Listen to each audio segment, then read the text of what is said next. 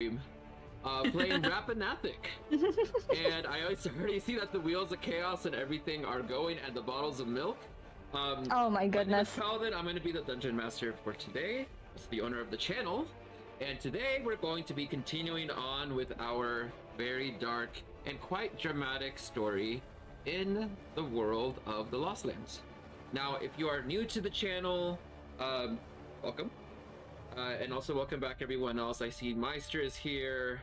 I mean, of course, I see Grace and Isaac as well in the chat. And also Lucetios, hello, welcome everybody. Let's see, not much, just grinding for the wish ring. Heck yeah. And then Benin is here as well. Hi, Benin. Now, there is a lot to talk about for like announcements and like what is going on. So starting from the top, there are a lot of improvements that have been made in the stream in the last week. In fact, if you are watching on the layout itself, you will see that there has been some wonderfully crafted art there on the left side. We have a wonderful bottle of Orcus milk. There's actually Orcus milk. There's actual Orcus milk. And oh my goodness. I have it set up so every time that you guys redeem that fucking reward for what is it, like 50 viewer points or something, it will actually like make the number go up, and it will also play a sound effect of bottles of milk. Hell yeah.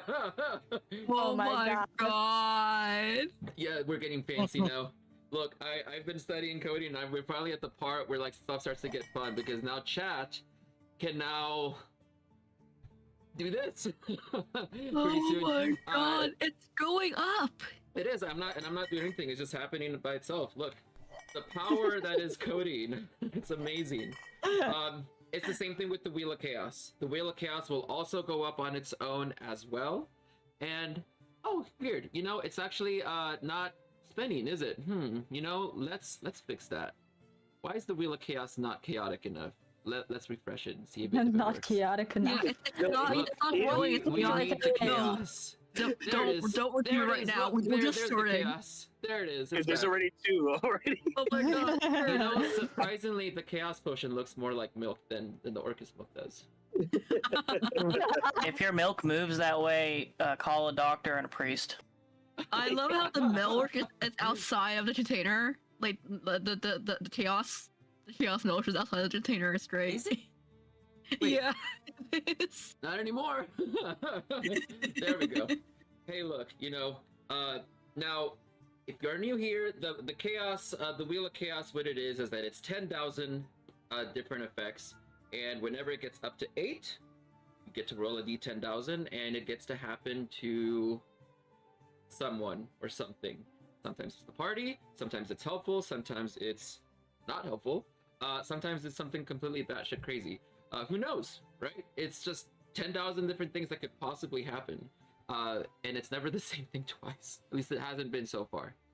Now, other things that are coming up, in addition to the Wheel of Chaos and the wonderful, delicious Orcus milk, we are also going to be adding a couple of other rewards here in the next week or two. In addition to having the ability to rain chaos and give milk, the viewers will be able to also give. Oh shit! We got the Wheel of Chaos. Who got it? Who was the one that actually? Gavin. Hey, Gavin, how dare you do this to me? Oh no. All right. Gavin. I'm putting in the cats from my other game. Gavin, I'm getting flashbacks. Roll the Wheel of Chaos, and I'll write down a number and look it up here in a second, okay? In addition to these rewards, I'm also going to be adding a reward that will automatically give the players random items, such as potions, scrolls, shit. Maybe you might get shit in your backpack, who knows? Oh my gold and you will actually get it given to you automatically so that you can use it. And then whenever you remove it's gone, and the chat will be able to look at it and see what you have. And it's really cool. Basically, they'll be able to give you like directly like magic items or money or just like random things. Remember, I wrote a book called Paladin's Tome of Many Treasures. I'm gonna include the Paladin's Tome of Many Treasures in the random things to get rolled, so who knows what you can get. You can get anything out of 6,000 items that could just be put into your backpack. Oh my god.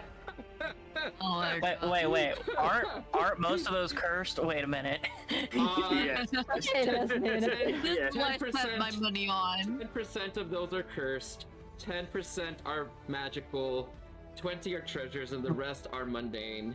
And they're really interesting. So, the banana. Yeah, Captain Meister told me to put a banana in there. Wait. Cursed until proven otherwise. Did you roll a 132, Gavin? 132. Oh my 132. God. Oh my god, I think it's the lowest number that I've ever seen. Yeah. Oh my god. Oh You know, my I'm looking forward to the day that we actually roll a 1 or a 10,000. I mean, Yeah. statistically, there's a 1 in 10,000 chance that eventually it will happen, right? So, Eventually. Eventually. But somehow it's two numbers, it's two. a same number twice. oh my god. You know, Holy actually, cow. last Friday, we actually got the same number twice, right? Yeah. Yeah. we did. Yeah. Traveler actually got it to go off twice. But it wasn't from the same session, it was from 2 different sessions that were a little bit apart. The fucking martial law of The pearls. martial law pearl. Amazing. Anyway, so have fun with the rewards. I'm gonna keep improving it. In fact, every week you'll see that maybe they'll move a little bit, or they'll like maybe have a little bit of a spinny effect. You know, we'll just have fun with it as we go. And that is it for the rewards. Oh, actually though, that's not it. If you're looking in the Twitch rewards, you'll see that there are 2 community rewards. One is for Indigo Isles and one is for Rappan Athuk. The one for Indigo Isles is a Ring of 3 Wishes, because why not? You know, the what the fuckery that goes on over there is extreme. And for us here at Rappan Athuk, we have the Secret Cow level. Oh my god. Secret cow It level. sounds funny, but you're not ready for the Secret Cow level, okay? Oh no. Oh No, we're no. not ready for the Secret Cow level. What are you I have cooking with the secret cow level? There's gonna I be have a a lot of need. milling. Oh no. I have a need for the bovine bardiche, okay? Oh my god, Oh my God. Lion. The bovine bardiche is a good weapon to get, alright? Oh my god. Ooh, Or the staff of herding. Look, Oh, there's yeah. I don't think you guys are ready for the cow level. You guys are gonna, you'll see. 100,000 points collected overall between everybody. Eventually, we'll get there, and then we can have a lot of fun terrifying the party and watching them facepall and groan from all of the cow and milk jokes that are gonna be going on. Right? How So- badly do you want to torture us, Paladin? Oh, very badly. I mean, you guys signed up for this. Look, you basically signed up for a really dark adventure where it's full of psychological terror. I mean, we have a 4-page consent form, and you guys said yes to most of that shit. I'm concerned about you guys' preferences. Hey, I'm waiting for the aspect of when it turns dark for us. What do you mean? Like last time? Oh, like it's not dark enough. You want it darker? Yeah, Oh, it'll no. get there. Oh no, It- no, no, it'll get no. there. We're not in the It's dungeon only, yet. it's only Anything. episode 5. It's only started, How right? dare you say so? No. It's only just started. I am not going to be satisfied until every player has cried at least once this campaign. All right. Oh my god. Oh, I'm no, going to try no. my damnedest to make everyone cry from. You just made things me being a so traveler heartfelt. cry in Indigo fucking Isles, Paladin. Okay. How Yeah. dare. How dare. I look. I wrote. So let me show you the book for Rappan Athuk. For you guys that are watching, No. Rappan Athuk is a game that was made by Meister. Frog God Games. Meister, no. Meister, no. Meister. 666 pages of wonderful Oh satanic my goodness. god.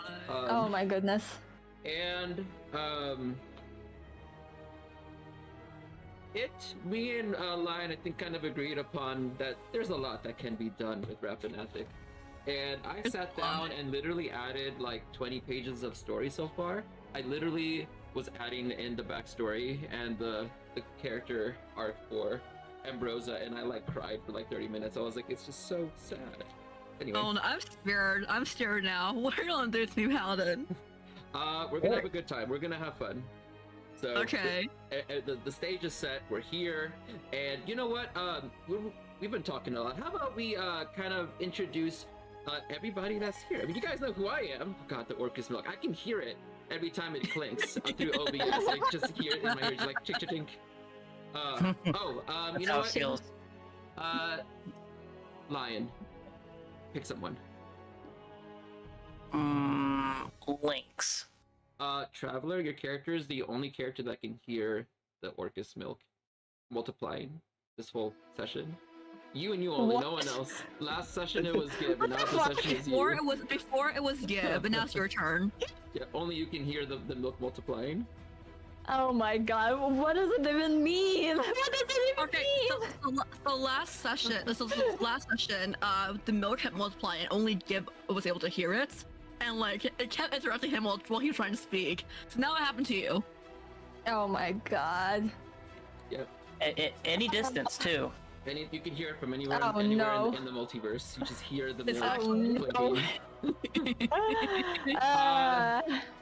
I just joined! What are you doing to Since me? we got the spotlight on Traveler, how about you go ahead and start us off with character introductions? Yeah. Hi, hello, I'm the Traveler. You might have seen me in Indigo Isles playing Pearl, but for now I'm playing a completely different character. His name is Lynx, and he is an astral elf, and he is a rogue. And he also have a companion named Kashi, which you will meet somewhere in the future when the time comes. Yes, I'm looking forward to your introduction. Thank you, Traveler. All right, and that's it. No, I'm just kidding.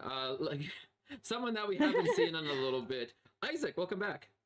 Glad to see you here this week. How has everything been? Actually, go ahead and introduce yourself and who you're playing, and then we'll talk a little more. If Isaac is here, is he not here? Yeah, Isaac? yeah. Sorry, it's just I was making sure that I was coming in fine. I'm Isaac. I'm playing Zakar, a Githyanki, who expertly parks his ship in places, never crashes, sorry. never has crashed, never will crash.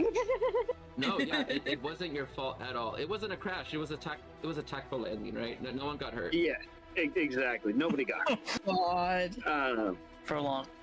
I did miss last week, so I'll be hopefully getting filled in between the session here to figure out exactly what I missed. But hopefully I can continue playing and not as a car and not as somebody new. Because as far as me being here, I'm gonna be here.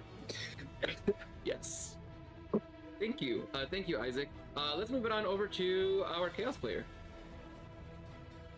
So I am Gavin Gamer, also on here known as Cassie, and I am the Kendars, and I am everyone's favorite companion. I talk and spread the wealth of community to everybody that we come across, and we'll enjoying welcoming our newest player into the fold and into the community. Absolutely. Community. Fun fact about the role that Gavin is playing. Every single role, yeah, they have all different colors. They all have a very specific function in terms of party dynamics. Gavin's, which he also did in Marathon 2 as well, we did Rappan Athuk, is playing a Chaos player, a Chaos role, which means that he doesn't get to choose what class or race he has, and he gets to multi-class into a random class and subclass. And you rolled for your class and subclass today, and I'm not gonna say what it is, but we talked about the entrance. About the entrance. Yes. So those of you that I watched look forward Rappan to Athuk it. for the second marathon, it's a little Easter egg for you guys, so just you'll see. Also, Jabugi said he's gonna come and watch because of that. Yeah. I'm looking forward to it. And then, tune on down, our brain player. I'm Landov. I'm playing Gib, who is a gob, who's not gifted at the gab, but is going to have to find some way to convince your Gala of things. If you don't know what I'm talking about, stay tuned for this episode of Rappan Athuk. Ambrose? Yes. Hello. My name is Grace. I am playing Ambrose Whitlock, who is a half-elf druid. He is currently in the midst of getting hit on 24/7 by an elf lover. He be vibing, even though it's kind of weird to have someone constantly being like, "Oh my God, you're an elf! I love you so much." Oh my god. We love the elves. We love our elf characters. Mm. Indeed. So thank you everybody. So let's go ahead and get a nice introduction into our game here. So the last time that we played, a week ago, we had gone through Castle Kalalin after having after a certain someone, not pointing any fingers at Zakar here, just kidding. It wasn't Zakar, it was Yinris, wasn't it? It was someone that had tossed Boblin to the demon bird, tore him to shreds. Oh, it was Yinris. Yinris is the one who caused him to succumb to the demon. That's right. Bird, right? Not me. Let me get the record straight. The official statement is Boblin was just killed by the bird. There's no further story that anyone is aware of. All witnesses are dead. We attended his funeral, so like we're absolved of his murder. Very much absolved. Gavin, what are you doing? He wants to roll the wheel of chaos twice before we even start. No. How dare!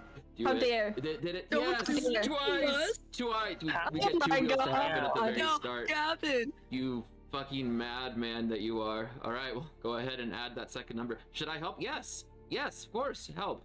Always add to the wheel of chaos. Oh my goodness. No. Now, God, where were we at? Yeah, so Boblin died. There was a funeral. Fucking milk. There was a funeral that was held for Boblin. They spit on his grave and called him bad things because that's what they do. And you all got to know the goblins a lot more. Jedra turns out to be a cleric just like Gib. And they also happen to be from the same place that Gib is from, although not recently. Recently they came from another village to the west, having been basically run out of their home because there's bandits that had came and wanted to claim the place, so they left, and now they made it here to the castle, and now you're here.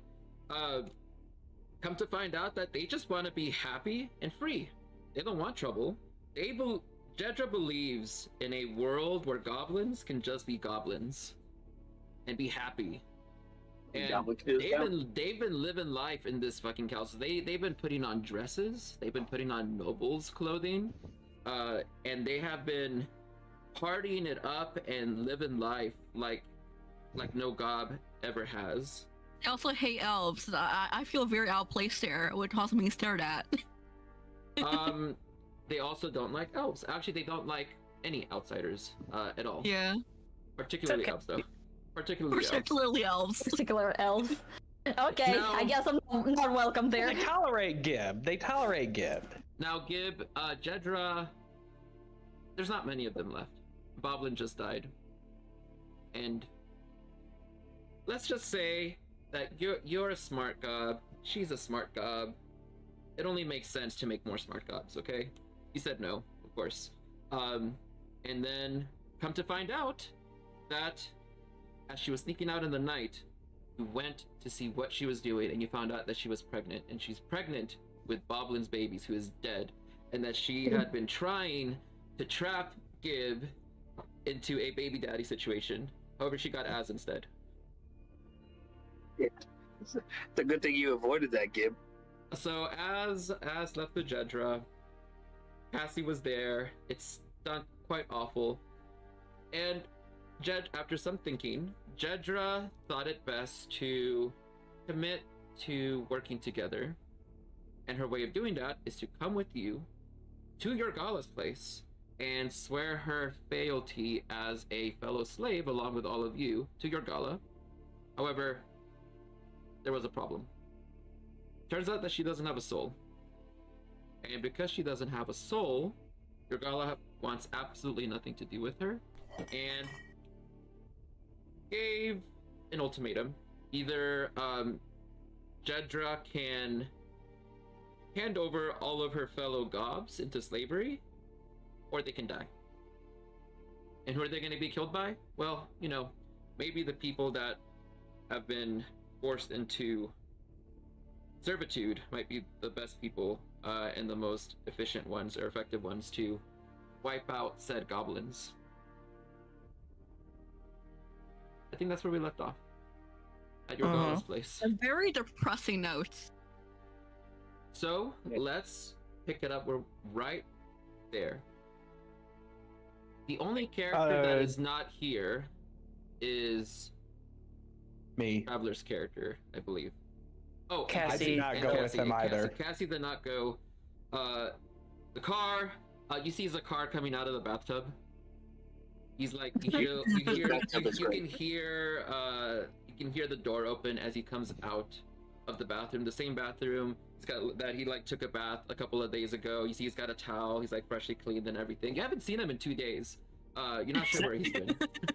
I was bathing in Orcus milk, okay? It takes a couple days, all right? Oh my god. You've been bathing in the fucking milk? No, I don't think so. You know what? No, you just see that there's milk bottles like laid all over the floor. Okay, yeah. Just, I was bathing in the milk, all right? It's good for my skin. God. My skin's chitinous and I needed some moisturizer. Longest bath in the man's life. Jesus Christ. Yeah, you can smell that fresh, creamy, milky aroma that comes through. There are, I don't know. Let's roll a D100. How many milk bottles are on the floor? There are. Oh, it rolled secret. Let me roll it again. There are 38 milk bottles on the floor. That's 38 liters of milk that are just, you know. God. Hey, it's a big tub. It is a. And I was drinking some of it. From Happy Cows. And I was drinking some of it, all right? Some of it, not all of it, was used for bathing. I'm reading through the wheel. Not all of it was used for bathing. Okay, I see. Well, Gib, Ambrose, you see him standing there in the doorway. Urgala looks over at him. No.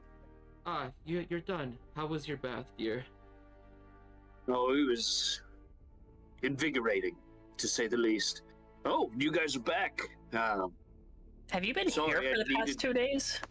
I mean, my skin was a bit chafy. I needed something to keep it moist, but... So you decided to stay here and take a bath in... Is that milk? Instead of following us to Castle Leyland to help out Urgala?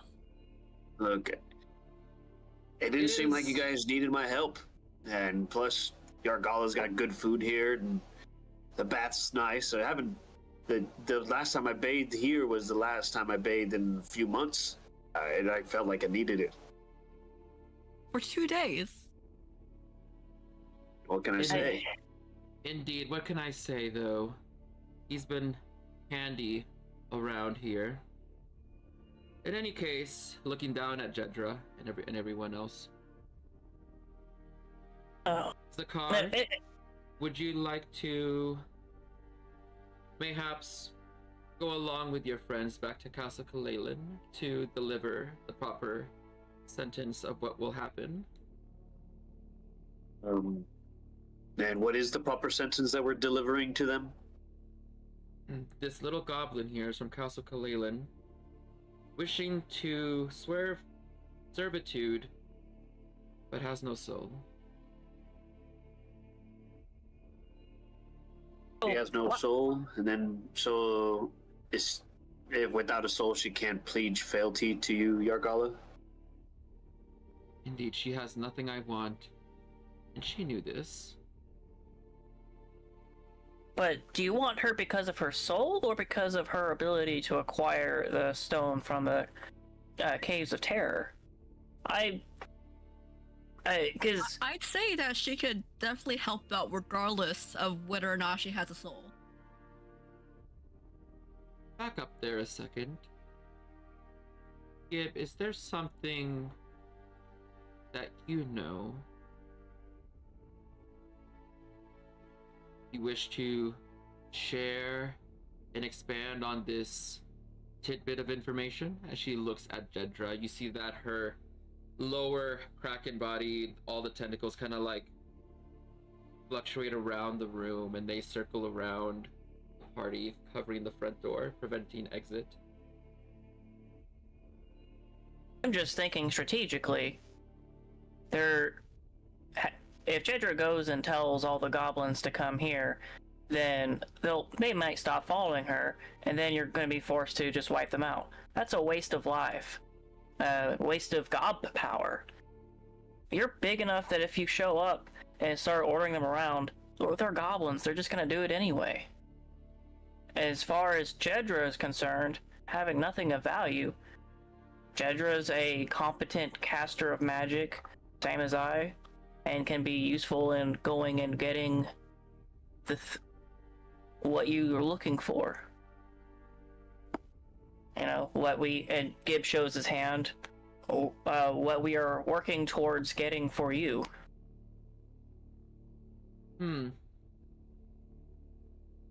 That just seems to be, to me, the most strategic use of all the cards you have available. Rather than this. Go ahead. Roll persuasion for this. You make some really valid points. Let's see how she might take it. Good thing I have a -1. Oh We'll no. see how it goes. Still standing, there's a card like, yeah, Gib has got a Ooh. good point, Yargala. A 13. Okay.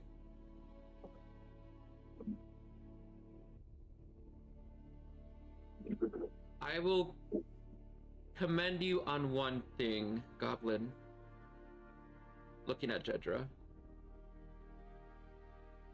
You got some nerve coming up in my part of the woods, thinking you can make a deal. You must be really desperate.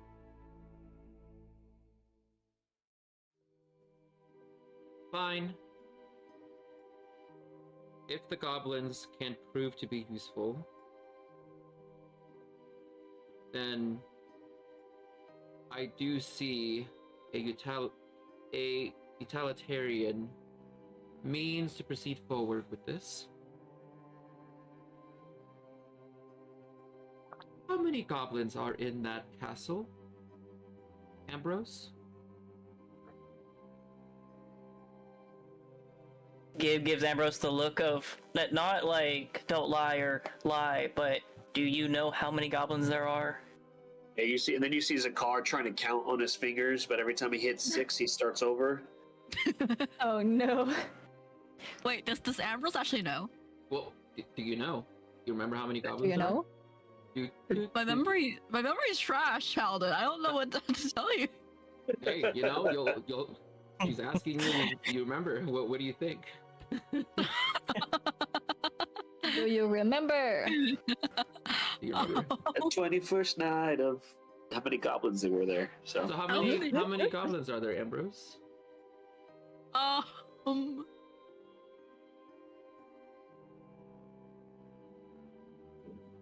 I tried to like picture the amount in my mind. History check. Should I roll a history check? She looks over at Gib. How many goblins are there in that castle, Gib? Not many. A little less than a dozen. And the ones that are there, they're not the finest lot, but they can patch up the castle just fine. There's a smith who's decent. A smith, you say?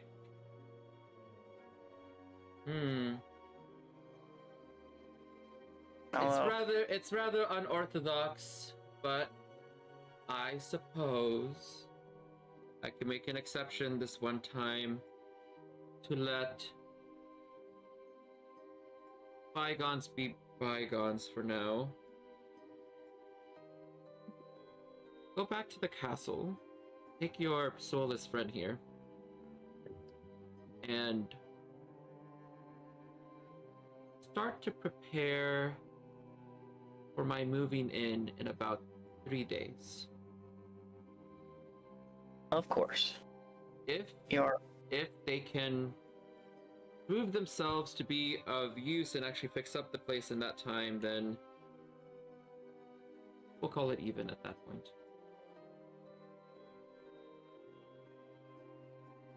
Does need the work, Gib says, looking at Jedra. That's a... Jedra's looking down and she's shaking her head. Yes, I'm thankful for your mercy. Ah, the milk. I'm thankful for your mercy. I will ensure that the goblins, that my fellow gobs, they make the castle, and she's like clenching her teeth, the castle waiting for your arrival in 3 days. I'm ready to go back now, if that's okay. She looks over at Gib. You can see that she's got like a very distressed, painful look on her. Like those last few words were like the little bit of like self-respect that she had left, that she had just given away. Yeah. Gib doesn't have a whole lot of charisma, but he knows how to maintain a poker face, at least. Oh my god. Are we walking her back, Gib? If so, I need to go get dressed. Yes. Your Gala shakes her head. No need, no need. You need a portal? Just give me a minute. The least I can do is send you back to that shithole as fast as possible so you can get ready so I can get moved in. Give me just a moment. Ambrose, you are, from my sources at least, good with the nature magic, yes? If you see it that way, then yes, I am. Come over here, I'm gonna need your assistance. Okay. Ambrose follows her. I want you to close your eyes and Okay. think of one of the trees in front of the castle.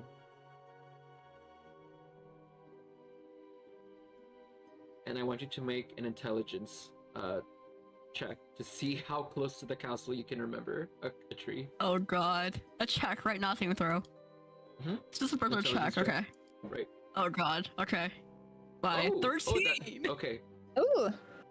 So, as you are standing there, you see that your Gala is wrapping a tentacle around your hand as she Oh my is brewing in her cauldron.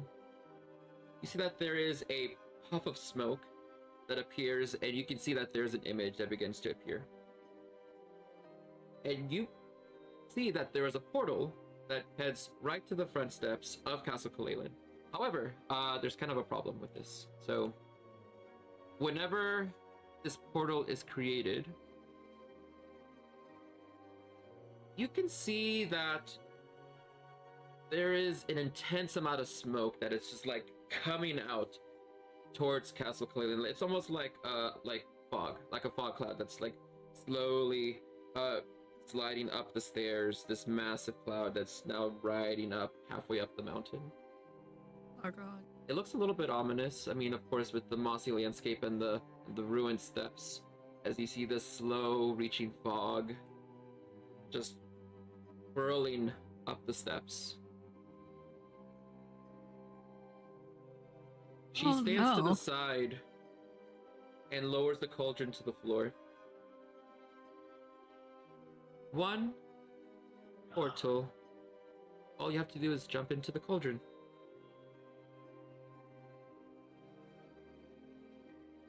May I ask, what is this fog that I see running throughout the portal?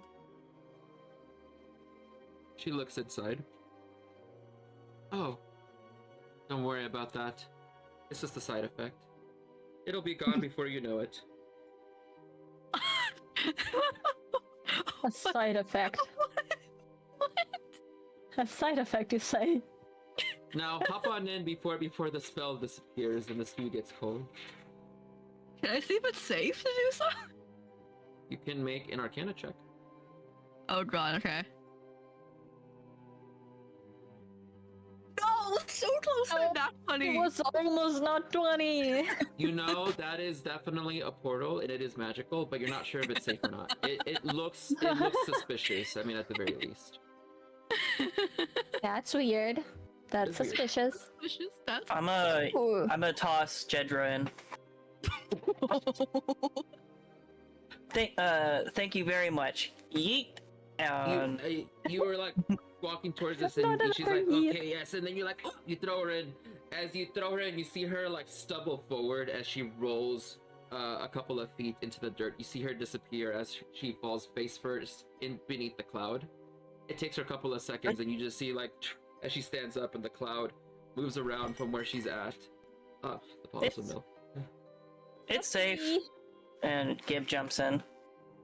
I'm You sorry. jump in right after, and you end up right next to where Jedra is. Okay, Ambrose will jump in too. Okay. Ambrose, you jump in right after. I'm not even dressed yet. Zakar's gonna quickly get dressed, I guess. Run upstairs and get dressed. Or just grab your stuff. By the way, she did your laundry and left you a little bag with treats in it for you. Awesome. Aww. Yes. Oh my god. Oh I'm gonna take a glass of Orcus. I'm gonna take a glass of Orcus milk to go once I'm done dressed. And Come on. You really doing it for Oh my propaganda? god. The Orcus propaganda? Orc. Orcus Hey, that's a pretty good propaganda. milk. As you're leaving out, your gala even like she lowers the cauldron so you can get in easier. Here you go. Oh. all right, I'll be back for more of these snacks. They're delicious. As he eats them and hops in. No, ta-ta, she says, and that's the last thing you hear before you come back to the other side.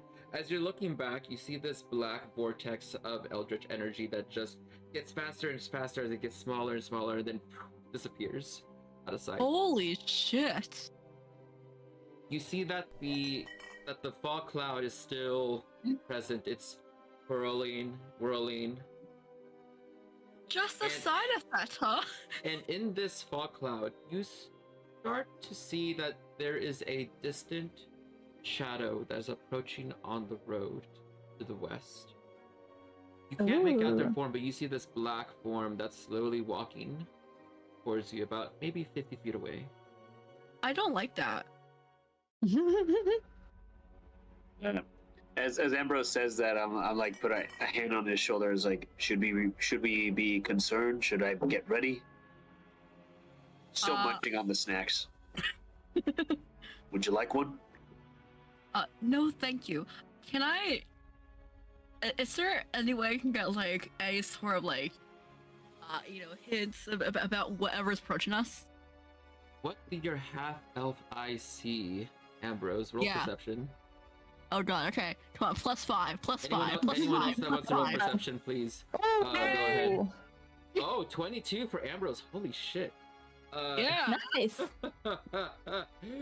It's the smell of the Orcus milk breath that I No. have currently.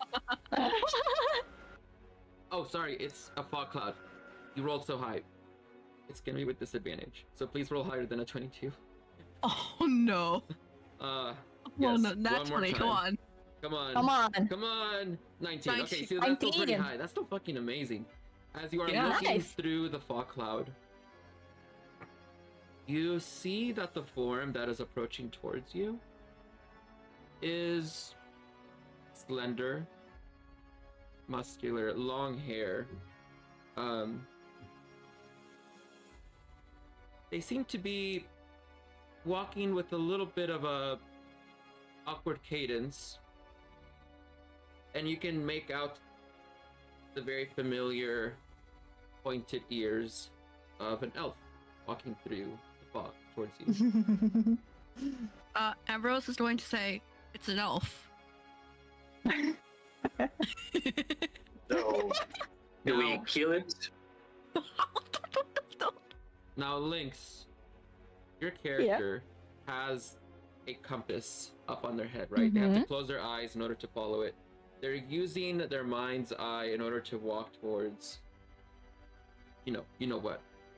So you don't readily see these people in front of you, but as you get closer, you do hear some talking about like 50 feet away. Might be an elf, you say, Ambrose, but that doesn't necessarily mean they're nice. We remember Charles, the elf lover. He wasn't nice to the elves over there, Yinris and them.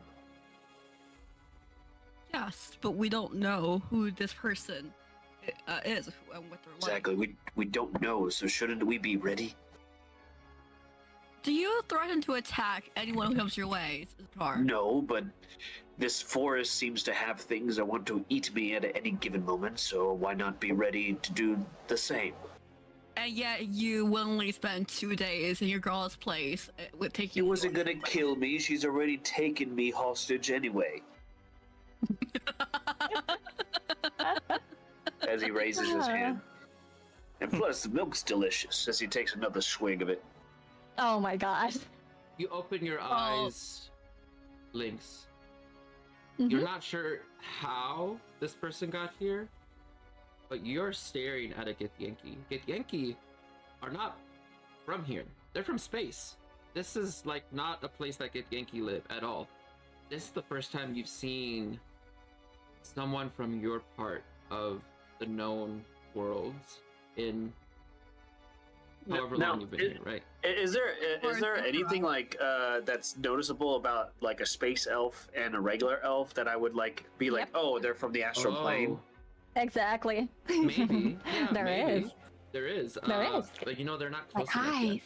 They're not close enough yet. Okay. What do you want to do, Lynx? Once you see the familiar shape of a Githyanki? Lynx will look at Githyanki, probably not exactly believe in his eyes at first, but then he will get excited because he sees someone who can share like his thoughts about probably leaving this planet, since the Githyanki are not supposed to be here. And maybe they have a spaceship, so Lynx, and maybe this Githyanki can live. So Lynx will look at his companion who is riding a donkey. He will look at her, and yeah, she's riding a donkey. She is just a little 3 feet tall figure, clad in baggy robes. So it's kind of hard to discern who she is. Or they, or whatever. It's just like a humanoid form clad in baggy clothes, so it's really hard to discern who it is. So at first you saw a single humanoid shape. Now you see what looks to be a small centaur coming through the fog. I'm sorry. Ambrose don't do a double take at that. A centaur? I mean, that's what it looks like. Is that a centaur? I wouldn't know what that is, so your guess is as good as mine. Gib, do you see this? Gib is probably having some kind of discussion with Jedra. What? Sorry. What? What's In front of us, Gib. What do you think that is? She says it's a centaur. I think it's a goat with a little creature on top.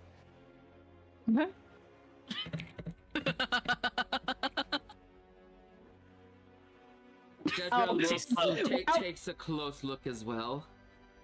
What in the good heavens is that?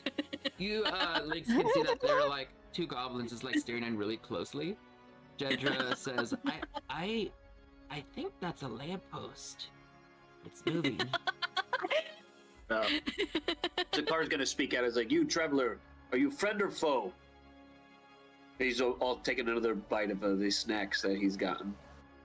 Lynx will pick up his pace and try to move closer to this company and like very excitedly. Oh, hello! I haven't seen any of people from space, from astral plane out here. Are you also trying to leave? And he will like very try to go up to them very, very fast. Do I know you? Am I trying to leave? Oh, hold on. Let me get my thoughts straight. Trying to leave? No. Oh. And do I know you?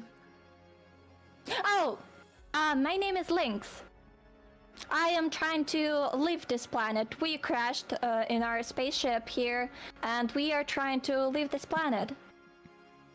Well, maybe you should have had a better driver, like myself. I didn't crash here. But, yeah, I have my, where are we in regards to where we were? Are we at the keep again? You are standing at the bottom of the steps in front of Castle Kalelan, about 200 feet away from the river. In fact, right next to where your previous friends had gotten lynched on the tree. You're right there. No! Great! Wait, is that another spaceman Spaceman. or Starman? And when I take a close look at Lynx, like, is there like an active way I can tell like there's Elvis specifically from the astral plane? Absolutely. Well, they just said they were. Do you want to describe your character for us a little bit more, Traveler? Lynx is not that tall. He is 5'5". He has long hair, braided hair, with a big red bow at the back of his head, like mine, if you can see my model, but it's red. He is wearing leather armor. You can see that he is wielding a rapier, and the most noticeable thing that can discern him from other elves is his eyes. His eyes have yellow iris with a black sclera. Yeah, it's so cool looking. It's the gold and the black. It looks so good. It's awesome. It is, yeah, it is really cool. Whoever made that design choice for the space elves, I love it so much. Yes. Well, Lynx, since you were so kind to give me your name, I'm Zakar, and as you obviously knew, I'm a Gith. And as I can see, I mean, at the very least, it seems like your words are true about being from the astral plane. So if you stick around, I'm sure we can get my ship running again. Currently, I turned it off in a awkward way, and it doesn't want to turn back on. Is that how you want to describe as a car? Oh, that's a shame. Ambrose, We I were parked it when- perfectly fine. Do you want me to explain how Colonel Giffey tried to shoot me down from the sky? Oh. Everyone's real silent after. You see that that another goblin in the back, a female one, approaches you, Lynx. You're also from the sky as well? Yes, indeed. Me and my companion are trying to leave this planet. We didn't get there voluntarily, so to say. And how exactly are you gonna leave? We are trying to find a spaceship of some sorts. As you can see, and Lynx holds his hand with the compass in it. This is a special artifact that can help me find the spaceship. And we were following this compass, and it was pointing somewhere around here. Somewhere around that there is some kind of magical ship or something like that. So we were trying to find it. I mean, that definitely is an accurate compass. He points in the general. Zakar points in the general direction of where I crashed. I mean, parked my ship. Because my ship is right around over here. But like I said, it currently is not running, and it's not responding to whenever I get onto the helm. Oh. That's a shame. Do you know, is there another ship or another way to leave? Sadly, I do not know. I know Colonel Giffey, Ambrose's companion, a friend of ours now. He knows that there's that could fix my ship, but we haven't found him yet, or them yet, I Oh. should say. Well, I guess if you don't mind me, we can try and look for them together. Absolutely. We could both get ourselves off this planet. Great. It's very lovely to meet a new person, but we're unfortunately currently dealing with a different issue at the moment, so it might take some time for us to find this person that you need. Well, I don't really have any other choice, since it was for now, from what I know at least, it's the sole magical source that we could find with the compass. So I guess it's the only choice for me right now. Well, you're welcome to travel with us, and it's very to have someone else travel with. Yes, yeah, my name is Lynx. Nice to meet you all. And this is my companion. Her name is Keshi. She is not the loudest type. She, mostly quiet, but don't mind her. She's great. Maybe she will, warm up to you. You see that there is this very heavily robed figure on top of the donkey. And you hear almost the sound of like someone grating a cheese grater against a rubber tire as they say, yes, welcome to meet you. I am not feeling too well right now. I am kind of sick. You're sick. Well, why don't you have some of this then? It usually goes down pretty well. I hand over the Orcus milk and the little snacks that Yargala gave me. You give the Orcus milk and the snacks. The cloaked figure slowly looks over at Lynx. And you hear in your mind, Lynx, a connection as the voice says, can I? Should I? Sure. Is it safe? Lynx asks, everyone, I guess. It could be. I'm not dead yet. Well, okay. Can I try it first? By all means, have the rest. Enjoy it. Thank you. I'll take the milk and you can take the snacks. Sure. Gives you the snacks. You see and hear as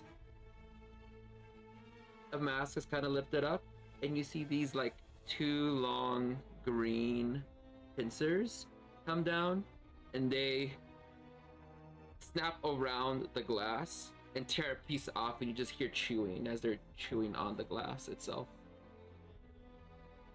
The glass is not exactly edible. I say in her mind. It's not out loud, but I tell her in her mind. It tastes just like I remembered it. He just continues to eat the rest of the glass bottle with the milk. You see, well, you hear the crunch, like some of it kind of like ends up spilling over the donkey, and the back of the donkey's head gets covered in some of this milk. Oh my god! It's really just chewing on the various parts of the glass, and you can hear it just like the cutting of what sounds like the scraping against glass of something sharp, like, and the crunching of it. And it takes about 30. It's a painful 30 seconds of glass breaking and eating before before they finish it. And they let out a relieving burp at the very end, which ends up like the little paper label ends up like coming out of their mouth and like falls to the floor. Yeah, Lynx doesn't bat an eye. He's just like looking around, looking at the party, trying to like discern who they are and what they're like, what they are. Yeah, you'll see Zakar be like, I did not know the glass was edible. I'll know that for next time. Well, it's not for all creatures it's edible, so be careful about that. After he collects his jaw off the ground, Gib goes, I'm gonna go find Cassie, and starts going up the steps. Ambrose is going to follow Gib, just very confused at the moment.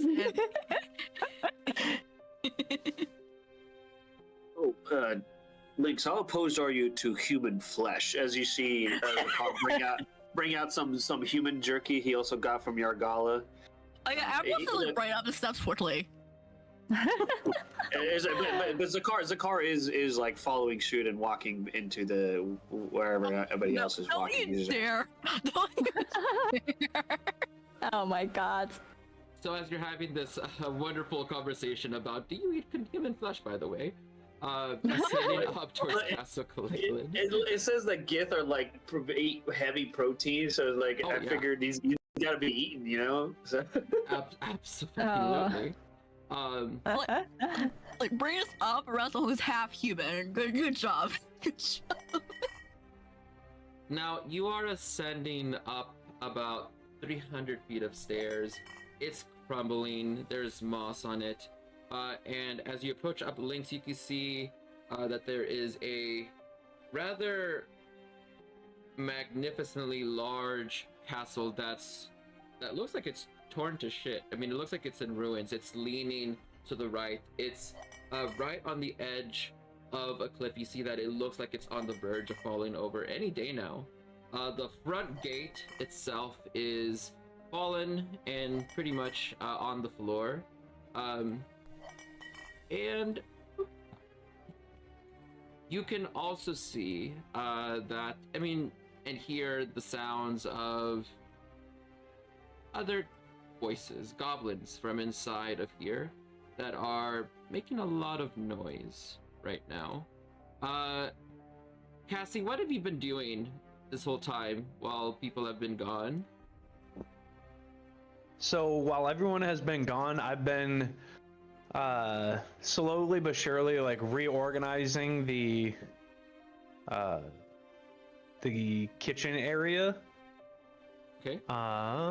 And just kind of like doing very, very small cleanup because I know the other goblins don't like it, and I've also explored this top storage area, and I've opened every door that I could possibly open. Even the ones that'll blow up in your face. I can't see anything. Okay. Yep, you'll be able to see something here in just a minute. So okay. You're opening up every storage space. Okay. You're gonna be meeting them outside, Casey? Yes. Okay. Thank you for moving me downstairs. I was trying to get there. Yep, you're good. I got you. As I'm getting you prepared here, you'll be able to see here in just a minute. Now, Cassie, you can see that your friends are coming in through the front door at this moment, and there's a new person among them that you have not met before, along with a donkey and a small person riding on top that is covered heavily in garbs. Okay, so are either of them shorter than me? From what I can tell. How tall are you? I am a whopping 3'6". Oh yeah, then Keshi is shorter than you. She is 3 feet tall, but she's on top of the donkey. Ah, wonderful. Okay, can you bring Sapphire out here as well? Yep, just Would pretend like that to Sapphire be- is there. Just pretend that they're there. So, Pretend guys- in my D&D game? Right, yeah, exactly. So, as of right now, I am currently a little bit taller. I'm roughly, I want to say like 5'5", because I'm going to be in Sapphire, and so me and Sapphire kind of go hand in hand together, and I operate because they're a plasmoid, and so I wear them, but I'm in like the face spot. And so as I see you, I'm like, God. oh, hello, new friends. Welcome to the community. My name is Casey, and this is Sapphire. And this is my good friend as well. Oh, hello. My name is Lynx, and this is Keshi. Very nice to meet you. It is nice to... Whoop. There we go. It is nice to meet you as well. Welcome to the community. I see you have met the rest of our friends. Are you here to join the community and be one of us? Well, me and my companion, we are looking for the way to leave this planet, not exactly join any communities. Well, you've come to the right area. You've come in the nick of time. I'm sure I know your family from somewhere. We just haven't made the connection yet. But you may not want to join the community right now, and that is perfectly okay, but I'm sure you'll come around. Everyone loves to come around. Our community has everything to offer, just not yet. Well, we can see. Ah, Gib and Ambrose, you've returned, and Xandadar. How is everybody's trip? You see that that they have a very serious look on their face. Jedra particularly, you haven't seen them so quiet and lost in thought this entire time than as you have now. You can tell that their spirit is entirely winded out of them. Gib takes a Actually, I deep will breath. say, I know you asked me to bring you some more of that Orcus milk, but I drank it all, so I apologize. Ah, that's okay, friend. But why the long faces, everyone? You have me concerned. It didn't Well- go as planned. What didn't go as planned? The plan was for you to go and give your sacrificing self to this deity. Well, let's just say that helping hands and How soon Cassie. are we going to be going to that tunnel? Well, first we have to get Castle Kalaylan cleaned up. Cassie, how well have you and your soulmate been getting the castle cleaned up? I see some stuff looking a little spiffier. Oh, we've been slowly but surely working on it. I mean, there's only so much that, the two of us can do, and how the other goblins are. They kind of poke fun at me, and I clean something up, and then they come by and they're like, and then they dirty it back up. So there's that, but it's been a process. It's been really smooth cleaning and going, when they're not re-dirtying up the mess, but it's going good. I've been working on the kitchen primarily. Jedra shakes I her like to have her it clean head. where I eat. The goblins have been cleaning? Well, I mean, they've been listening to my jokes and whatnot.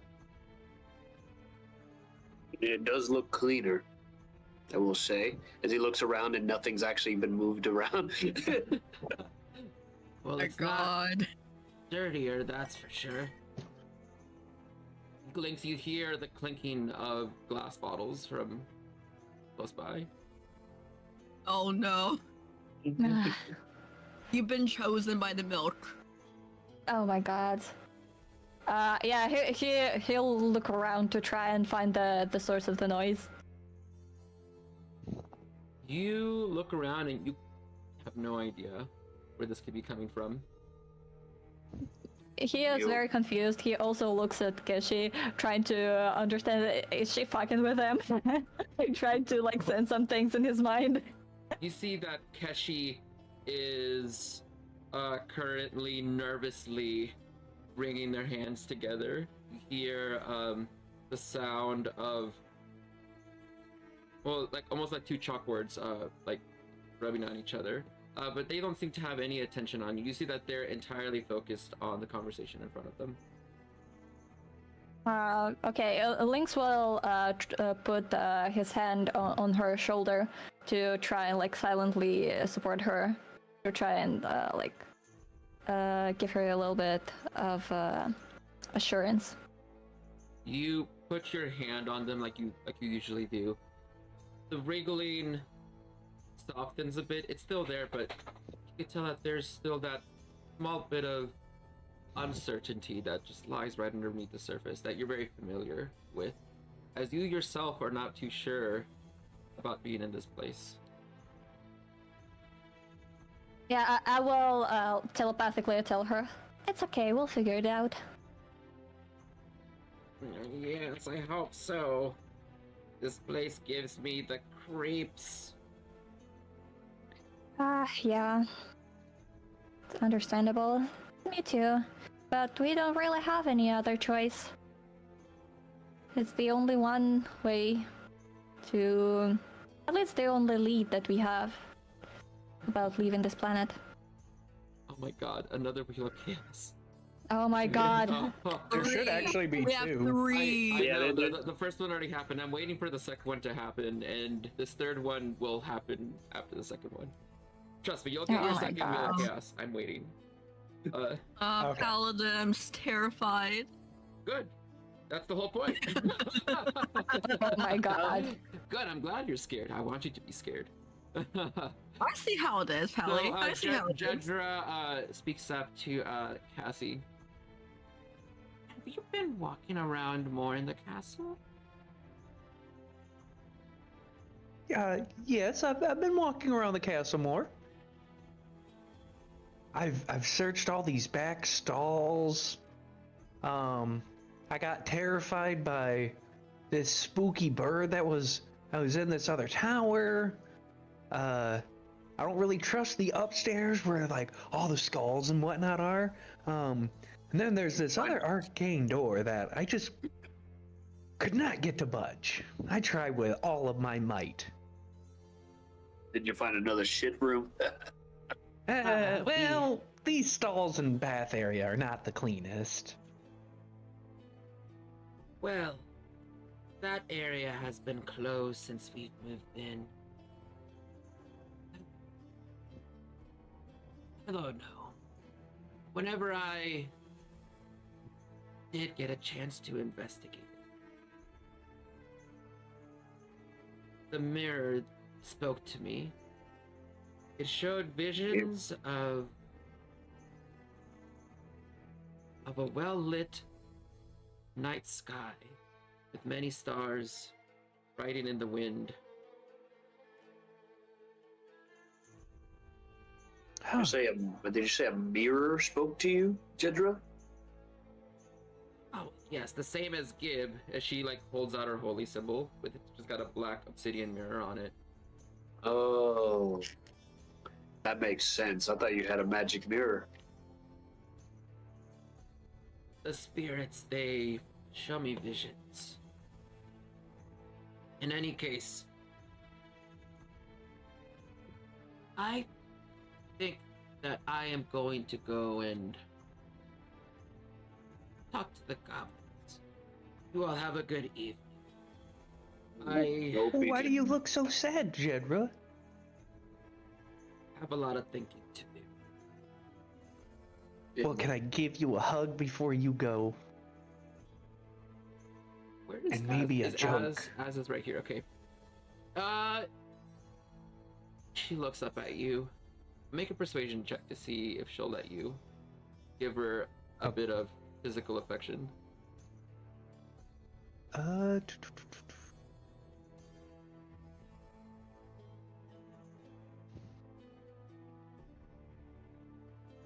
16. Oh.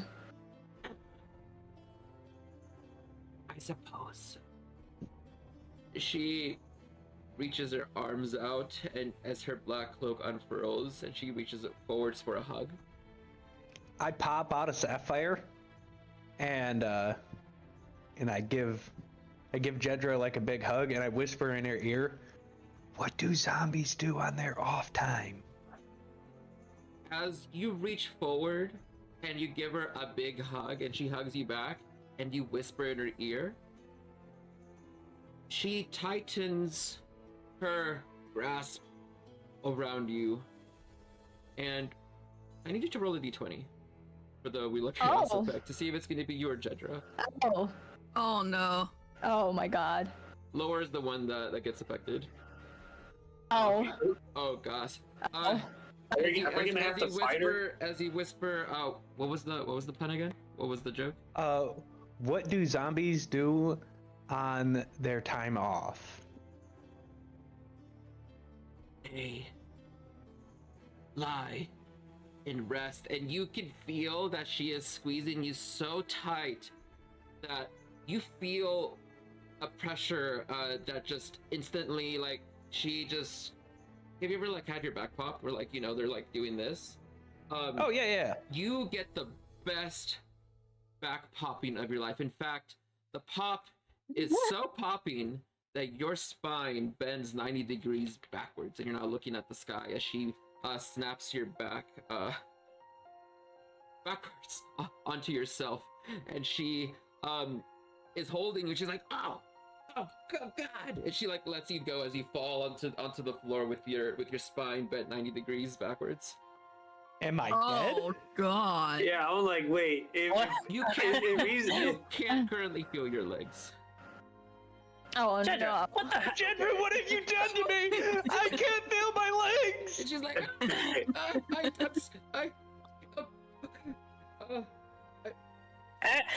Az, get the bone setting tools. Wait, you don't have any tools. I'll help you, Az. She like says, I got some tools. Follow me. Jedra runs inside, pulling Az along the way, as she is Am I paralyzed panicking now? at the sheer sight of having hugged someone so hard that their spine broke in their hands. Oh my god. Oh. Lynx will look at this picture and like look around and very confused and like ask, "Is this normal?" It definitely is not. As a car kind of rushes over to Cassie here, it's like, Gib, can I move her neck? Is her neck broken? No, don't touch her. Just if you can, Gib like holds Cassie's shoulders. Just slowly pull her legs away and help me just lay her on her side. If we move her too much, then it could further damage her back. Do you want me to help? I can help. Do you have any If you healing? know how to, yes. Yes. I indeed can heal. It's not much, but I can. Am I also paralyzed at this time? From the breakdown, I don't know how to Because say this. paralyzed is a condition. Right. It's not a full body paralyzation, but you definitely. Let's just say that your legs aren't really too functional at the moment. You can't feel them and you can't Oh move them. no. Okay, I will just stay in a prone condition then. Would that be fair? Yep, that's fine. That's completely fine. You are on the floor, and surprisingly, it hurts, but it hurts that you can't feel some of the pain, but you can still feel this shock going up and down your body. You can feel your heart rate accelerating. You're hyperventilating, and you can feel like this full body tingle just like going up and down your body, and you see that your hair just standing up on end. You've never felt like a neurological shock quite like this before. Your whole body is like reacting quite viscerally, and it's trying to compose itself, and you're just feeling the full brunt of what had just happened to you and trying to take it all in, and everything is moving so quickly around you as these friends that you have are trying to do their best to help you at the moment. Okay, Cassie, I'm going to have to cut the back of your shirt so I can safely see your spine. Don't you dare cut my t-shirt! Just pull it off of me! We'll get you a new one, Cassie. We'll get you a new one. It can't be new. Somehow, I can't maneuver it off of you without moving you around too much. Do what you must. I can fix it later. Lynx will try and move it without tearing it apart. Well, because Cassie, you're wearing like the wizard back. robes, right? I am. I'm wearing fancy wizard robes. The wizard robe. Yeah, they're quite It's a wizard baggy. robe. Wait, Yeah. can we even tear those? Because they got like the auto They're like clean- magical. Yeah, you'll. I mean, you could if you got something like magical to tear magic cloth with. Anything silvered or magical will cut right through it. Well, if we had our tools. You see that there's like a small panel on the second floor that opens out. You see Jedra's head poke out as she says, "Bring her upstairs. I think I know how to help her. We'll put her through the door. I know someone, a spirit that can." We can't safely move her. I don't even have. I don't have a stretcher or It doesn't any matter. way to move her. Just bring her upstairs anyway. She's gonna die if you don't bring her upstairs. She'll stay like that forever. I'm gonna go and see if I can make contact with the being. Remember that door, the one upstairs with the lock. Meet me there as soon as you can. Sapphire, please carry me.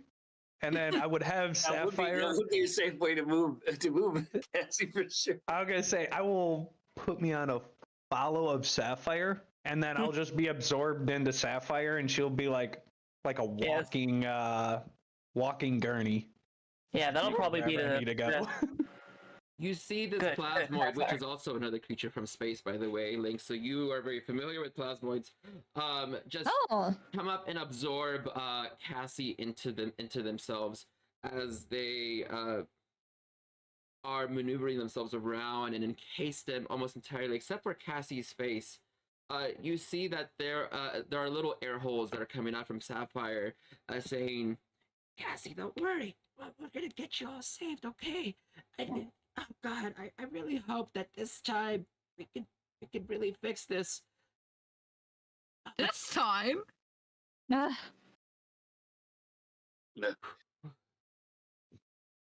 You've had a broke back before? Yeah, we're not gonna talk about last time. Oh my God. Who all is gonna want to follow after the slime into the castle? I will follow after the slime. Yeah, sadly, Zakar would like to, but there's not much he can do. He'd just be in the way, and he knows that, so he'll just wait patiently in the dining hall. Though I can't actually see anything on my screen currently, and I'm pretty sure it's on my end, so you'd have to move me, please and thank you. Have you tried turning it off and on again? No, it's definitely a me problem because it's working on the stream and everything, so it's definitely my laptop here. Try to close your browser and open it again. It might help. Yeah, we'll see. I'll try right now. Do you have a graphics card in that laptop? Yeah, it's a bad one though. This is strictly like a work. This is a work laptop. It probably won't work then if you have a bad graphics card. Yeah, that's what I'm saying. It's like I'm pretty certain it's this laptop. That's okay. Theater of the mind absolutely works, and I can roll for you. So it's not entirely necessary that you need to be in Foundry. The game is between us here, right? So Foundry and maps are just a tool to represent where we are. It's not the game itself, right? So we're okay. Right. So who all is going to be going upstairs so far? It's going to be everyone. Yes. Yes. No? I'm staying in a dining hall. Zakar, you stay downstairs in the dining hall with some of the other gobs.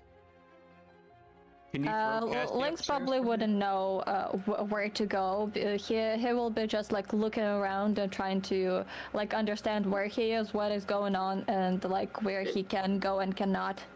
Yeah, Zakar will be like, Lynx, this will be in the way if we follow them where they're going.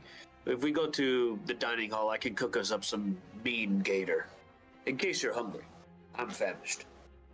Sure. Where can I leave my donkey? Oh, I don't know. You probably can tie him up anywhere. I wouldn't tie him up next to that tower. There is a bird that might eat him. But we're sleeping over this way, and I'll lead her towards the little alcove that we have. I don't see why you couldn't. Okay, then we all go inside.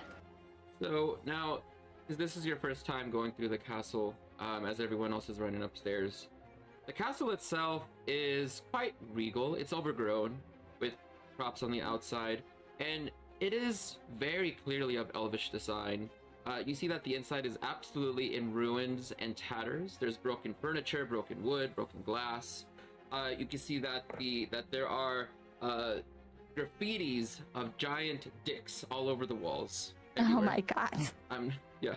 And there is a single statue of a large, like, elven king that has been completely drawn over. He's has like clothes all over his, and he's missing his nose. You get to the dining room, and you see it's quite comical. You see that there are plates with food, and you know, like how they have those little bowls of fruit. Instead of fruit, it just looks like different sorts of rocks and gloves and random things that are thrown about everywhere. The cupboard of china is like landed over onto the floor, and the china and the porcelain is broken everywhere. You can Oh no. it smells like there's been multiple fires in here, and you could see that the open kitchen in the back is almost entirely black from what you can guess, failed cooking. There are giant bags of salt, and you see that there's like a rotting fish sticking out of like one of the bags. You see I don't know if it was failed cooking. You can expertly cooked hear what I that gave there it. is snoring coming from the pantry, as there's like a goblin foot that's just like twitching, and you see that there are some like broken instruments and what looks to be like a dead elk in the corner with its head cut off. Other than that, there are other goblins around in here that are dressed up in various different types of noble outfits. They're all scattered about the plain. They're pretending to eat like normal society, as they are tossing around and trying to act pompous. It's quite a chaotic sight, to say the least. And you sit down in a spot right next to the car with your donkey and Kenshi behind you. The goblins, the ones that do notice, see you, Lynx, and they are staring hateful daggers at you, and it gets very quiet. Where once there was rambunctious, happy, chaotic goblin noises, now it's nothing but dead silence and staring at each other as they're looking at you and Zakar. Oh, hello. It's nice to meet you. Silence. Lynx is very uncertain, like looking around at whoever is in this room. It's so quiet in here that all you can hear is the sounds of your friends running upstairs. I wouldn't mind them too much, Lynx. They don't seem to like people from space, you know. Even though they were okay eating the food I cooked them, they still didn't warm up. So I would ignore them. The car must not know it's a daggers, Lara Ambrose 24/7. Everything's a status issue. Oh god. Yeah, he will still will be like very uncertain. He will look around and say, apology for intervention. Oh, now I wish I was here with you to help you out. You don't need to apologize, Lynx. You're welcome here. We're here. It's okay. It's their problem, not yours. You understand what I'm saying? Sure. And Lynx will again say, but in Goblin, it's still very nice to meet you. Hope we can get well along. The goblins are just staring at you. You see they don't make any attempts to say anything as you're being quite courteous to them. And still, just the running of the hallway upstairs. Meanwhile, you're down here waiting. Upstairs, Ambrose, Sapphire. I'm not sure where Casey went, but Casey. I'm in. I don't know why, but Casey is in the tower behind a locked door. Yeah, this is. You shouldn't go around running around the map. Yeah, I was following Casey, and I was like, I don't know. I don't even know how I got moved in there. I don't know. So, you make it up to the door that they were talking about, and you can see only Jedra here, as she is standing in front of a door with her head looking down at the floor. She's holding her holy symbol, and you can hear the sounds of whispers and distant drums of war that are coming from the other side of that door. Okay, I just reloaded everything. I cannot see anything.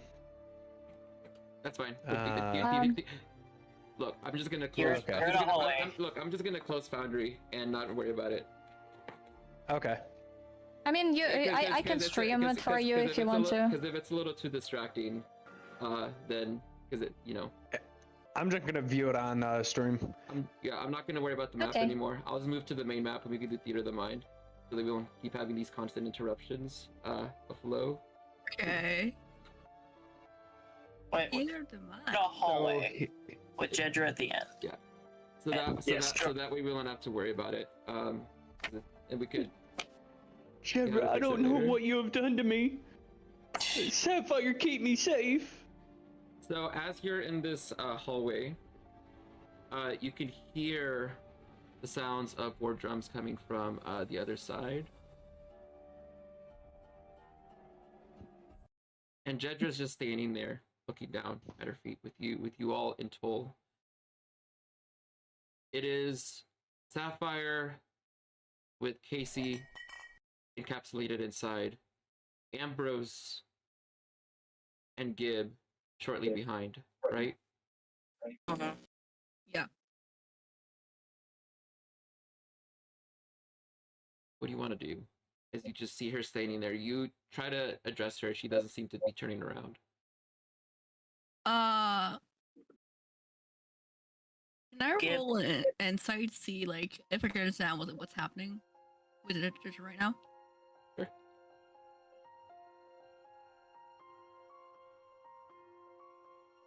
Funny. 30-20. You get the feeling that she is praying really hard. And she's concentrating. Ambrose is going to whisper to Gib. You can hear the muffled, low-toned whispers of divine words being spoken as she is putting her hand on the door. He turns around and holds up his obsidian mirror to see the reflection of her in the door.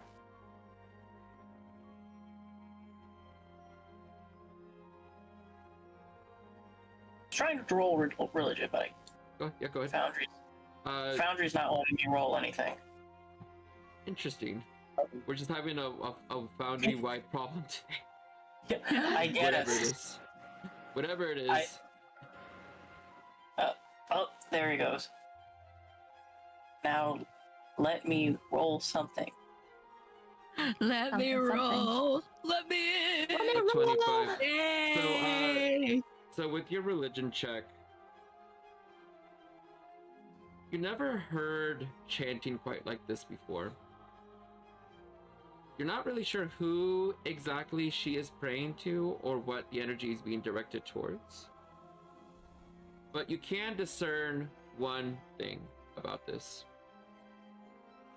It's that this doesn't seem like the first time she's delved in this kind of unusual magic that you've never seen before in your line of understanding your origins of magic with this.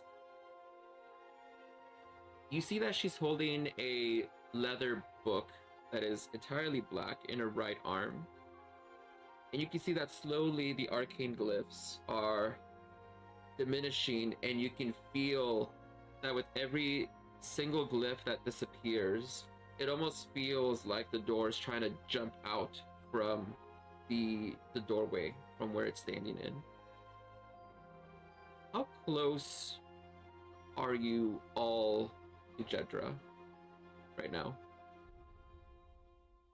I'm a whole floor away. 10 feet, say? 10 feet. I would say around like 10. So you're close enough that you can feel like every single time this door is pulsating, it feels like it's almost like hitting you in the face, but it's not actually like moving forward. It just looks like an image is coming out towards you. And you can feel that the hallways are almost like turning a little bit, and the carpet is starting to like rise up towards the ceiling. You start to feel like everything is starting to become extremely distorted. What kind of magical energy do I sense coming from the door, the book, and from Jedra? Like School of Magic or type? Whenever you use detect magic, you can sense how profoundly powerful the magic here is, and the depth of it is just quite staggering, because you used detect magic before, but you didn't feel all this, and you're not really sure where the source of all of this is coming from. But whenever you are looking to see what it is, you realize that she's using conjuration magic at the moment. Conjuration of quite a powerful magnitude. I don't know who you're talking to there, but looks at Casey. Well, you started this. Let's see if you can fix it. I didn't start any of this. I'm just trying to be nice to the community. Not you. You'll be fine, Casey. It'll be okay. Even if whatever happens beyond that door happens, you're still my patient, and I'll patch you up. Oh God! Anybody else? I'm terrified. I've seen what you've done. Keep that bone needle away from me. What? You see Sapphire kind of push you away from Gib, seeing how distressed you are at him being so close to you. Fair. If anything, I could also help you out if you don't want to get help from Gib and his bone needle. Science. Science. You hear that the chanting is starting to get a little bit louder from her, and you can feel that the door, like there is this energy that's creeping up from underneath. It looks as if there is a long shadow that's being drawn from underneath the door. Instead of, you know how like whenever you see there's light that shines through, instead of it being a creeping light, you should see that there's this long stretching purple and gold shadow that is climbing onto the floor. You see that it's almost like staining pieces of it and like extending towards one piece and towards another as it spreads, and it's spreading fast. Jedra slowly turns around, and you see that she is chanting and pointing her hands towards Cassie, like and you can feel Casey, that you are starting to feel a sense of vibration, almost like coming from within your body itself. And everyone else can see that Sapphire starts to like kind of like jiggle, almost like Jello does whenever you shake it, as Jedra is like pointing her hand towards Cassie and taking slow steps forward while holding onto this holding onto her holy symbol. And you can see that there are these like bulging veins on her forehead, and these dark red glyphs that are like starting to pop up to the surface of her skin. Something that you have never seen either in your practice, Gib, being of the same religion.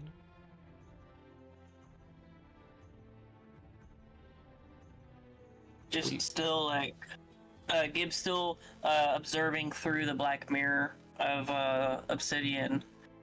half scrying, half watching intently, trying to see what bare eyes would miss.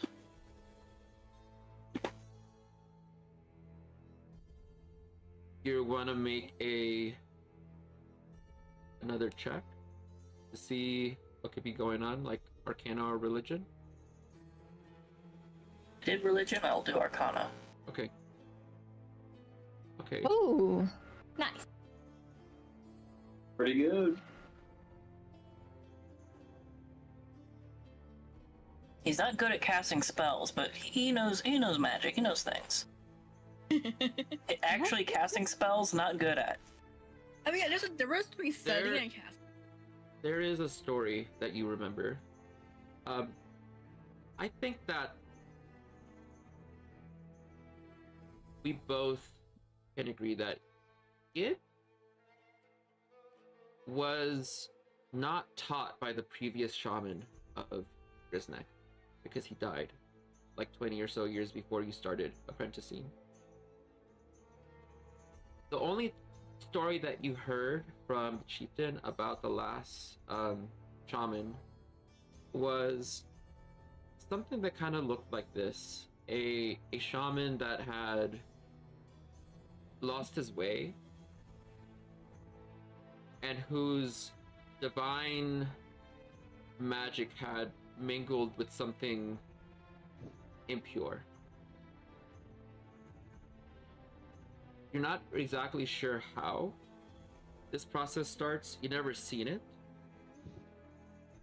But you do remember loosely having heard the tales of someone seeing the last shaman in a similar state as this before. So you don't really remember under what circumstance and where and how. But it kind of like comes back to you as like a faint familiarity that you're just not too sure how to comprehend.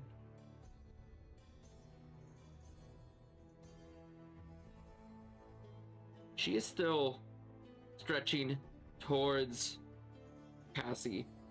And Cassie, you can feel yourself almost like you're falling through water at the moment.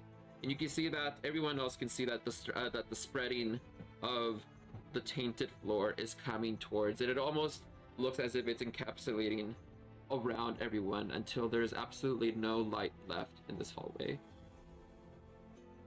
I need everyone to make me a wisdom saving throw, please. Does that include us two downstairs? Yes, but for a different reason. Okay, I guess. Wisdom saving throw, okay. Might as well. Okay. Might as well. Oh, by the way, the saves are on the top right of the sheet. You might actually have proficiency bonuses that you might not. Oh right, I forgot about the saving throw. Oh no. You're good. It's okay. 7. Was I plus Give 5? Got 13. 6 for Keshi. Okay. All right. So I am looking at it with more than just eyes, so I could see myself being more vulnerable. Oh yes. I have a 19. To describe I have a strong will. To describe the levity of downstairs with an 18 from Zakar and 21 from Lynx. Both of you are trying to do your best to just sit here in all of this discomfort. You're basically having a silent Cold War, like staring war with the other goblins. There's no words being said. It's uncomfortable. You continue to sit there. While we are sitting downstairs, Lynx will very uncertainly look around and write down everything he encountered so far, from the moment he met all the people that he met until this point. He will write down it in the journal. Okay. Oh, good. Yeah, and then Zakar will walk out with 2 plates of burnt alligator at this point as well, since I probably went and cooked some moonlit. I was like, here, made this extra for Keshi as well. Yeah. Oh, thank you. You see Keshi reaching out, and there are these like little pincers that grab the plate. As you turn around, you hear a thunk.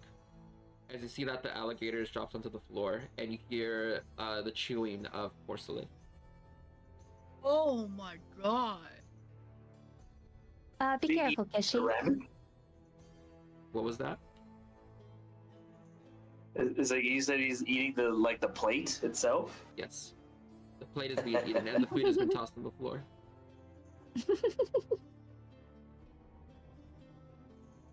Upstairs, 13 for Ambrose, 7 for Gib, 19 for Cassie. Can we roll for Sapphire as well? Yeah.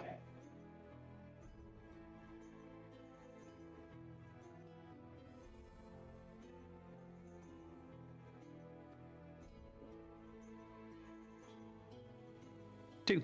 Oh no, Sapphire. Ooh, 2. So, as Cassie sees everything turn dark around her, it's almost as if she's floating on the surface of a black lake. Nothing but water all around. You still can't move your legs.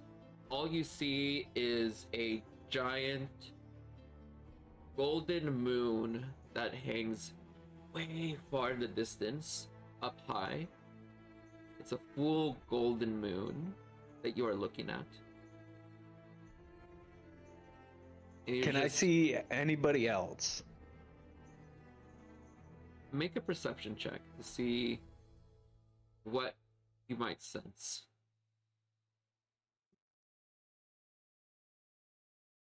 An 18. Okay. 18.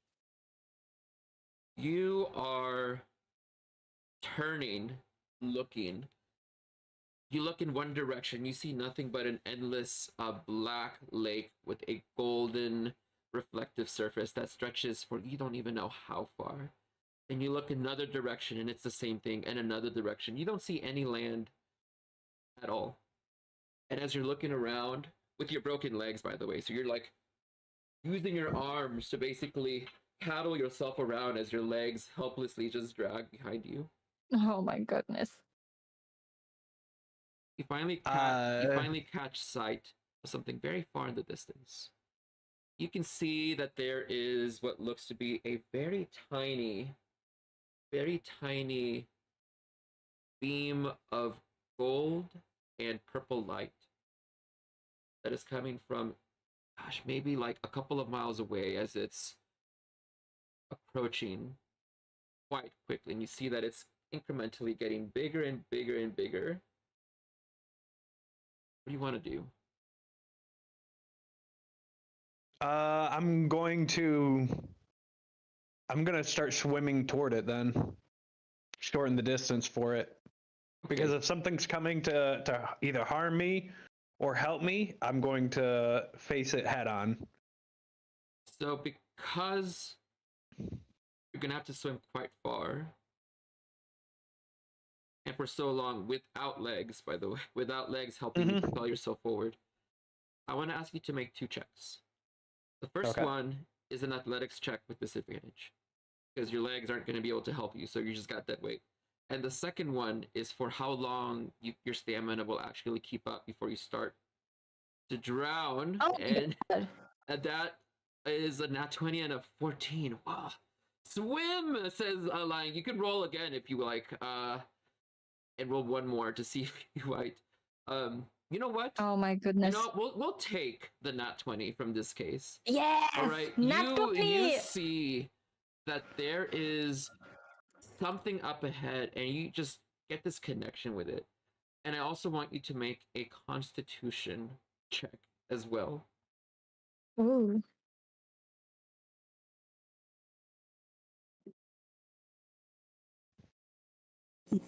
$17. Ooh, nice. 17. Okay, so you are swimming as fast. You never swam so desperately before towards this light that is heading towards you, and you are trying to do your best. Your head barely keeping above the black water as you're going. You sometimes go down a little bit, take a little bit of a break, and then continue to go, trying to swim for your life. It feels like you're swimming for hours through what seems like an endless expanse of like nothing. And you can't see a bottom or a top to this or an end to any of this, but you do see that you are getting steadily closer to something that it's almost like you've known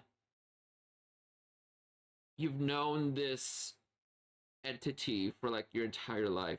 And as you swim and swim, can you please make me a perception check to see maybe what you might glimpse at first as it gets a lot closer? A 19. Oh my Oh my goodness. god. Nice. Your You are rolls. rolling so fucking high. Ha, ha, ha. So He doesn't as, want to be Sorry for paralyzed, right? combat. as you get closer, you start to see that there's a form to this light. It's not just the light. You start to see that it is, first off, a lot bigger than you are. All about maybe like 6'3". You see that there's long, flowing, bright auburn hair. And you see that it seems to be someone riding on top of a horse. As you see, the horse is like very slowly moving towards you, running on top of the water, but not in the water, but running on top of the water. And you see that trailing behind them is ripples of gold coming from every step that they take towards you. You can hear the hoof beats echoing in the endless expanse. And as it gets even closer, you start to realize that it's not a woman riding a horse, but it is a woman's torso connected to the body of a horse. You see this extremely muscular, Olympian, like leveled, decked out centaur just running full speed towards you, maybe like 70, 80 miles an hour. It's pretty fucking fast. But you can see like the sweat glistening on the surface of the skin and the massive veins just coursing blood as they are running full charge towards you, wielding a spear. They're Oh my they're goodness. also wearing Uh-oh. like gilded gold on platinum armor. They got a singular tiara that wraps around their hair, and their hair is this curly, black, beautiful curly shape that extends all, like down to about like their, well, where the horse part would be, right, with the centaur. And they have this very almost like Greek sort of characteristics, with the very sharp nose and the very chiseled like bony features of like cheeks and such. You also hear another sound in addition to the actual galloping of the horse, and you hear bagpipes playing from the direction of the centaur as well. And you realize that there is someone riding on the back of this horse. And as you look closer, you see like the green skin of an even larger creature, an ogre. Oh, sorry, a half-orc that is riding on their back, playing bagpipes while this centaur is running towards you. About Oh my like god, what a 50 picture. feet away, this majestic, beautiful creature has one flaw in its absolutely otherwise perfectly like cut out of marble features, and that is that the eyes are looking in two different directions. All right. Yes. The drums Now- of you feel like the drums of war are resonating inside of you. What do you want to say or do anything in this entire time that this is happening? What's going on with Cassie? Just seeing this depiction of such a otherworldly, majestic creature, coming full speed at you. So Cassie, seeing all this happens, tries to continue the pace, but is growing. Even with everything that she has done, is growing exhausted, and is having a very difficult time processing everything that's coming through. To take into account for the countless swimming, not being able to feel our legs, not knowing where my friends have gone off to, and now seeing this being, I believe that I'm actually already have passed away and have died, and that I'm swimming in the entity of Sapphire. And so I just start panicking, and I'm like, no, this can't be. This is Sapphire. Sapphire. And then I just start trying to scream out for Sapphire, and being lost in that conscious moment of everything going on. You scream out for your dear friend, and instantly, where like the lake maybe once was, or the ocean was once calm, you start to feel rain starting to pour from nowhere, and you feel it washing down on you, and the water begins to like swell, like rise and swell, rising and falling. Could you give me another athletics check with disadvantage? Yeah. Oh no.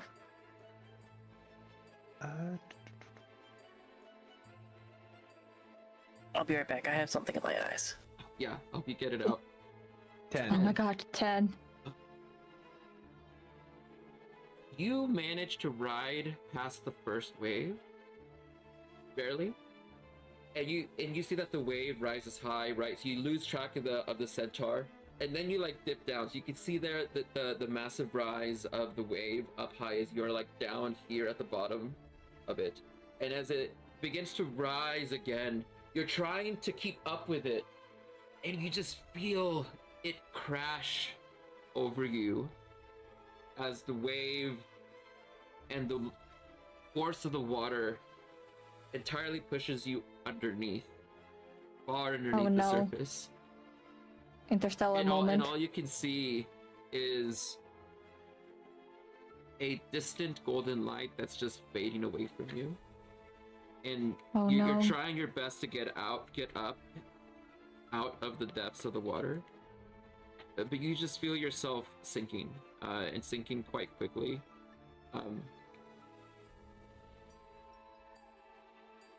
There isn't any help or familiarity as much as you are reaching out with desperation with every single bit of your being to have something to grab onto. There's just nothing there. Nothing but you and a bottomless depth that you're not even sure where it goes to or what's going to happen to you. You feel yourself almost fading away. Like you're being dragged down into these depths. And Don't die, Cassie. Cassie.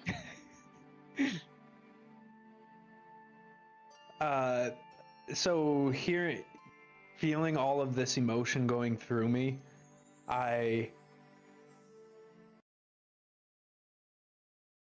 don't want to say depression sets in, but I become accepting of the fate of what is happening. Like I fight it for a little bit, and then I realize that this is being dead is a aspect of life, and so I acknowledge that that none of us are meant to live on forever, and that my time has come to an end, and I accept it.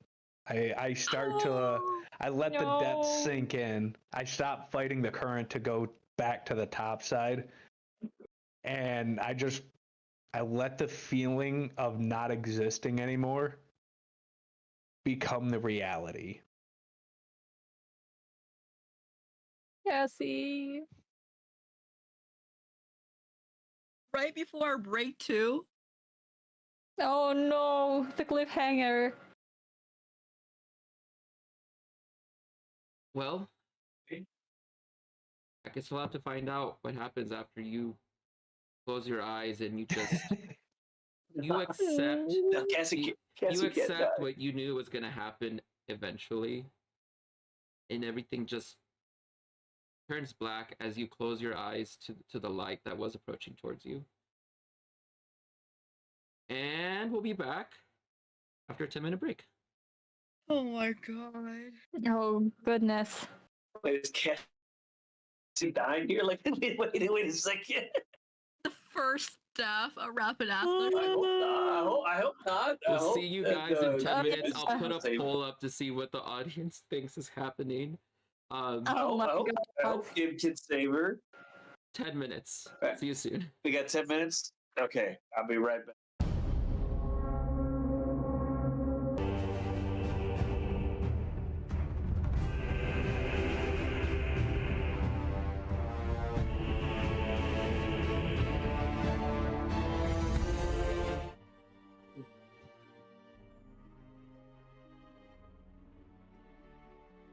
And we are back. So, let's see what people voted for on what we think will happen to Cassie, or what happened to Cassie. Is Cassie okay? Was the poll, and the poll result is, let's see, the results. Rest in peace, Cassie. 10 votes. What the fuck, chat? No, Cassie. No. They We're don't not want even- Cassie to survive. We're not even gonna give Cassie a little bit of hope. 4 people said I hope so. 5 people said I'm not sure. Understandable. But the fact that so many of you just jumped off the deep end with wanting to kill off a character, Christ, what's wrong with you guys? No, I'm just kidding. My name is Welcome to Paladin. If Rappan this is your first Athuk. time watching us, this is Paladin's Archives, where we play D&D and like to have a lot of fun, mostly chaotic fun. But on Mondays, we play Rappan Athuk, which is a very dark adventure. And we just got back from a break with Cassie really having succumbed to the depths of what could be described inner turmoil, in a sense, with a fleeting bit of hope. Although there was some kick left to survive, Cassie just accepted what was to come and closed their eyes as they delved deeper into a fluid that just feels heavier the lower Cassie sinks. What would be some of Cassie's thoughts as she's letting herself fall into the depths of the unknown? Falling into the depths of the unknown, Cassie would think back to the good times that she's had with friends. Would think back upon the times of she's made with her new friends, making the jokes and dancing around the tables, and then also the special moments she shared with Sapphire.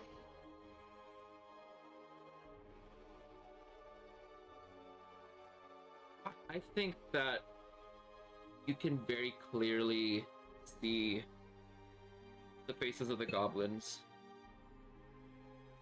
cheering on with your jest, and I think we even ended that portion you dropping a giant pseudopod on a table, if memory serves right.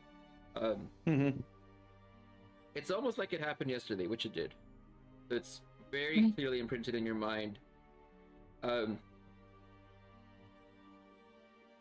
you know about, you can feel almost like a little bit of a sense of loss, because you had this great idea and managed to find one person that believed in you more than anything else to try and get it done. And they've always been there for you. But now it just kind of seems odd that now that you're separated from your dear friend Sapphire, that they're not there anymore, or that you can't sense them as you're drifting off who knows where.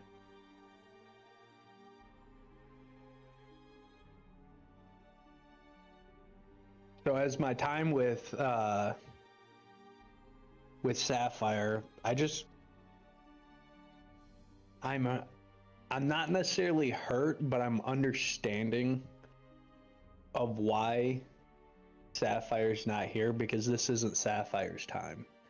And it's okay that I'm journeying, that I'm taking this next step, and that I know that the only thing that I can do is wait for Sapphire to eventually and hopefully show up. Because these are dark days for Kendar. They are. When normally Kendar are happy, furious, annoying, childlike wonder. Now it's like all of that is kind of like disappearing, and you're hoping, that this isn't going to be the end, and that something is going to pull you out of whatever this is. But it just feels like forever, and you just keep sinking, and you're still here. So you give in to acceptance, but then you find yourself that you're still underneath this depth. You open your eyes and you could see that the golden light, there's a golden light that's like radiating down from above you through the water. It's just standing there, like a distant glimmer of what you could have. But the only thing stopping you from where you're at right now, like at your lowest depth that you're at, and it can still get much lower, is you trying to persevere past like the pain in your lungs as you're holding your breath, and trying to drag that dead weight that's holding you down.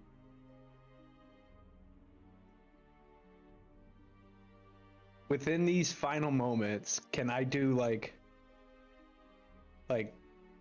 that, like, I take this all back, I'm not ready to die yet, and do like that, like, sprint? Like, I know I can't like sprint with my legs, but like pull everything that I can to like muster and try to reach back to the top. I will let you roll if you can convince me of it. If Cassie really does want to live, what is it that Cassie has in her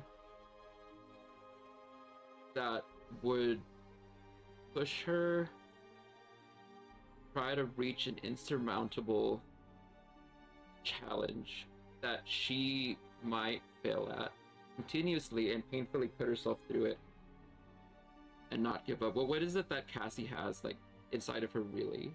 Or has she always just been someone that has always been full of ideals but no substance to back it up? And it looks like you only got about 20 seconds, or like about a minute or two, I think. By the way, this is the timer. The hourglass is running down, so you don't got a lot of time. So what it is, it's Sapphire. It's the love that she has for Sapphire, because coming from the Kendar family, everyone was always based about being, inside of each other's personal business. Sapphire was the first one that allowed for Cassie to be inside and actually have that love and trust for someone. So Cassie's like, I don't want to leave Sapphire alone. I want her. I want to be with her. I want to be there for her. She believed in my goals of not only building a community for myself, but she respected that enough, and I can't give up on her for this.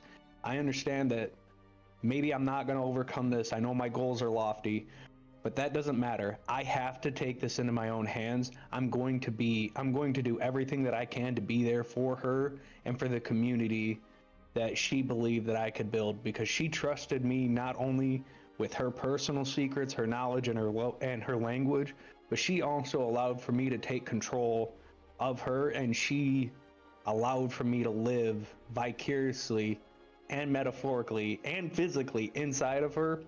I can't give up on her just yet. I have to be there for her. I'm going to be there for her. And if that means that she's going to be me for the rest of my life, if these legs just don't work, that is okay. I know Sapphire is going to be there to hold my hand and be my legs for me in the darkest and deepest times that I could possibly come across. I know she's going to be part of me, and I know that I need to be a part of her. I can't just give up on her like that.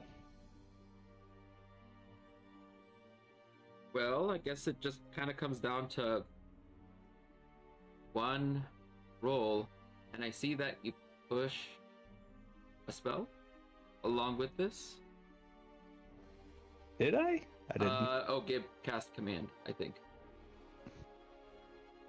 Oh no, maybe just trying to read it, but I thought it was you, but sorry. You're muted, Lion, I think. Yes, you're muted. Lion, is there an intention behind trying to cast Oh, sorry, command? I was muted. You're good. Sorry, I was. Yes, before you put in your change of heart, I had put in the command, and I was muted, so that's why. Gib was scrying and seeing that you're slipping away, issued the command to come back, return. But that was before your wait, I do want to live thing as well. So I can rescind or just burn it and hope it helps. You know, I'll leave that up to you. You don't know what's going to happen or if it'll work. So you want to see if maybe you might be able to reach Cassie in this otherworldly place or not? Yeah, I failed my whiz save. I'm seeing the dark. Okay. And it's always failed me before. Let's go. It's always failed you before. Yeah. Oh my god. Cassie gets a lot of inspiration. How many inspirations did Cassie get? Two. At least two. Three, right? Plus I have 3 right now. Plus you got possible help coming from Gib. Gib, I want you to make your a spell check, which I think for you is wisdom, right? Yeah, for your spell. Arcana. Yeah. Arcana. You're a cleric, right? So you use wisdom for your spell casting? Yes, for spellcasting is wisdom, for like knowledge stuff isn't. Yes. So go ahead and so use just a flat wisdom. a wisdom check with proficiency. So you can make a spell attack roll, which is going to be the same thing. Mm-hmm.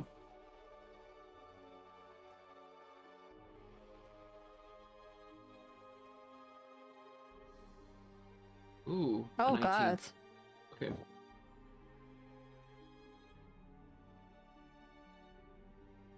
Cassie, you feel you're swimming up. You are not giving up on your ideals or your friend who had believed in you when no one else had.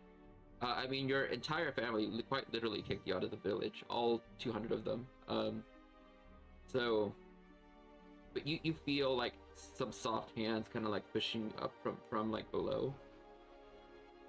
And you're ascending a bit faster. If you want to, you could...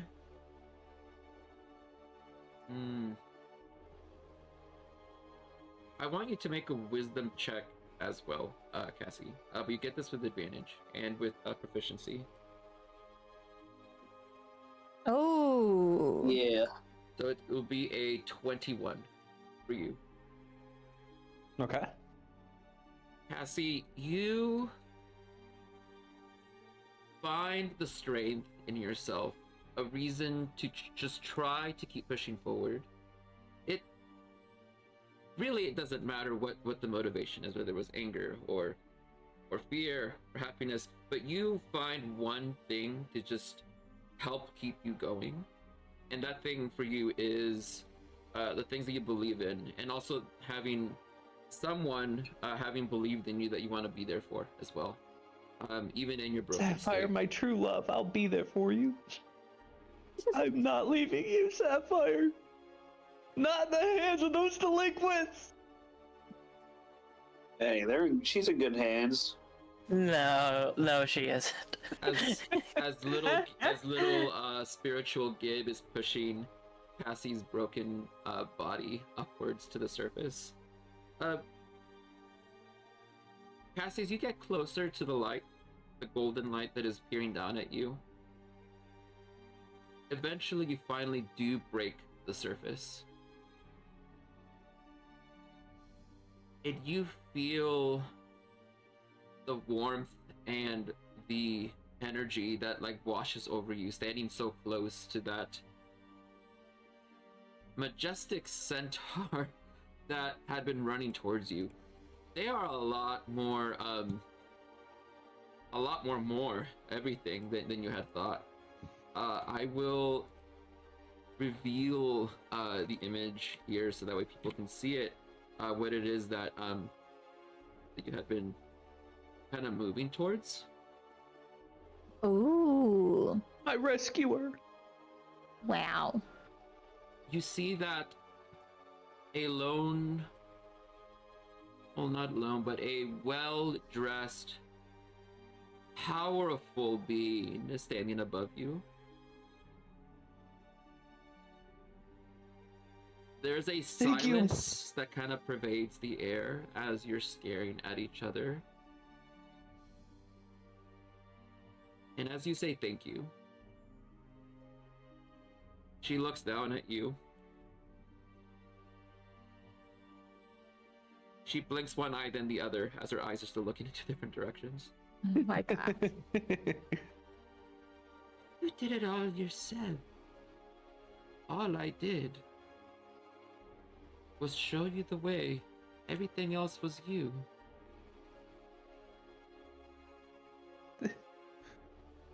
You really think so? I thank you. Well, I don't fully think that it was you. After all, there is someone else among you, and you see that her left eye just moves ever so slightly, but the right eye doesn't move as she's looking behind you with the left one. Can I like wait around and turn and see who this other person is? Yeah, make a perception check.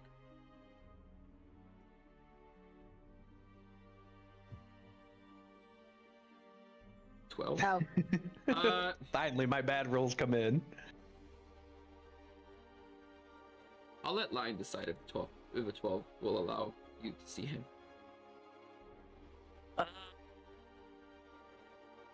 I would say just the silhouette of a goblin, or the silhouette of another small folk. A dark silhouette. Like the water itself has hands.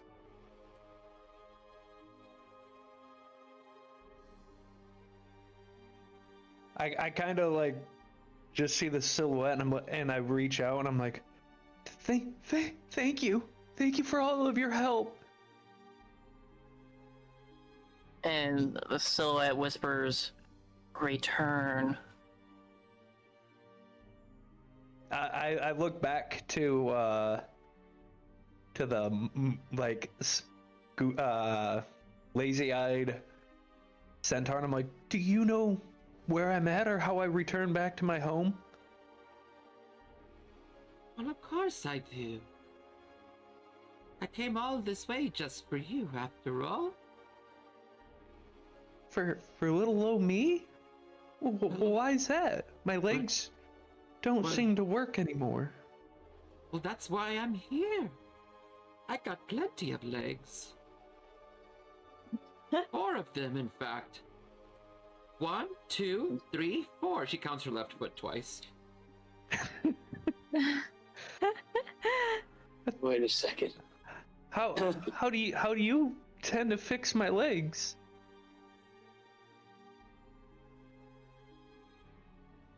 Well, let's start with introductions. I'm Callista. What's your name? I like extend my hand up to like try to shake her hand, and I'm like, my name's Casey. Nice to meet you. Would you like to join our community once I make it back home? Where's home? Where's that at? Well, last I knew I was in this place called Castle Kalaland, and we were helping these nice goblins out, and well, my friends, they came back from this place to deal with this lady. Her name was Jedra, and we You were helping them, say- and she... Castle Kalalan? I did. Have you heard of it? I'm from there. Me and Boba are.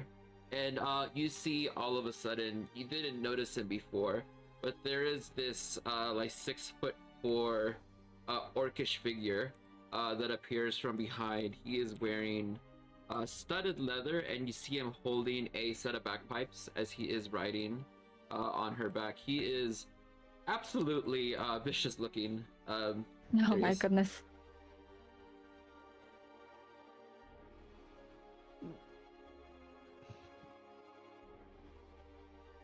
He waves at you, Cassie. He says, "Hello."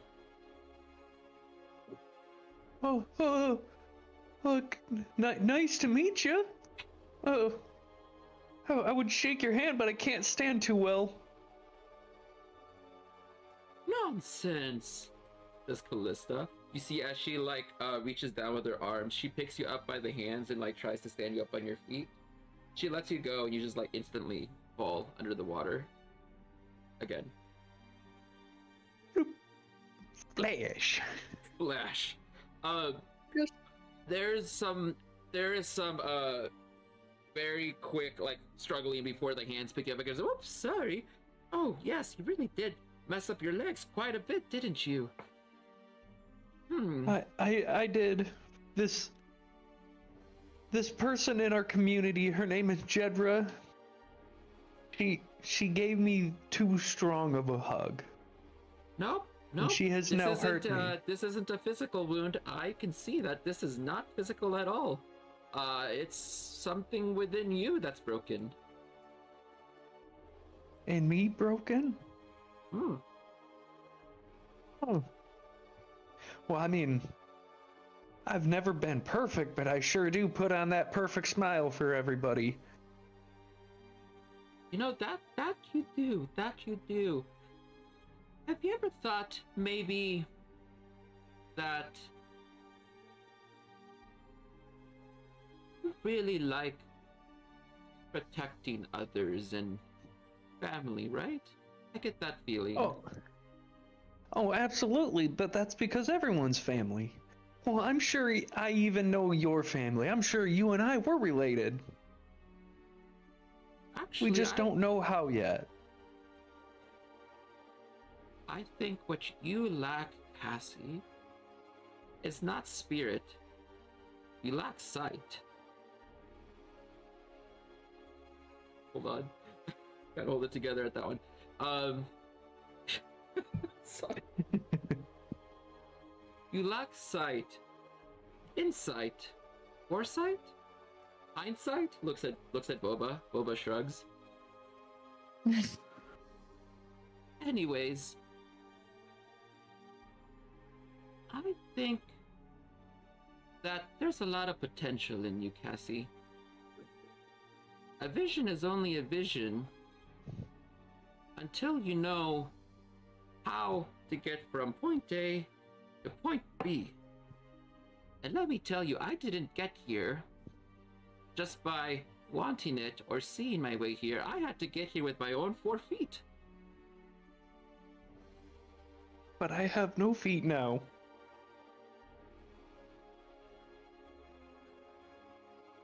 There's going to be times when there's going to be darkness from the light, transitioning back and forth. There's going to be times where you're tired, times where you're well rested, times when you just want to quit. But I tell you what, if I could help you, I think that I can give you the capability to see things that others can't see in themselves, and a way to protect others, and being able to exist in this kind of place and help others just as I'm helping you, and how your friend is helping you as well as that one. And you see a faint figure of Ambrose swimming in the water as well. Well, I would do Sorry. anything for that.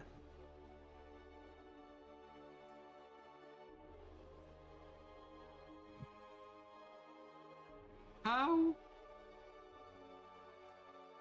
badly do you want to see your goals through? Well, my main goals are building a community so that way everybody doesn't have to have any more issues amongst each other. We can all help and assist in our different ways. I would do And- anything to see these goals come true, and I would work to my last breath for it. And what are you willing to sacrifice to achieve those goals?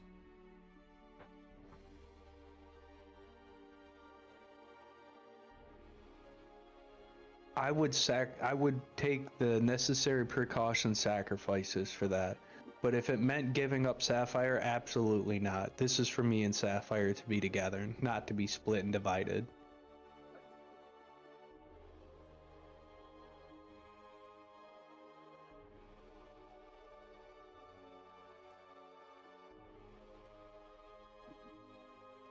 So you're doing this for Sapphire then? Sapphire is a part of this, yes. And if she were to stop because she couldn't,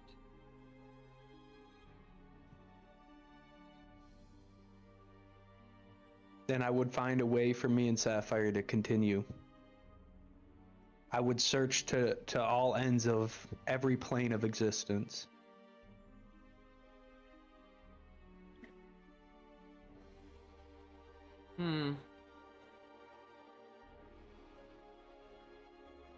I think that you have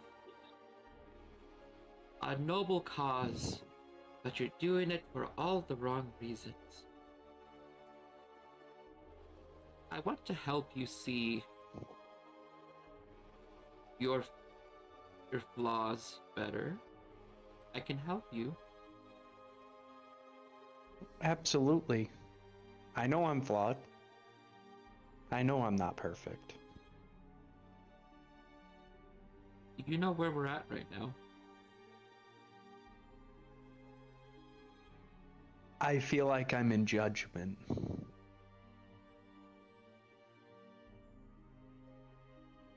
I guess that's not too far off. Looks at Boba. I'm sorry, I didn't mean to laugh. Okay. Boba, I mean, I tried to look for his picture. I couldn't find it. I was like, oh, where is he? I mean, what was he? He was like half bard, half barbarian or something. Is it he the was half elemental? bard, half... He was an amazing character. Oh. Anyway. Is it the elemental plane of Miracle Whipley? Well, there's no mayonnaise here, that's for sure. And I like how I feel like I'm actually in the judgment and like...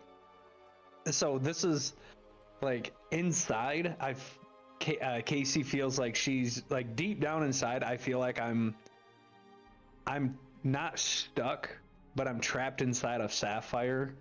Yeah. And she's like done an absorption of me. And I'm seeing without, like, we're like telepathically speaking to one another without saying that we're speaking to one another. Right. Well, I tell you what, Cassie. I've led a wonderful life. We fought in wars, in far-off countries. We led armies against armies. I was shot out of a cannonball with a cannon with Boba on my back. We fought titans and things that you would never really want to run into. And the irony of it all is that we don't really belong here. I feel like none of us belong here. No, we don't. But you don't know what that means quite yet. Maybe one day you'll understand. But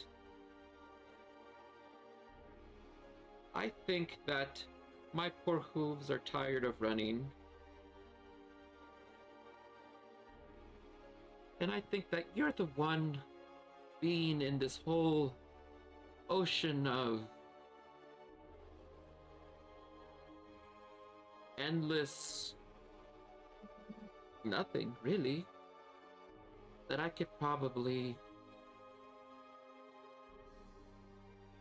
give what I have left to. Maybe then I could finally find my way home. We can find our way back home. And she holds Boba's hand.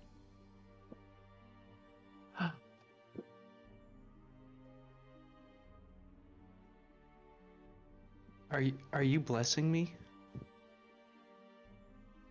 Am I being blessed right now?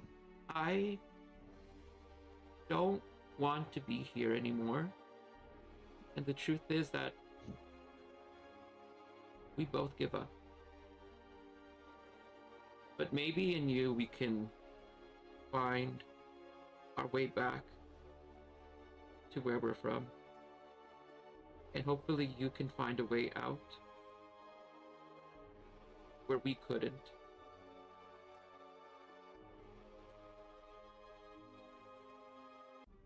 You and your friends at Castle Kalena, I'm sure that it's no coincidence that you came from there. And also kind of weird that Jedra is alive again. Was Jedra good in your timeline? She was an evil bitch. We had a whole religion of mayonnaise. Oh my god. And the lore. Of mayonnaise The lore. and she was doing all sorts of perverted, mutilated things with dead bodies and laying in them. But then one day when we were fighting her, we walked through a door. And then we were in a battlefield.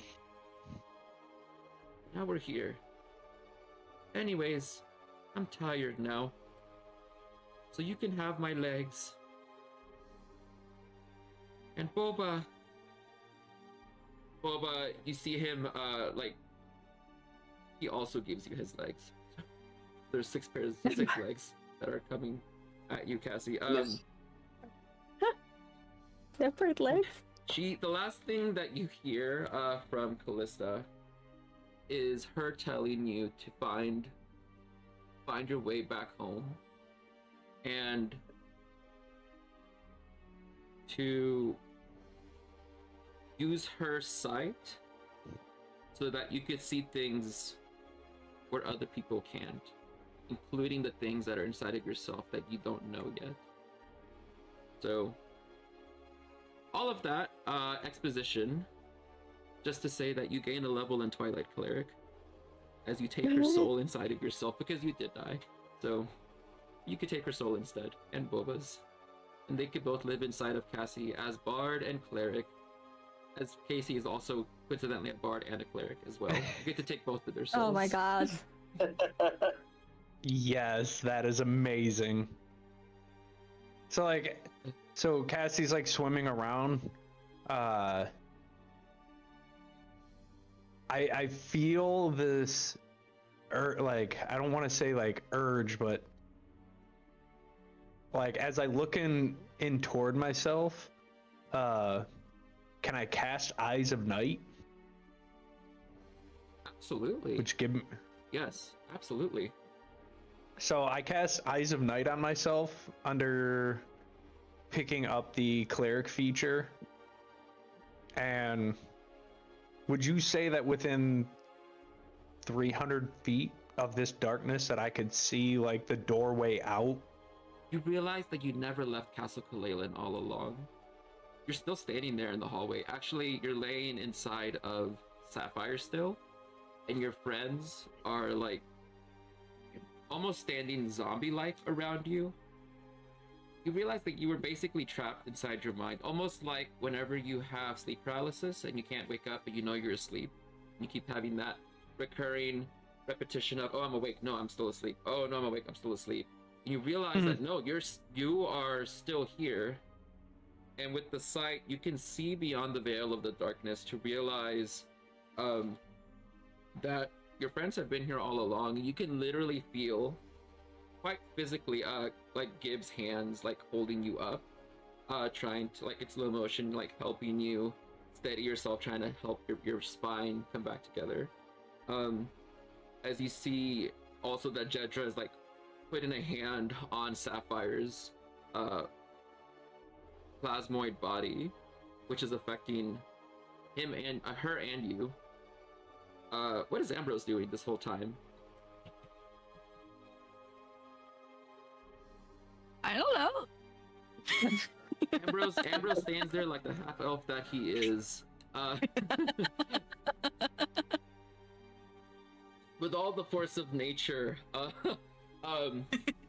you slowly feel yourself coming back to you, and everyone else kind of as well, as you kind of like lifted out of this other dimension. You see everything recede back. Meanwhile, those of you downstairs, by the way, have absolutely no idea what the fuck is going on up there.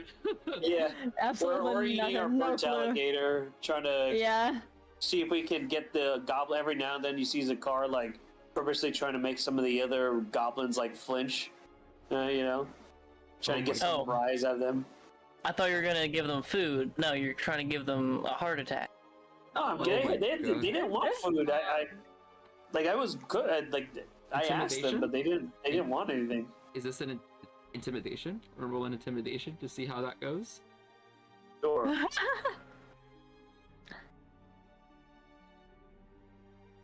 I mean, Lynx probably would like wander around the dining hall and walk into the kitchen to try and like look for like some unusual spices or of some sorts. They have all the spices. If you look in their kitchen, they have nothing but spices. Every type of spice. Oh you can my think of. goodness. Even flour. They have so much fucking flour, and they don't even. Oh my god! They haven't used it at all. Can I take at least like a little bit of each of the spices? Yeah, they have too much of it. You can absolutely take some spices. But- Okay, I will take like yeah a little bit of each, not all of it, but a little bit of each. Hold on. I gotta Google. How many spices are there? A lot. 2.1 million spices? Oh boy. It's a little bit too much for kitchen, I guess. Oh wait, sorry. It auto-corrected and it thought I was trying to say species. Hold on. Oh Spices. my goodness. 300. Whew. I was like, 2 million sounds like a lot of spices. 200. That's a bit more reasonable. Yes, you get a little handful of... You get yourself a little,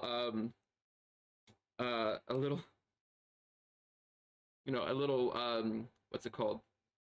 Like a gift bag of spices for yourself. Nice. I will store it in my donkey saddlebags. Okay, you do. Meanwhile, upstairs, just to kind of bring us all back from this other dimension, everything is kind of like reversing it back, right? Like the corruption is leeching away, and you're all left here, right where Cassie and Sapphire were. Realize that Cassie looks much better. Her spine is not bent 90 degrees anymore. Oh god. She's standing upright. And I'm going to give Gavin a choice here on what to do with Sapphire. Do you want to wear Sapphire as a permanent like protection that's over your body? Or do you want Sapphire to assist you more in another way that you might imagine instead? Oh Sapphire's man. dead. So Sapphire's dead? Sapphire. yes, Sapphire is dead. No, Sapphire.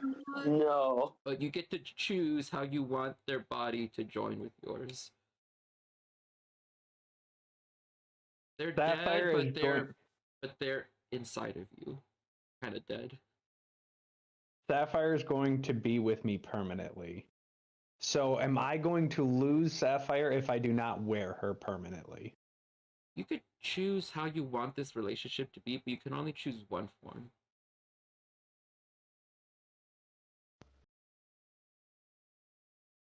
Oh.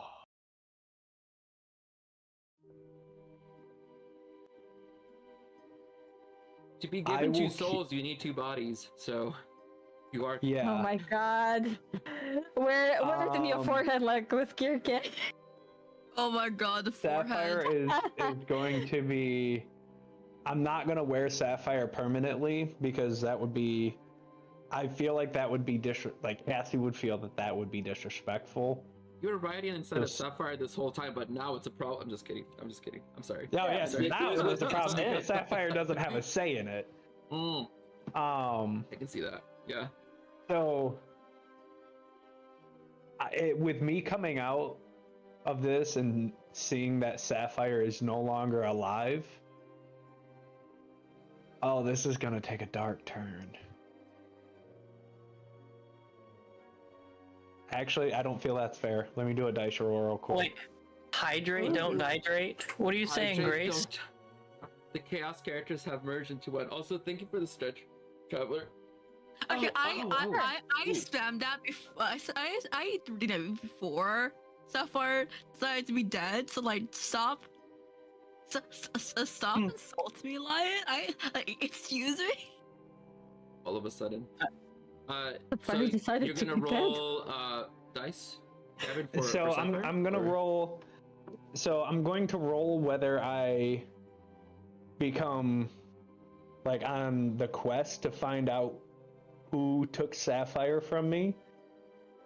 If I become hateful in that quest, or if I stay positive. Because coming back to life, I see that the one that was my love for is now dead and I'm alive. Do I know why she's dead? Because me right now, I'm blaming all of this on Jedra. Everything is on Jedra. I don't think there's anything you could roll to give you a definitive answer right now. So can I... Right, but so I'm thinking, like, do I blame Jedra for Sapphire dying? Or do I just accept it? And, like, be happy? Do I continue to stay happy? You want to leave this up to a dice roll, or do you want to play it out? Well, first I need to find out if I'm going to wear sapphire or not. Okay. Wear. So one will be wear sapphire.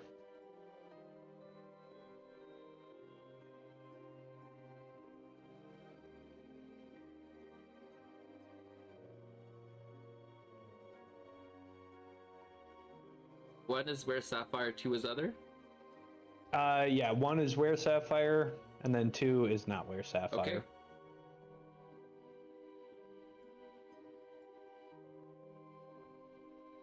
Oh, what is it? I will. Oh. Be, okay, I will be wearing sapphire, I guess.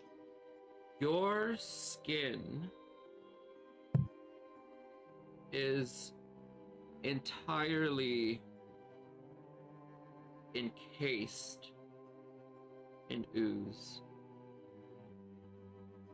You are able to manipulate it to move, like kind of like if Sapphire was the one doing it, but you can't actually take Sapphire off of you. You can only move the ooze around.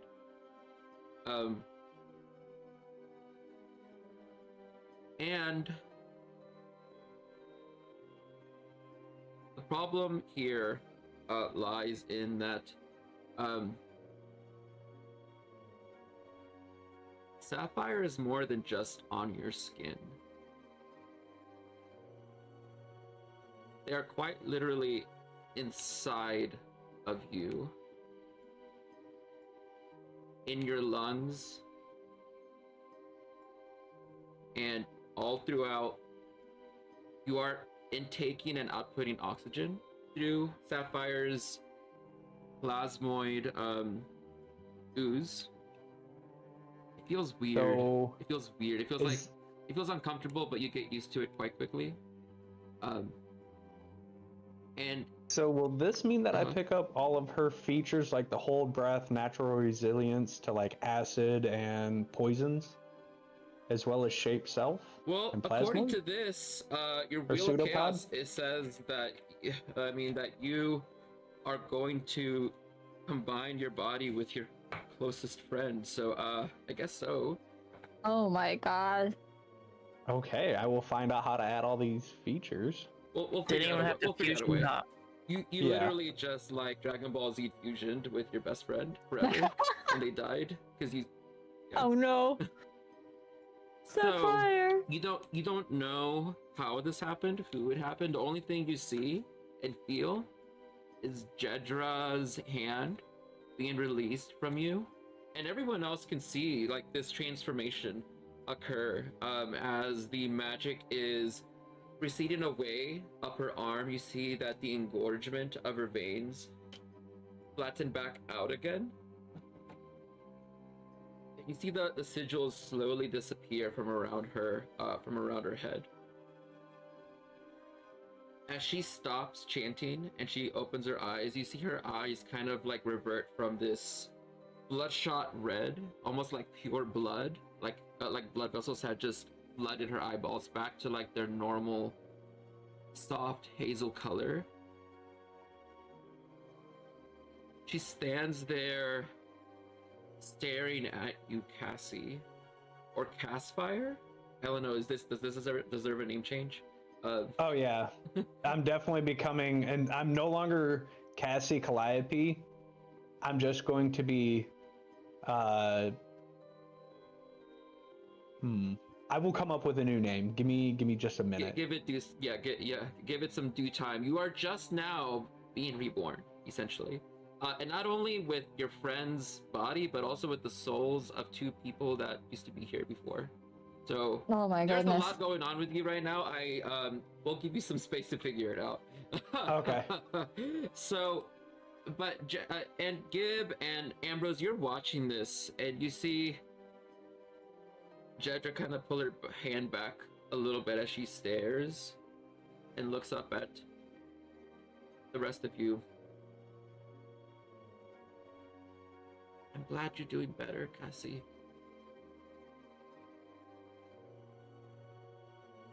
I'm sorry I broke your back. Gib puts together what happened to Sapphire. Wait a minute. Catch fire. Yeah, because like we're all seeing like this transformation. Oh, absolutely. Right. Yeah, you're seeing this transformation occur. I mean, you were there in the ether, right, as well? So you saw what happened. You heard faintly what was happening in this otherworldly place, wherever it was.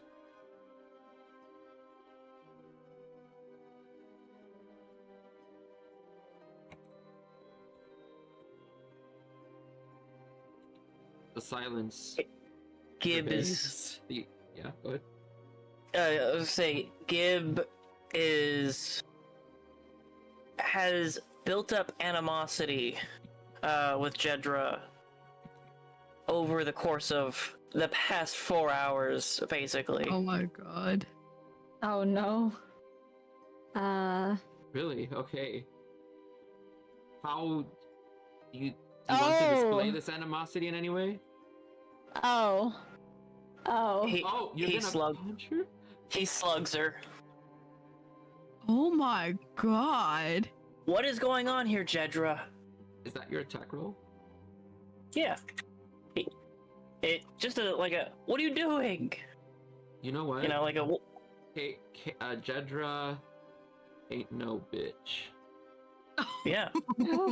You miss your attack, and she's instantly gonna try to fight back with hers as well. Oh god. Yeah, Is this? Are we rolling for initiative? Oh my god. Maybe. Maybe Oh, she's more than that fucking 20. match. You come up to hit her, and as she's older than you, Yeah. you're not gonna catch her off guard like this. She's been through some shit, so have you, but she's been through more. And so as you try to come up and give her a good strike, right as you like are reeling back, you feel her already having punched you with her other fist as your body like rises up 5 feet into the air, and you land backwards over Ambrose's head, and you roll back behind about 15 feet. And she says, to you, I cured Cassie.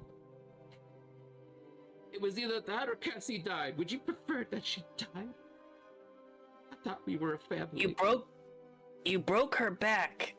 He says, rolling over. Then you bring us up here with your strange conjurations pulling into. You looked too far into the veil, Jedra. You didn't know what you were doing. You didn't know who you were conjuring. You didn't know who you were talking to. It's not my fucking You killed fault. Sapphire. It's not my fucking fault that child doesn't drink her Orcus milk, okay? Her bones are weak. Oh my god. Literally blames it on not drinking enough milk. Oh no. Gib, like, you know, kind of standing up. I don't know what you pulled from there. I don't know if the stories I heard, it isn't natural and it isn't right.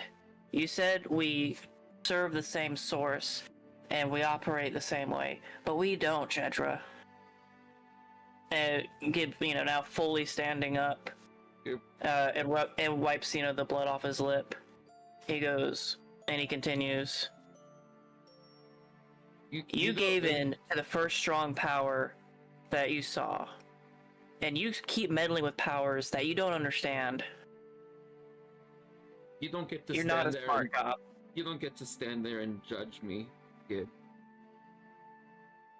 When you forsake your duties,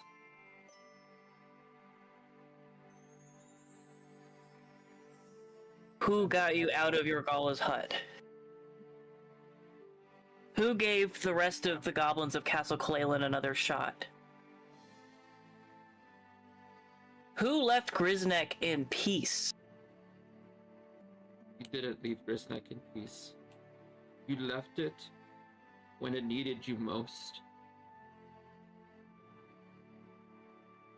They had no one to look into the future. Hundreds of goblins died in that fight because you fucking left them. That's on you. They were done listening to me. They didn't want to fight it.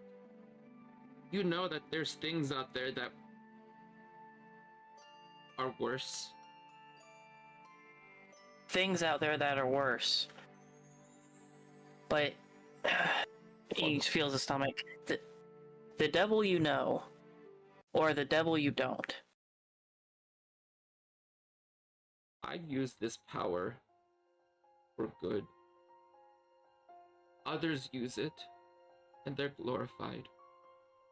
I use it to save someone, and you see me as a monster. You caused the problem, and you killed someone to try to fix it.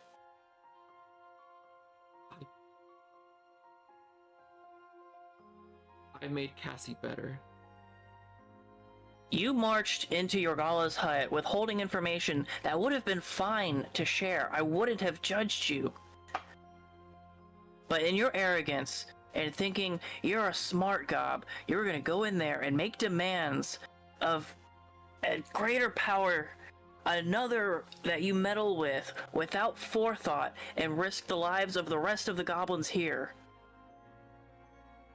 You don't know what my plans are.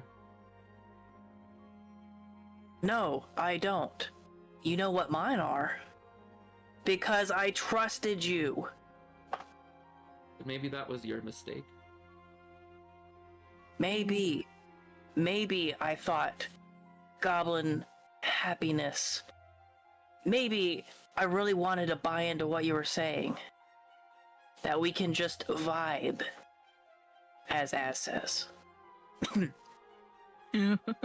I still think that what we're working towards is possible, but there are forces out there that, if you even just give them an inch, they'll destroy the whole fucking mountain that you have and leave nothing left. You know that. And seeing that mark on your hand, you're nothing but a tool. How can I trust you? The difference between my mark and your descent is I have a time limit. I made no deals. I made no trades. None of us made any accords. We were marked when we entered. It is a curse mark. Otherwise, you wouldn't have tried to offer to remove the curse beforehand. You don't know what I did to get here. I don't know. And I think that maybe if you want to try and kill the goblins here. What the hell are you even talking about? I don't. You're the one endangering them, Jedra. You are the biggest threat to the goblins of Castle Kalalin. That's not true. Everything was fine until all of you had killed Boblin. We didn't kill Boblin. I saw him torn apart. And I went out By a there bird. and I fucking hung Yenris for what she did. She deserved way worse than that. Oh my god, the lore. The lore. The lore. No That's one why he comes into died. my fucking house and kills my husband, whose baby I have inside me, and gets away with it. And I let the accomplices of the murderer of my husband into this house. And I forgive, and I try to meet some halfway with what I can, and it's not enough. Throw me a fucking bone here, Gib. Everything is fucked up. It's everywhere. I'm sorry, okay? I did the best that I could to save Cassie. I'm sorry that she just is so deficient in vitamin D and calcium. Oh my god. Gib, what the hell are you talking about, Yenris? What? You just really don't understand the depth of the shit that you're in, do you? I'm sorry that you got caught up in all of this. I'm gonna take Because the. Gib has no idea. I'm gonna take the goblins and we're. I just don't want to see you for the rest of the day. My patience is growing tired, and I just don't want to say something worse that I would regret. Does Jim actually have no idea about the holding the interest? Yeah, no, Gib, like I said, all Gib saw was the bird tearing Foblin apart. Oh, so Gib doesn't know. Okay. Yeah, Gib has no idea. Is it okay if I make my dice roll real quick? Yes, go ahead. Also, I could. Oh no. Lynx Oh, and no. Zakar. Oh, two. Not happy to be conjoined with Sapphire. Oh shit. You are. Oh pissed. no. You are. Well, actually, you get to decide what unhappy means for you, but this is not a happy union. You and your bestie, and those two souls inside of you. You're basically a Frankenstein. You're a monster. Oh no. You're an amalgamation that is minority you and majority a whole bunch of other people that are not you. Right. You souls in a body versus your body and a soul is more than you. You are less you than you've ever been. I'm 1/4 me now. I just see all of this going on, and like I like Casey. Well, Casfire now looks down at herself, and I'm like, I wanted Sapphire to be with me forever, but this is not how, Jedra. You've stripped her of her life in sacrifice of my own, and I've made 2 other souls along the way. I'm sorry. Boba and there was Boba and Callista. They've told me of your past doings. When you say Boba and Callista, she rears her head up. I know. I know. I know. But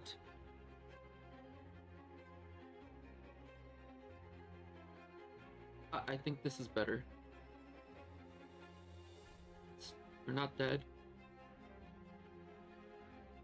And Funny how you say you think. I'm glad that Boba and Callista found their way back, finally, home.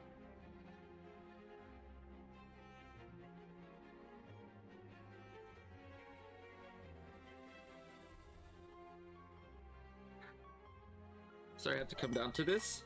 And you hear, by the way, Lynx and Zarak? Wait. Zakar. Zakar.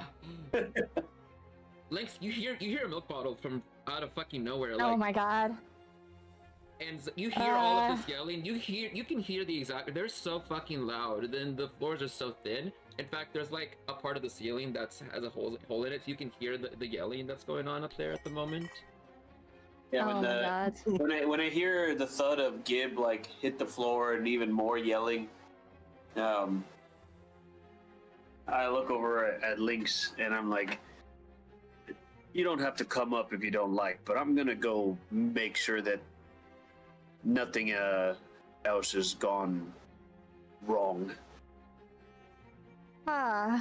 Well, since we are working together, at least for now, I guess I could go up with you. Well, I would appreciate the company. As I make my way upstairs.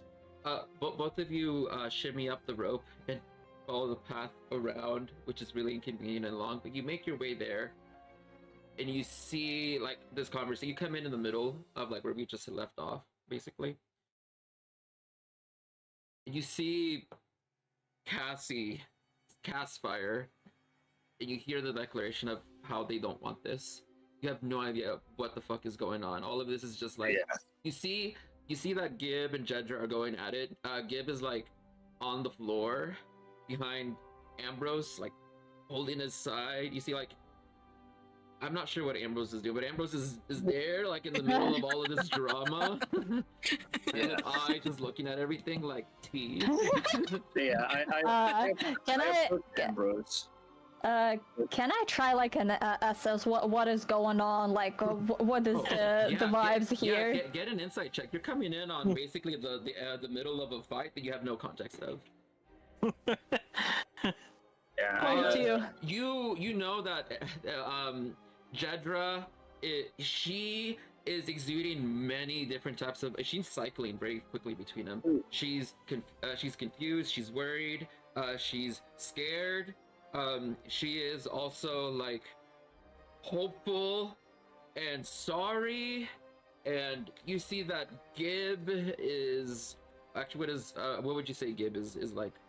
I'll let you guys describe your characters and what in your apex. Gib is just angry and disgusted. Go ahead. Yep. Oh no, angry and disgusted, seeing what Jedra's did as just a perversion of how their power should be used. 3 more milk bottles. You hear the 4 more milk bottles. You can hear the clinking. Hey, Oh god. I look over at Ambrose and I kind of like do the What are you thumb doing, across guys? the neck. The thumb across the neck, and like I point at Jedra, basically saying, "Is like, are we killing her?" You know, with the motions. Gib waves a hand. No. There will be no more death in Castle Kalalin this evening. Only this evening. This evening. Oh god. It's tomorrow's fair happening. No one died, Gib. They're here. They're still here. Right here. No one is gone. No one is forgotten. In fact, we did the reverse of dying. We undeaded 2 long lost friends. So you would say merging a dead body with Cassie is not dying? I would like to remind everybody, Sapphire is still here with me. Legend of Logomancy. Logomancy, Ramshackle. Hello. Logomancy, hi. Hi. Hey, hope you guys Hi, had everybody. a great, Hello, amazing stream. everyone. Welcome. Welcome to Rappan Athuk. My name is Paladin, and it's a pleasure to have all of you here. Thank you, Ramshackle. I hope you guys had a great stream. We're in the middle of an intense moment. And by the way, if you guys don't know who Legends of Logomancy Ramshackle is, he was a absolutely fantastic dungeon master in the 3rd marathon that we just had in the winter. And he really is so good at his narrations. He's like, his descriptions are just so detailed and the flow is so nice. Definitely worth following. Let me do a shout out to Legends of Logomancy, and you guys can check out his content and see it for yourself. It really does speak for itself, because he does some really good streams. So let's give him a shout out here. And Legend of Logomancy. There we go. Thank you again for the raid. Sorry, I know we were right in the middle of Traveler. You said something about the joining of the bodies, yes? It wasn't me. Oh, was it? It was Grace? Ambrose. Oh, it was Ambrose. Okay.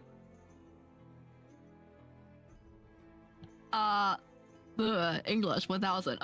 English 1000. How to English 101. So you would say that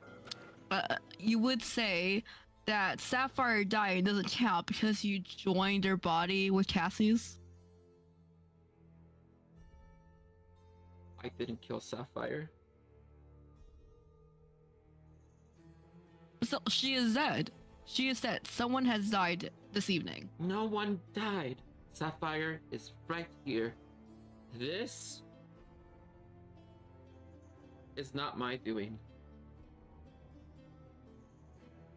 Can I insight check her? Sure. I make my way over to Cassie, and I'm like, Cassie, friend, family, 21. how are you doing? I have my legs back. I have the ability to walk. And I've been forcibly conjoined with Sapphire, the love of my life, that I was going to continue to spread our goals and allow everybody into our community for. You but keep saying that. She chose this. I'm well aware didn't of do that. This. She chose this for you. The only person you have to be mad at is Sapphire for doing this. This wasn't the intention. Also, Lynx, you get the feeling that as you are watching, she's trying to make sense of it, and it's almost as if she is trying to convince herself that it's not her fault, but she's not sure about it 100%. And neither are you. No one really knows the truth of like what exactly happened. And least of all Jedra, but you see her grasping at straws, trying to go towards any sort of confirmation bias just to justify that this was okay because it wasn't her decision that Catspire ended up this way. It was someone else's, so it's not her fault. It's Sapphire's fault. Is it fair to judge a dead person for what happened? Who are you saying this to? I say it to Jeddah. Is it right to blame the person that is dead for what happened? You can hold people accountable for the actions that they've done, yes.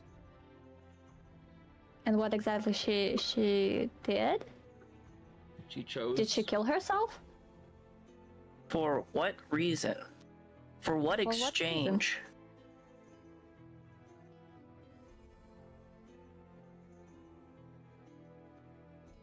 my team, Think, Jedra. I wish you the best. I will be stepping away. This can't be undone.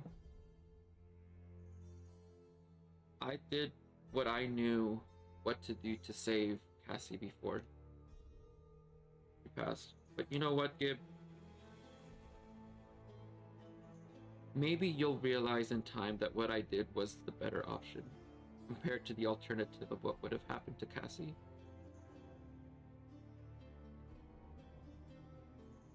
I'm gonna go to my room.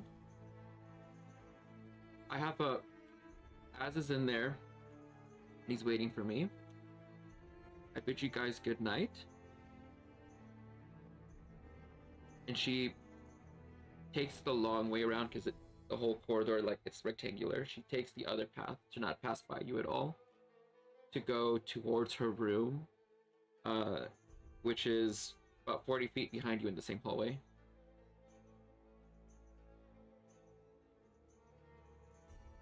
You guys want to say or do anything else before she entirely leaves out of sight? No, I just want to make sure that Cassie is okay, basically. I am Cassie. You look over to Caspire, Yep. and I'm being very stoic in the moment, not to cry. I'm holding in everything to keep me sound and stable. You see that I am physically not in a right state of mind, and I pull out. I have like this little book, and inside of that book, I have. You can clearly see that I'm looking through my spell book and making contemplations on what decisions I feel like I need to make right now. And with everything giving in me right now, I kind of just like look around, and I'm going to be making my way down to our sleeping quarters where they are. Like I am not happy. Like I'm not happy in any form of way, and I'm flipping through my spells. Yeah, I'll follow you about halfway to where the rope is, and before I let you go down the rope, I'm like, would you like to be by yourself, or would you prefer company? I wouldn't mind the company. All right then. Let me go down first, and then you can just hop down, and I'll catch you. Thank you. Oh. Aw. And this is a very confusing time and feeling. The fusioning of your body and Sapphire's was instant, but the longer, probably more painful part of this is going to be the slow integration of Cassie's soul combining with the other ones to form a new soul. So while you stand there crying, you also start to feel conflicted feelings that don't belong to you. You begin to feel Callista's hope and stupid happiness, and Boba's Stupid happiness. stupid centaur's happiness. You also feel Boba's like stoic sense of, I'm gonna just go forward, and no matter what happens, I'm just gonna deal with it as it goes. And these are just all like very conflicting, right? Like you feel like you have like this almost like identity like issue, trying to like understand what it is that you're even experiencing right now, because if you're feeling like three people's emotions at once, while also understanding that like this physical shell that you're now trapped in is a reminder of, I mean, just something so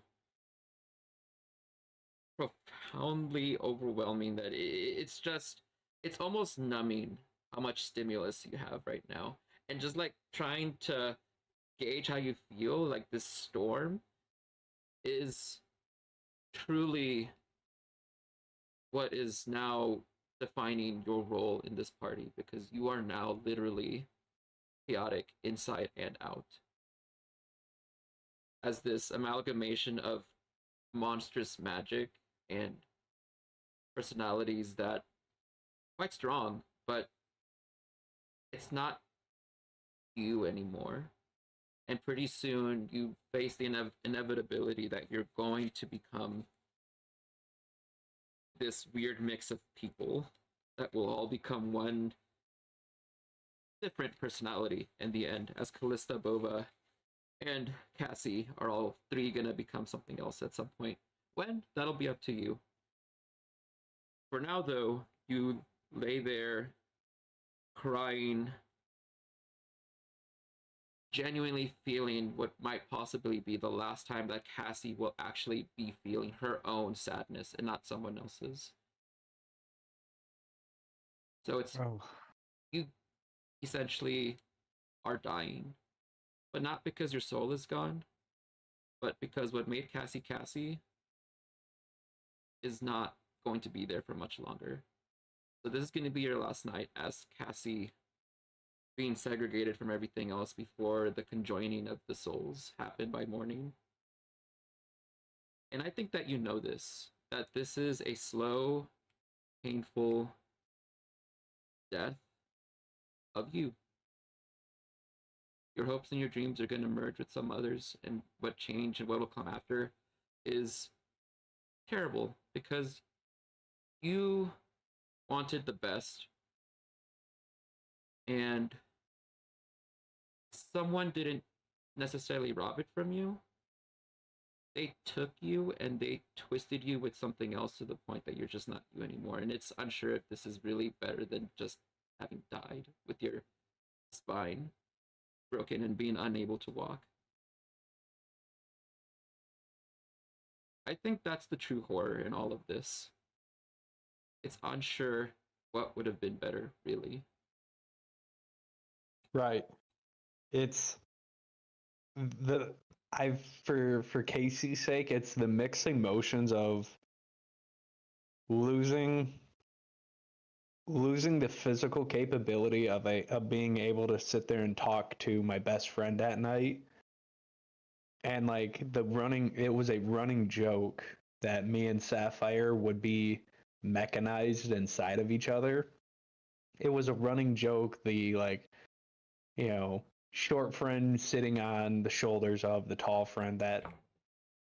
That running joke is now going to be permanent. I won't be able to escape it and have that sit down talk with my friend of we'd go fishing down by the riverside, or us sitting together to have girls' night together. Now it's a permanent infusion, and it was a choice forced upon me, not something I was given the ability to talk it through. This is the second time that it just seems that things around you are just happening to you, and I don't have a say in it. And you just don't have a say.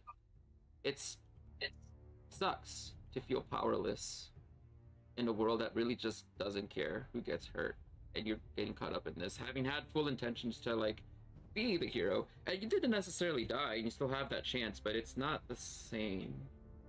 Your friend is gone, and so now you have to find. I mean, Can we like find a professional therapist in this world for Cassie? I think we might need to invent therapy for Cassie specifically, because this is fucked up. I'm not gonna lie, this is like, as Paladin speaking, this is truly like terrifying. I'm like thinking about it more and more, and it's like, it really does give me this feeling underneath my skin, like, this is beyond tragic. This is like, this is true horror. Like, you aren't dead, but you basically died, and you're trapped inside your best friend's body as a reminder. Sorry. I'm giving myself chills over here. I didn't ask just how fucked up this is. Right. So for Cassie, she didn't ask for this. This was pushed upon her. Mm-hmm. She didn't have a say in this, and so that happy, cheerful combining of everybody's to make one community. So that role that I made earlier of not happy being combined, that's going to be the like the ever so atonement, like the piece of Cassie that has died and gone away now is going to be that search for, constant joining of like one community. And so there's still going to be that joining for one community but it's going to be like a new turning point. Like, instead of like, hey, come join and be a part of the community, it's like, no, you will be in this community now.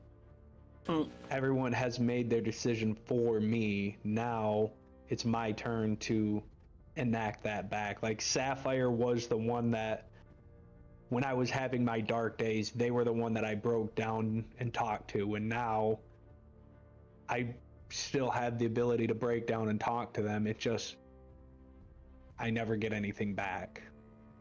I'm talking to a ghost. Except the ghost is quite literally yourself. Right. You stare into yourself and you see not you. Right. Quite. But like, horrible. Breaking down and crying. I'm gonna talk to Xandar. It is Xandar, correct? It is Zakar. Zakar. Sorry. It's okay. I look over to Zakar and I'm like, is tonight the night? I can blow her. I can take her floor out from beneath her. We can kill her and all of these terrible goblins. That we can do. I thought I wanted a community. I thought we could bring them together. I thought we could be happy. Well, maybe not with these goblins. Maybe not. Yeah. Do I think I can handle all of them? Maybe I can handle a few at the very least. But at the end of the day, you allowed me to be part of your community. So if you so felt going to war with these goblins is what you want, I'll be right there with you. I reach out and put my hand on you and I cast Vigilant Blessing, which gives you advantage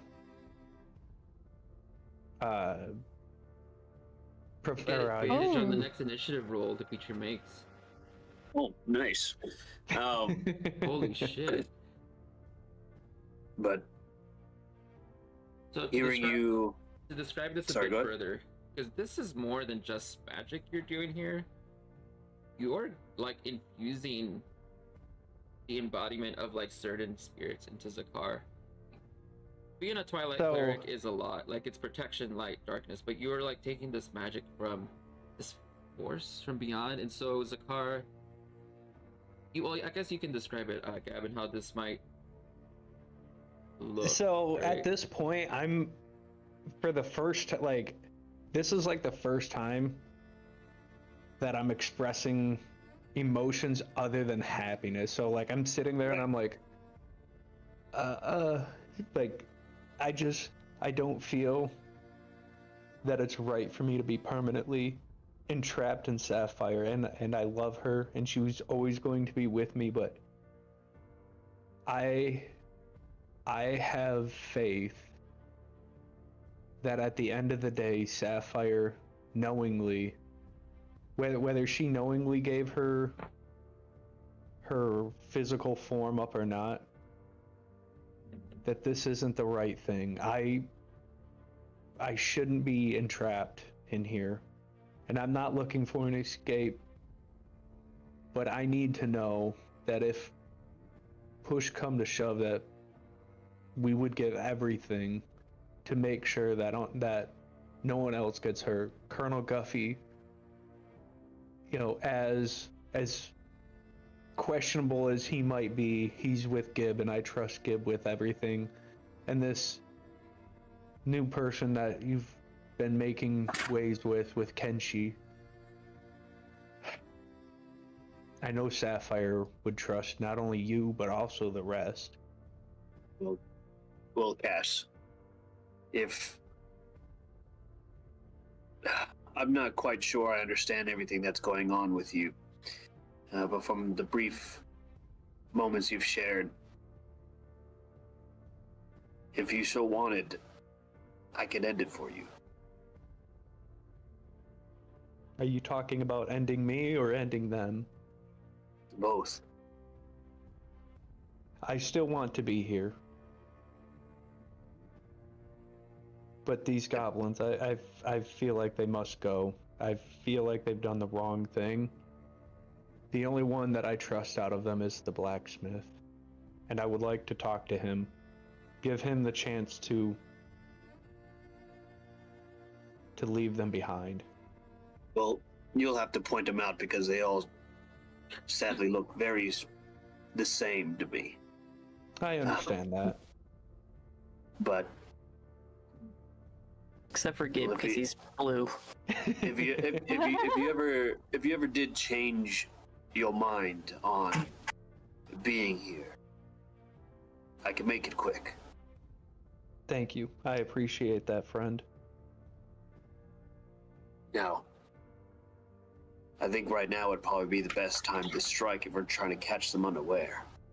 Zakar says as he begins to unsheath the dagger he has on his waist, and he hands it over to Cassie. Not sure if you're good with these, but it could help. Like even though I'm inside a Sapphire, I kind of like just reach inside of myself and open up my robe. I currently have one on me as well. Thank you, though. Okay. Is the rest of the group down with us, by chance? That's what I was thinking. Ambrose and Gib are still upstairs. Gib hasn't moved. Gib is dealing with his emotions, and he whispers to Ambrose, "It was just a broken back. I could have fixed her. Could have fixed her if I wasn't here. It was just a broken back." We can't change what happened. We can focus. And where did the rest of them go? I hadn't noticed.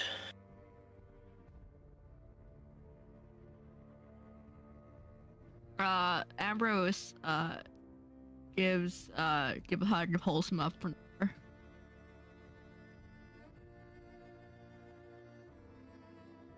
I don't know where Jedra is contacted. It's ironic. Your Gala is at least transparent with what she wants and the means she's going to use to get it. It makes her easier to read. It makes the game easier to play.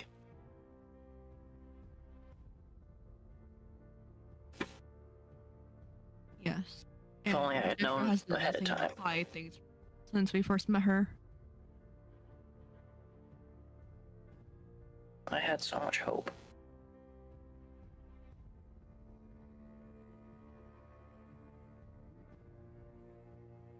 And I guess now we start going downstairs, right? Just now. Yeah. Yeah. You start to like descend. You hear a door close behind you. You hear like soft footsteps walking from behind. You see Az coming out of Jedra's bedroom as he's putting his clothes on.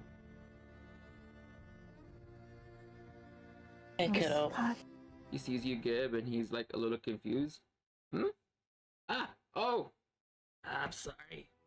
I was just talking with Jedra real quick about some stuff.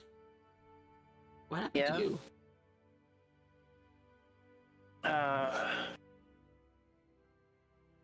Nothing. I just looking down at the broken bone, like chest plate.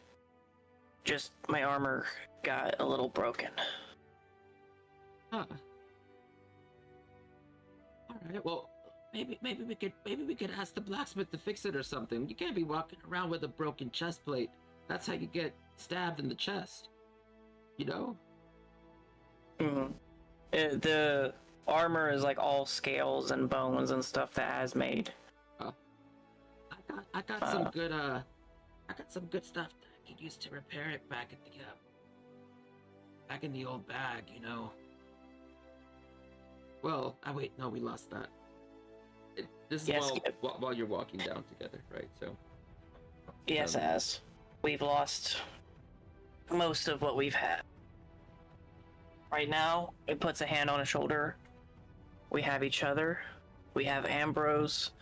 And whenever we get down, you know, the cinematic, you know, pan shot, and we have them. Looking at I'll be right back. Well, the goblins and or Zakar and you probably will be seeing Zakar and Castfire come by, but Zakar has got his maul in his hands, face rather stern, and probably a similar look in Cass's face as we're heading into the dining hall. I don't like. You're heading into the dining hall. Well, that was where I last saw all the goblins. So I'm gonna use the restroom real quick before we start this. More milk. Oh my god. Missy gave us some milk. Hi, Missy.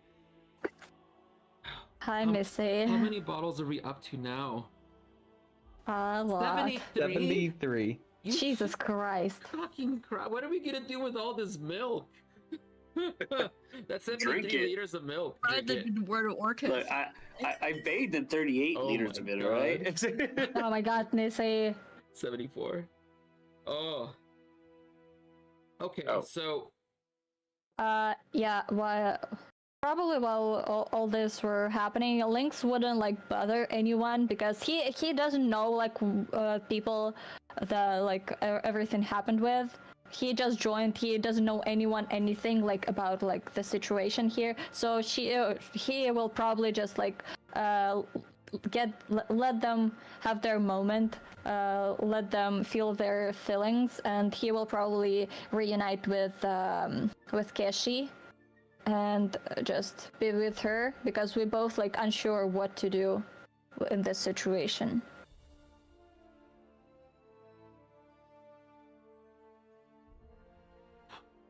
Okay, where do you want to stay behind at? I mean, Keshi was in the dining hall, so he will probably be back in the dining hall, and I guess we all here. So he will be just a little bit standoffish, not like too close to the whole group or to anyone. So yeah, they will be a little bit on their own, but also like ready to help if needed. Okay, I'm gonna change it to the map because it sounds like we're coming upon a fight.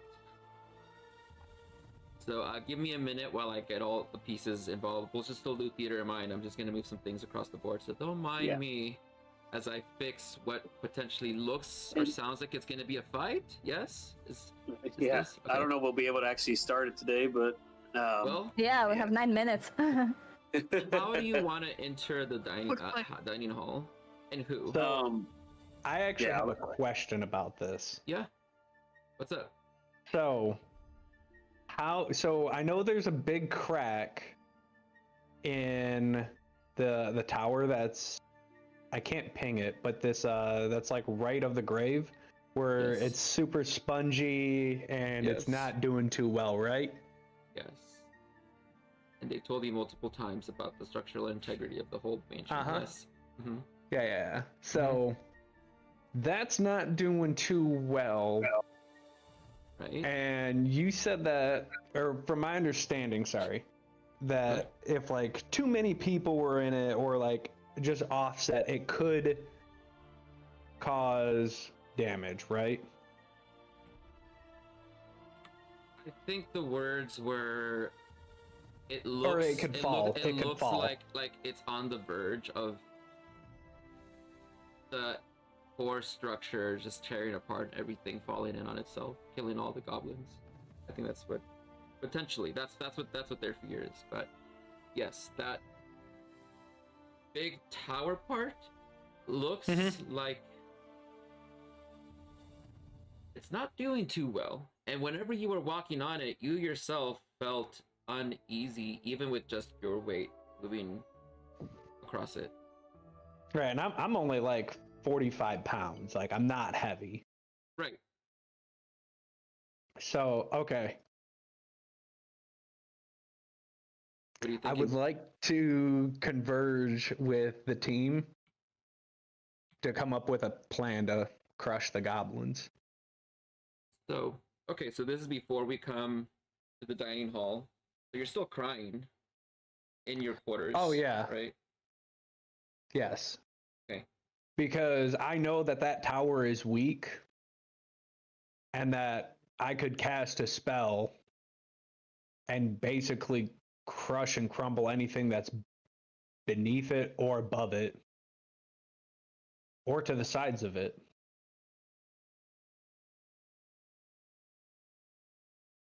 Okay. Everybody meets back up here. Back at your place of rest. Colonel Giffy and Charles are still taking a nap. Snoozing in the corner. Catching their Z's quite comfortably.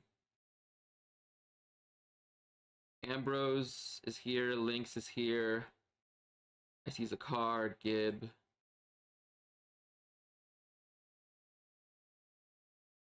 I'm not sure where you are, but oh, there you are. Okay. What do you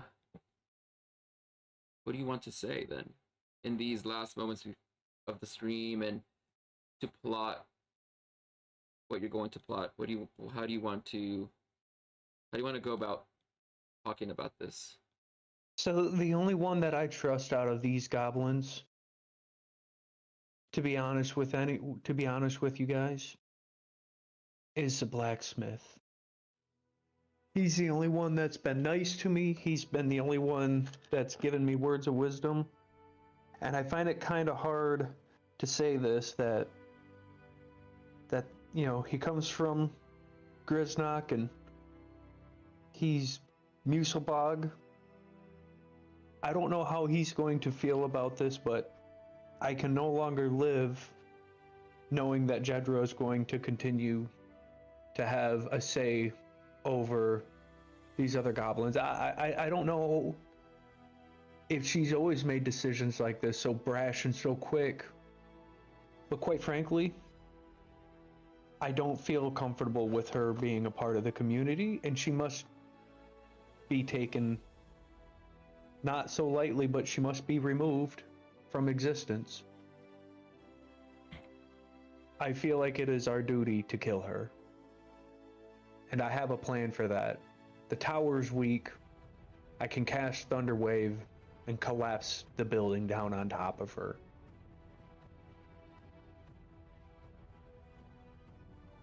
I've already given Cash my agreement that I'd stand by her on this choice.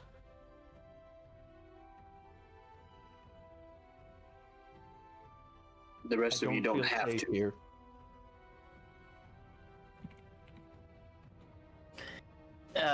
Gib looks over. Is Az came down with us. Gib looks to Az. Yes. And he said, I don't know what Jedra told you, but if there's one last thing you're going to listen to your poor old uncle, is Jedra is dangerous. Either you or I could have helped. Either of us could have performed the surgery to fix your back. Looking over at Cass. Every step of the way. I didn't have my tools though. So, what was I gonna do? We make do. We'll figure it out. Cass wasn't dying anytime soon.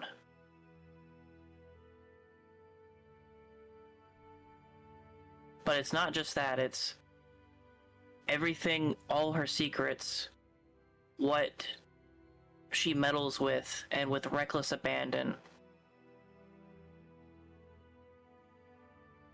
Before any of the other goblins are threatened, I'm going to make the same foolish mistake someone did a long time ago. We're going to give her the chance, instead of ending her with subterfuge, I'm going to challenge her to be the chief of Castle Kalalan, of these goblins. Is that If what they you still- really want to do, Gib? I don't know if that's fair to Cass, Gib. I'm sorry, Gib, but I can't support you in this. I mean, how many times have you told me that I gotta stop acting like a goblin in front of other people? And now you try to change a heart. I mean, I see her just doing what she can to help, you know? That's all we've ever fucking done. She does what she wants to do. She does what she thinks is... She's let... Gib takes out his obsidian mirror. Do you know why I've never given you this? Do you know why I haven't taken you on as an apprentice? Look, Gib, I'm not... Look, I feel bad that you got power, but I don't know, I just wanted to say it for a while, but I feel bad for you because I see how much you hate yourself for having it, but you can't throw your hate on someone else just because you can't accept what you got and use it properly, okay? She tried. Something, at least. I mean, we ran away from home, Gib. I mean, for good reason, too. Fuck Giznek. But why the fuck do we care about Jedra? She's not, like, your wife or anything, is she? No. I figured that you have some fancy for her. I'm more concerned about the lives and souls of the rest of the goblins. Wait, why do you think that I have some sort of fancy for her? You know, you're right, I don't think like a goblin. I never really did.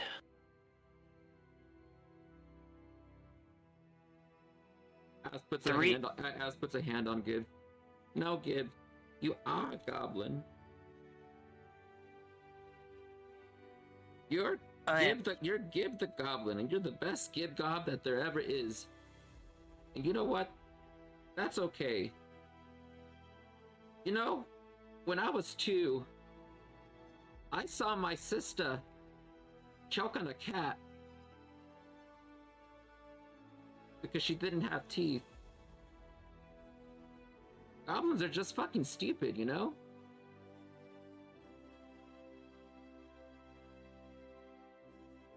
None of it really matters. I mean, we're just goblins.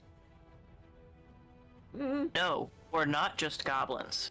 Gibbs stands up and grabs Az's shirt, collar, lifts him up. We are the clever Dark Fae. No, stop! You're doing it again. We came from important roots, and we have forgotten where we came from and who we are. And that's why we are stuck hiding in the shadows. That's why people like Jedra are stuck, throwing themselves at any power that'll dare give her some look. I don't know what you're talking about, Gib. Stop shaking me. You're scaring me again. I don't know what the power you got. Look. I went to talk to Jedra because I wanted some advice. Because we've been together for a while now, and when I saw those gobs, I was like, wow, that's really beautiful. But then I thought, damn, like, Gib would never accept being part of this because he sees himself as, like, too different from others. So I was asking her how I could, like, you know, like, look, I'm not smart, but there's one thing that ladies are good at, and they know how to do emotions and stuff. I'm not a smart gob, and I didn't even have my mom, and my sister died, so I don't know anything about emotions. But what she said is that basically is that she thinks that it's unfortunate you both got powers, but you know, you just gotta learn to let things go.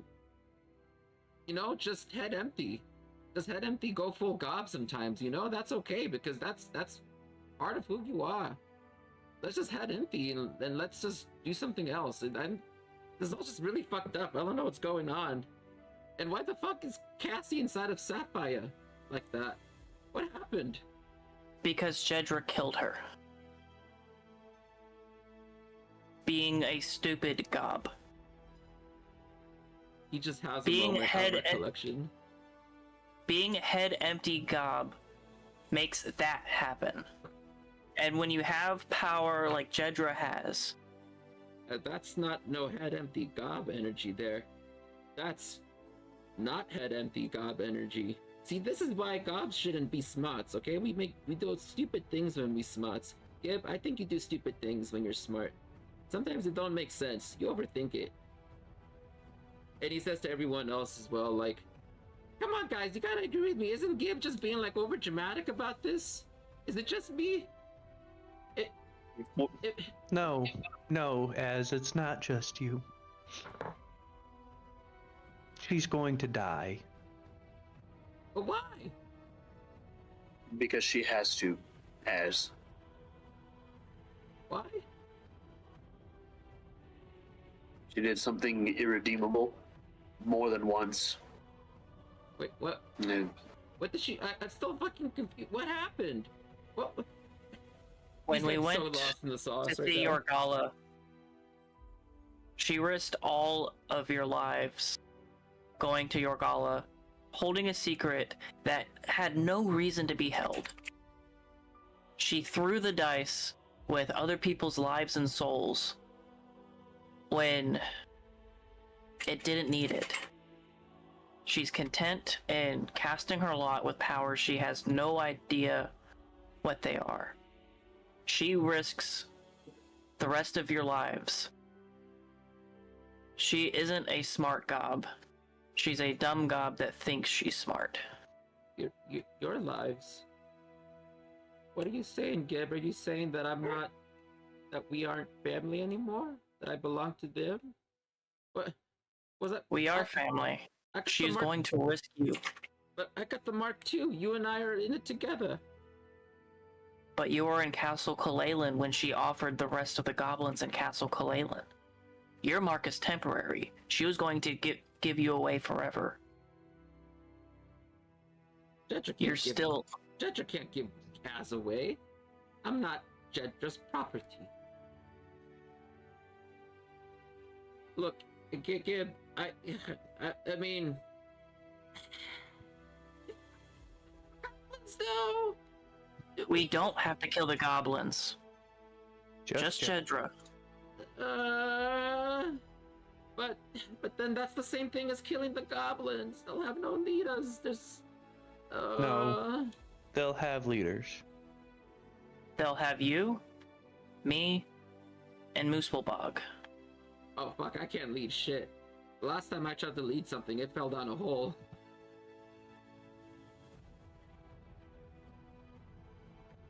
I'm much better at putting flesh together, not trying to save it, you know? That makes sense. Anyway, whatever you decide is fine, I guess. This is like some high-end gob shit that's just like not just giving me a headache. I don't get it. But if you think that it's right to kill Jedra, then fine. I just think it's kind of excessive. I mean, because Cassie's right there, and Sapphire, like they usually. No, looks kind of different this time. It's because we are one. We are no longer our own. We are together permanently. Yeah, I already knew. Choice neither Sapphire or. I already knew that you were in a romantic relationship with each other. I mean, I saw the 10-foot long It's more. pseudopod. It's What? more than just that now. I mean, oh, you're married now? Congratulations. As it's not like that. What? He's like so confused. He's not understanding it. He's not getting it in his head. It's okay, as one day I'll be able to get you married. I don't want to get married. Kids? I don't want kids.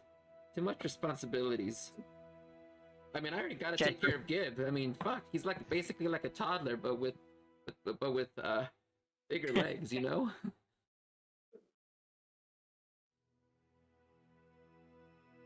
Sometimes you so smartly dumb, Gib. You know that, but I still love you. That comes with it. Yeah, if you guys want to kill Jedra, then let's go fucking kill Jedra. Just head empty, kill her, you know? I mean, I'm not gonna be very happy about it, but neither will the other goblins. But, I mean, what the fuck? I haven't had a good killing in a while. It's been 2 days since you stabbed that human. No offense, Charles. Charles is sleeping in the corner.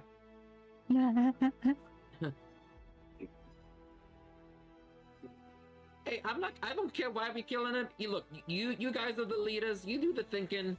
Az just puts the flesh on the flesh, okay? Don't worry, Az. You'll have plenty of flesh to use from her. Really? Because she's a tiny lady. I don't think that her flesh is very good to use. Skin is so tight, I could probably barely even make a drum out of it, even if that. Ugh. Think you could make a pair of shoes out of them? Yeah, maybe. But why Perfect. would you want to wear gob skin as I mean, it's not even that thick. It would last maybe like half a day. That's all I'd want it for. I mean, suit yourself. You just tell me what flesh you want and where you want to put it. I'd love to have a pair of her shoes. Is Ass coming to do the killing too, or? Because I got nothing. I got nothing except this potato sack on my body. No shoes, no weapon, nothing. You're not going to be doing the fighting. One of these days, you will be doing some fighting. I see. Ah. Well, I guess I'll go take a nap with kind of Giffy. He got the right idea over there. Just head empty, rest all day. Real gob he is, you know? One of us, as he goes to like lay his head on Colonel Giffy's like back.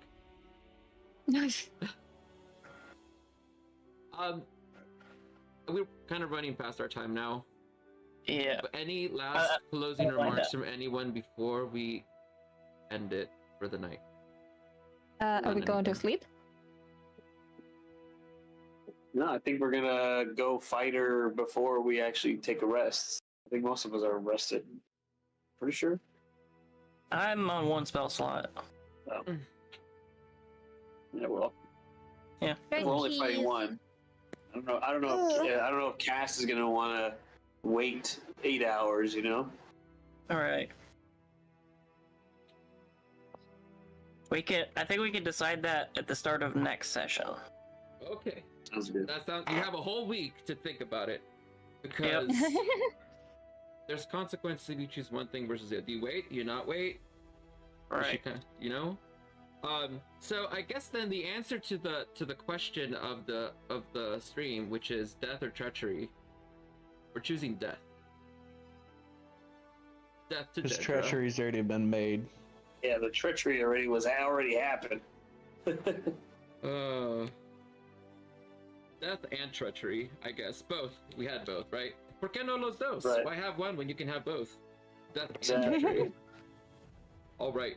She chose her fate, and Chaos Dice deemed it worthy. I honestly think this is kind of suiting for the role of what Chaos is. All things considered, you know? Mm-hmm. It couldn't be any more horrifically poetic and unfortunate. Also kind of cool that it was with two characters that also coincidentally had the same class as Cassie for both of them. Oh yeah. Dear Yeah, Christ. because Boba was the, because he was a bard and a barbarian, Yeah. and then you had Callista, who was a cleric, and I can't remember what her second one was, or maybe she was just cleric. She was just cleric. She was a light. I was the DM that introduced Callista, actually. Okay. So, yeah, Callista was Braun. Oh, Braun. Yeah, Yeah. she was Braun. Was she? But I was gonna say I don't remember what cleric she was.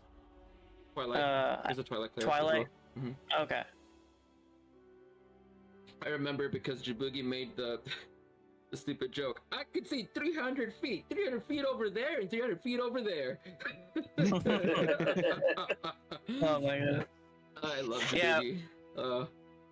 Yeah, when I saw the picture, I was like, man, why does this centaur sound really familiar? And you're like, Callista. I was like, Callista! Hey, we just got a Got raid from another Solve raid. Vital. Oh, Hey, no. welcome to the channel. We are having our cool down of having a very intense session. That was episode 5. I want to ask, or you know what? Let me give an introduction first. Hello guys, welcome to the channel. I'm Paladin. We like to play D&D here. We're finishing Rappan Athuk, which is a quite heavy campaign. But I will, I want to say that I think that the dark overtones in this campaign they're there, and man, there's just so many feelings that I went through today with y'all. This has been an amazing session. Thank you guys for being a part of the campaign, and thank you people that are here and that rated us today. Ramshackle, Salbino, and anyone else that is still here watching for taking part in this adventure, as it really is quite tragic, dark, great, fucking fantastic roleplay. I do want to give like a round of applause, to you guys Clap, for clap, clap. clap, for doing such a great job. Honestly, just with the whole thing, just how well immersed you guys are into the story, and where this is going, and yeah, it's only going to get. It's going to go somewhere from here. I don't want to say better or worse. Thank you, Miss Serendipity, for a 6-month subscriber. Yeah. Oh, Missy, you've been subscribed to the channel for 6 months. Let's go. That's half a year of fucking goodness right there. Now, I look forward to playing again next week with episode 6. And I mean, it's just, we're gonna fight Jedra, kick her ass, and see what happens. So, hope you guys liked watching the stream. If you like what you watch, you can follow us on Twitch. You can follow us on YouTube, and you can also join our Discord as well if you like. We are going to be having organized play with D&D coming here in the next month, starting December 19th. And Rappan Athuk is actually one of the games. Thank you so much, Gavin. Rappan Athuk is one of the games that people can play in. Maybe not exactly this exact story, but it will be in the same world. And Mingus, I see you in the chat, is going to be one of the DMs for that. Absolutely fantastic DM. But yes, if you like what you're watching, please consider following. And if you really, really like it, you can also subscribe and use your Amazon Prime account, or you can subscribe normal, and it just helps the channel grow a little bit, and helps everything really just flourish, as it really goes right back to supporting the stream. But with all that said, do you guys have any last remarks that you want to say about the game, or to our wonderful milk giving viewers? I just want to say that I'll see you on Friday. Well, Yes. when we will be playing Indigo Isles. See you on Friday. Indigo Isles on Friday. It's about pirates, burbs, and it is just an absolute fucking chaos. Tomorrow, me and Lion and Chaotic and Ryder are going to be doing our world building for our West Marches, which we're going to be publishing in the next year. So come hang out for that too. It's going to be a lot of fun. I'm really looking forward to that. Anyone else got anything? Going once, going twice? All right. Gib is a gob who does not have the gift of gab. I'm ready to smash in Jedro's skull. Is about it. It sounds like it. Like, you guys really just are like, how dare, you went a little too far, Jedro. I didn't have the choice to, dice. I let the dice decide her fate. This is And true. now I have to come up, as a plan, as Castfire, to have a building collapse down on top of her. Fuck, dude. You're gonna take the whole fucking goblin village and yourself with it? Oh, that's fucking heavy. All right. You can't tell me more. I'm now even, I don't want to say excited. I am looking forward to next week, because that's dark as hell. Let's go ahead and do a raid. Thank you for the milk bottles. Let's see who is on. Let's see. Perception Studio, Behold, Roleplay. Actually, do you guys have any favorite streamers that maybe you guys want to rate tonight? Talking to players. Go to bed, says Lion. Not really. I don't really watch any streamers except for you. When we're, Oh, Isaac. All right, look, Dork tells us on. Let's go give him a raid. Hope you guys have a wonderful night. Give them some good love. Raid, I'll put a raid message in the chat. Raid from the archives. Have a wonderful evening. I hope to see you guys tomorrow, Friday, or next Monday with more chaos and with better, more dynamic rewards that you can use to cause us to kind of feel a little chaos. Have a wonderful night. Take care, and we'll see you hopefully later in the week. Bye, guys. Love y'all. Bye-bye, everyone. Bye. 3, 2, 1, and now. Alright. This is what I want to You know what? I'm just gonna switch it now. What is wrong with you, Gavin? I'm just kidding. What is wrong with me? What is Oh, wrong dear. with me? It's called chaos, and I'm here for it. Yay! God. It is my divine job to ensure we start off with chaos. Yes. For once, chaos is not me. Well, you actually almost got it all the way up to 16. You were 2 away. I saw you keep going and going and going and going. Hello, everyone. My name is Paladin. Welcome to the stream. Welcome to the channel. Welcome. Oh, there we go. It went off. Sounds of chaos. I can hear them. God. I can hear them. So, if this is your first time to the channel, welcome. As you had just heard, that nice little tremolo with the ring, ring, ring, ring. That was the Wheel of Chaos going off, going all the way to 16. So, getting out a paper, and I will write down the number. Gavin, since you rolled so many, you want to go ahead and roll one for me, and then I can write the number down, and I'll look it up here in a minute. So, welcome guys to the channel. If this is your first time here, I'm Paladin. I'm the game master for the game for Rappan Athuk, which is an old style game from 3.5 by Frog God Games.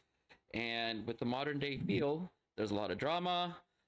In fact, there is a lot of adult themes in it, to the point that I think that this stream specifically, I have to like turn on a couple of those like extra mature rating tags, which they just added. So what is it? Violence, vulgar, and like sexual themes are in this game. So just be warned that it is an 18+ channel, and there could be times where things might be a little bit fucked up. And that's okay. We're here for that. So, talking about which, so now, ooh, I heard that. So, talking about which, so let's do some announcements first. First and foremost, I want to say that we have 2 wonderful VTubers on screen, Grace and Traveler, that are wearing Orcus milk propaganda. I mean, merch. Propaganda. Definitely propaganda. Shh, no one needs to know. Don't tell anyone. It's okay. Also- The car is here for it. Okay, he bathed. Also, welcome to the stream, Pretty sweet. Lucesios, by the way, and Muladu. Yes, hey Muladu, good to see you here. Miladu. And Squigum. There's And also Squigums. Squigum. Oh, did I miss Squigums? What- Hey what- Squigs. Oh. Squigum. Hey, we love chat.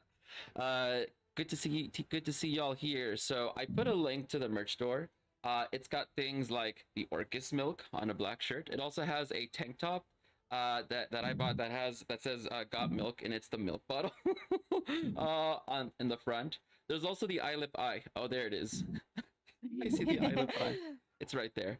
The eyelip eye that we love from Indigo Isles. I was sitting here a couple of days ago with Grace in the BC in the archives, which is our community server. If you're not a part of it, here we go. I'll put a link there as well. And I was like, why don't we have any shirts? Like, why can't we just make some shirts? And then we just sat down and made a couple of shirts, and now there you go. They're fairly, I love them. They're my new favorite piece. yes, they're fairly cheap. I make them as cheap as possible on there because I don't really care about getting the profit. So it's like, if you want a shirt, you can go there and get one. And they're also cheaper if you are subscribed to the channel as well. 10% per tier is what I saw. So there you go. Now, other than that, let's see. What other things do we got coming up? We have organized play, which essentially it's just normal D&D starting in the archives on March 19th. And we had a massive like work party this morning trying to get forward on that. And yeah, we're well on our way to having everything set up. It's also the same system that we're going to use for the marathon and the West Marches and basically anything else that we run on the channel or through like the community Discord. So thumbs up. Thank everyone that has helped on that. I know, Grace, you helped a lot, so thank you as well. And thank you everyone that's coming here to watch the channel. We love you all. And I hope that you guys make us suffer today with lots of chaos and cry with us.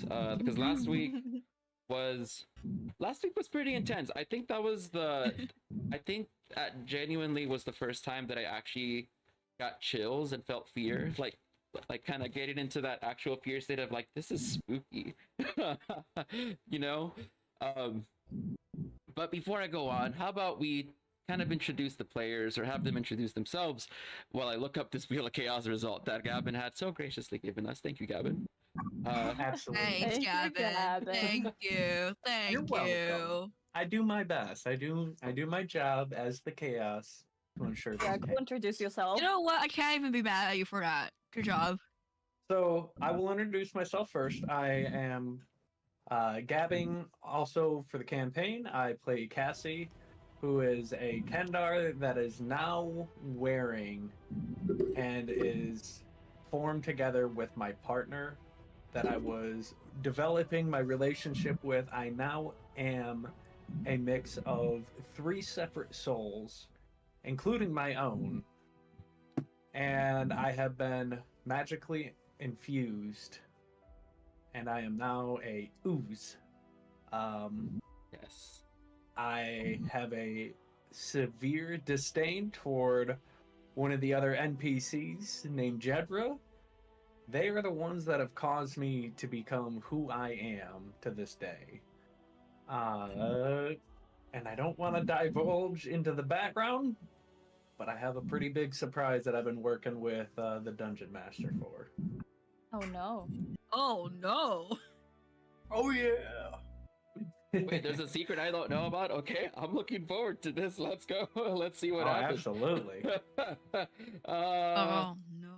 Oh my, I'm gonna be honest. What you just rolled might actually change the entire game for what you were playing. Oh for what no. anyone was No.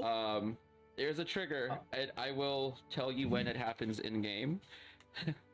Yes. Eldon. And Oh, as no. and as Traveler has just reminded me, we do have new emotes. We have the eye lip eye and the Orcus milk. You guys have some new emotes to play with. There you go. Thank you, Gavin. And Grace, you were saying Paladin, yeah? What's up? How dare you? All right, Grace, you go next. Hello, my name is Grace. I am playing Ambrose. He is a half-elf druid who has been in the woods for a long time, and now he's out here traveling with this misfit crew. And we may be about to do some heinous things. But you know nature. Nature is both kind and cruel, and sometimes you have to be kind to be cruel, or cruel to be kind. Either way, nature approves. So I guess everyone's doing it. Okay. This is gonna be one of those damn nature, you scary kind of streams, isn't it? Yeah. Yeah. Yeah. All Nature right. is scary. Nature is scary. It can be very horrifying to be alive sometimes, and I think today is going to be one of those days.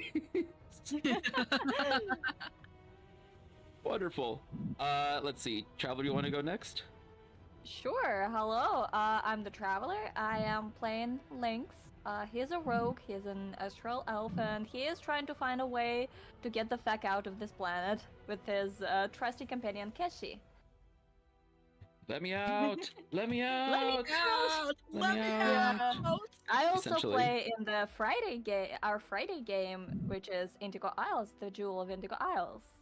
Come watch us with Grace. Come watch us, please. Yes, me and Traveler are both in that game, and it's a shit show, but it's our shit show. It is our shit show. If you guys like really silly, chaotic games, that's the one. And apparently, they're planning on opening a tavern called the Wet Udders. Yes. Which is a tavern that we made in Minecraft. So there's going to be milk in both campaigns now. Wonderful. Orcus, the no. propaganda spreads. The propaganda spreads. The propaganda spreads. Oh my god. Oh goodness. Propagation of the How did this all start again? Where did the milk come from? Cows.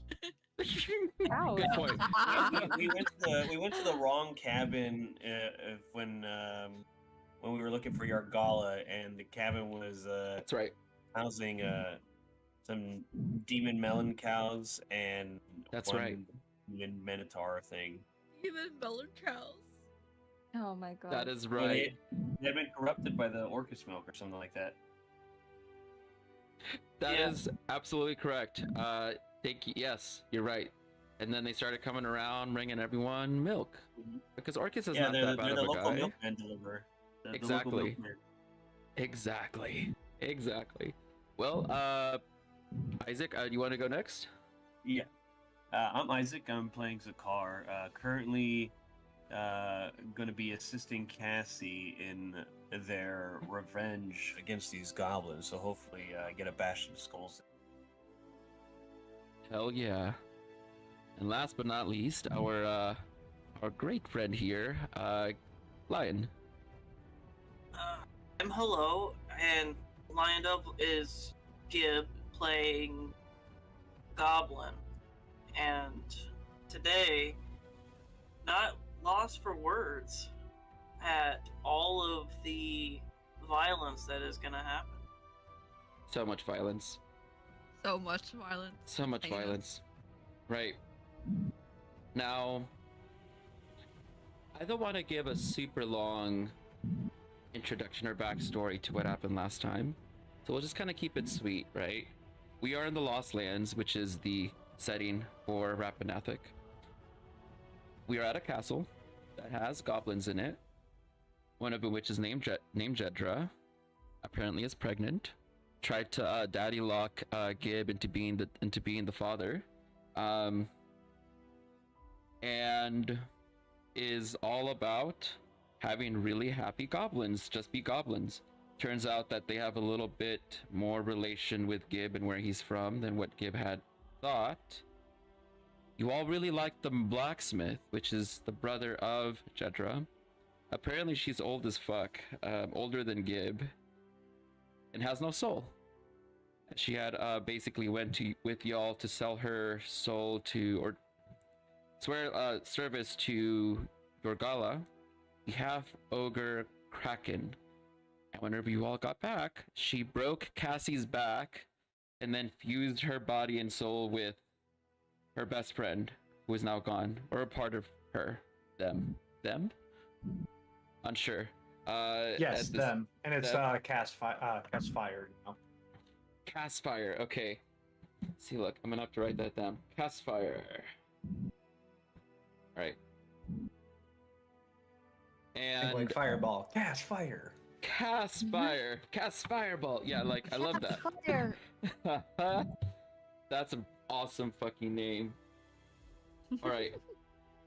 So we left off kind of on, I think the part that really gave me the goosebumps. It was this is gonna be Cassie's last night, having it just be her in her own mind before her soul joins with the other 3 souls in her body.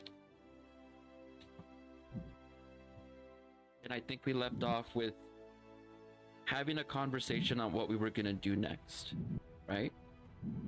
So what I'm gonna do, because there's gonna be a potential for combat, I'm gonna switch it over to the Castle Kalalan map, and there we go. And hopefully nothing's broken this time. Right, you know, Oh, I'm not no. sure what was going on with Foundry last week, but it was like we were moving and then it was like it broke and we're just like, what happened?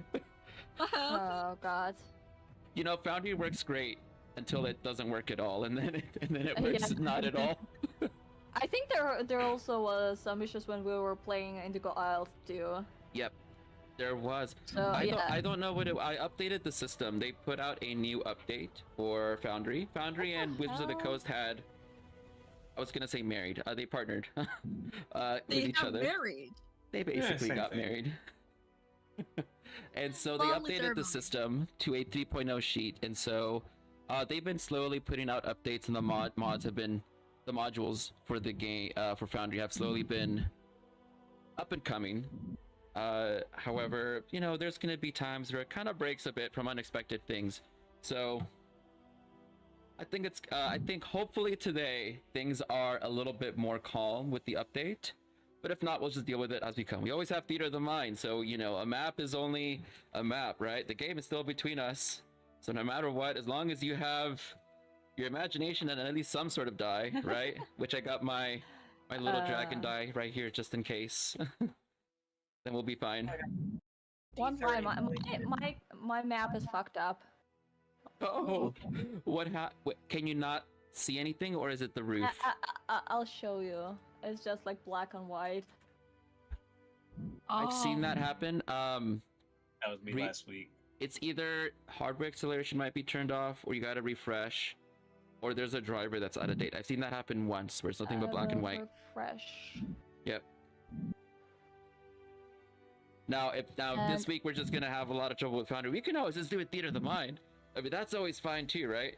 It worked well for us last week. Absolutely. Yeah. So hopefully it'll work, Traveler.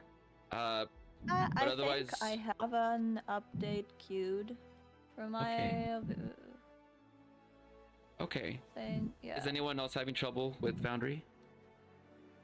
I am mine's still reloading loading. mine. I gave mine a good old-fashioned reset just in case, but I wasn't having any issues. Got it. Okay. Sounds great. I am back in. Welcome back. So, a new update is I got my mic a lot closer to myself now, instead of it being across the room like it was. So now I can lean in for special effect. Hey, you know, you gotta enjoy the small things, right? The small things that make me happy. The Paladin ASMR. Okay. We will very sensually touch the doors. Oh my god. Out of context, I'm just not gonna provide context about this. We're gonna very sensually touch the doors. Yep, Indigo Isles, I love it. Okay, kind of getting into the mood now. So, I think that we're all here in the front annex of the castle, where our previous Knoll friends used to live before they were slaughtered and vanquished by the party. Rightfully so. I think Cassfire was here talking about what to do with said goblins. So it's a discussion going on. Az is not sure about this. And so we'll start off with Cassfire. Do you wanna? How about you start us off? What are your thoughts on what we should do? So I walk over and talk to Gib and ask him, I know you have concerns of the unborn. However, how would you like to go about this? She has forced me into a union with someone I was dearly in love with. How are you okay with going about her removal? She poses One of the newest of my best comrades, one of my good friends, the Honorable Thief Muscleblog, someone who is a great blacksmith. I would like for him to continue to stay with us, but I have a feeling when I tell him his sister's no longer welcome here and needs to be removed from this plane of existence. I'm not sure how he's going to react. Nonetheless, the other goblins, you speak their language. You understand where they come from. I hope you understand where I come from with this standpoint. Jedra poses a threat not just to us, but to the other goblins. She is a risk to their survival with how she acts. The support for her is waning in the other goblins. Mainly, she gives gestures to all of us because Jedra invited all of us to come in, and then if we tripped she tried selling them into to your gala. card that will probably further solidify it. However, it can go any way. I don't want to be one to make rash and harsh decisions, but I don't feel comfortable with her breathing into tomorrow's existence. And it is your right, Castfire, to, want blood for blood, one could say. But I've lost more than just blood here. Yes, Sapphire was heart of my true love. But I've also lost 3 halves of my soul. I'm no longer just myself. I've gained the souls of a bard barbarian Boba and this absolutely hilarious counterpart. He's going to rattle my brain for the rest of eternity. And I don't look to a division of removing them. I just know that tonight is going to be my last night as, well, what I can understand to be myself. Yes, you will. What has been done is going to.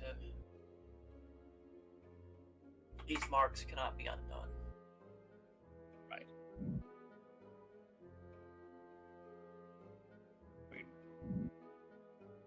It's all the same to me if we kill just Jedra or all of them. I would prefer if it would be my preference to try and focus just on Jedra. If for our survival it has to get out of hand, then it will get out of hand. And I'd say their best bet is just to walk right back into her room and slit her throat. I second this.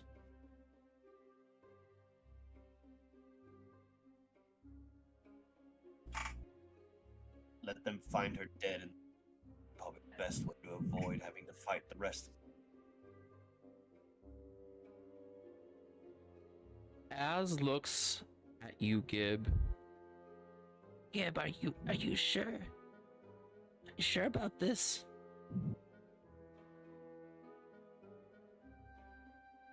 She's too much danger. For you, for us, and for the other goblins. She's a threat now, not just to lives, but to souls and afterlives, and to the very existence and sanctity of each other's beings. And the worst part is she doesn't see anything wrong with what she's done. I mean, I guess if that's what you think, Gib, I still think, just let gobs be gobs, but I mean, I'll follow you. It's just, I don't know.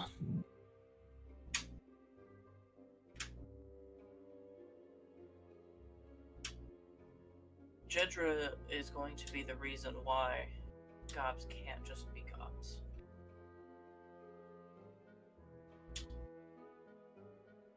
But then what about the other gobs around here? We can't just let them be, can we? I have no ill intentions toward the other goblins. I want them to continue to be a part of us.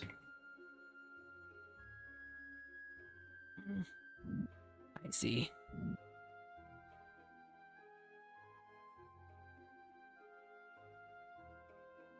Whatever you guys think, I'll come along. Yeah. Also, I don't want you to think that me and, what's her name? Jedra have anything. I know it looks really weird that we were, but it's not like that, okay? It's not like that at all. Right.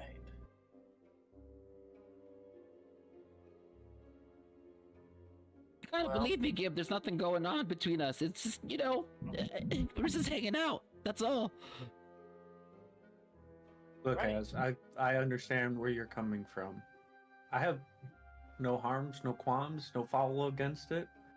Sometimes they're just a release that needs to happen.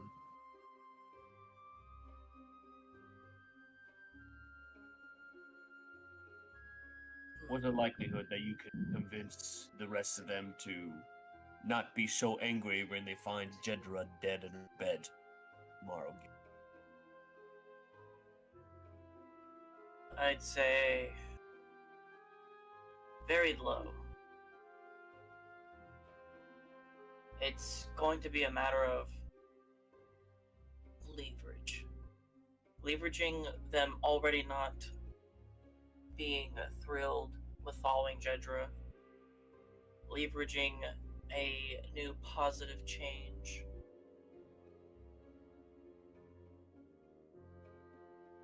It's going to take some skill that perhaps I may not have myself, but I can advise and direct.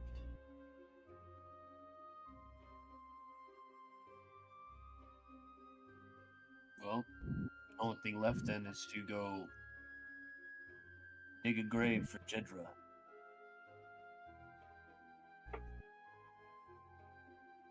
Do we need to dig a grave? Oh, it was just a figure of speech. We could leave her where she lays, and I could care less. There's a bird.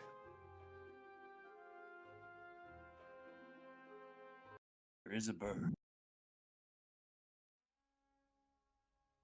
So you're saying we should feed her corpse to it? Oh, That's absolutely. No need to let her corpse go to waste. I know, Gib, you care for the unborn. What ways would you have of removing them? Removing them isn't the difficulty. It's having a suitable place to put the removed womb. Wait, Gib, you're serious right now? You're gonna take out the... You're gonna take out the babies? They did no wrong, and they still have their souls in future. If there's a way to leverage everyone's safety and well-being with killing Jedra and minimizing damage done to the innocent, then whatever does the least damage. I And have there is no the idea. I have no clue how the goblin anatomy works in that aspect, so I guess we could trust your ability to it.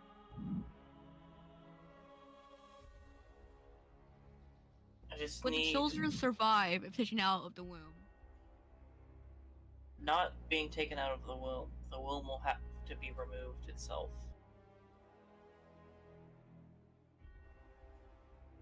Does anyone here have alchemist's tools as a proficiency? I believe Gib does, no? I removed it because we had out of character. I removed the alchemist tools because we had an alchemist before. You. That's right, because Yinris was in the party then. Do you want the proficiency back, if that's the case?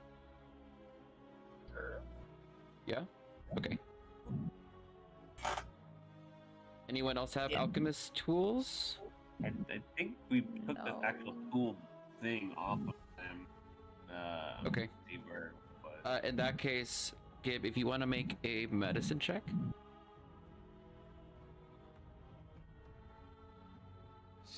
So can See you move my... What you come up with for an idea of something that could be feasible for transplanting said babies.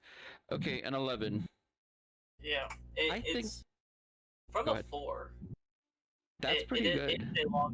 It's a long shot. Gibb says, I've done removals, but from one live, healthy, willing host to another, there is no other suitable live, willing host.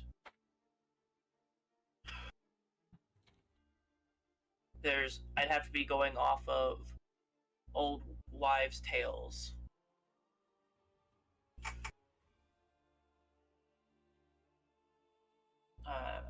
Thought stories of early Fae sewing changelings into the thighs of heroes comes to mind. Ambrose, you're from the forest, right? So Yes. you've been around for a while, especially in the Lost Lands. Maybe you want to make a history check Okay. to Let's see maybe what you've heard being out in the wilds. Please, please, please, please, please, please, Please. please. 13. I would say, Ambrose, you've been a druid for a while. And I think you have druid speech. You can leave marks, and you probably maybe ran into a druid or so. A couple of people you helped. I think that along the way you have heard the tale of there being a particular druid around here of the dark arts. They specifically, and this is like not making anything up here, do specifically specialize in abortive sort of maneuvers. So you don't know the name 100%. All you know is that they do specialize in this kind of like field.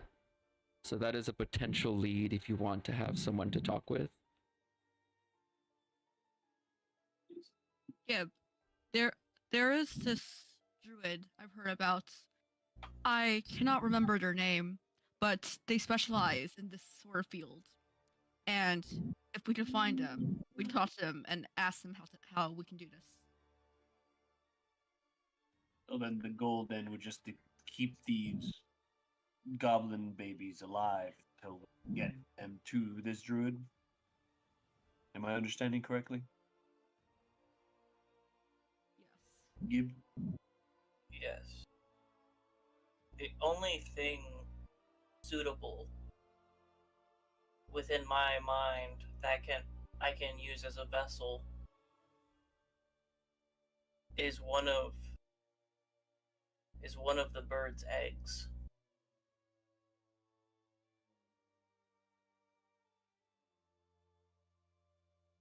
You want to use one of the aids as a vessel to hold the babies. I don't want to. And the only other thing is how do we use this bird's egg as a vessel? What is it? Does it even have one? I haven't even seen its nest. The one person who has, no longer with him. If I understand, the Yenris had broken one of the eggs. I can see about making some form of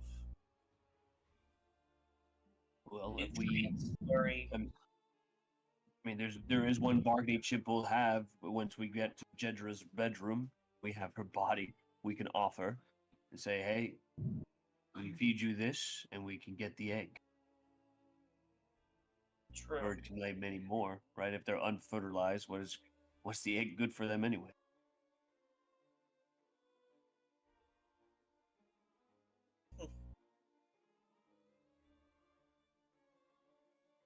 The only thing is, I don't speak bird.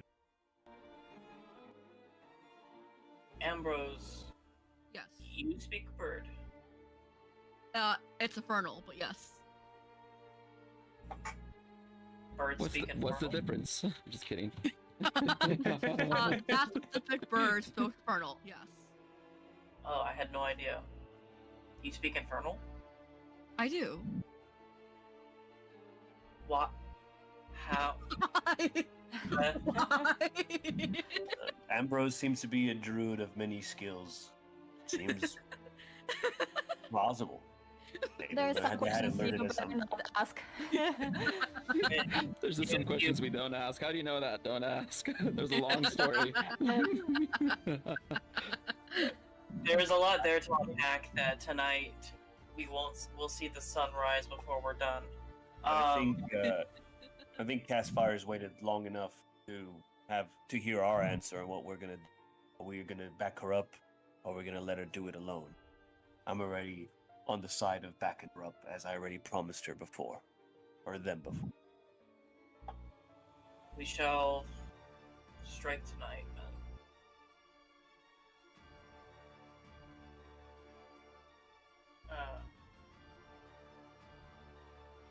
As intercedes one more time.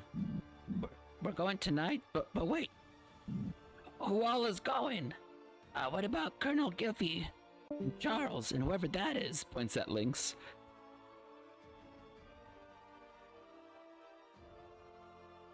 There's a lot to explain about Lynx, but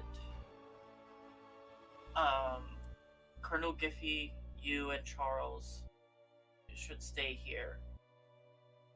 Colonel Giffy isn't the quietest around.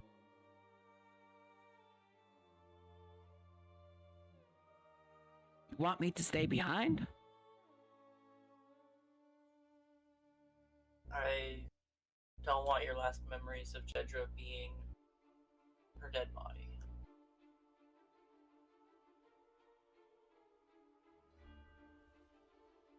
Wait a minute. Is Lynx okay? Yeah, they are flipping up and down. I think Traveler's computer might have turned off.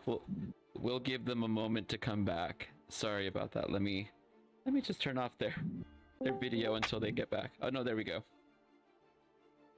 Hey, Traveler. Hi. Are you okay, Traveler?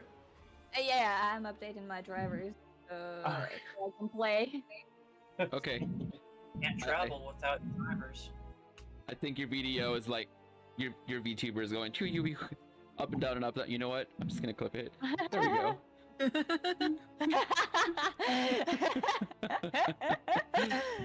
Oh my goodness, it's so funny. So, Okay, Gib, give me a second. what are the chances that we can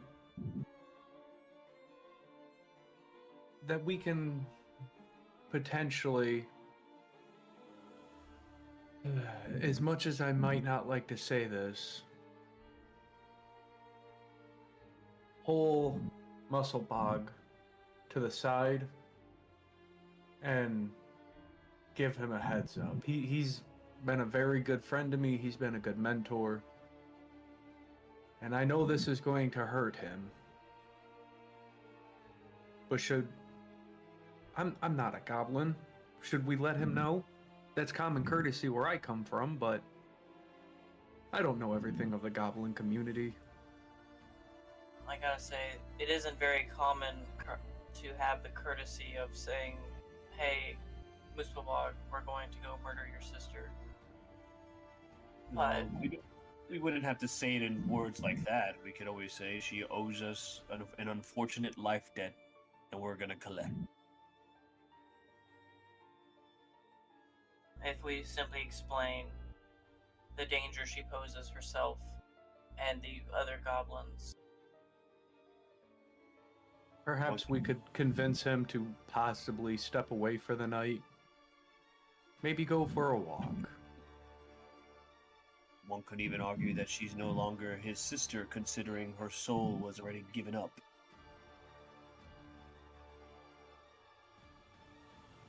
It wouldn't be a very good bargaining tool, de-goblinizing her to him. Work on the doubts he already has. But yes, How much time do you think you'd need to be able to convince him,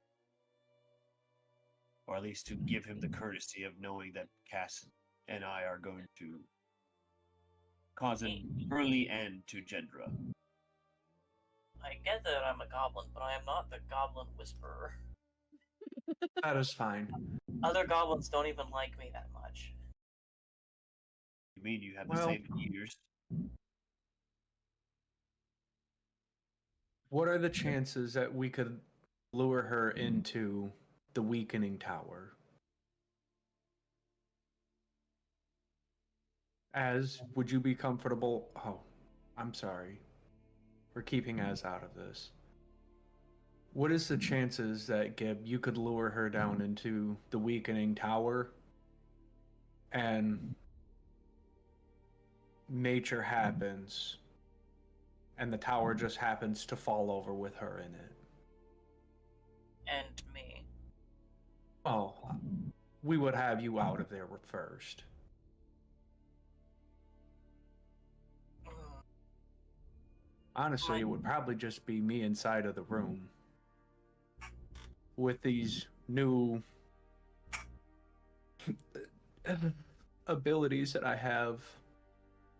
And then like I kind of just like turn into like the slime version of myself and like just kind of like ooze out of my clothing, be like, I have the ability to get out of tight spaces, obviously now. Thanks to Sapphire's abilities. And I kind of like pull myself back together and take back up into my clothing.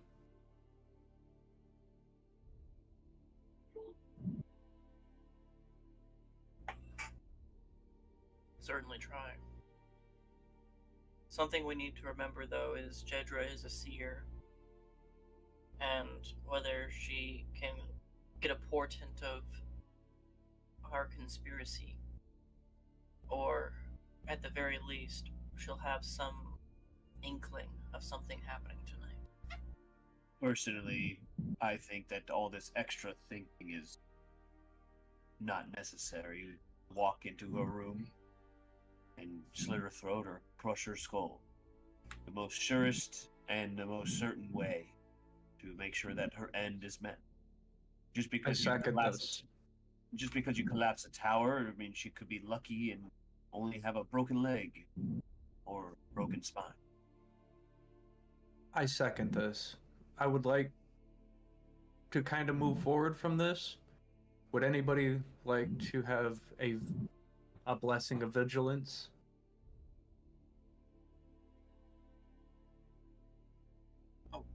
Oh, I can only, sorry, I'm sorry. I can only give this to one creature. Dakar, you seem to be kind of the strongest out of this. Would you be comfortable with me blessing you with vigilance? If it'll allow me to ensure that you come out of this with your debt paid, yes. I'll crouch down to Cass's height. Height? Typically. I like extend out my hand and have it kind of like ooze on top of your head, and I cast Vigilant Blessing. Which is, I'm trying to find it real quick. This There we go. ethereal, brilliant light uses into Zakar. It feels familiar. Not sure why.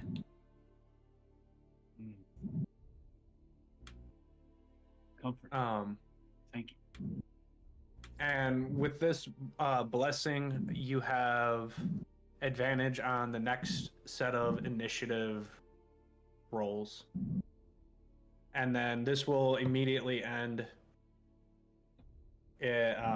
once we go into once we go through the first set of initiative. Gotcha. I was worried that it might have doubled up on because eventually the barbarian also gets advantage on initiative rolls permanently, but I don't have it yet, so that's good. So at least it's not doubled up on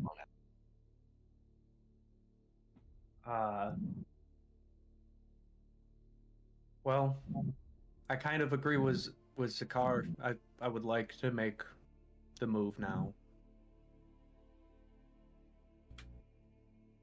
Would you prefer me to lead this?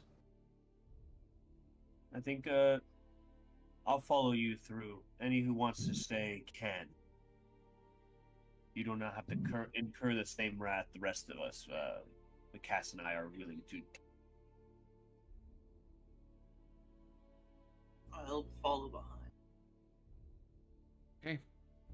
I'll just wait for those that are gonna come to just stack up behind me. It's not a Congo line. It's Conga line. I'm guessing the mule and Keshi are staying here. Yeah, Lynx will like step forward a little bit, and he will ask, "Would you like for me to follow you too, or should I stay?" I'm not exactly sure how this will end, Lynx.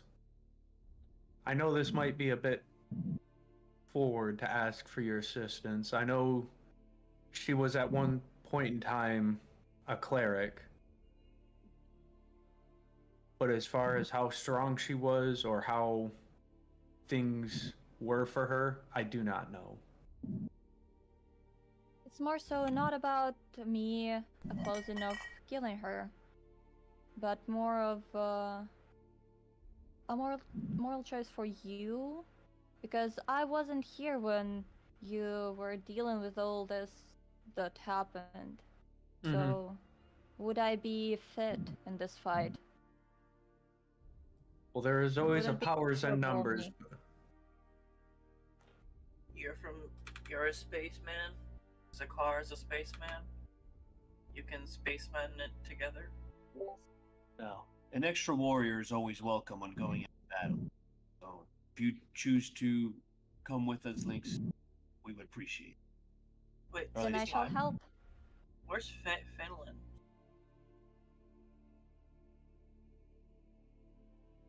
Where's who? Finland. My companion, Farnellis? Yeah, Farnellis. They're around somewhere. I think they're just in the room.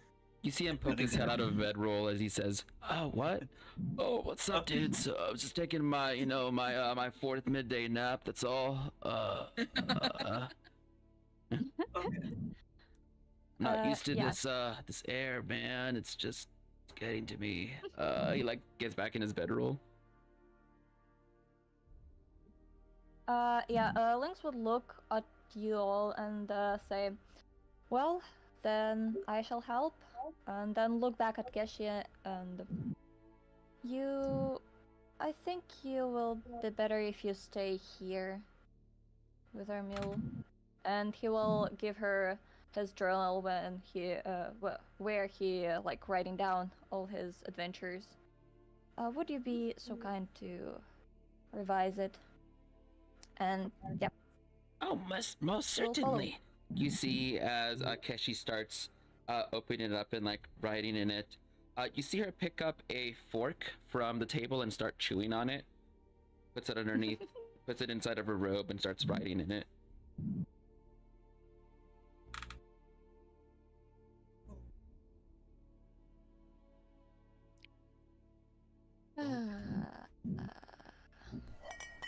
Well, Cass, Well, with that being said, thank you, Lynx, for joining us. I guess I will take the lead. Traveler, can I ask you to choose someone to curse for this session? Can we just roll like 1d4? But it doesn't have to be us. You can choose Jedra. The mule. No. you must. It We will roll 1d4. 1 will be Ambrose, 2 will be Gib, 3 will be Cassie, and 4 will... Okay, there you go. Go ahead and roll. Okay, let's see if Don't be me. let me roll. Don't be me. Can I roll in chat? Sure, that's fine. Don't be me. Wherever you want to roll it, it's fine. Yeah, my forge is acting up. Would 4. you like me to roll it? Wait, what? Ooh, it's a 4. Okay, Zakar, you're Let's go. cursed. Car, now you're Let's cursed. go. Zakar, you can hear the milk clinking. That infernal milk. Whenever you look to the left where the where the crate of milk was at, you see that there are now 4 crates. The crates have also started to multiply as well. As we're now on 84, 85 bottles of milk. Like even if I blink, are they still there? They're still there, and you just see like, as it clinks again, you see the bottles are like splitting off from each other, like clink, clink, clink, clink, clink. More milk. Jeez, we're up to 90 now. 91, 92. We're almost at 100 bottles of milk. Be aware, Cass. The milk is multiplying.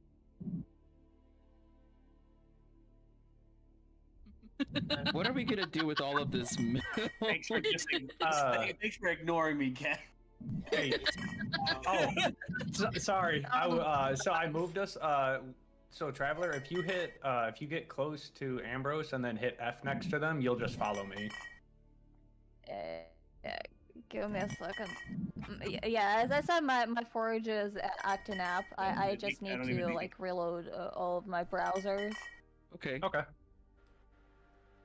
Yeah, just give me a second. Let me know when I'm good. 100 bottles of milk. Oh my. Oh my. We got 100. We have 100 bottles of milk. And it's gonna be on the wall.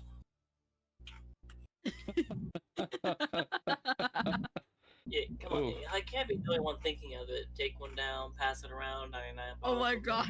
Oh my god. Now we gotta put it on the wall. 99 bottles of milk. Is that what we're gonna measure? We're gonna measure in walls. We have a wall of milk. Oh my god. Every 100 is just a wall. See, that's how we're gonna fix Castle Clayland. We're gonna reinforce it. Reinforcement milk, yes. Right. Milk has calcium. It makes your bones strong. So it should make a castle's bones strong too, right? Right. This is the conversation we're having as we're entering Castle Kalalan, talking about the milk. Right. Oh boy. All right. So where are we going, guys? I have moved up to the 2nd floor. Oh, you have. Okay, maybe that's why people kind of can't come up to the top. Let's see. Yeah, we hit the conga line of carnage. Yeah. Conga line carnage. Here, let me help you guys. I'll let Paladin move us. I won't leave it because then it'll break. There we go, guys. Thank you. Wonderful. All right. As you enter through the 2nd floor, you see that the goblins are Goblin Nilbog and Idiot are here. They're like playing chess this time while still wearing their noble's clothing. Idiot sees you walking by and says, "Oh, hey, where are you guys going? Oh, hey, Gib, what's up?" Hey, Idiot. Oh,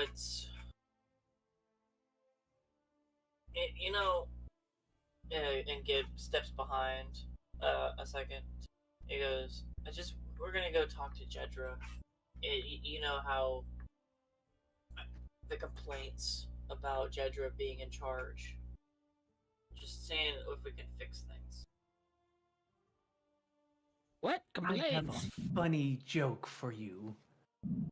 But I will only tell my good jokes if after the joke you go downstairs. They both look at each other. Not sus at all. Idiot's gonna look you up and down, see what's going on. He's gonna make an insight check.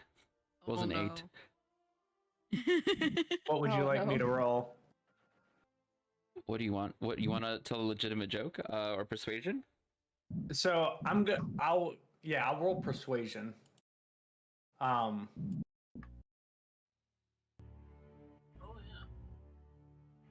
yeah. Ooh, 22. Okay. Oh, jeez. You want us to go downstairs like last time? Yes. Oh, you're gonna put another show absolutely. on? I'll put another show on for all of us. Fuck yeah, last one was fucking fire. Oh man. Oh, this one will be even better, I promise. Who will be to die for? All right, come on, Nilbog. Fuck the game. They throw the checkers onto the floor. Let's go get ready for the for the joking. Let's go. And they both slide downstairs quickly, go into the cafeteria to wait for your grand show. You also hear them going up and down the hall saying like, "Hey, Cassie's gonna put another show on. Everyone get into the dining room now!" You don't hear much stirring, but you do hear excited gobs downstairs. Can we pull these ropes up, please? There's no need for them to come up. Yes, I'll pull them up. I'll come over here and start pulling up ropes. You pull the ropes up entirely to the top, and you see that they're being held by like a python against the wall, the coil, right next to where like the arrow slits are. Do you want to get rid of the whole python, or do you just want to only bring the ropes up? We're gonna be traveling back down, so I'll just pull it up, leave it with the python in the wall and everything. So. Okay. You leave the python in place then. You do hear the excited goblins downstairs, getting ready for Rockstar Cassie's arrival. Shall we, friends? Now that we got that settled, go fast. Oops. Okay. I'll let everybody get behind me before I start Sure. moving up again. Yep, you're good. Yeah, we're basically going through the second floor past the servant quarters. You can see the gilded green and gold elvish carpet up ahead. Mm-hmm. You can also see the room where Jedra stays in, well within your reach, in sight. Okay. Wait, insight, or do you want me to roll insight? You can see it. It's it's in sight of your eyes. Yeah. You see it to the right. It's open. You can see that there are skulls that you can see out of the corner of your eyes. I have to look something up real quick. Or not look it up, but I just want to read over something real quick. Okay. Before I do this.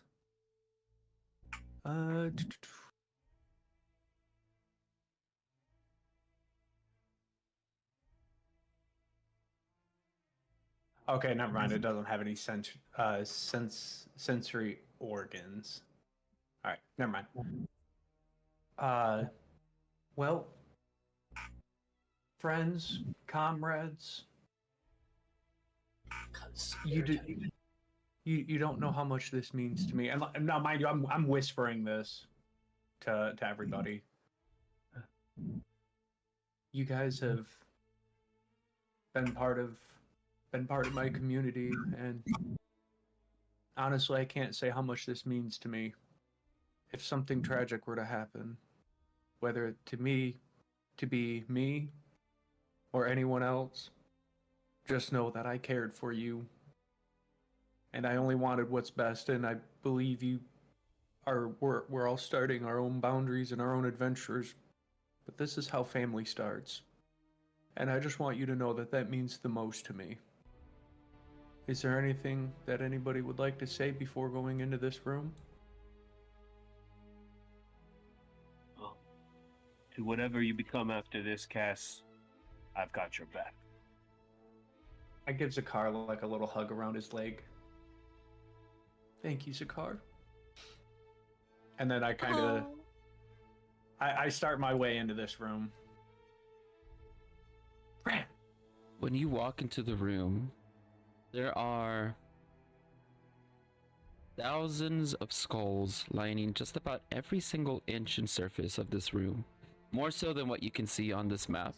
Because if I put it with only skulls, you wouldn't see anything but skulls, right? So, you see that they're on top of the bed, underneath the bed, in the sheets, on top of the chair, underneath the chair, on the rug, on the desks. In fact, they're not all human either. Some of them are goblins, some are gnolls, some are dragons, some have horns like tieflings. And they're all scattered everywhere in this room. And you can see that the one spot that there isn't any sort of where there's not any sort of skulls is right in the bed where the sheets are, where she normally sleeps. And you see there's like a little trail for walking across the room where the skulls either have been smashed or pushed to the side. Overall, it's quite empty. There's no Jedra. It's definitely Jedraless in here. And you see that there is a wall to the south that is broken, and there are pieces of the mortar that have been falling to the floor. You see that there is a gilded oak table in the middle of a room to the south through that wall.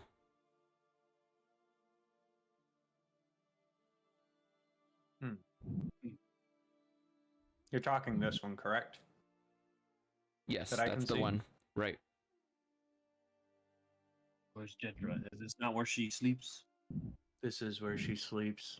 She must be wary. You see as you enter further into the room. Give me a perception check. Everyone that's here can make one. So Zakar, Ambrose, Castfire, Lynx whenever you get in the room as well. I mean, can I like just stand like Sure. around the door? Yeah, So like look inside, but not go inside. you like peek your head in, right from around Yep. the doorway. Accidentally roll insight. I have inspiration from last session. Is it okay if I re-roll my? Absolutely. Absolutely. A Okay. natural 1 for 23. Zakar, 7 insight for Ambrose, 10 perception. We have 5 perception from Castfire. I'm too concerned with Cass' safety to pay attention. Oh man. Okay. I didn't do any better rolled that time 23. around. Ooh. Okay. Well, Lynx and Gib both can see that there is some extra things. However, Zakar, you step on a mighty big skull. The crunch distracts you as you get a shard in your foot. You're trying to like pull it out. Oh. Yeah. Watch your step, Cass. It's a bit sharp. Thank you. I will definitely keep my eyes about me. Do my best to keep my head on a That's swivel. probably why you rolled so bad. I inadvertently distracted you with it. What happened? Not Jedra. Lynx and Gib, whenever you both look into the room, it's some of the most almost like twisted and fucked up in a sense. You realize that there's a lot more than just skulls in here. Oh. It was almost unseeable at first. You see that there is a bit of a shimmer in midair no. above the bed, and as you look carefully, you can see that there are like metal chains hanging from the ceiling, and that there's a mirror on the ceiling as well. Oh goodness. There are pictures drawn in not chalk but bone, almost as if the skulls were used as chalk, drawn across the wall of Jedra and a horned bull in various precarious and very sensual positions. Oh my. Yep. It is. You can see that it is very vulgarly sexual in here. Looking at the depictions of Orcus and her doing stuff.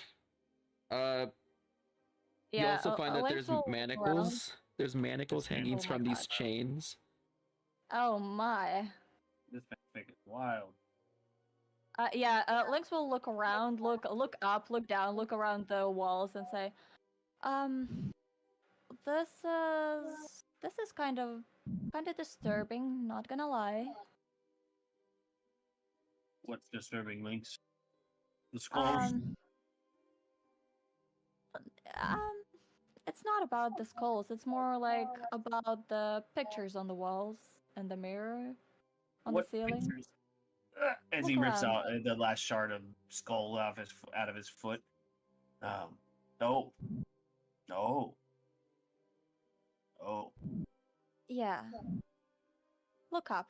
There is also a mirror. And chains. And manacles. Which suggest a lot of things.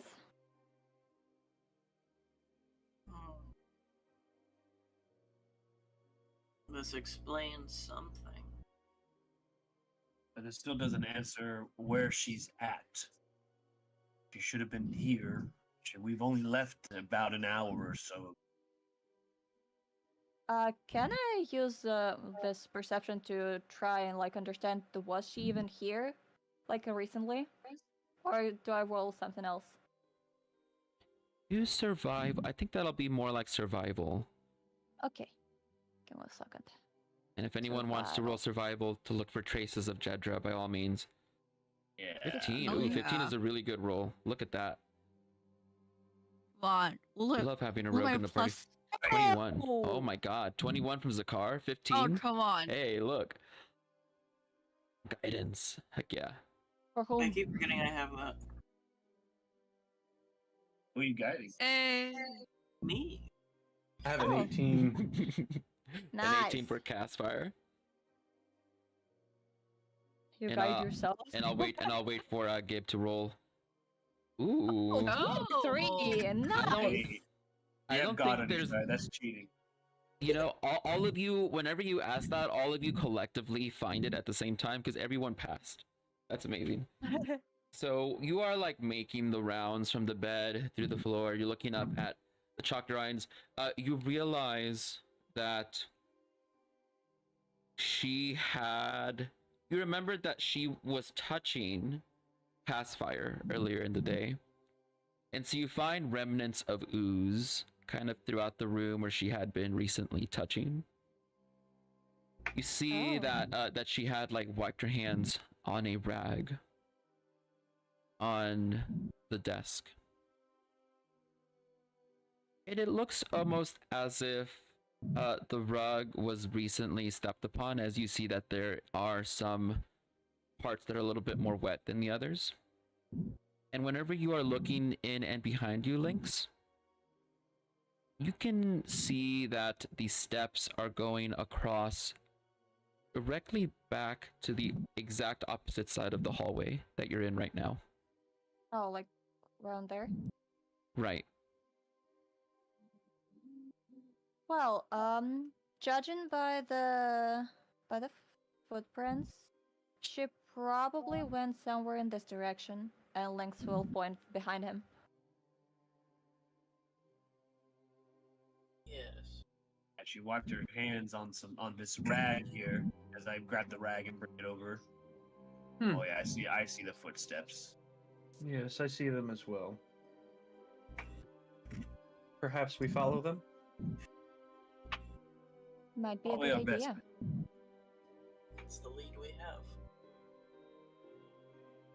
have. Is it going It's going down directly. the hallway?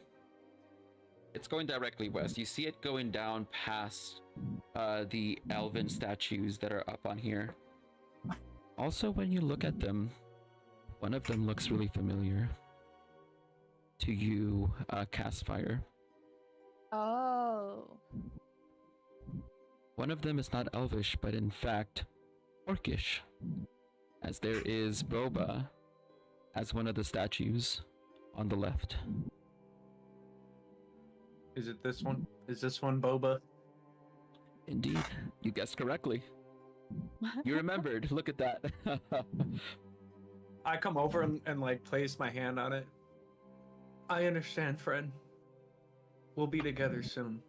I kind of like look over my shoulder to the rest of the group, and then I kind of give them the insight of like who like part of the other souls that have joined me, and I look at them. I'm like, this person, Boba. When everything was going on, this is one of the souls that has joined me. They're part of who I am now.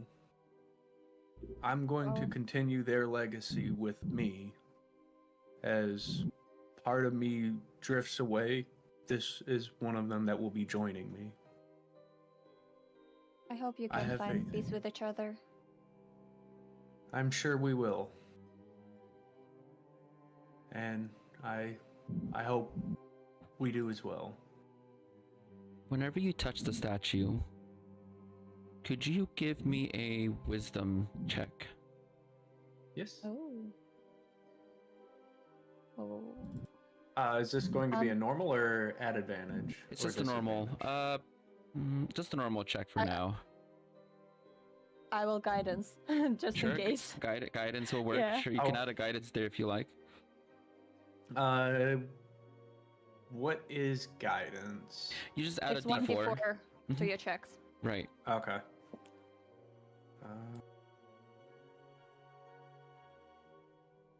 An Ooh. 18. 18. Ooh, okay, good. 15.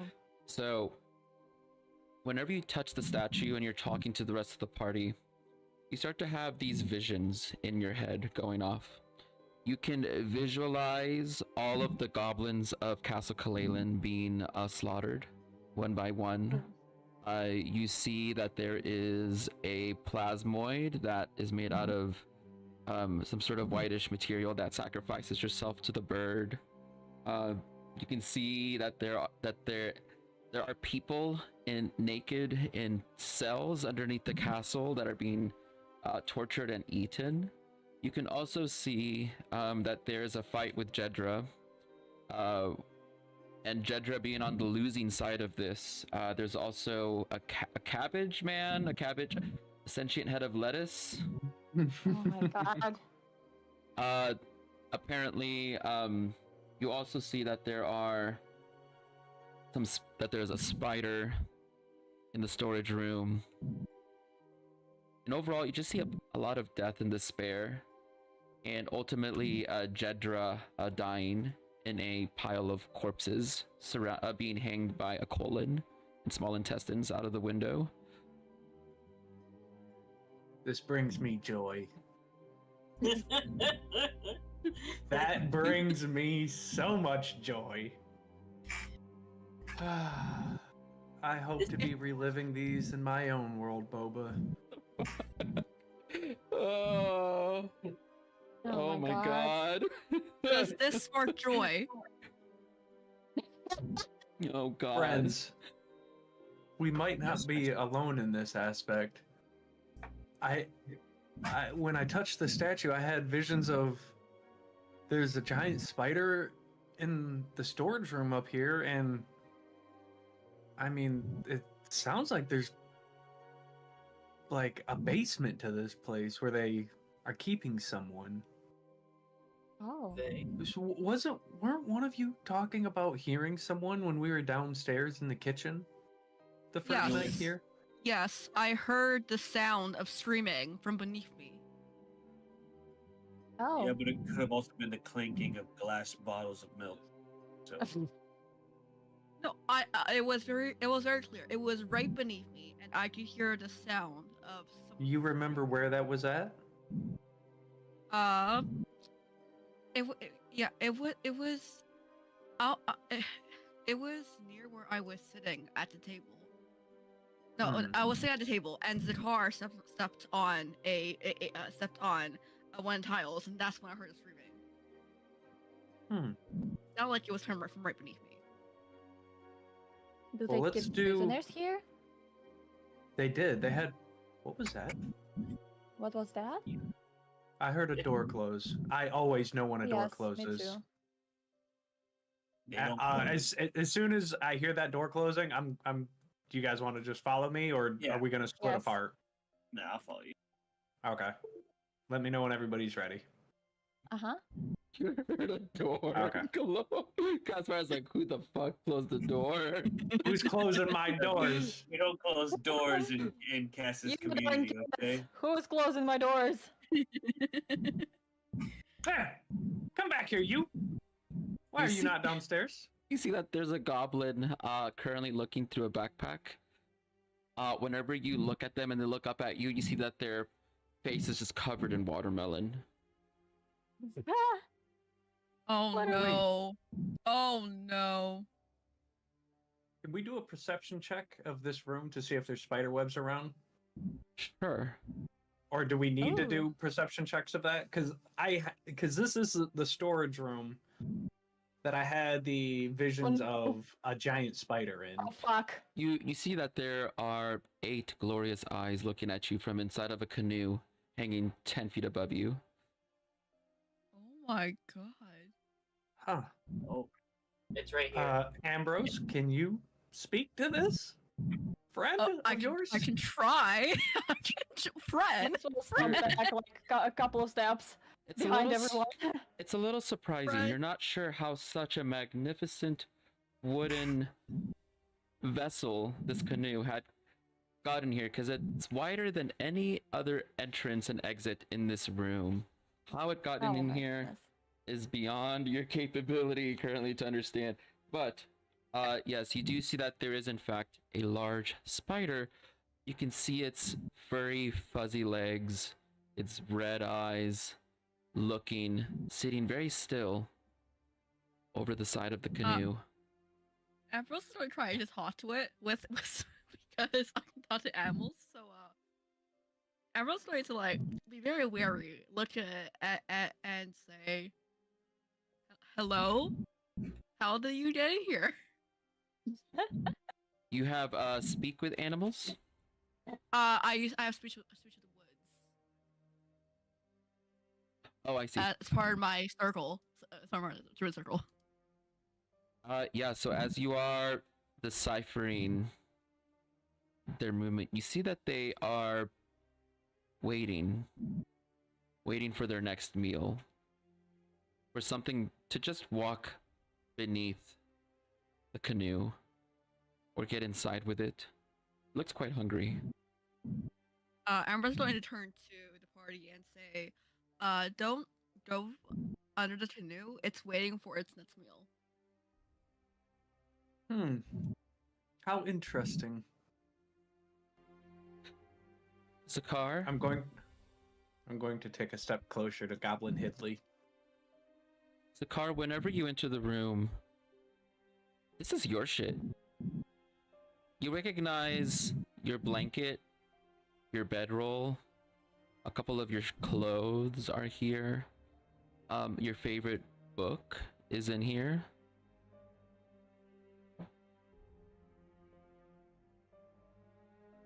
This is literally the stuff from your ship. All piled up in here. Well, it looks like they brought the stuff from the inside my ship in here. I mean, at least it's safe. So we get, once we speak to Jedra, I'm sure I can get these things back. Then I walk over to like my stuff over here. Oh yeah, it's still intact. Can you open it and look inside? Yeah. Give me an investigation check as you open and look through your backpack. Sure. With advantage, because it's your shit. So you would know what you had. And 9. Really? I guess you don't know what you missed. So Oh my god. Can I also guide you? No, it's all right. It's like I'm like, yeah. It seems like everything is here. okay. Hildy, you better not have taken anything. Why are you not downstairs with the rest? Hildy looks at you, Castfire, and you see that she is a bit meek. She kind of like shouts down a little bit. Oh, I don't like the other goblins. Hildy like being alone. I just don't like people, general. You know, the other goblins, they're not bad goblins. Hildy just needs space.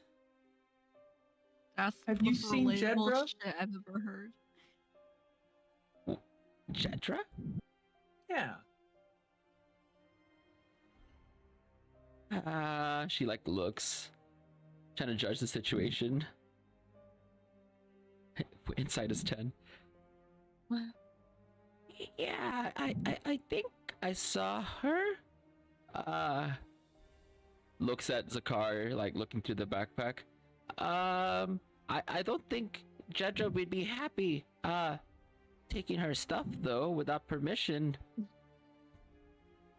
Can I roll a deception check? Sure, what do you want to say?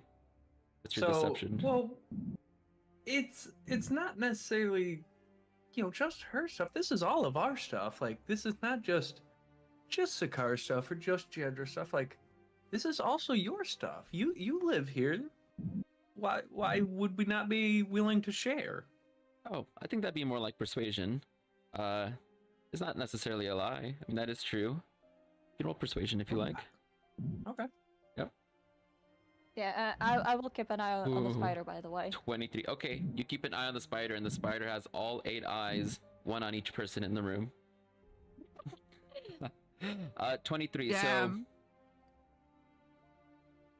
So, Jedra did say that there are people that moved in. Yeah, you know what? That makes sense. You are all gobs like us now.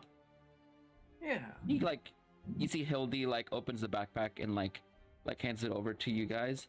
Hey, there's some good stuff in there. I never had some of this stuff before. Look at this. Pulls out, some, rock candy from another universe. It snaps in your mouth. It's kind of really sweet and crunchy. Like these big stalks don't of eat it. all of that. Those are my favorite. Oh, okay. Takes half of it, puts the rest of it into the bag, mid-bite. Thank you, I appreciate that. Delicious, I might say. I never had anything like that. Where'd you get those, by the way? Well, we need to have a discussion with Jedra. Do you actually happen to know where she's at, though? Jedra. Yes. Well, where's she at? We're just looking to have a discussion with her. It's about us living here. That's all it is. She's busy right now. Well, but she told us to come and find her. We thought she would have been in her bedroom, but obviously she's not there.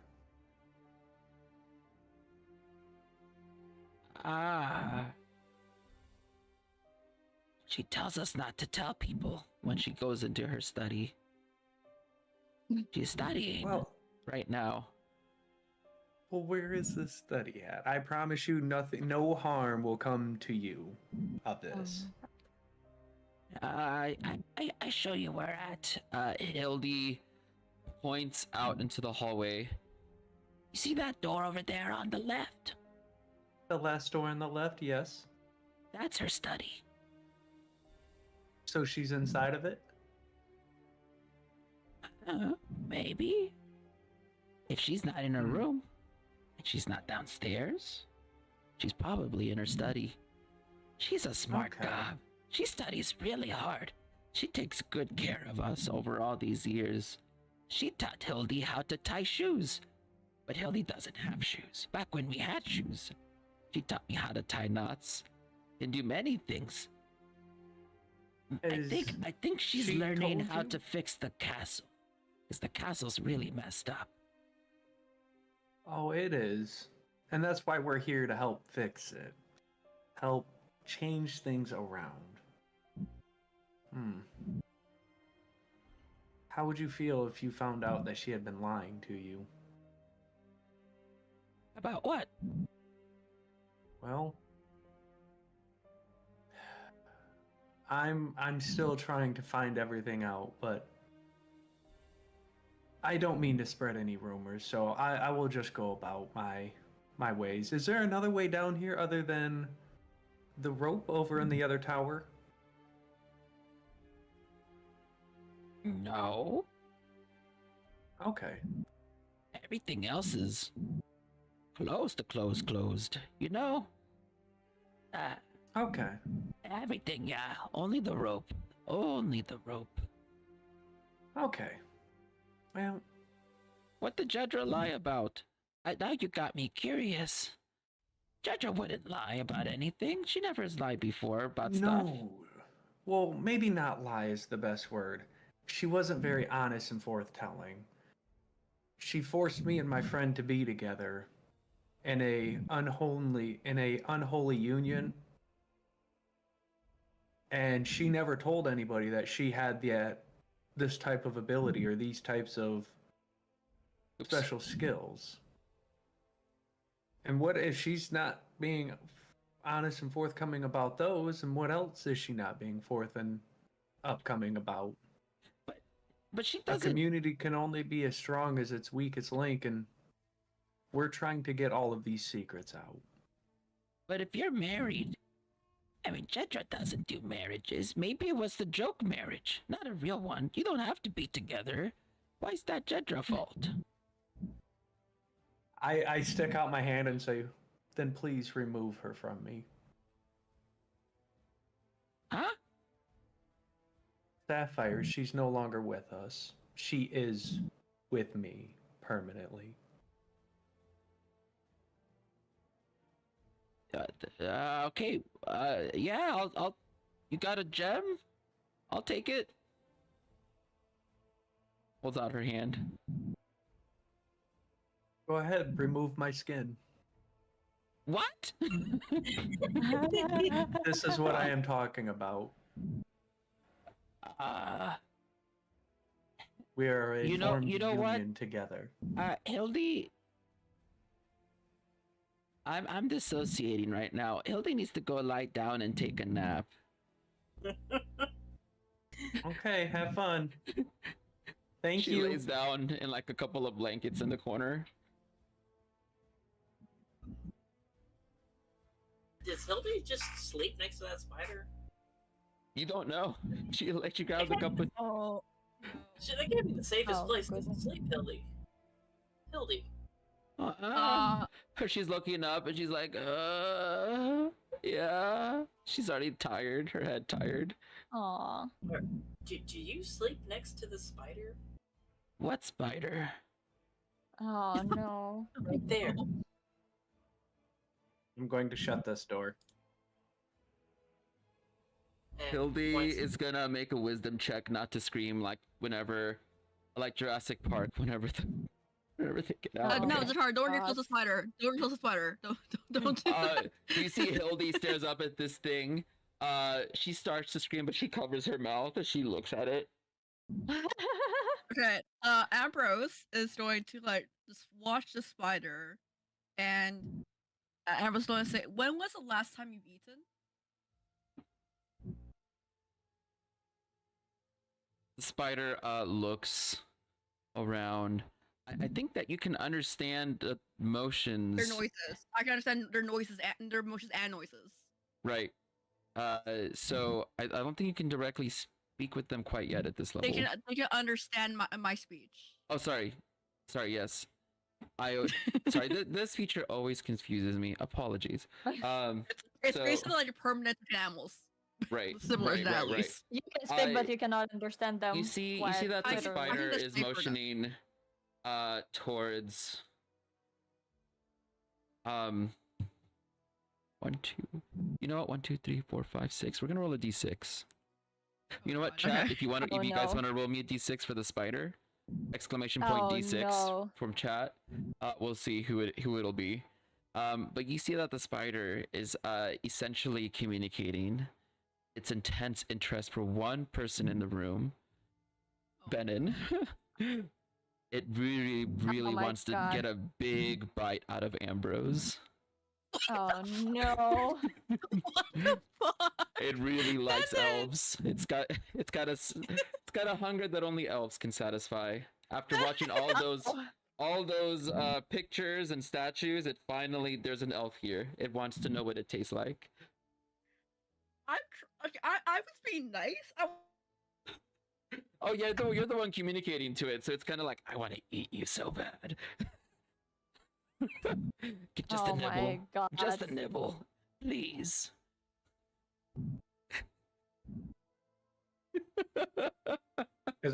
Poor Ambrose. The only one that can talk to it and tell it. Right, and it's just gonna like, I wanna. It's like me when I was writing on the wall. Right, exactly. It just says What to you, if Ambrose, I I- want to eat you like a snack. An arm, please. Just a little. Yeah, it's hungry. You do with that information what you want.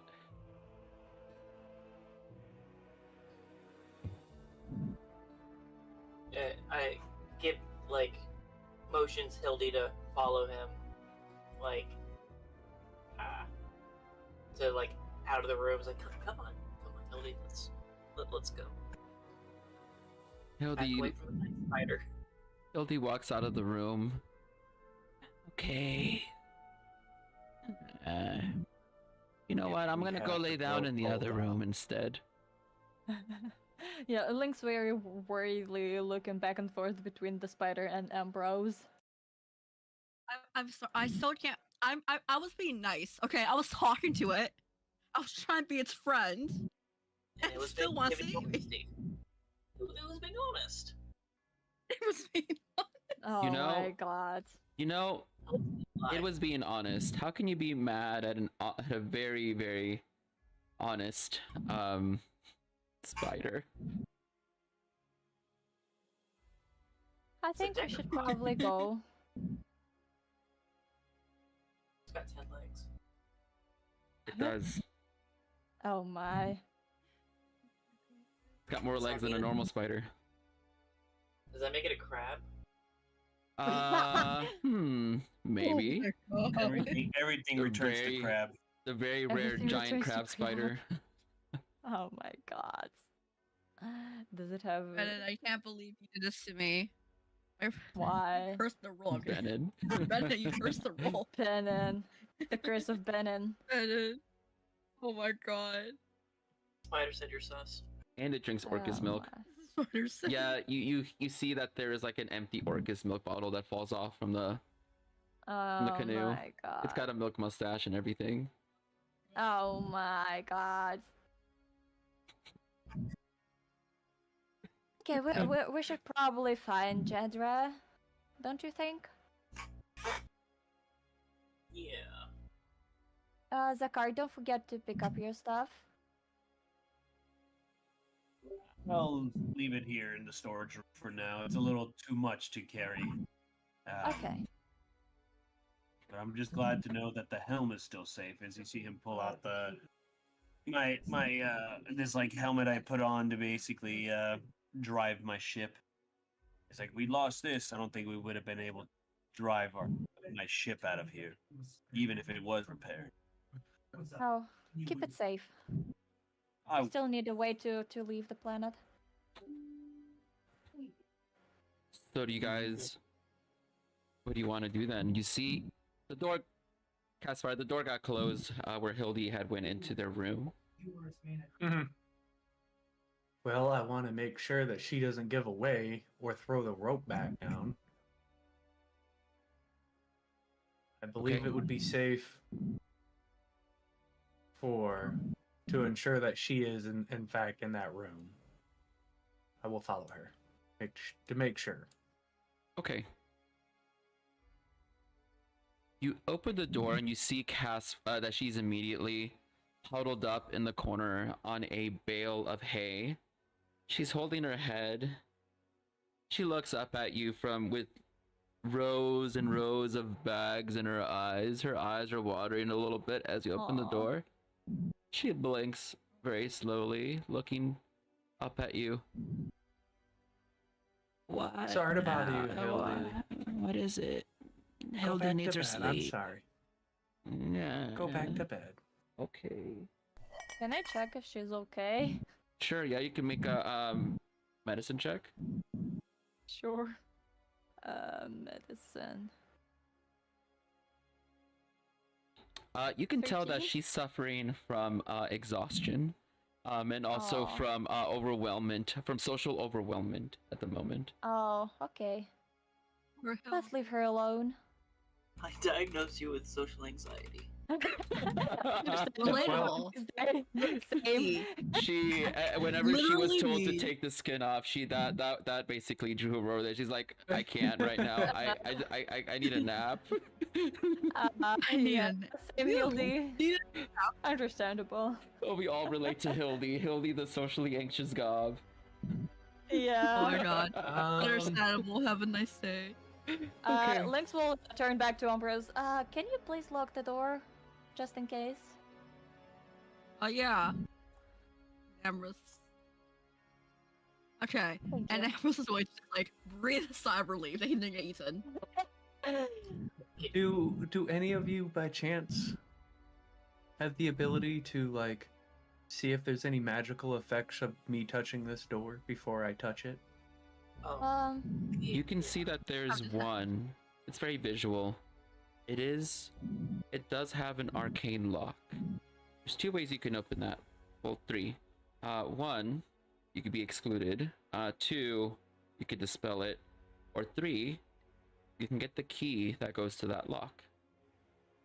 Oh. Hmm. If you step aside, Cass, I can just break the door down. True. unlike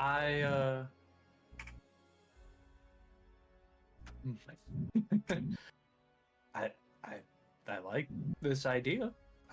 If you're willing to try it, yes. Okay. I have my doubts. Lynx will go up to Zakar and say, be careful with the shards. And cast guidance. Where is it? I'll be sure not Nice. to get any splinters. I'm actually gonna give him bardic inspiration for this as well. Oh my god, a D4 and a D8? Hell yeah, we really want to get into this room, don't we? Okay, so whenever you roll your athletics, add a D8 and a D4 on top of that as well. Yeah, and I will step back just in case something flies up my way. Ooh. Ooh. Did you even check to see if the door is unlocked, though? It's arcane. It's arcane lock. You can see it. It's this giant lock symbol that glows in and out with the purple. Oh my It's god. an 8.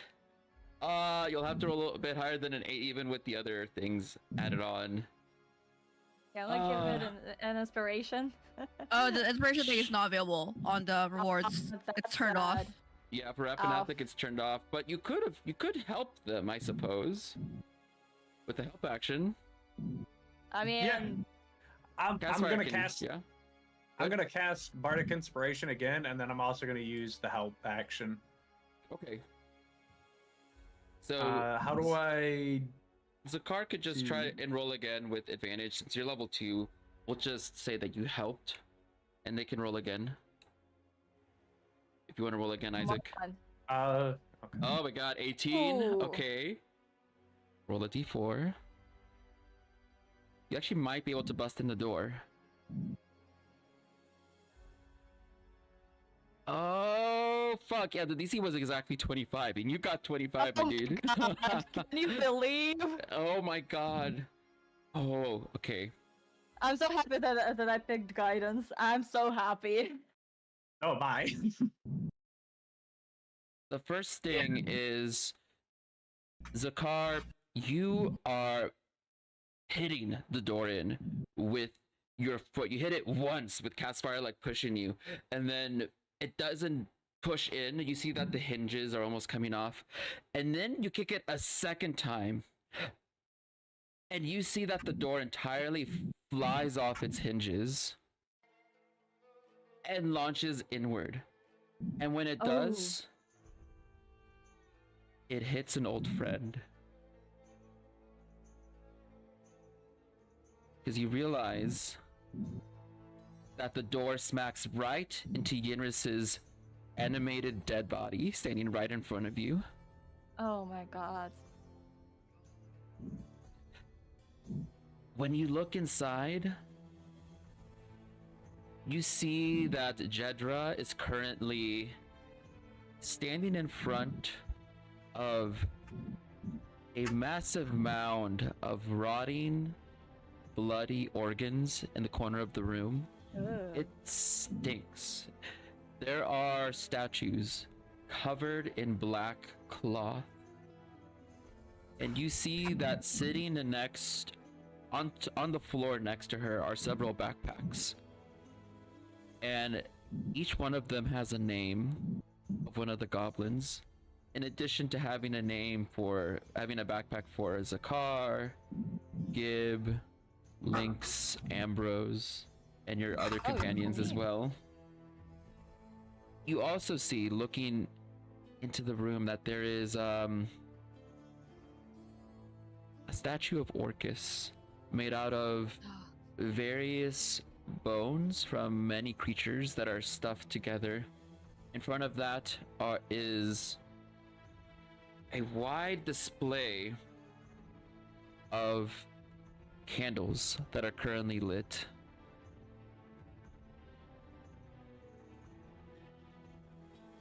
There is a book made out of skin sitting next to the candles. Or actually, that book that you see, it's in Jedra's hand, actually. But in addition to that, you see that there's more than just Yenris in the room, and the boblin that she had that she's currently working on. You see that there's a pile of grave dirt that's on the table right where she's working, and you can hear the rattling of bones. And as you look around the corner, you see that, remember the gnolls that you had defeated? Yes. They're standing in the corner, ready to fight. Jedra herself, you see her with the book in hand. You see that she's floating in the air with these red energies going about her. You see that the eyes of Orcus on the statue are glowing. She is holding her holy symbol, and you see her touching Boblin. His entire body has been stitched together like a Frankenstein because he was torn apart. And you see that she had used several pieces of flesh that were not his in order to make him come together as he is animating at this moment.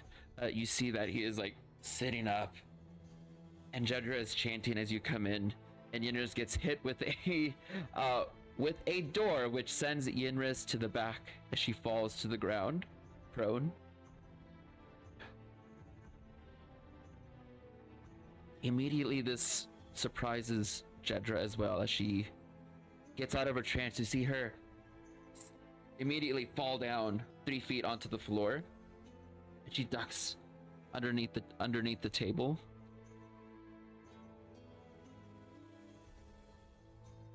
What are you doing here? Get out of my study! What are we doing here? You have defiled their bodies. As I just immediately step in, without really too much of a second thought. Let's see, where's she at? I don't see her. There's also one more thing here. You can see a very familiar color. It's a car. Right here. You see that there's a mirror down to the south. Well, not a mirror, a chair. It's your Spelljammer chair at the bottom. Oh. You see that there are demonic and arcane symbols drawn around it. And you see just as well, or you saw, that Jedra had a book in her hand, right? Whenever she ducked down, you also saw that she had another book that was kind of strapped to her side. She's got your planar codex on her at the moment. I need that. It's got the charts. I really need that. Yeah, I'm not too happy with what she's doing here. And so I'm not really going to ask too many questions as I pool astral energies around myself and I fly into a rage and immediately go and charge her if I can. But I don't see her on the map, so I'm not exactly sure where to run to get her. She rolled a 15 on stealth. The only two people that can see Jedra are Ambrose and Lynx. So I will reveal her. But I think honestly at this moment we're kind of getting into a combat situation. So let's go ahead. You're gonna do your rage immediately as she like hides underneath the table. let's go ahead and put ourselves into little boxes, and we'll see where the dice lie.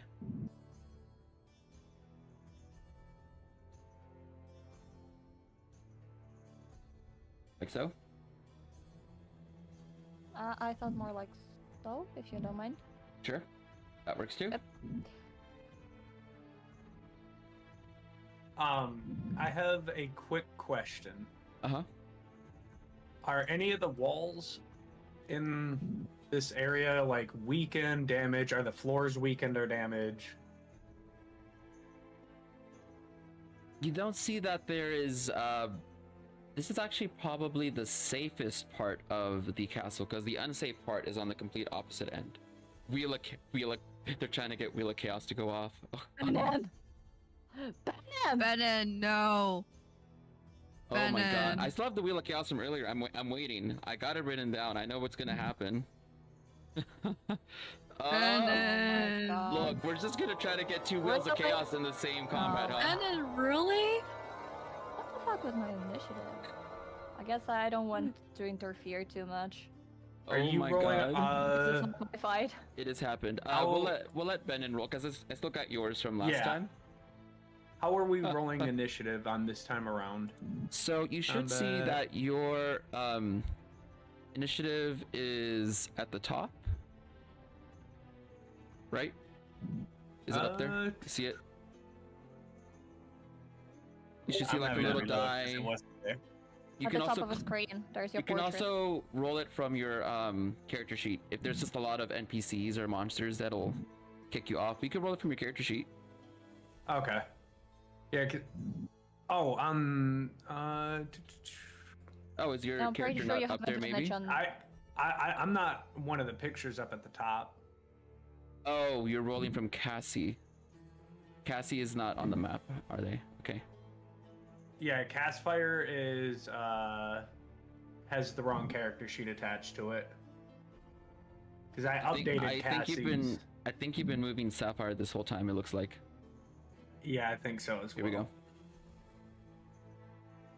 And I have initiative advantage on initiative for this because of the blessing, right? Yep. Yes. You Okay. should have. Yes. Okay. There you go. There we go. Now you can see yourself. Okay. Yep. I don't know why it rolled 2. That's okay. We'll remove that, probably because there's 2 characters on the map.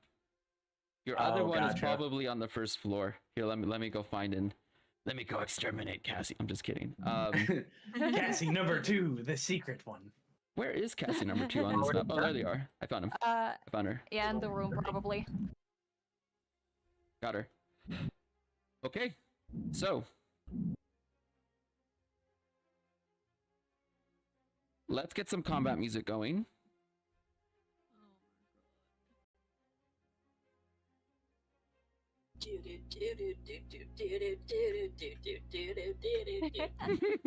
Good job, Lion. Thank Is that our you. combat music? Very nice. Let's go for Thanks, combat Lion. lethal. Track. Just give in the back. Oh man, yes, absolutely.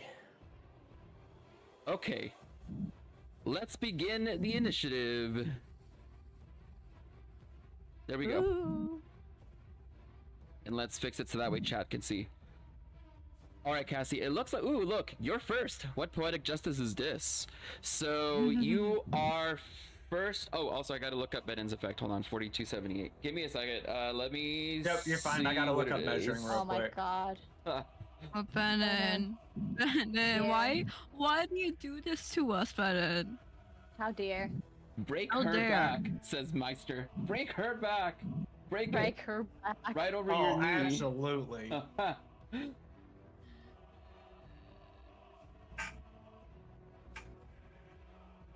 Oh, okay. Okay.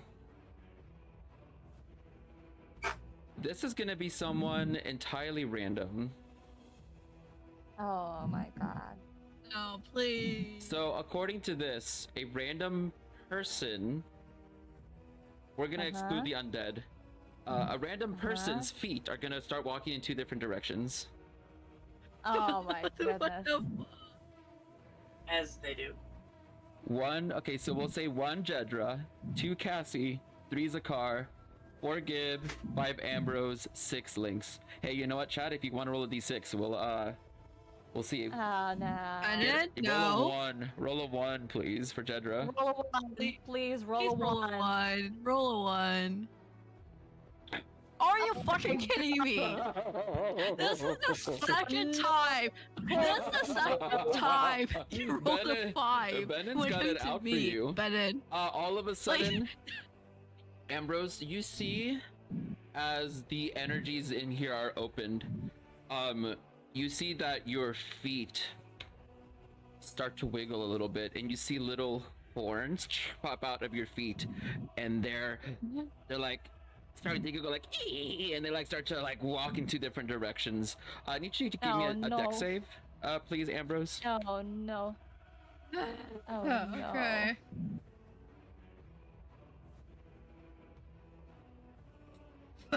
Yeah, you fall prone as your feet are now trying to like walk in two different directions, and you fall on your face. No. Can I try and catch them? Sure, you same thing. Just make a dex save or dex check. Dex Lynx. save. Save it or check? Let's do a check. Let's make it a check because it's not Okay. happening to you, so it's a check. Oh, you grab Ambrose as you see Ambrose's legs are basically like jumping all over the place in front of him. They're like kicking off, trying to run away. It's like the inflatable man, but with legs instead of feet. Sorry, with legs instead of hands. Yeah, I will try to let to get them somewhere they can like grab something to be upright, Okay. I guess. Sure, yeah. You're holding on to them, and you'll help them out. So we'll see on their turn. But you do stabilize them enough, at least by holding them. But those feet are really happy. It's like happy feet up in here, right? Where the Oh my penguins at? god. Bennett, no, this is unfair. He rolled a 5 both times, and it was to attack me both times. Bennett, what the fuck? Bennett, what the fuck? Bennett, What are you the doing? fuck? It's a Bennett curse. Meanwhile- it's a Bennett curse. Bennett first. Cassie, you were first, right, in the initiative? Yes. Yes. I'm going to take a Oh, that's just me. step in this direction. Okay. Well. Sorry, I had to go back to token control.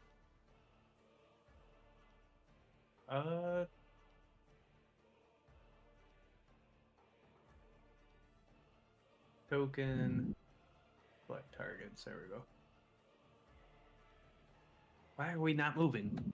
Go to token controls and then press your character, and then move them. If it's not doing that, press the measurement control and then go back to token control. Sometimes I have to do that. It resets the selection. Or press escape twice. Maybe that'll also undo it. Maybe there's something frozen.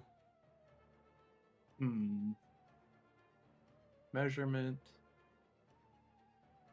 Drawing. Measurement. Token control.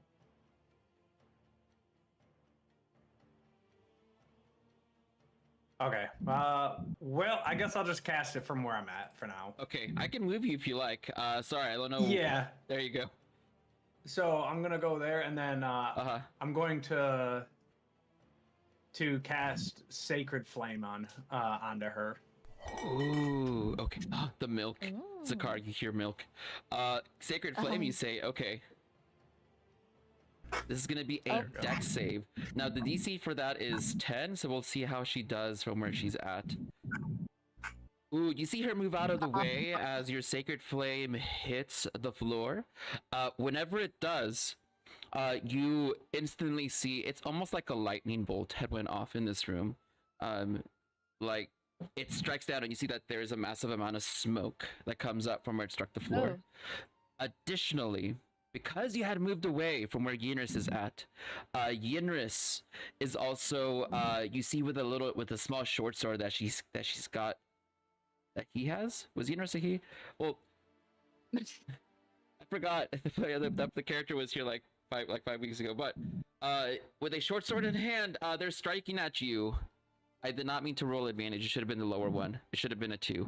It misses. You see that the short sword swipes over your head, Cassie, from below. And also your sacred flame also misses as well. Nice. Okay. Oh no. You will pay for the crimes you have committed, Jedra. The time has come. The gods have spoken. I'm trying to help all of us. Why are you doing this? Look at these walking corpses. Look at what you did to Boblin. You killed him. I saved him. At least he can be useful in death. This is necromancy. That's a statue of Orcus, Jedra. So? So, the atrocities that you are committing against your own kind. We're so close, please. Oh, I believe I need to end my turn. Yep. End turn. Okay. It is your turn, Zakar. Zakar. Sorry about that. You're good. You are perfectly fine. Zakar, what do you want to do?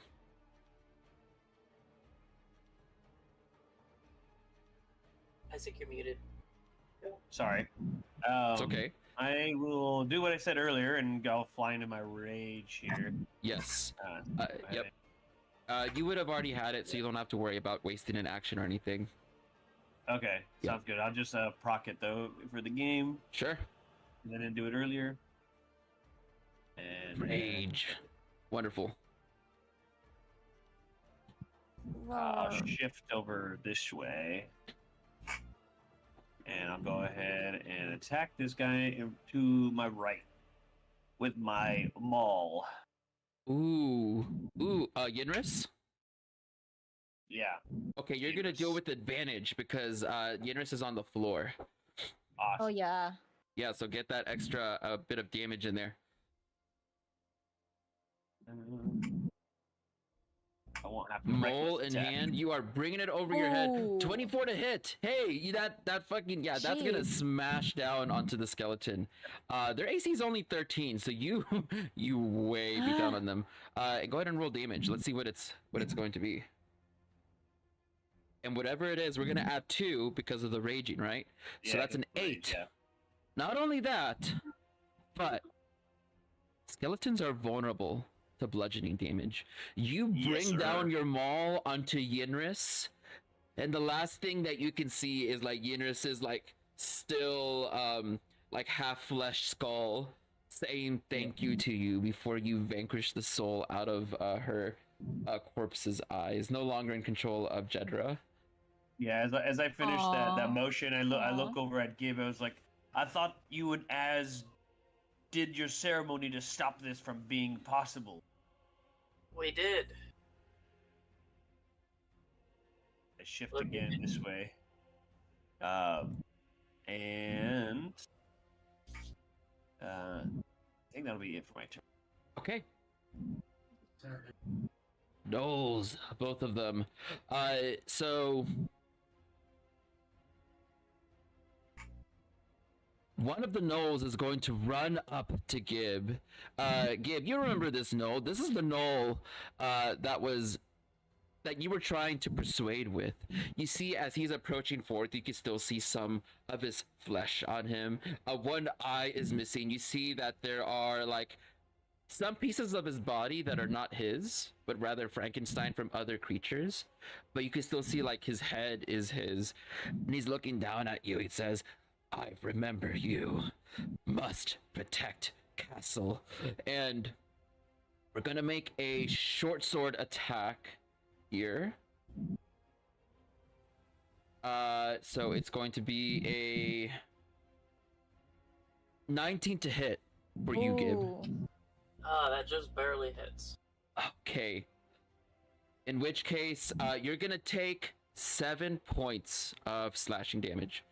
Not only that, but whenever it does, you can feel like the energies of your ancestors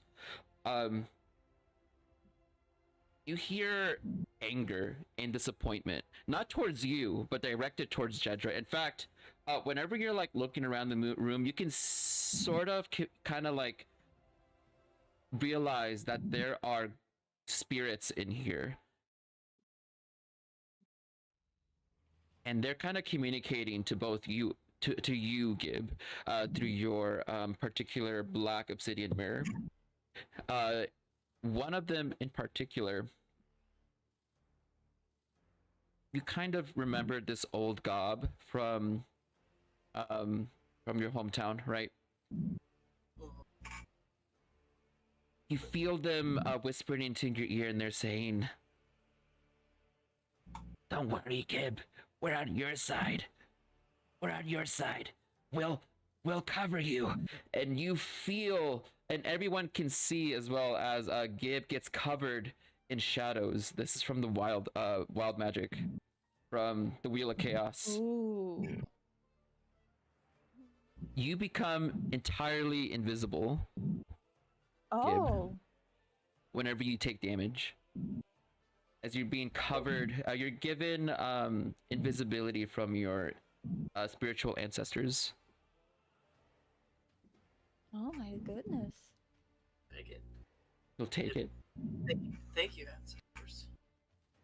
Is it invisibility? It is invisibility. It is greater invisibility. So he was gonna have it for the greater whole invisibility. for the whole combat. Yeah. Oh, that is amazing. And it doesn't go away from. There's no concentration or anything. It's for the whole combat. Yes. Yes. Oh my god. There you go. Look, you invisible Gib. Get him, Gib. All right. Good job, chat. Good job, chat. Way to go. That was Gavin's roll, the invisibility one. I was wondering, like, ooh, is Jedra gonna get it? I hope Jedra doesn't get it. Whoever gets hurt, whoever gets hit first and doesn't get killed is the one that got it. So it's Gib. Zakar, 18 to hit against you. Does that hurt? Does that hit? Yes. I believe so. Yes, I do. Okay, you're gonna take three points of slashing damage as the knoll slices across your arm. And that's it for their turn. It has been 2 hours, so what we'll do is go ahead and take like a 10-minute break. Is that all right? And then whenever we come back, we will come back to tap dancing Ambrose with their feet going 2 different directions, seeing what's gonna happen with him. Oh my god. Good. So we'll be back in 10 minutes. Is that all right? Yeah. Yeah? Okay. We'll be back in 10 minutes. So we'll see you soon. And if you got, we are at 102 bottles of milk. Holy hell. Oh my god. Hell yeah. Jedra in this milk. We'll see you guys after a short break.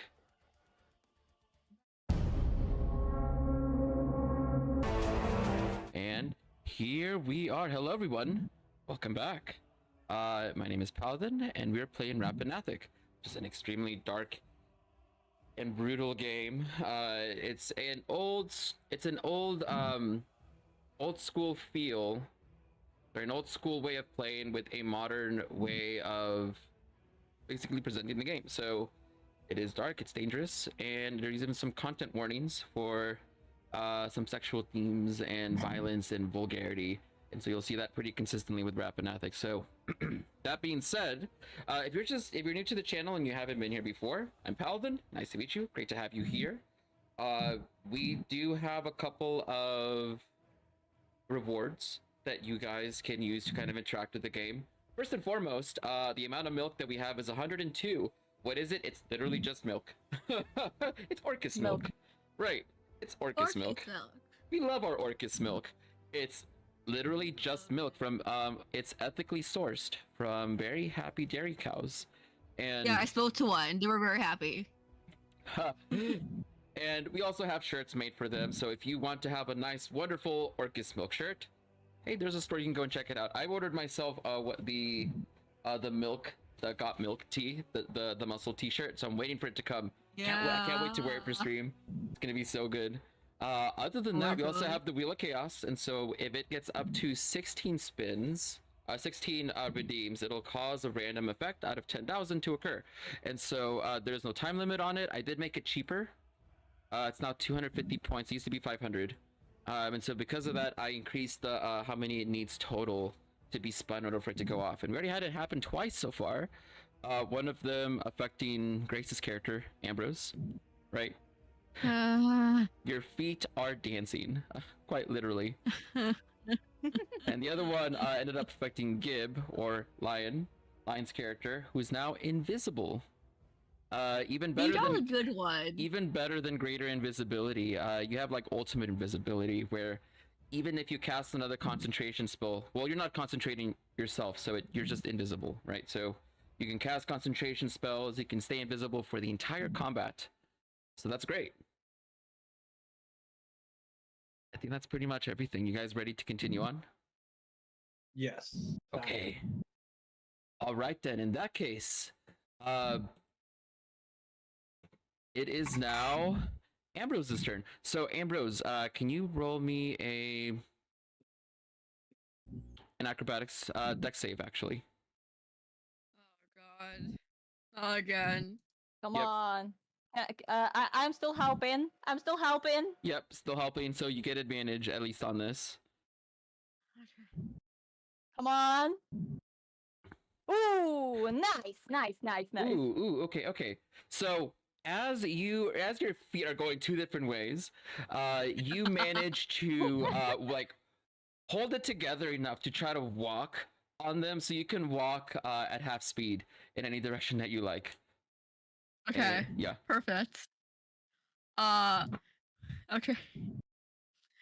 Oh goodness. So Ambrose is going to cast Thunderwave. So sorry, Gib. I'm very sorry. Oh no. Thunderwave on the knoll in front of him to push him back. Oh my god. Okay, this is also going to affect Lynx as well. Oh god. Okay. I am very sorry. Oh What? my god. Can you place it inside so it's not affecting me? That's not Gib, that's me rolling. Because I'm refreshing on the other side, so my foundry decided to break. Let's see. So it looks like the knoll is fine, but they're gonna take some okay, 13 from Lynx. We have I saved. a 19 from the knoll, and then if Gib wants to roll a con save. Yeah, if you save, you still take half damage. Oh my god. Oh no. Why would you do that? Oh no. Oh goodness. I don't Cast remember if I Wave. or not guidance. I don't care how big the room is, I cast Thunderwave. Ooh, natural 20 from Gib. Look at that. Oh wait, is it not 20? It's green. It just says that it's you a pass. succeed. Okay, see, like I'm very used to seeing green means crit, so Yeah. Natural 17. Let's go. A natural 17. So Gib, you and Lynx, it looks like everyone passed. Yeah, so you still take half damage. Oh my god. Okay. So then, in that case... 3, I think. Yes, 3. Yeah, it is. Okay. Huh. Okay. Sounds good. So you see that the skeleton in front of you, as you cast the wave, it causes the door to entirely crumble. The statue behind you crumbles into bits. How far is it? Is it 10 feet? 1, 2. It's 15 foot. 15. 15. Yeah, oh my god. Remember whenever your favorite god was taking a nap, it destroys the door over there, and you just hear like, God damn it, from down the hallway, and she's trying to take her nap, and you destroy her doorway. Oh no. So I just wanted you to know, if I had failed that, I would have died outright. I'm so sorry. I'm sorry. Yinris's body is flying off against the wall. 1, 2, 3. I mean, the table that Boblin is on also gets destroyed. I mean, you did a lot of damage here to objects is everywhere. Good job. Good job. Anything else from you, Ambrose? If you saw Lynx, you can also see a deep fear, like deep-seated fear in his eyes, while he's clutching to the wall behind him. It's like I'm so sorry. Okay, Ambrose. Anything else? Can I can't see Gibbs, so I can't heal him. Oh no. I You feel so can't. bad. Do you need to see him? Or do you need to touch him? For certain spells, you do have to see, like Healing Word, for example. A healing word I have to see, and cure with it I have to touch. Dang. Okay. Well, is that it for your turn, Ambrose? I mean, I don't know where Gibb is. I can't touch him to heal him, so I guess. I mean, you can try and like reach him, I guess, where he was. Paladin, can Ambrose heal Gibb with your wounds? I think you already used your action. Oh wait, it's an action. Yeah, it's an action. Never mind, it's an action. Fuck. Okay. Yeah. Oh Yeah. no.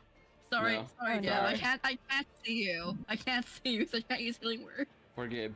All right. Well then, Ambrose, Poor it's Gib. the end of your turn then. And Gib, it's your turn. Gib What do you want to do? is going to step back first. Get away from there. Oh no, I'm leaving behind Shadow. Foundry. Okay. So I'm gonna step back first. While I'm my so foundry sorry. is loading. And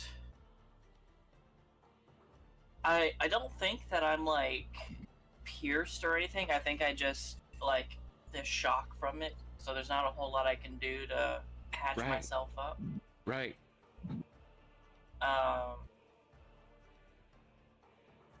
You know, I just got throttled. That's all there's to it. So I'm going to. I have my tower shield. I have my mace. I'm just thinking. I'm going to move. Aha! Yay! I'm going to move over here and to Jedra. I'm going to say this. No, I'm not gonna say anything.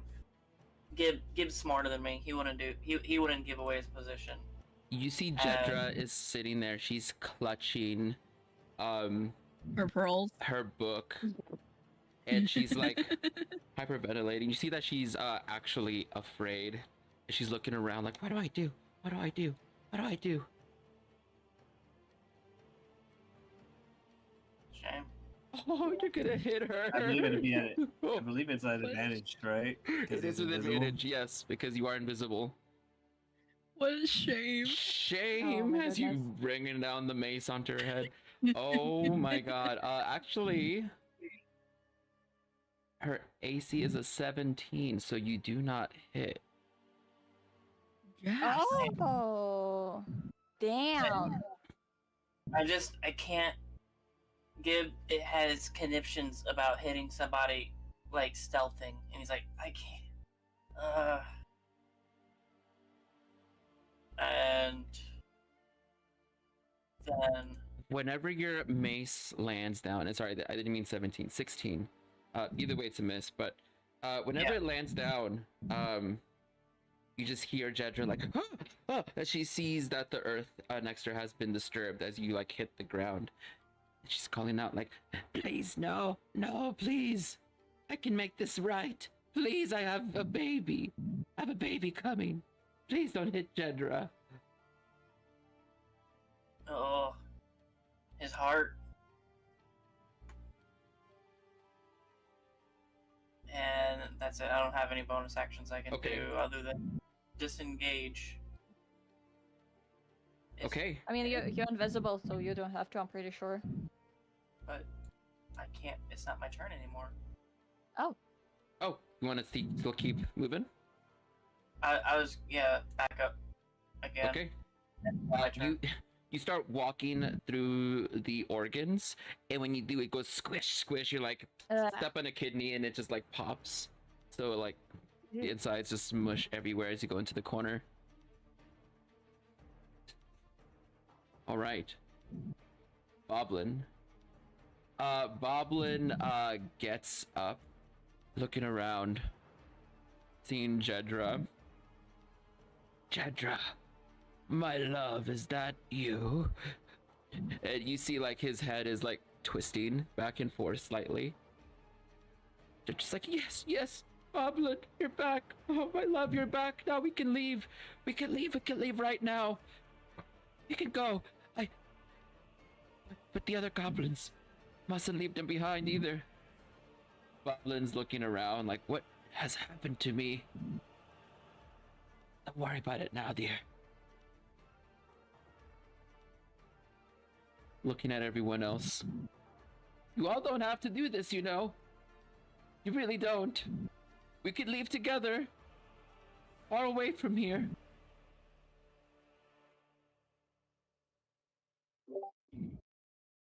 The opportunity to persuade us has left.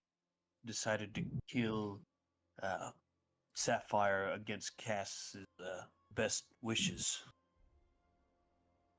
And calling out and the necromancy. Then you leave me no choice, Boblin.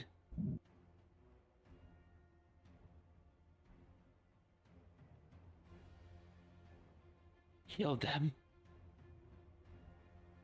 Boblin turns to Zakar and is going to, from behind, will try and do a grapple against you. How dare. We'll see how that goes. He rolls a 4.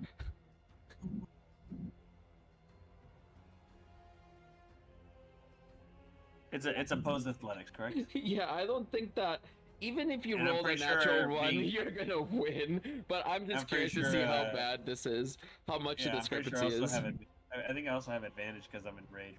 Yes, that's true. Oh, the shift clicking not work here? Oh my god, you know what? You rolled more than a 10. You can choose to push him away if you want, or grapple him, whatever you want. Or just like not grapple. You can go ahead. What do you want to do with Boblin? Yeah, when Boblin attempts to grab me, I'm like, your bones are already too weak. You've been in the ground for too long. As I just shove his hands off of me. Huh. Okay, you shove his hands off him, and he's like, oof. You push him back. And I think that's it for him. Lynx. What do you want to do? Yeah, I will look at Ambrose. You'll be okay with this null in front of you, or should I help you? I should be okay. Okay. Then I will. I will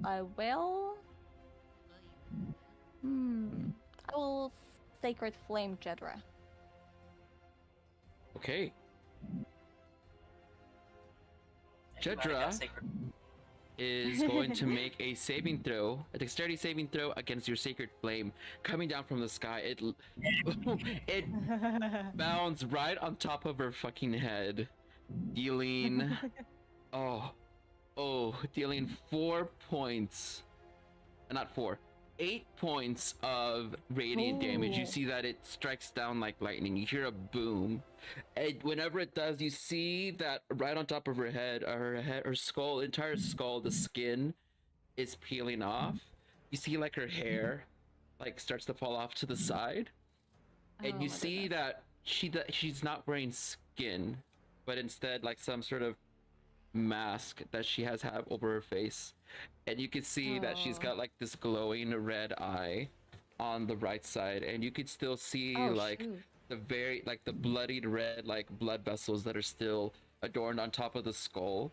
That really meaty red shiny look. And you can see like her nose is also like completely fallen off, so you can see like the holes inside of her nostrils as she's looking at everyone. God. Yeah, if you see, like, if you look at Lynx, you can see that he is clutching, like, the holy symbol in his hand that was on his hip, and he is just like, that is definitely something unholy. If I don't think whatever's in her stomach needs to be saved, or her womb should be saved. I don't even think she's even goblin, or. I am a goblin. Just because I look different doesn't mean I'm not a gob. You see, like, there's like tears that are forming out of her eyes that are coming down, including on the skull side as well. Oh my goodness. Okay, yeah, that's it for my turn. Okay. I don't have anything to do. Jedra.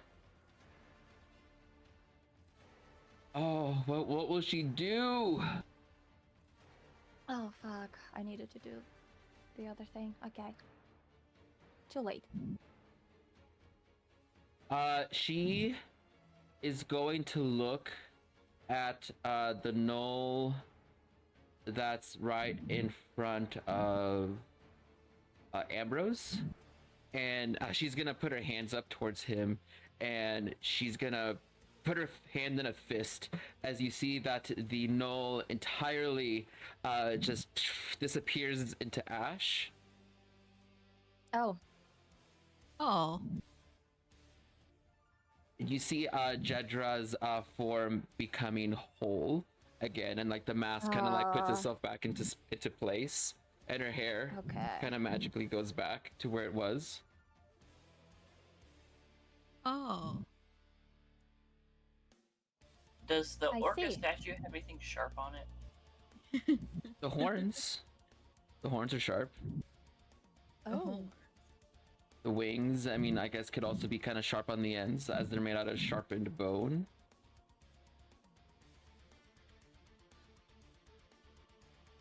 Oh, so many choices. She is going to get out her warhammer. She's going to stand up and say, "No one touches my boblin but me," and is gonna hit Zakar straight up from the front. She was the one who ordered him to attack me. She hits. You'll have to make a DC 10 con save or become paralyzed. Okay. Oh shoot. It's a bitch. Do you have advantage on it? No, sadly I do not. That's I only sad. have an advantage on strength saves and checks. Oh. Range. Okay. Ooh, 17. Good. So you're not paralyzed. She's gonna roll the damage, and she's also going to clutch. She's gonna point her hand towards the Orcus statue, and she's gonna try to infuse her attack with an unholy amount of negative energy. And so you take 3 necrotic damage and 1 bludgeoning damage. All right. So that's a total of 4. The good thing I'm a bear totem here soon, because that's gonna. I'm not right now. I'm not obviously. I'm not level 3. But I can't wait to play. All right, so I take 3 necrotic. You said, and how much? 3 necrotic and 1 bludgeoning, so 4 total, essentially. She then is gonna duck underneath the table, and she's gonna hit her head and be like, "Ow!" And like her bonus action stealth did not work. You see her hit her head on Boblin's leg, and she like, "Ow!" She's clutching her face, like, "Oh!" And her nose falls off again. Jedra. Okay. That is, she wanna stand there? I guess she's got no choice. That's it for her turn. Yinris is no longer a part of this combat, so it is up to Cassie. Your turn again. Come on, guess. Come Take on. your revenge. Backbreaking time. Backbreaking time.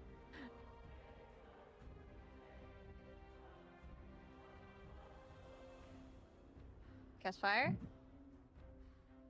Yeah. You here? Hello? Yes, I'm here. Yes, I'm here. Gavin? Oh, okay. I'm here. I'm sorry. I was doing the whole thing. All right, I'm sorry. I lost you for I'll a redo. second. It happens, you know. I'm sorry, Jedra, but your time has come. You have to accept fate of what it is. Boblin, you are no longer the goblin you once were.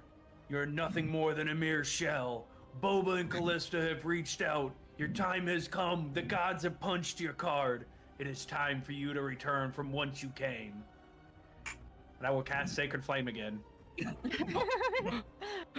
Oh yeah, murder rat. Let's go. I gifted you with Sacred life, Flame and in. you treat me like this.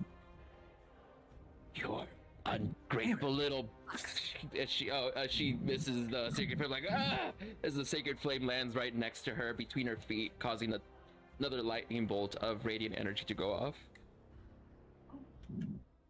You may have escaped it this time. Zakar, I require your assistance. And then I start,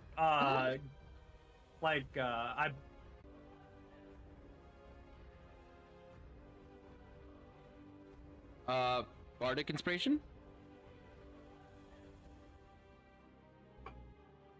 Bonus action, Bardic. Yes. Sorry, I think I heard. Okay. Zakar, yeah. you are inspired. I'm gonna give that to Zakar. Hell yeah. I'll be sure to keep her still so the flames of the gods can burn her flesh. Then. Heck yeah. All right. Oh, all right. Look, I'm getting excited for this because this battle is gonna become more. Look, I'm even gonna sit on my chair all nice and up. Okay, so. Okay, Zakar, what are you gonna do? Yeah, I'll take because I'm sure Ambrose and Lynx can probably do something about the Boblin and the Knoll next to me here. I'm not sure if a grapple will remove her ability to make dex saves, or if you rather I take in a help action to give her disadvantage on her next dex save against Sacred Flame. But I'll do whichever one. Does grapple give If damage you on dex save? it doesn't. Restrained does. If you grapple yeah, her I was like, twice. the initial, yeah, I'd have to do 2 grapples. What do you want to do? If you could try to grapple her, it will keep her in one spot. Well, is there like either basically like I can move in a certain way where essentially it'll force her pinned against essentially under the table to where she'll have disadvantage. Is there a way, do you think I can like if I were to like essentially kind of try to corral her, would that grant disadvantage on her next dex save, or would you think it'd be better if I just grapple her?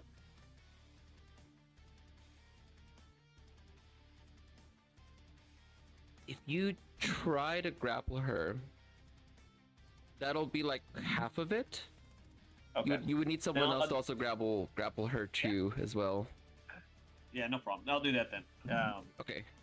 I was like, Great Jedra, idea. as Cash says, the gods have punched your card, and I'm sure this is not even the first time, judging by your face and the lack of the flesh of it.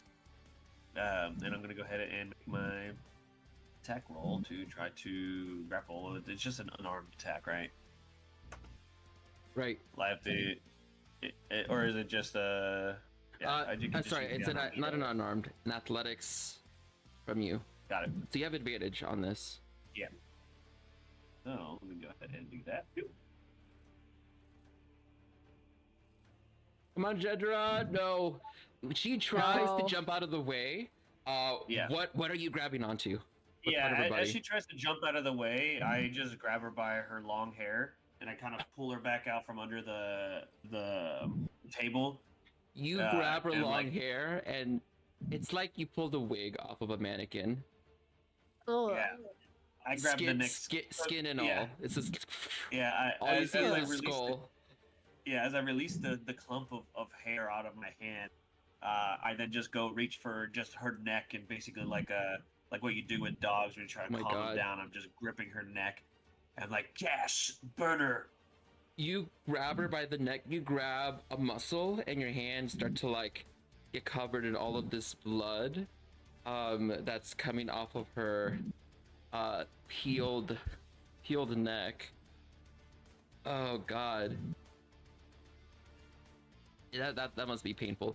Yeah, probably doesn't feel good. Probably doesn't even feel good in my hand, but you know, No, I got it doesn't. I got Orcus milk bath waiting for me later, so it's Yeah, you got Orcus milk waiting for you. Right. It's all worth it because of the Orcus milk. By the way, chat, you guys, if you guys want to give us more milk bottles.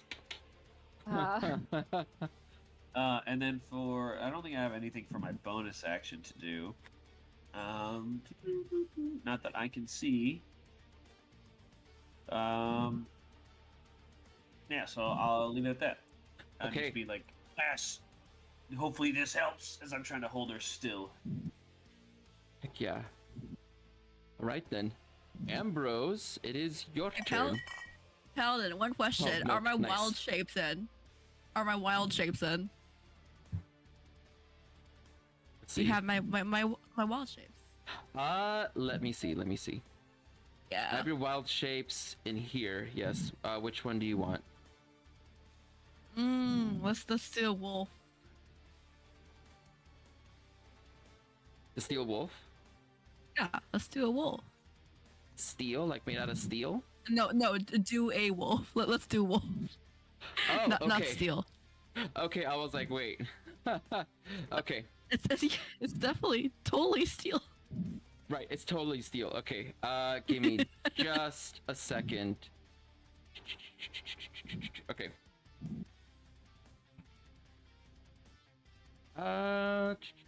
Ooh, I have it right here. Wolf. Oh wait, it's just wolf, isn't it? A stolen wolf. It's a stolen wolf. Or you can get that wolf form. Where did he get that wolf form? I mean, I kind of did have to see wolves, considering that we almost died to some. Okay, I'm giving you your wolf right meow. Here we go. Oh no, it only says wolf. There you go. You know what? We can make it look pretty here. There you go. But there you have a wolf now. Can you move it around? Let's see. Can I move it around? I Hold on. cannot. Let's see. Try to move it We're around in now. the combat. Try to move it around now. Okay. You can? Okay. All right. Yes. Yeah. Anyway, the wolf is going to go over here, Okay. and the wolf is going to bite Oplin. Thank you for the milk, Isaac. Oh my goodness. Let's bite Boblin. We're gonna bite Boblin. Oh god. Okay, well let's see that attack roll. Come on. Ooh. Hey, nice. Okay, we're gonna see a Ooh. It's a 21 on the dex on the strength saving throw. Well either way it's a 19, so it's high. You roll damage. Roll damage. 9. Yikes. Okay, so whenever you grab Boblin, you tear off an entire leg from him, and you see like he crashes onto the floor. He's screaming like this whole time. Not again! Being torn apart by yet another monster. Again. Poor Boblin. Poor He Boblin. deserved that. What the fuck do you mean poor Boblin? He deserved that. What did he do? He deserves it. Okay. Deserves it. Yep, he definitely deserved it. Yeah, that's true. Okay, if you say so. He just needs to return to the death. Exactly. And then, Ambrose the wolf just want to growl at him. And that's the end of the turn. Oh my god, okay. Alright. Alright then. Then next is gonna be Gib. Alright. There's organs, right? Around me? Ugh. Indeed, there are. Okay, cool. Is there a heart? A fresh heart? Yes, actually. Alright. I figured out a way I can do a medicine check for my healer feat. Okay. Going to, take the heart, and I'm going to basically use it as like a stim pack to, like, start pumping the heart, and then just using that as a focus. Psychometry, basically. Okay. Okay, you want to use the heart as a focus. Okay. So... Yeah. To, like, heal, to try and regulate my blood pressure, because I took, like, concussive damage. So, like, I was trying to find a way to make sense of using the healer feats. I got you. Okay, so you're like picking up a heart and you're trying to regulate your loss of blood by having a second heart externally help you, I suppose, in some way through magic, and your capability to heal.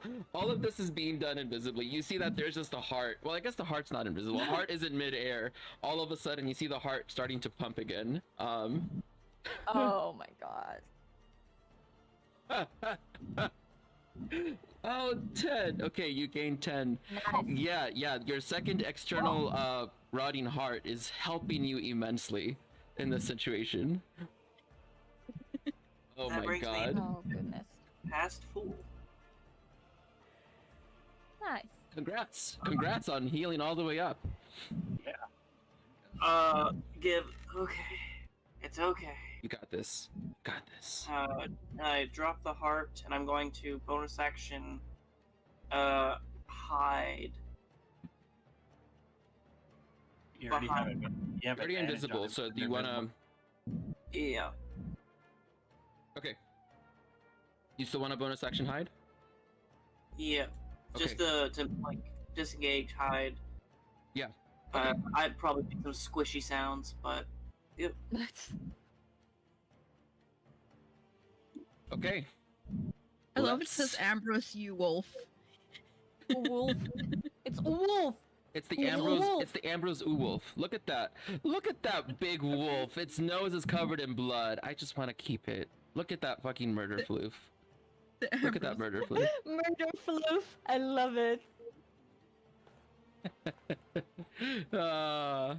Uwolf. Okay, whose turn is it next? It is the Skelly boys. All right. The Skelly Blaze. So the Boblin is not too happy about being torn apart by a wolf.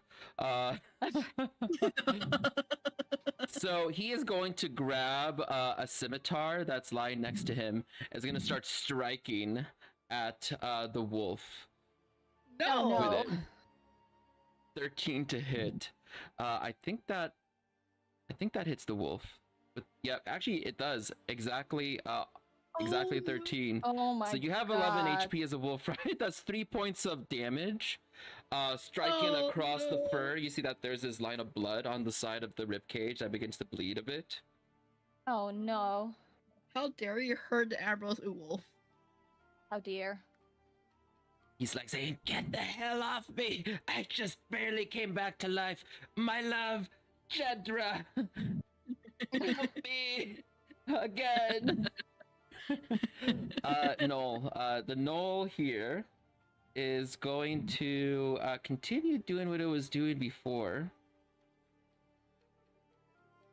It is going to... Actually, it's going to short sword at Zakar instead. Oh, Zakar! It's a 19 to hit. You take 2... That's with the... Because of the rage, you take 2 points of slashing damage. Just slice right across the chest.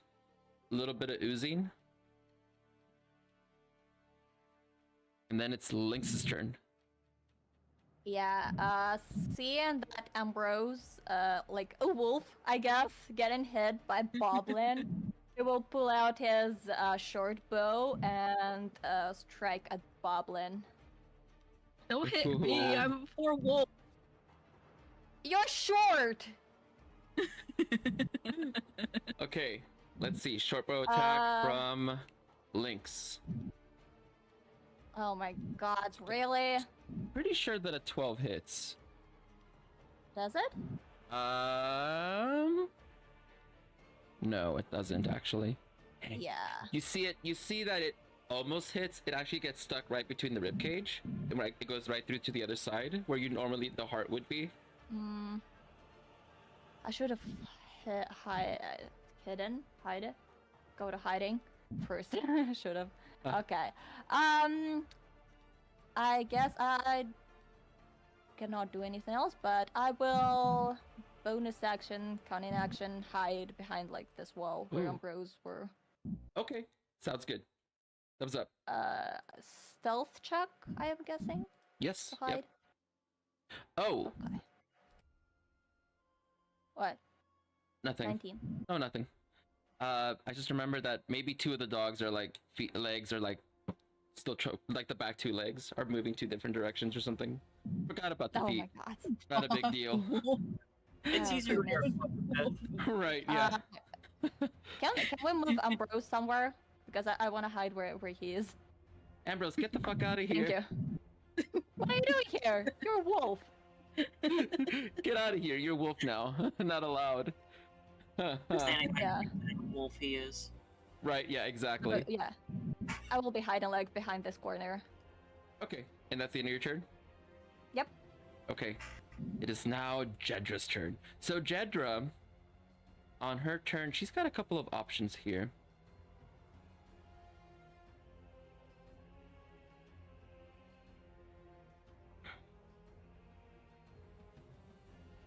Your mic went out if you're still talking.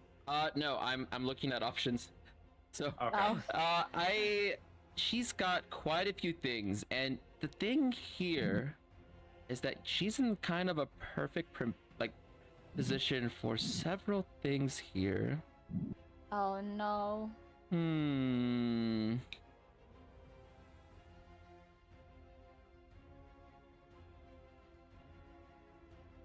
Oh, Boblin. Boblin. Oh, Boblin. Boblin. No, not Boblin. However, She is currently grappled, correct? She is going to cast Bane. Oh. Holding her holy symbol. You see as she begins to chant she's looking around. She's got no skin on her face, just complete red skull. Eyes turn red as she banes Zakar, Uwolf, and Cassie. Oh my god. You know what? No. Zakar, Uwolf, and Lynx, actually.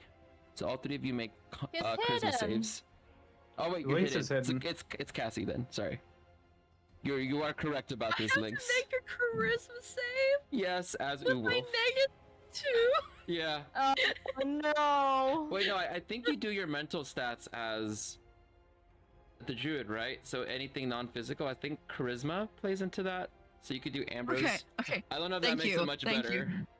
It's a 0, better than a +2. 0's better than a +2? No, -2, -2, better than -2. Okay. Better than -2. Got Way it. better than -2. 17. Oh. Zakar? Well, sorry about that. I had a quick phone call. You're Sorry about okay. that. You're okay. Hey, it's completely fine. Roll a charisma save. You're being baned by Jedra. Yeah, I was outside paladin. I don't think I can do that with a -2 as a wolf. My sense of charisma as a wolf. Wait, what is be it? foregoing a action to escape the grapple. She is forgoing. I would say she is grappled, correct? Yeah, but she could still do attacks and cast spells. Yeah. Yeah, Okay. restraint is the word. Just zero. Doing Right. somatic movements. So next on my next turn, I'll restrain her.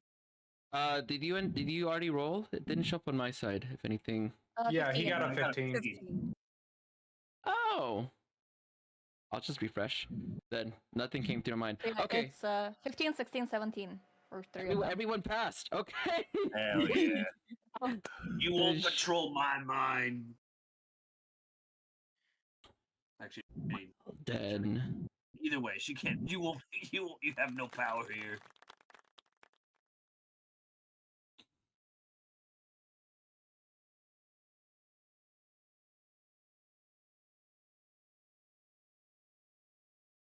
It's quiet.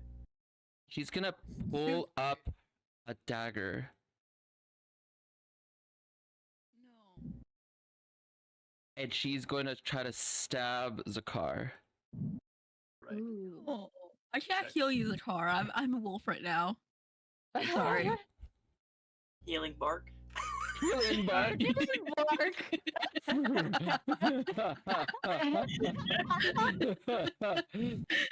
Ruff, ruff, ruff.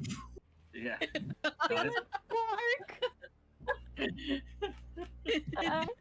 We Here we need to go. invent that.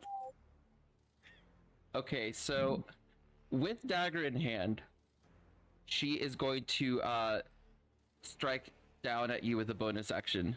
Oh my She God. hits. So she's gonna roll damage. This is gonna be without. Well, I guess I could subtract it. This is gonna be without the additional. Okay, so you take 1 point of piercing damage as she stabs into your arm, and you need to make a DC 10 Constitution save, or become paralyzed. Oh. She's Oh. also going to infuse her strike with unholy energy as well. So Oh no. you take 1 point of necrotic damage. 23 con save? Are you fucking serious? Yeah, You I'm you good. resist. Nice. You resist the paralyzation of I have Jedra. nothing but Okay. muscle and constitution. I'm nothing but strength and brawn here, bud. You're just a fucking you're a barbarian, and Jedra's like, Exactly. I'm trying to kill him and he's not dying over here. Okay. That's it then. That's it for her because that was her bonus action. So, Cassie. Gedra, Come on. your times have come. You will perish. Sacred flame again. Burn. Burn. Oh my Burn, you God. witch! Burn at the cross. Oh my 19. God! Every Oh my time. God. She puts her legs apart Whoa, and jumps hold- back closer to Zakar. Is that at disadvantage because she is being Grapple held doesn't by? give disadvantage Oh, on okay. dex Yeah, saves. as a restrainer. Mm-hmm. It's Okay. just speed 0. She's still Yeah. smiling. Then I will bonus action, and I'm going to cast a healing word on Zakar. You hear Ambrose the wolf bark and a thank you. So he can't heal right now. Huh. Okay. Healing Bork. Healing a bark. I love it. Is this Press healing and then it should roll automatic. Press. okay? Click on Zakar maybe if you can, if it lets you, and then press healing. Maybe it'll do it automatic. No. Oop. Okay. It's just healing. 3. Zakar, you gain 3 points of healing. Nice. Nice. Hell yeah. Okay. Go healing when you can just grab a heart and start squeezing it. That needs to go in out of context. You know what? Yeah. I'm Let's. putting that Oh out of my context. God. Who needs healing? We can just grab a heart and start squeezing. Yeah. Oh Love it. no. I can't wait to like add the coding for that for what I made for the stream. We'll have an actual out of context things, and it'll actually like cycle through and repeat them back every now and then, just these random things. Oh Okay. yeah. There's quotes. Yes. Zakar. Oh, I love Zakar's turn. All right.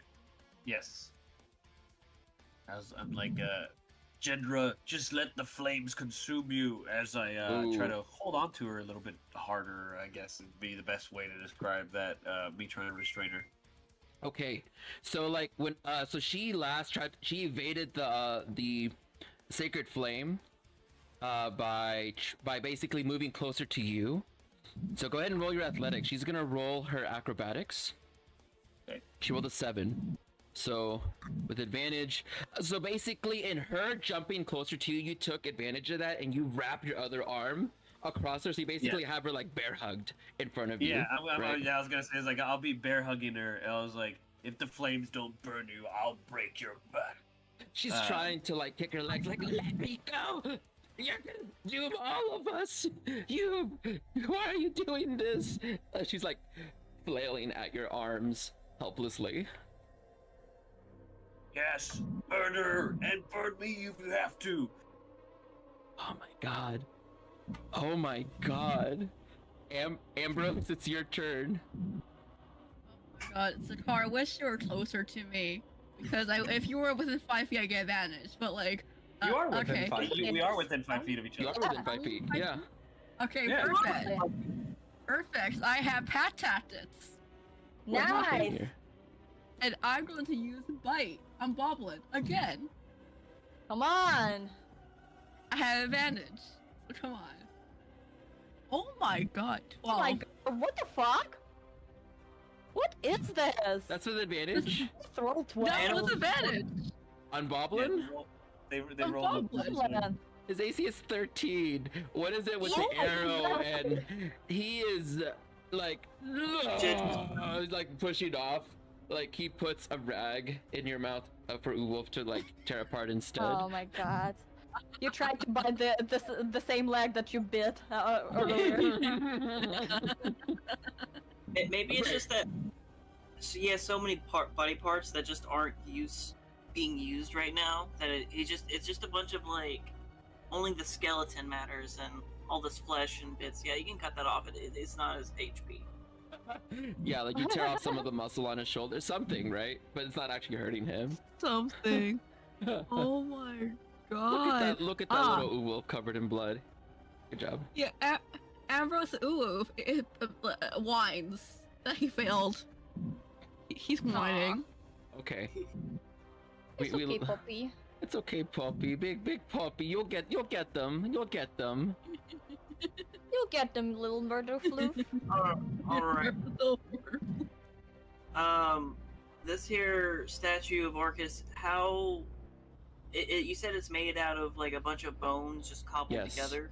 Yes, exactly. You see, like it's all put together with, have you ever heard of, I think it's called coffin resin or coffin glue? Basically, it's a very, very specific mixture made from like sinew and muscle and like fat from creatures that have been dead for a really long time, but you gotta manufacture them in a specific way. I think that's what the Egyptians used to use, but that's essentially what it is, that it's corpse glue is what it is. Okay. I'm gonna climb up the back, and you said the statue's eyes are glowing. Yes. And I'm going to hold my obsidian mirror in the air with my shield hand, and hold my stone and bone hammer in the other hand. And I'm going to intone something in Goblin as I bring down the hammer onto the head of the Orcus statue. Before you do, as you touch it the first time, you hear a voice in your head like, Gib.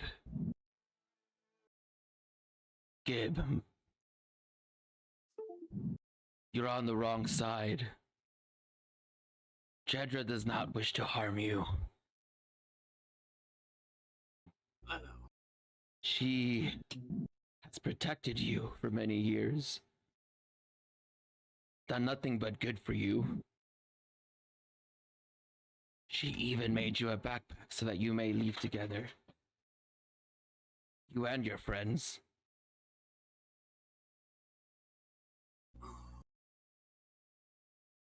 I'll have none of your honeyed words, Orcus.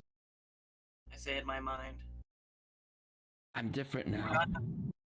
You're not the first voice I've heard from the void. I And you won't be changed. the last. I'm different. I've changed. My son, you will come yet to our side. You only need to drink more milk. I'm gonna bring the hammer down. You're gonna bring the hammer down? Okay, you bring the hammer down. As you bring it down, you smash the head. You want to roll damage to see how much damage you do? Sure. And your insight would have told you that he didn't actually like legitimately mean like you were his son. Like son as in like, you know, like Right. Metaphorically. metaphorical, yeah, son, yeah, like yeah. Not literal. Would have been funny. It would have been funny if he was Orcus's son. Yeah, yeah. It's not a big job, but it's honest work. Oh my god. I mean, oh my god. Oh my god. Okay, I'll be here all night. So you do a massive. You see, as there is a crack that goes down the middle of the face, as you do 1/3 of its health points with your 3 bludgeoning. There's a horn that falls off where you struck it, and Jedra looks up like, no, not the statue. Anything but the statue. Please just kill me, but don't destroy the statue.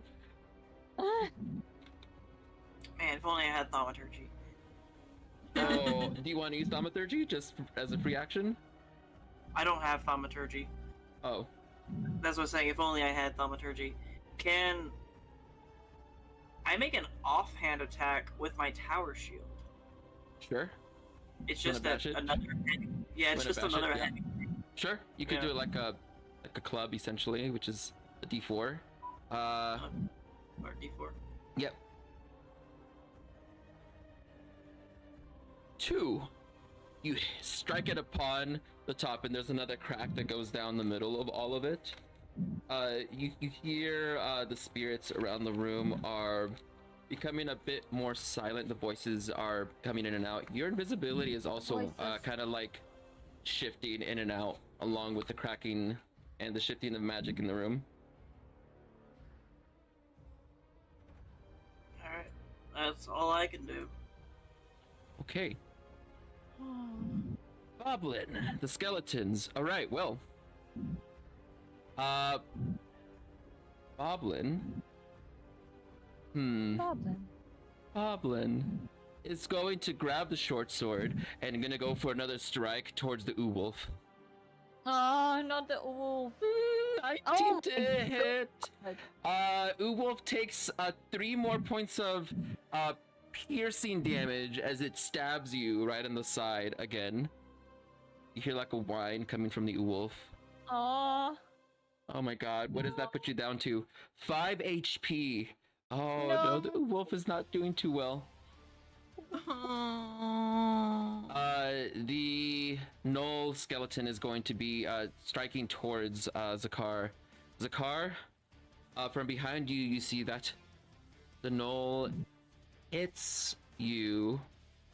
Because your AC is 14. You take 3 points of piercing damage, giving you a good pierce along the side of your leg. Nah. Quickly, cast burner. Oh god. All right. I think what's that put you down to 11 now? 14 because I went up 3 because of the healing. Oh, okay. So okay, I see. Yeah, I was at 14, went up to 17, back down to 14. Nice. Okay.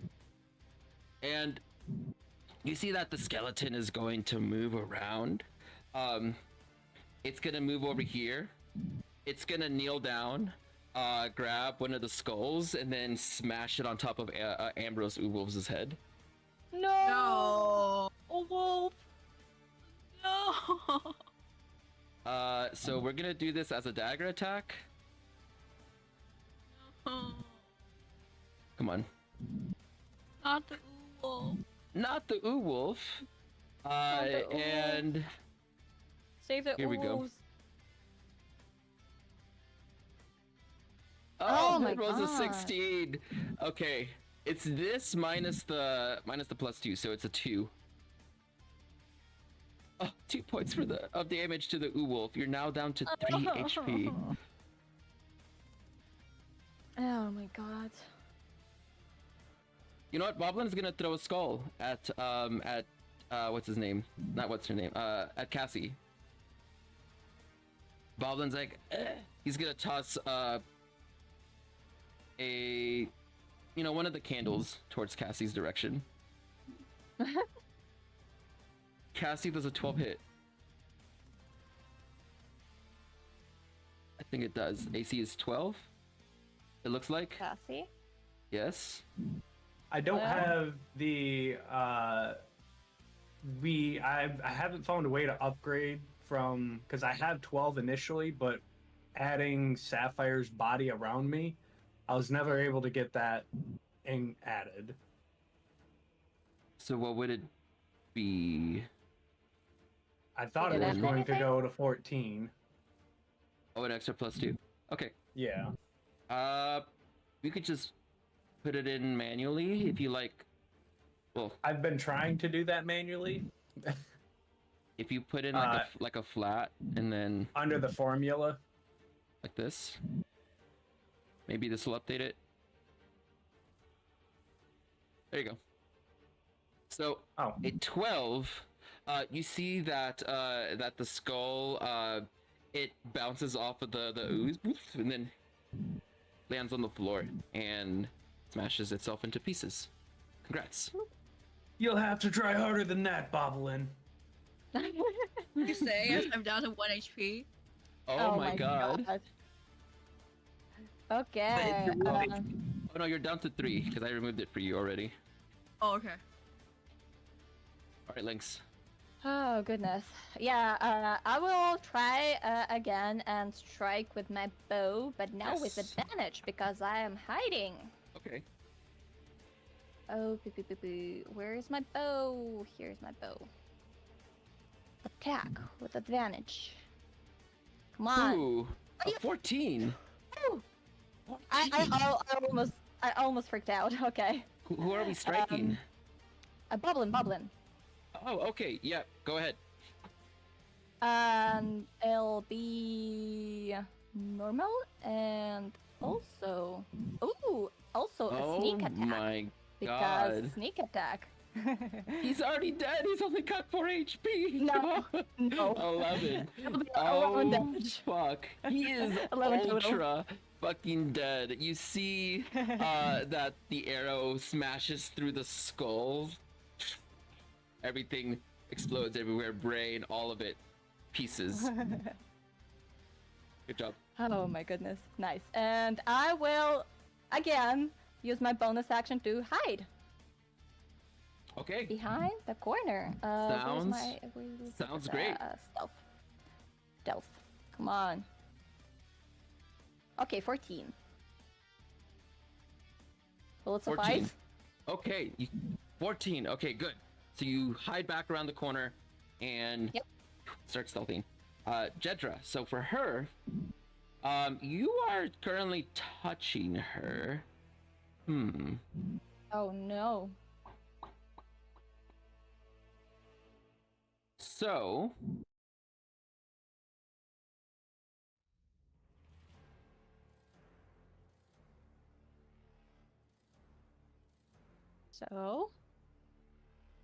So good. let me look at restrained again before I make a mistake here. Let's see. Restrained 5e conditions. Let's see.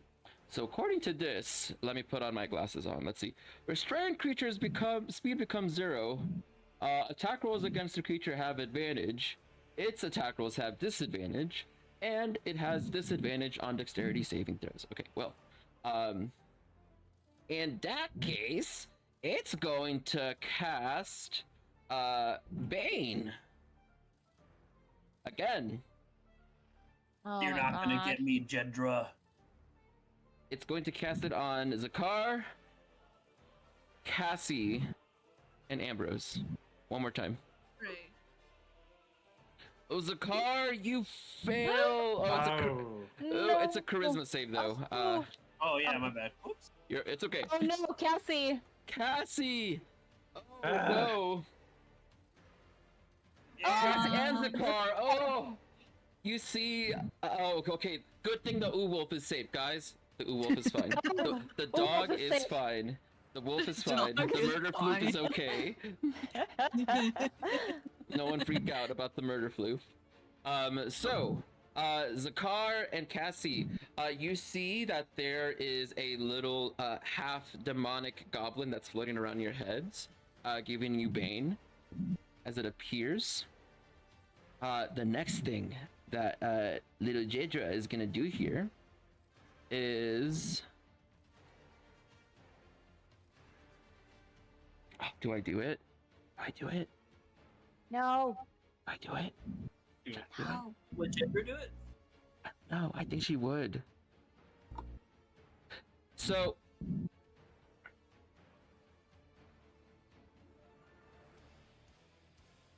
she is gonna use her bonus action to...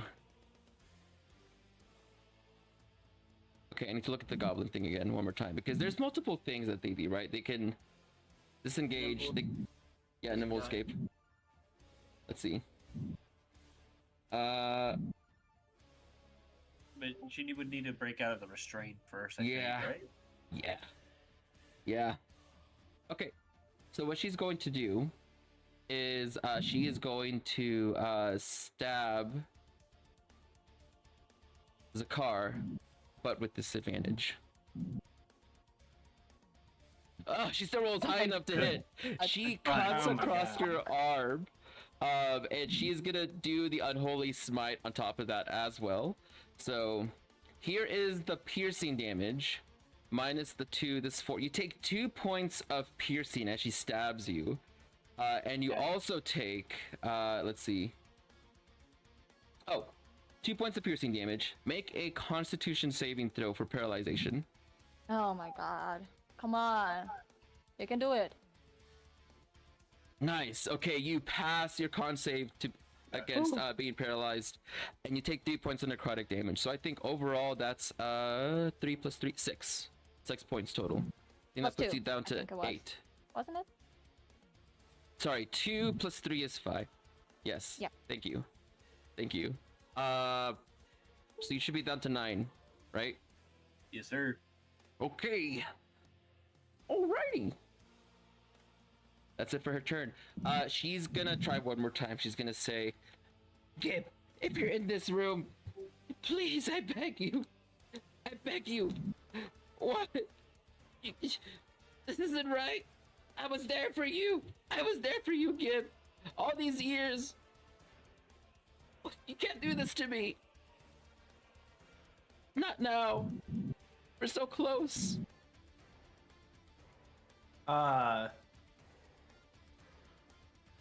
So. Yeah.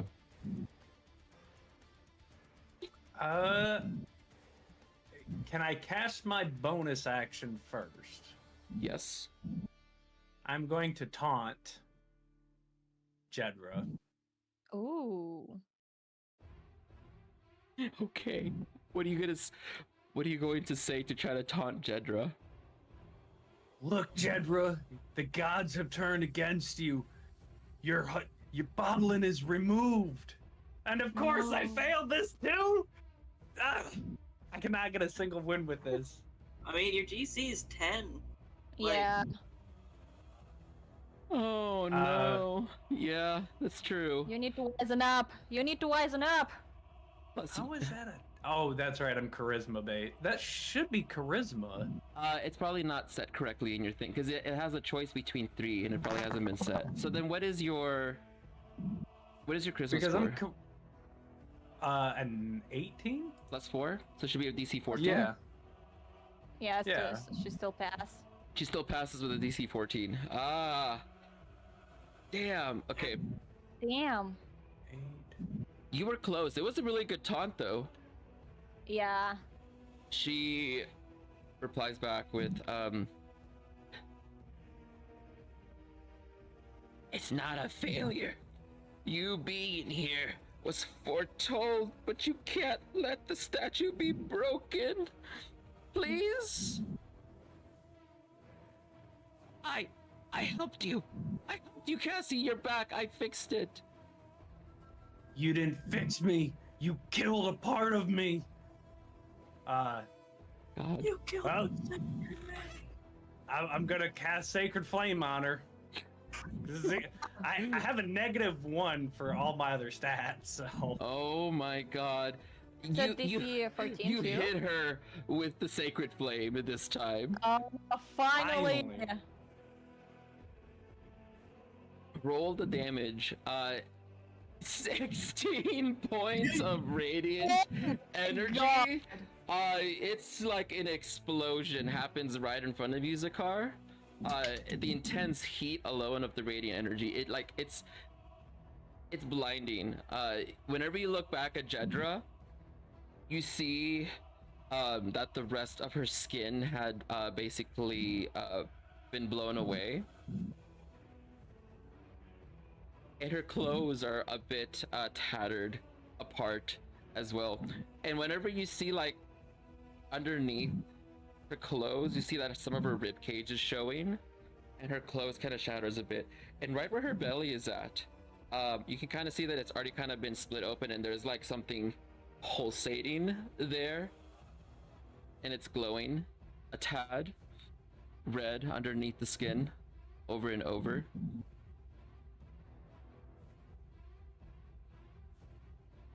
Yeah,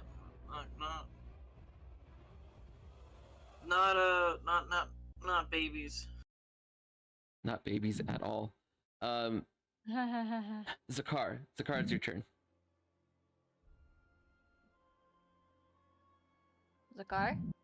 Zakar.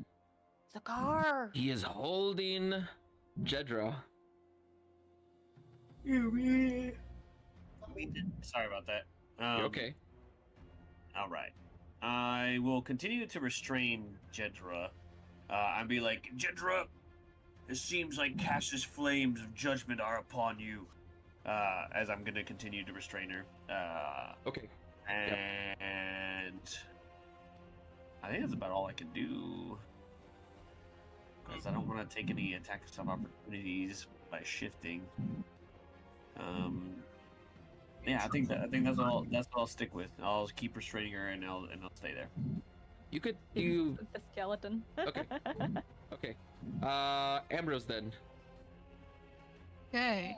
Wolf. Wolf. Come on. Ooh, I wolf. don't want to die. Come on, Wolf. You can do that. I don't want to die. Ooh, I don't ooh. want to die. I don't want to die. I don't want. The Knoll and Jedra are the only two things alive right now. Okay. Moblin Well, is dead. I'm going to attack the snow. Ooh, okay. And I get advantage because the horror right over here. So Yes. please, Yes. please. Yeah. Ooh, Oh, yay, thank God. 21. Yes. Come on. What the fuck? You roll 5 piercing damage onto the Knoll. And as you bite it, you do not manage to knock him over. The skeleton remains erect. Sorry, choice of words. I mean, You could say no. I'm not going there. Oh my god. sorry, the boner. Things that you don't say on stream. It's an HP bone. I mean, his bone is no. So Just wait out Stop it. Stop it. Get some help. Weighted coin weights. welcome to Paladin's Archives, where our skeletons remain erect after trying to be bit. Okay. Our language is boring. Good job. He's down to 5 HP out of 13.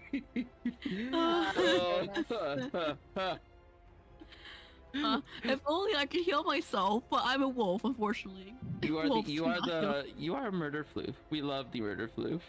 Great. I am- Murder floof. Gib. Alright. I give a silent intonation to the void beyond the obsidian mirror and bring down my mace once again. Okay. Come on. Just the damage. Let's see it. Oh, 3. 3. Oh man, it's got 2 HP left. You see that there's a massive Ooh. fissure that goes across the whole thing. Don't the let magic, it kill me, please. the magic in the Come on, room strike it with a is shield. quite wild at the moment, you could say. I grab my my God. face with both hands as I raise up my tower shield, and I slam down the tower shield with both my hands. As a offhand. Oh. Okay. I think you could just press damage. Oh, yes. Okay. Oh, HP! One fucking One HP! HP left on the statue. Oh The my king of edging. god! King of veg. No! Everything is still gonna hold together for another round. Oh my god. Oh my god. Oh. He looks down at it and he's like, and I turn- Just sneeze. Just sneeze. Just sneeze, right? Please. Anything else for you, Gib? Do you want to move, or we're still hidden away? I'm still on it. Okay. Whose turn is Come it? on, Goblin? just one turn. Okay, it's the who's skellies that? again. It's the skellies. It's the gnoll. So, Don't let it kill me. Singular null that left. the gnoll is gonna short sword attack No. the wolf. No! Oh! Oh Yes! my god! You see him stab Boblin's brain instead. Oh my god. Thank God! Oh my God! My life flashed before my eyes. Wolf is safe. The murder wolf is safe.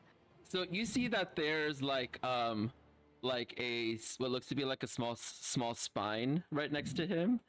He's gonna pick it up and then smash it against Uwolf Oh as a my bonus god. action. Oh, Rolls a 2. Oh, He rolled a thank natural 1 and a natural 2. Yes. oh my God! Oh Again, my my God. life flashed before my eyes again. We love it. We love you, Uwolf. Aw. Your life flashes before your eyes again as he hits Boblin with the skull and with the spine instead. Might as well add Oh insult to my injury God. here. Okay, Lynx. Okay, yeah, can I move while I'm hidden? Yeah, of course you can. Okay, then I will move a little bit to see this knoll and strike with my bow. Who would have thunk? Who would have thunk? And I love it. yeah, Okay, it is Turbo? with advantage because I'm hiding. 22. It Yes. is Wait, 22 to are you hit. You're hitting the null. You said. Yep, the knoll. Okay. It Let's is see. Gotta do 5 damage. 5. Nice. Okay, 7. Wait. Okay, we have to overdo it here. We don't just Yes. do the. We have to be over the top. 8. Oh, Okay, Okay, so 8 damage. you arrow goes and it entirely rips the rib cage apart. You see bones shatter everywhere, and the skull lands down on the floor. The skull looks up at the wolf. Its eyes are still glowing. It's not threatening, but it's there on the floor. Oh my goodness. Yeah, and I will hide again. Wonderful. And Aw, 16. 16. 16 is still pretty good. It's still pretty good. Okay, Yeah. well then. I just Jedra. rolled an 9 and I'm just aw. It's now Jedra's turn now. What Jedra's Oh. going to do is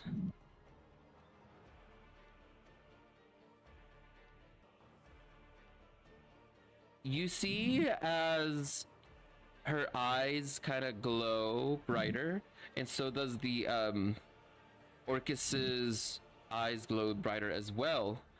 She's going to cast Enhance Ability. Oh. She's going to concentrate on Bane and Enhance Ability at the same time. Both of them. Oh. She can do that. She can. Can she?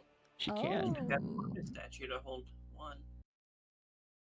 She's gonna give herself a bull strength.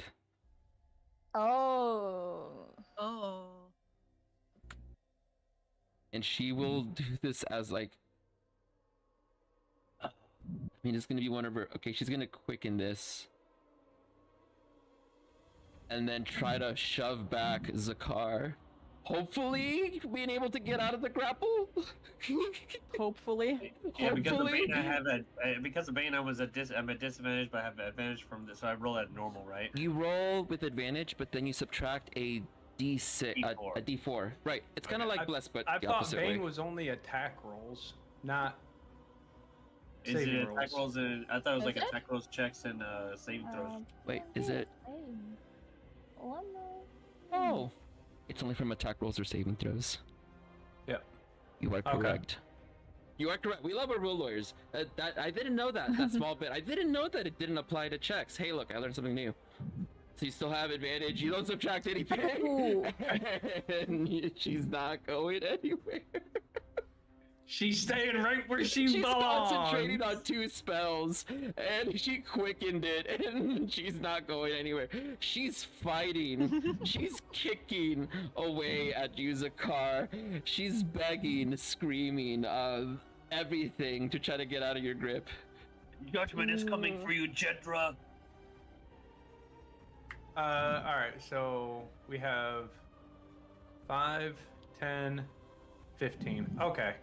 I'm going to cast Sacred Flame again because it's Come on! it's the only thing I can do. Will it be a DC 14? Or is it still DC 10? Because of the charisma. Just walk up and cut her head off. Yeah. I am super weak. Is this supposed to be based on... Oh, you got this from... No. 6. She's still not fast. Yeah, Well, she's still yeah, she didn't pass this time, so finally for once. And of course, I do no damage. Oh my god. basically. 2 points of intense radiant energy. One for each eye.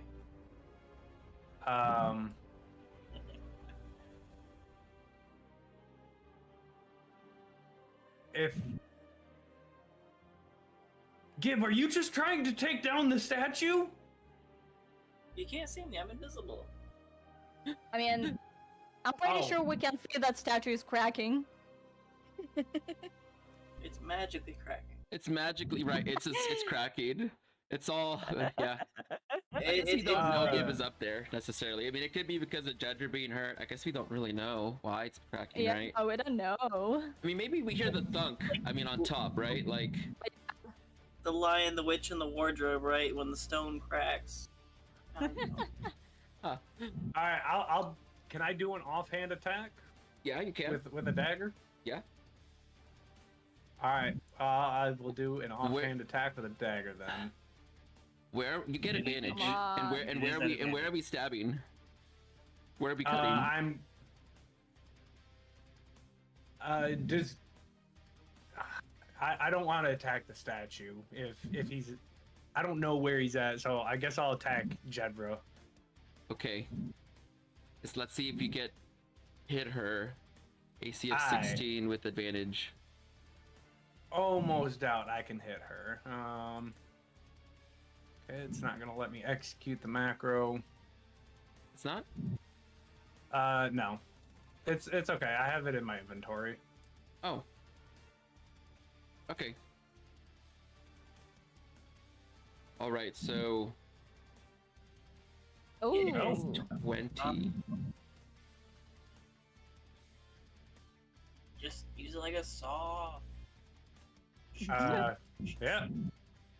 Stab her. Take this, you witch! And just Where Stab her right in the where are brain. we stabbing her? I'm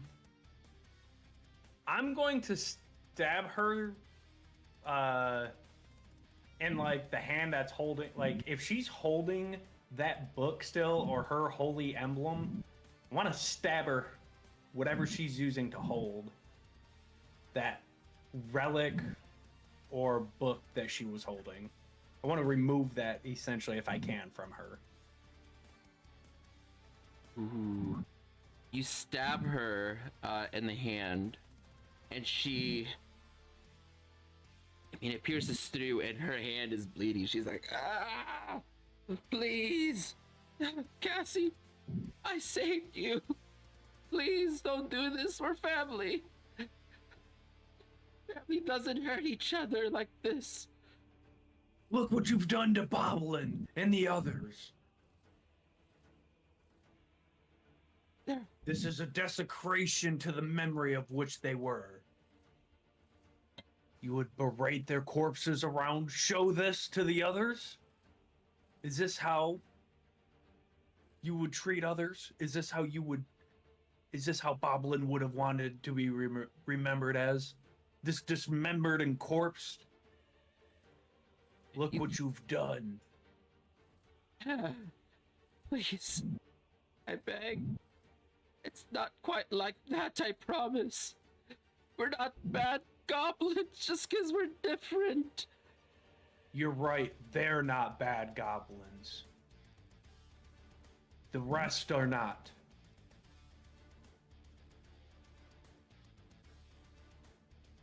Okay.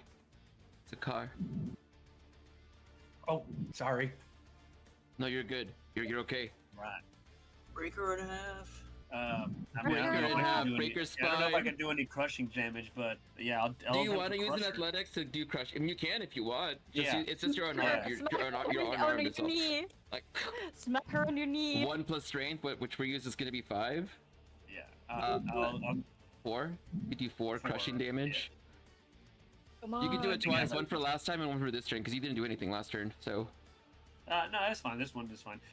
Okay. I'll look over at Cass. It's like, do you want me to finish her? Kill her! Yeah. Okay. So he's like, fine. Go ahead and crush her. Did you want me to still roll the athletics check? Sure. Yeah, with advantage. Yeah. Let's see. Come on. Oh my god, this is the worst I've rolled. Oh my god. Okay. Oh man, wait. You get advantage again because it's an attack roll. Oh, but you already have advantage, so. Yeah. Yeah. I already have advantage normally. And then the D4 with the Bane, so. Yeah. Have you used the Bardic Inspiration? Oh, that's true. Use the Bardic The new one? Inspiration. No, Roll I a haven't, D8. actually. Roll a D8 and then a D4 as well. 16. It's a 13. No. It's fine. I'm just like crushing her, but it's not doing any damage to her. I'd be like, her bones are tougher than I thought.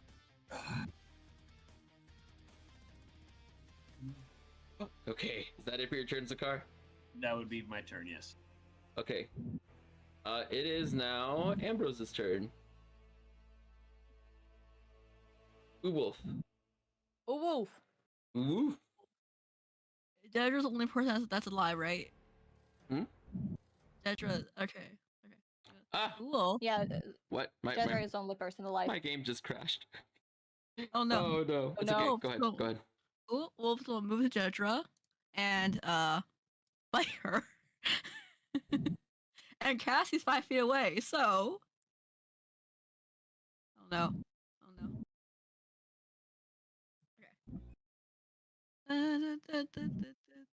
Is this towards Jedra? Yeah. Oh my god. The dog is Cassie's coming from the front. Oh no. Okay. The murder flew. Cassie's 5 feet Yes. away, so advantage. And 17. 17. Is it? Yes, it does. Yes. Come on. 7. You come up from the front, Wolf, and you bite right down onto the center of her body. As you do, there's just like a massive amount of blood that splurges everywhere. You see as she's looking down, all of you just see that there's like, and Wolf like steps back. There's like her organs begin to spill out onto the floor. Oh my god. And you see that a giant bulbous flesh sac comes out of the center of her body. Ooh. And you see like it moving a little bit, and you see that there's this clawed hand that tears through it. Ugh. What? And what you see come out as Jedra is falling onto the floor, she's like, "Oh, finally, it's born. Thank you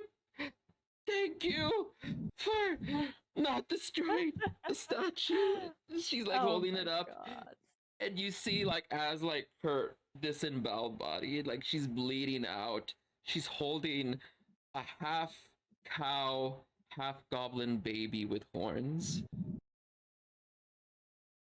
What the fuck? I don't think it was boblins. Yeah, I'm pretty sure it wasn't Boblins. Hello, Hellspawn, by the way. Welcome. Hey, hi, Welcome to Hellspawn. Rappan Well, that's something, right? You can't. I'm trying to refresh the game, and it's like Foundry is fighting with me again. Anyways, so it cries out as you see it's got like little wings on its back, and it's like looking up at like Mama, and begins to bite down and basically eating her flesh. Oh. Oh my god. He's Oh my eating the goodness. rest of like what's left of her organs that are inside, like her kidneys and pancreas and stomach and all that. Jedra, you see her fall back, and she looks up at the statue as she's being eaten.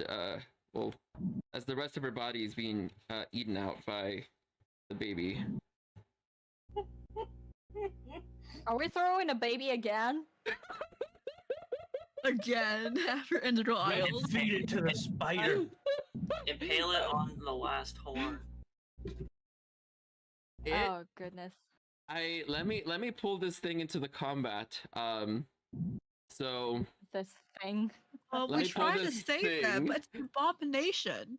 It's an abomination. Hey, it's just a little guy, okay? It's just a little guy. Just a baby. It's just a little guy. It's just a baby, you know? It's just a baby. Yeet the baby. You Yeet the know? baby. Yeet the baby. Yeah, it's all it is. There's nothing wrong with him. I say. My Okay. God. Here, let me pull him in just a second. So, whose turn will it be? Gib. If Ambrose doesn't want to do anything else, I'm pretty sure it's Gib's turn. Yeah, that's all I can do. Okay. Let me just pull this thing out onto the map first, I suppose. See if I can find something good for it. So not all right. So whoop. You guys see that? I can see the imp. Yes. Okay.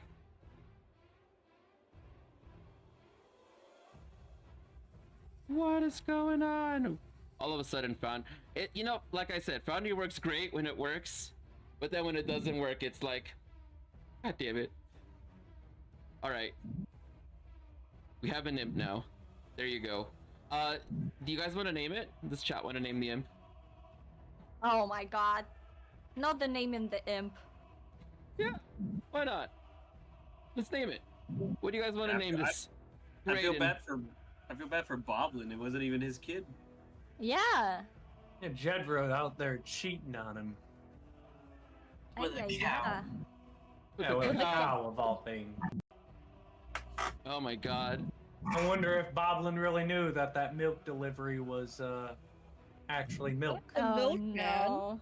The milkman. The milkman. Does chat want to name the imp? You know what? You know what? We're gonna name him Milkman.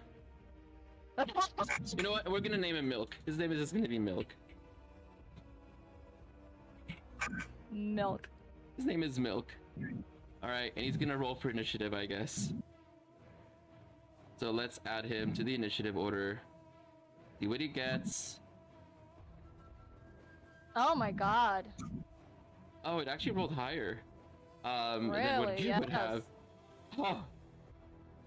Whenever it looks up, it eats the rest of Jedra. Ugh. Looks up at everyone. Takes a big swallow. Looks around.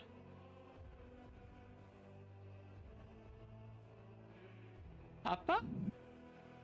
Oh no. Papa? Puts up hands. It's Yeah. reaching up towards Orcus's statue, but Gib, you know that it's actually reaching up towards you. Oh no. God, I can see him. We can see invisible people. Gib, I know you said that we were gonna save the child that she was gonna give birth to, but this should not be.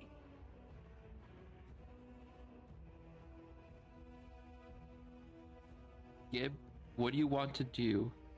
It is your turn, and you see as he's reaching up towards you, he makes himself look like you, kind of like mimicking your exact face. Oh no. So he's all stern and cold. Yeah, exactly. Oh my god. Do I need to roll to break, or can I just You- pull off the last hit point of Skull? You As- could as just I pop break out? the last hit point of Skull if you like. 'Cause, I mean, it's only got 1 HP, so how do you want to Yeah. destroy the visage of Orcus from this room? I'm going to take a firm hold, put the mace on my belt, take a firm hold of the horn, and break it off, breaking the last bit of Orcus's head, and then I'll step down, assuming I'm going to become not invisible anymore. Yes. You step down, you pull apart the last bit of Orcus's statue, and as it does, you see it crumbling down, and the magic around you dissolves, and so does your invisibility as it goes away. Do I still have the horn in hand? Yeah, you do. And I open my arms, move towards Milk, and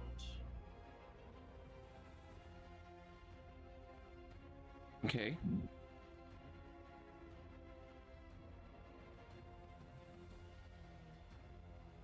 What do you want to do? You can't expect us to keep this thing alive, Gib. so I'm going to be making a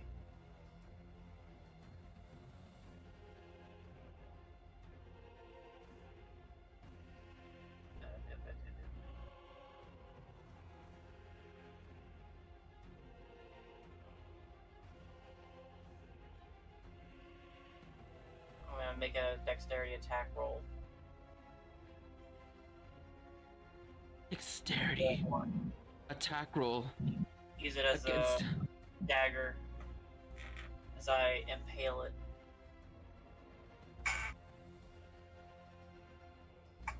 I'm sorry, little one. That's all I can manage to say.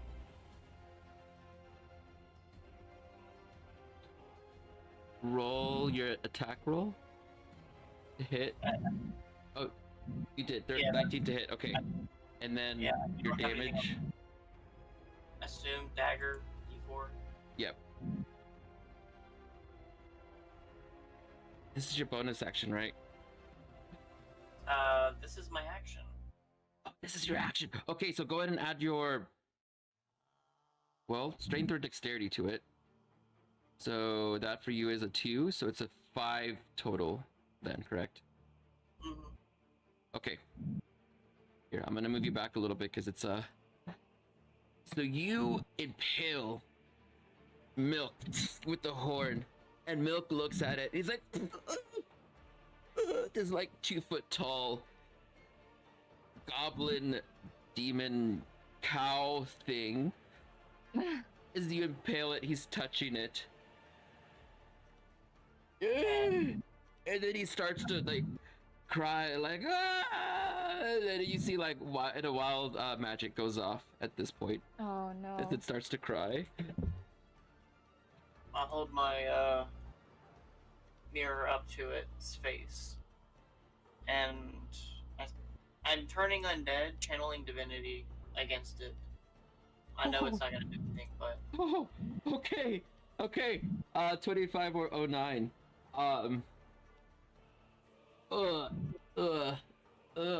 Okay. You want to use your channel undead. yeah. You present your holy symbol, and thank you for the milk. And Oh for my milk, God. right? Isaac.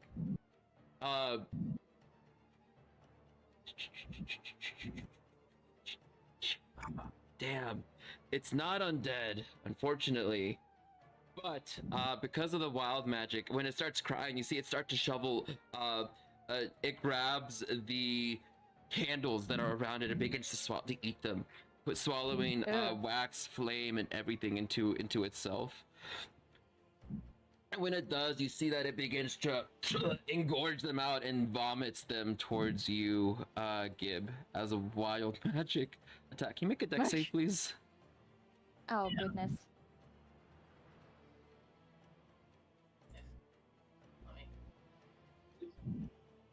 Let me make a dex save. The DC is not high, it's 10. You can do it. You can do it. You got it. There is. I have faith. Oh, Nice. okay.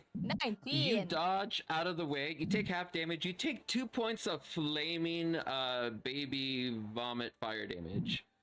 Oh my god. All right, I'm at max. Oh, shit. The two 10 HP. Okay. I don't have the turnover up anymore, but we already did it so many times that I know who's next. It's Lynx. Lynx, you're next. Yeah. I will. Well, who would have thunk? I will aim my bow at the baby. With advantage because I'm hiding. It is a monstrosity. Kill it! I'm gonna aim a bow at the baby. Yes, 14 hits. It's got 5 HP. Okay, let's roll. Wait. Oh my god! This is 13 damage. 13. Yeah, I will like aim my bow and I shoot with my arrow and I would like to pin it right through the statue of Orcus. Okay. You shoot it as it turns around. The last thing you see is this arrow just like go right in between the eyes. Its entire body just goes as you see the arrow goes back, hits the statue, and whatever's left of it crumbles down over it. And all you see left is that there's like a bleeding mess as its head gets decapitated off and it's left crushed underneath the rubble. This monstrosity between some sort of cow and a goblin. It's dead. It is so fucking dead. I take the books and I hand Zakar his space travel book. Thank you. Sorry we could not save the child. See, definitely wasn't.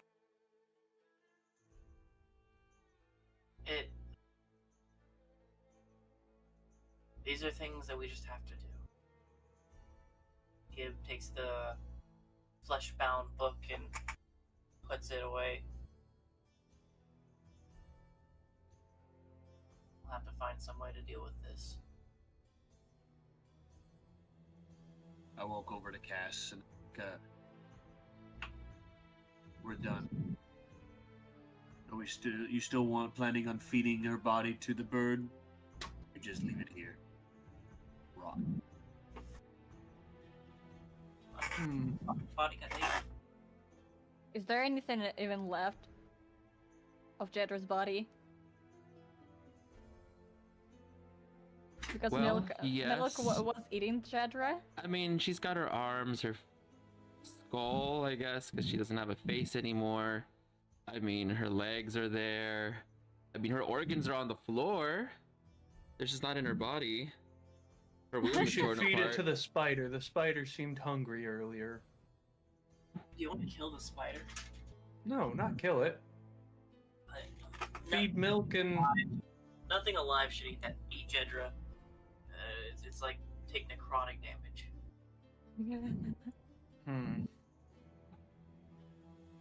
Well, as much as I may be against this, if everyone is okay with it, I'd like to perform some funeral rites to ensure that this doesn't come back to worry us. I'm gonna turn the grid off, so you're gonna see it refresh. Just a second, okay? Sorry. It's alright. Yeah, Like it's really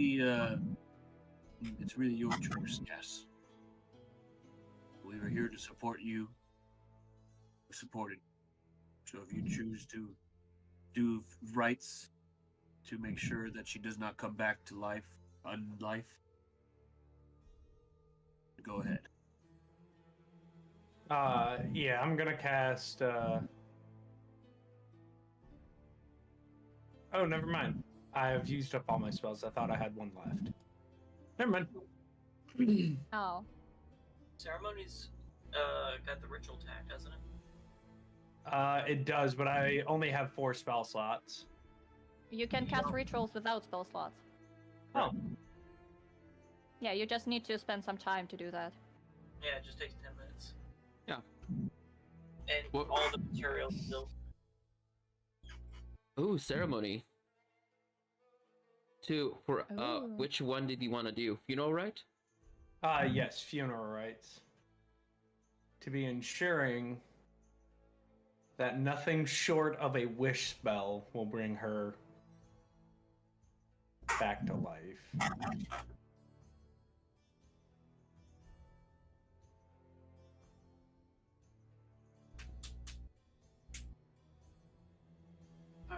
Alright. So, here's the thing, is that it doesn't work. Oh. Doesn't work. It's not good. Make a religion check. Why? Oh my god. Okay. I can't Is it only for see- Cassie? Others could try too. I'm gonna try to reload the page. I did do the roll. If it came up on your side, it did not come up on my side. So, It's 2 for Cassie. the reason why it doesn't work, Gib, is because she already was undead. Oh, goodness. Oh. The question is, who raised her?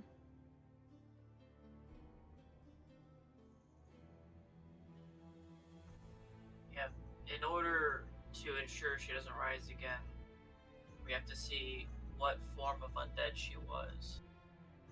And holding the book, there's only one way to concisely investigate that. Make sure she doesn't come back. Well, how would you feel? What do you think the best course of action would be? I'll read through her journal. Maybe I'll learn something, figure out. Because we know that liches are a thing that exists, but I don't think that it's common knowledge that liches have alacrities and come back, and we wouldn't be able to identify that. Like as a player, I know that paralyzing touch is like ghoul or lich or something, but some kind of lesser, so some kind of greater undead. Figure out. As you're speculating, Lynx, you hear someone behind you. Hildy comes up. Jedra, I don't feel too good. Um, Oh. I wouldn't go inside on in your place. You see, like, Hildy, like, almost falls into you, Lynx. As Oh, they're no. grabbing you, they feel really weak.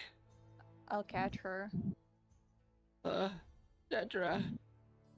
I don't feel good. What is happening? Jedra. No. I'm gonna say, like, don't tell me she's like either poisoned or pregnant. You see as Oh, she gosh. like dies in your hands and looks up at the ceiling. Ragdoll's just like Aw. no more light is there No. as they die in your hands. Can I like see why she died? Is it like exhaustion, or is it like the from the Jedra death? Can I check it somehow? Why she died? Yeah, you can make it an Arcana or investigation. Guess both would be the same either way. It's not really good. Let's do investigation. Yeah. I have no idea. Right, bring her to me.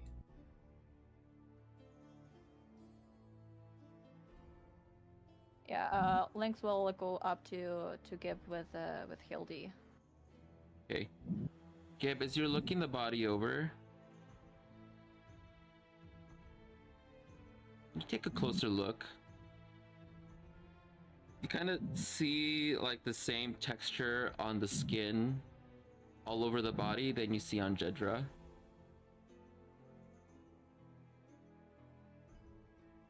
I start to peel away some of the skin. You do. You peel away some of the skin. You see that there's a skull underneath. You begin to see that some body parts aren't really matching 100% to what a goblin should have.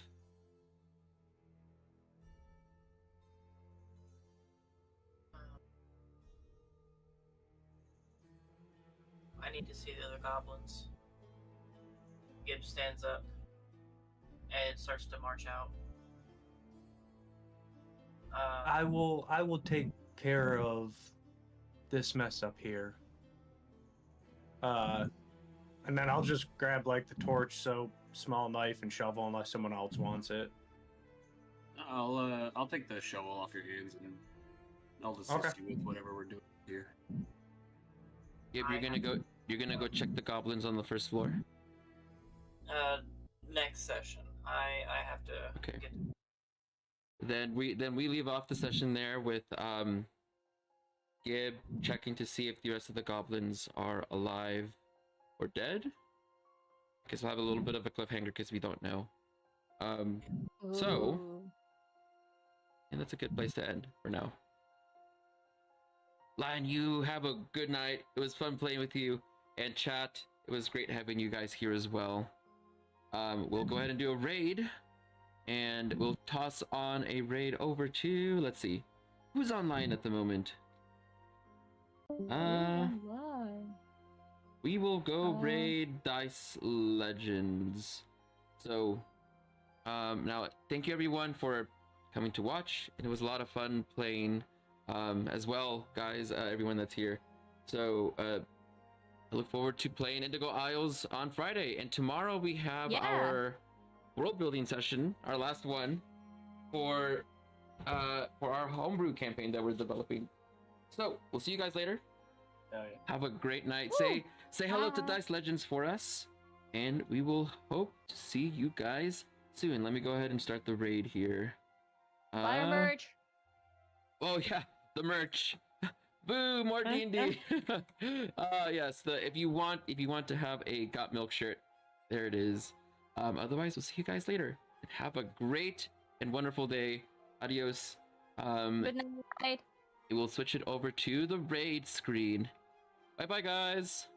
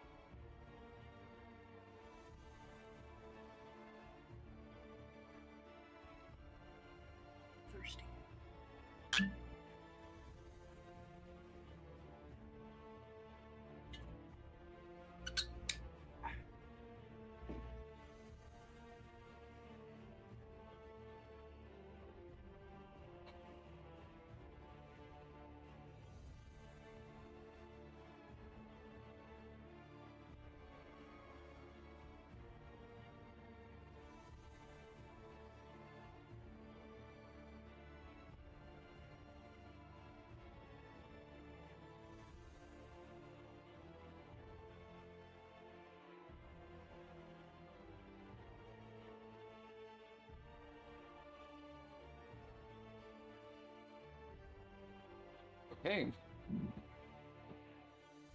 Moo. Oh, Moo. Good Hello. evening, Game Lister. And good evening to you, and hello everyone. Welcome to our milk house. Can we call it a milk house? I suppose we can. My name is Paladin, and today we are going to be having an immense amount of fun slaying those that don't believe in what we do. The people of the land that do wrong and that do not drink milk, essentially. Welcome to the milking zone, says Captain Meister. Lucesios, welcome. Let's see. Grace, 20 stream streak. That is fucking amazing. And thank you all for the bottles of milk. And if I think I heard correctly, no, okay. So let's talk about what's going to be happening today. So today we are going to be adventuring through the lands of the Lost Lands after having had a very tense situation last game, fighting what seemed to have been a goblin, maybe not a goblin. But before delving into that, some announcements. So, with Paladin's Archives, we are, me and Lion and Chaotic and Ryder, Chaotic and Ryder are working on a West Marches, and we're streaming every Tuesday. We're not streaming tomorrow. We're gonna take that day to focus on our book writing and finalize the chaotic history that we had done last week. And I see that. Hello, Gavin. Welcome to the chat.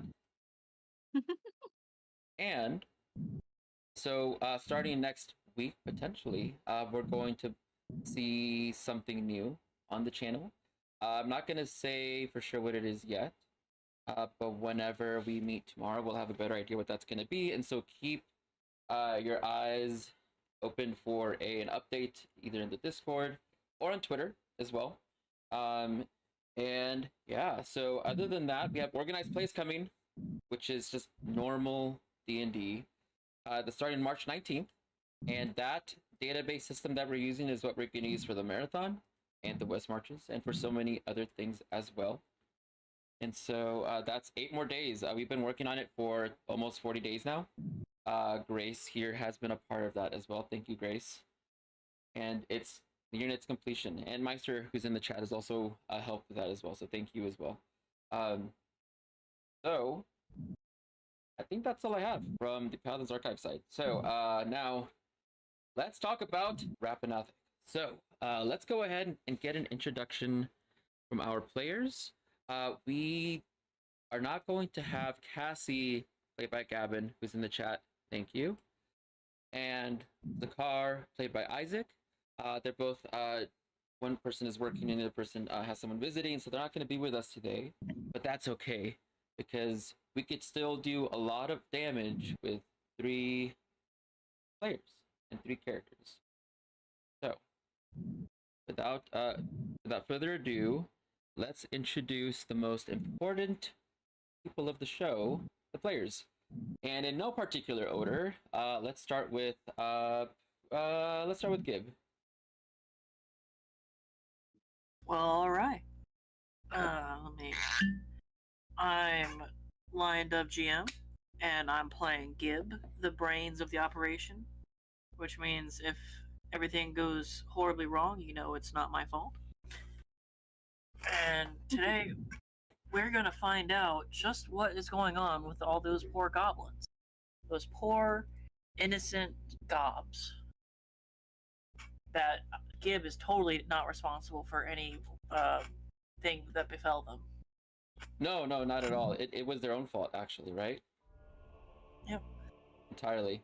Well, you get to pick who gets to go next. Who would like to go next? I'm gonna go with the person playing Lynx. Would like to choose Oh. Hello. I am the traveler. I am playing Lynx, and he is a rogue and has a very pretty companion named Keshi. We are just trying to get the fuck out of here, from this planet. Trying to get the fuck out of this planet. Honestly, same. I can relate to that 100%. Not gonna lie, me too. You wouldn't make it 10 seconds on Titan without a spacesuit. Maybe that's what I want. Wonderful. And last but not least, our most favorite elf, right? Yes? You play half elf and one and then elf. Wait, is this wait? No. Kirke's the half elf. Isn't Ambrose the elf? Ambrose is also a half elf. Oh, Yeah, they are we don't have any full elves. I was like, wait, I'm gonna get it right. I got it completely wrong. You know what? I see the tendencies. Oh my god. Hi, my name is Grace. I'm playing Ambrose. He is a half-elf druid, social with a shepherd. Recently he wild shaped into a wolf called the Wolf. And he may have killed a god. Maybe even another one. By ripping it out. He performed the very first C-section made by Wolf. Exactly. He It has was a companion bloody. named Colonel Giffy. It was very bloody. Yeah, he has a companion named Colonel Giffy who is definitely a gift. He's 100% 100%. a gift. 100%. He shoots watermelon out of his musket. He's right. You know, I think there was a saying that I heard when I was young that you cannot mix milk and watermelon. Is that true? You guys heard that? Did anyone ever tell you that when you were kids? It's a matter of having a large enough bowl. That's true. Well then, how about we start right back to where the carnage we left off on? So let's go the fuck back to Castle Kalalan. We were on the second room of the castle, amidst the corpses and the guts and the glory, quote unquote glory. Let's go ahead and take us there now. So, the last thing that we had happen was Lynx. I think that there was a goblin that about everyone in this room can fucking relate to, and that was the one that said, I just want to sleep. I can't take it right now. This is just too much. They grabbed onto you, looking for Jedra, and they didn't feel well. They collapsed in your arms and then died. I think that's the last thing that we left off on. So, in the second floor, it is all of us, of course, right? And if this map does not keeps taking forever, okay, well, it's stuck at 99%. What can you do? Yeah, mine's not working either. Okay, we're just gonna theater of the mind it then.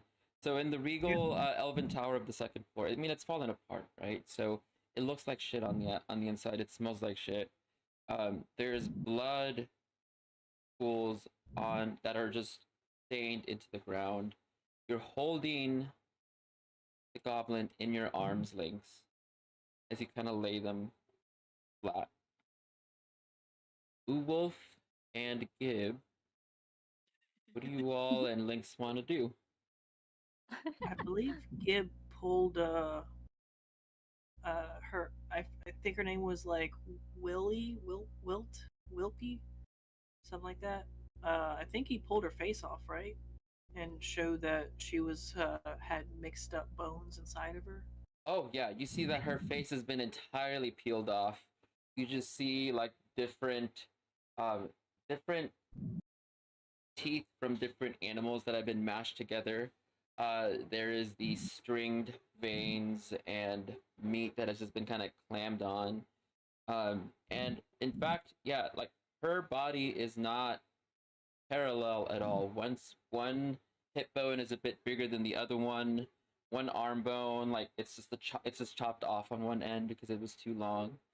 So you can tell that like this has been quite a nasty procedure, and you're not even sure who did it and how she was walking around the way that she was, but you can tell that she was definitely just the same as Jedra.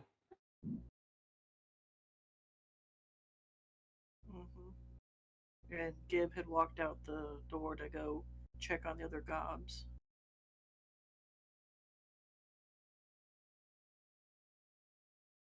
And that's the last I remember. What did Okay. Ooh. So it looks like our forge might have to be restarted. I'm gonna stop the server and then just restart it. Here. It's gonna take a minute. Alright, so then Gib, you're going running down the stairs. Or you're descending downwards. And when you get to the tea party room, you see that the two goblins that were sitting there playing checkers are hunched over onto the checker pieces, motionless. You don't hear anything. It's as quiet as it can be in the room, in the library.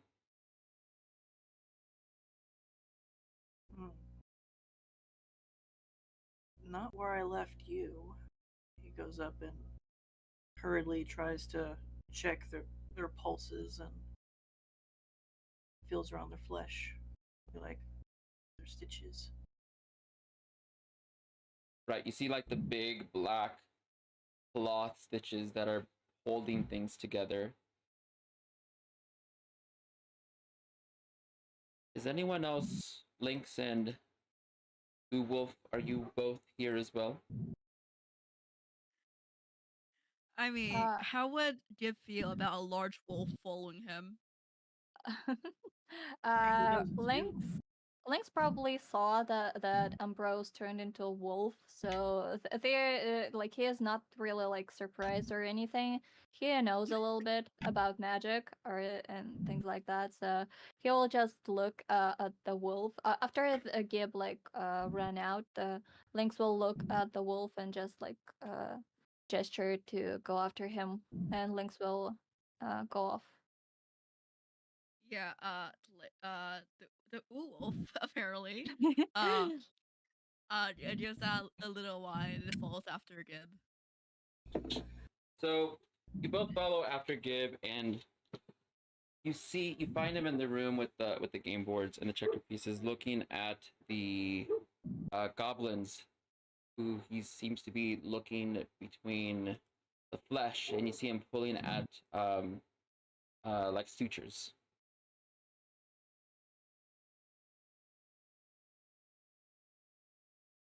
Okay, and it looks like the foundry is up again.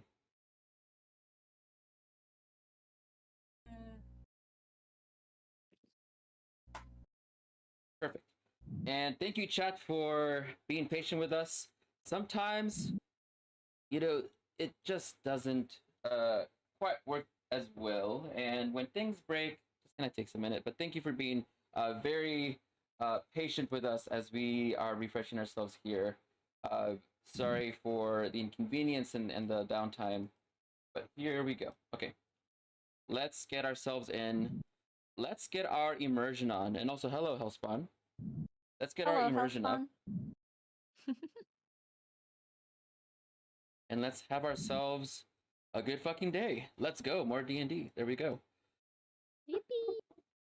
Yippee. Yippee. Wonderful. Okay. I believe the room that you were in, I will drag you on over there because I know we've moved by this point. We got Ambrose, Lynx, Gib, and Wolf. And I will move you guys. Yes. Will we go past the room where Castfire Castfire is not here for this session, so... No, I'm mostly like worrying about Keshi. if we can grab her in a way. Sure. Yep, you grab Kashi. We'll just have him Theater of the Mind join, because it'll be a lot of NPCs to drag along. Here we are.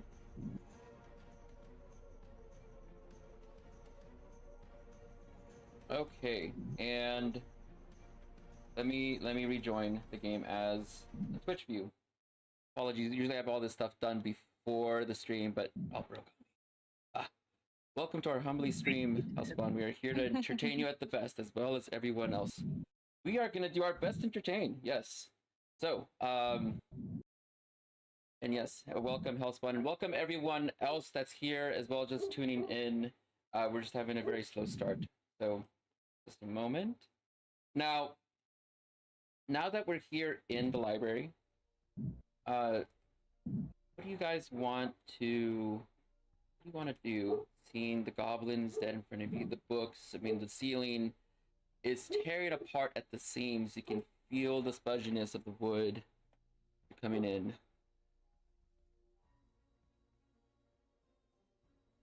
I mean, should I stay as the Wolf? Up to you. Can you communicate with us somehow without without us yeah, having to speak with animal? Yeah. Yeah. I don't think any of you guys speak animal, right? Nah, and wolves aren't really good at sign language. Actually, I will transfer back to Ambrose. Okay, you transform yourself from your wolven state back into a half-elven one. Your fur recedes back into your body as you stand back up, and your white hair comes back down over your back. Oh, yeah, my hair. A beautiful hair. There we go. And it's an important part of the aesthetic. It really is. I'm still in the previous room, by the way. I don't see anything else. Did you double up? Is your characters doubled up? Maybe.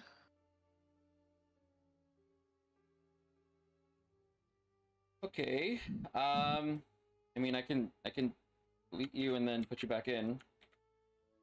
Oh, now I see. There you go. If the map is going to be too much of a trouble, we can just be Theater of Mind. If it's just going to be trouble to like go around, but we'll feel it out. Yeah, mine still hasn't come back up. Yep. But I'm just gonna use the Twitch view, because that's what the viewers see anyway. Right. So being here in the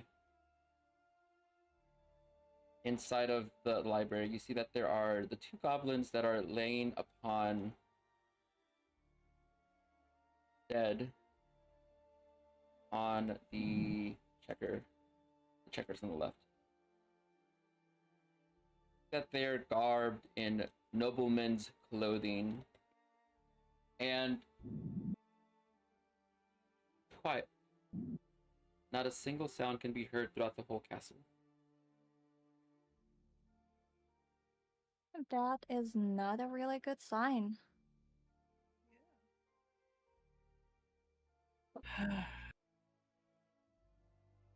Gib, wiping tears away with his shoulder pad. Let's check on the old guy. Muspelpog. From what I heard, if he's old, that means... Right. And it goes to start to crawl down the rope. You go to the wall spike, you grab the rope as you had lifted it back up last session, and you toss it back down. And you descend down to the first floor. Now, when you head downwards, just like upstairs, it's just quiet, immensely just eerily silent. The room is still as messed up as it always has been, the Goblin Tea Party room. But otherwise, it's just y'all three.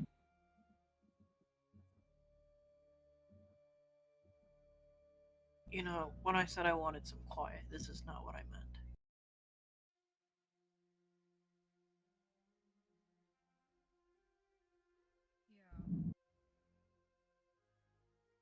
Well, when we arrived here, it wasn't that silent, and not gonna lie, it doesn't feel native to this place.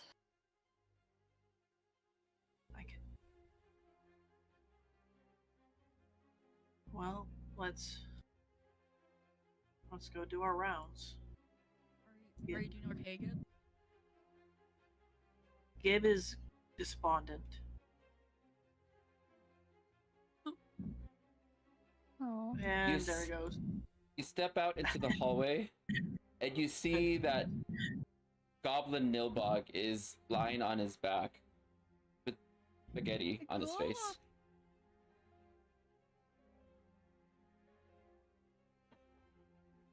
Gib doesn't even go into the dining room.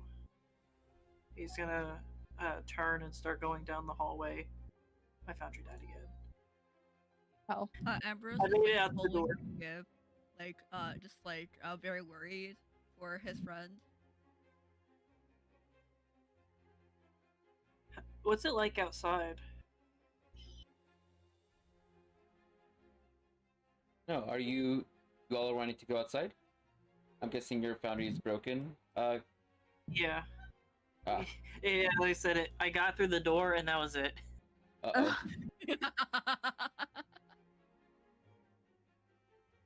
Okay, I got you. I got you, my good Gib. Alright, my gob. We're gonna have a party.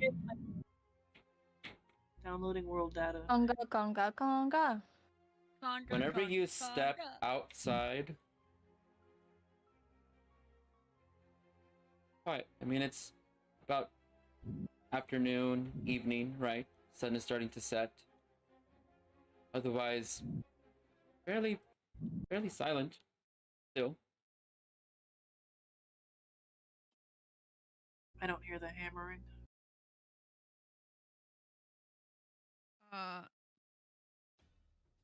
Oh. Can I try to see if I can hear like anything besides silence? Sure. Yeah. what you get. Is there anything? Roll perception and see what you get. Perception. Okay. Nat 20!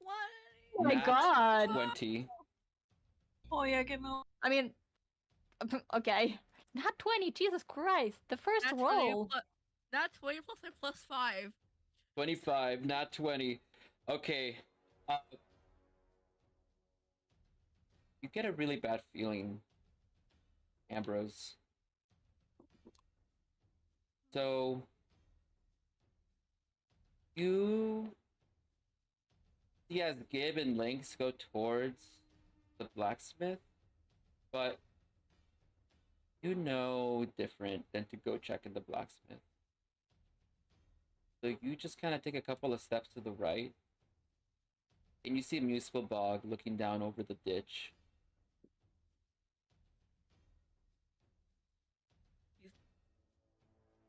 Oh god. Ambrose? Ambrose is going to like wave Lynx over to let him see what he sees. Lynx is torn between Gib and Ambrose, not knowing who to follow, and he will just like stand in the middle of them, just to try and see, just to try and see what is happening, why Ambrose is here, because he doesn't know who to follow. Gib? Ambrose is going to. Good. Ambrose is going to look at Lynx and just nod with his head, with like the eyes, so you have to see this. Come on.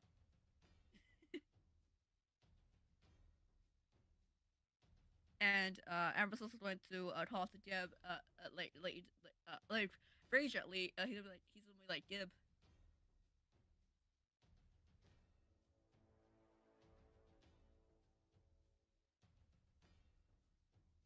Gib. Yep.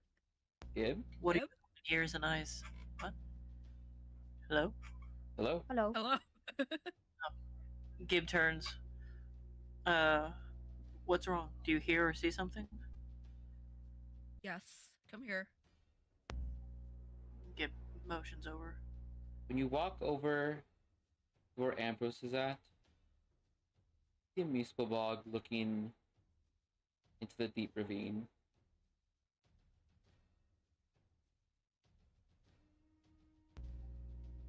Like standing? Yes, indeed, standing. Oh. You see as he lets go of holding onto the wall, it takes a step forward, and you see some rubble fall off as he kind of looks over the edge and looks down. All the way down. Before he jumps. Muspelbog, wait! You cry out, Muspelbog.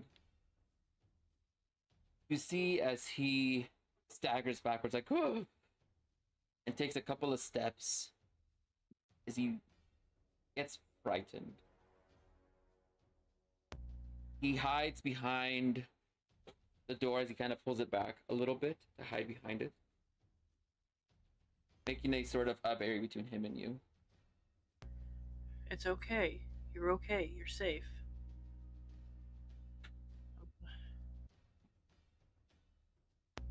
Did you know? It's time I went. There's nothing I can do to help you now. She tried to save you. You wouldn't listen. I listen to reason. Which is what I need you to do right now. No. I don't know if I want to be part of this anymore. What's to come is going to be worse. Now that she's gone, the tethers between our world and theirs, it only deepens. It's closer.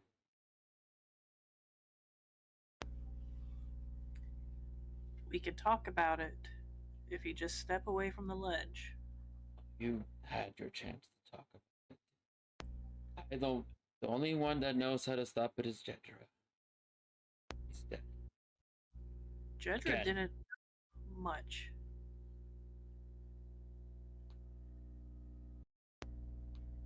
She was a smart gob, but she wasn't a wise gob. She made terrible decisions with limited information. You're about to do the same thing. I'm not gonna be around here to... No. You don't know what's going to come because you haven't lived through. And I'd much rather die at the bottom of that hole than up here in a hole with you. If what's going to happen is close to what I think is going to happen with that Orcus statue back there, then I can promise you that you jumping down that hole isn't going to be the end of your suffering. Know what that statue was? I have a hunch. But when I ask direct questions, I don't get direct answers. I don't think you ever asked about it, actually. I don't think we've ever talked much. Where's Cassie? I like her. Less bullshit. Jedra killed her. Now come over here and talk to me, so that way we can get things figured out and clean up Jedra's mess. Roll persuasion. See what you get. Does guidance work on persuasion? Guidance works on persuasion. Okay, then. Yep. With guidance, then. Come on. Forge, I just need to make one roll. Come on. You can do it. Come You can do it. You can do it. Do it. I believe in you. Forge do it. Can Forge do it? I believe in you, Forge. That is the question. Come on, Forge. Come on, Forge. I'm clicking on him. Come on. Oh, Oh, Did it work? No? I can't see anything. Come on. Come on, Forge. Oh, Okay. 10? Oh, you have -1. Okay. actually, that probably should have been a disadvantage because this might be the first time I actually talked to Muspelbog. You see as he looks over the edge and says, I'm sorry. I'm not going to be your heifer. And you see him jump off the edge of the castle. The only thing you hear is his soft body hitting the bottom of the ravine, followed by a couple of rolls and a splat.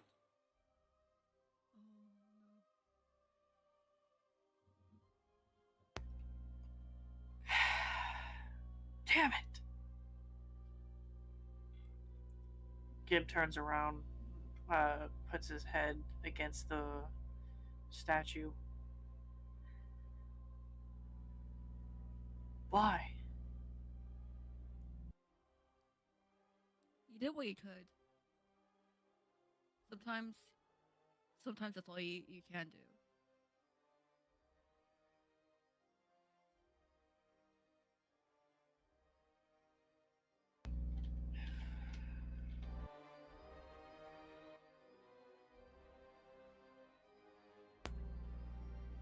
He turns around, tears, looks at Lynx and Ambrose. I'm at a loss. I don't know what to do. Well, that's why we take it one step at a time.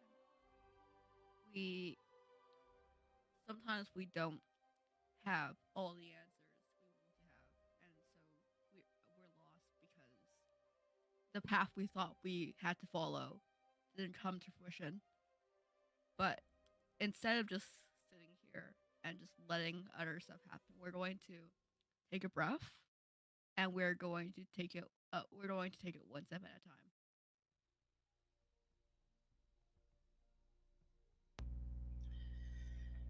time.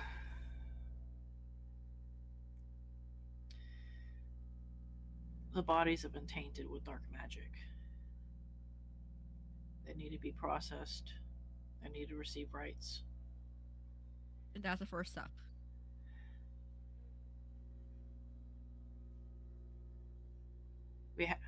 We have Okay. how many days? We have 2 days left until Yorgala gets here. She's going to be expecting goblins and a somewhat cleaned up castle.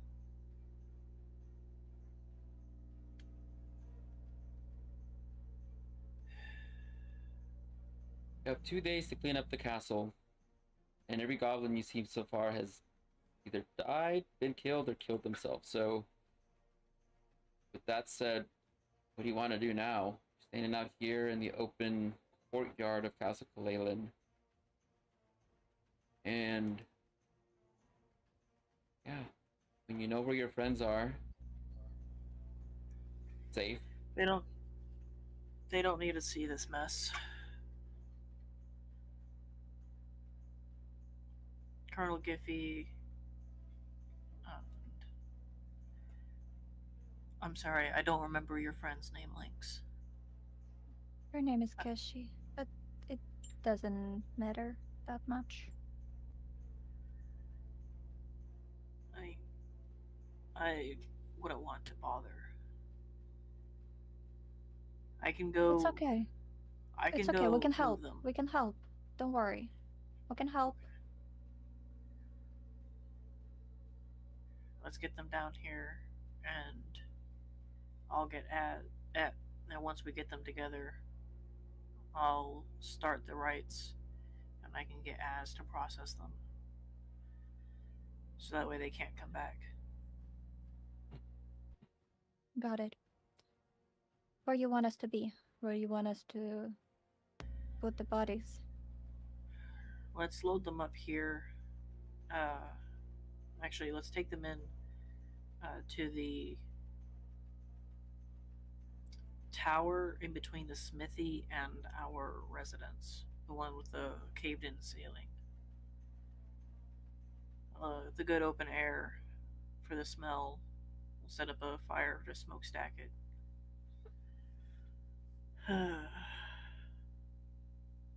So the lot of you, you're gonna grab your allies, yes? Mm-hmm. Yes. Spend the gooder part of maybe like 4 hours grabbing the goblins upstairs, downstairs. You also want to get Beastbog as well, or no? Mm-hmm. If we can. Yeah. Who wants to go try and get him? Gib will take the walk. You walk up to the edge of where you saw him jump. Yet when you look over the edge, there is no goblin down there.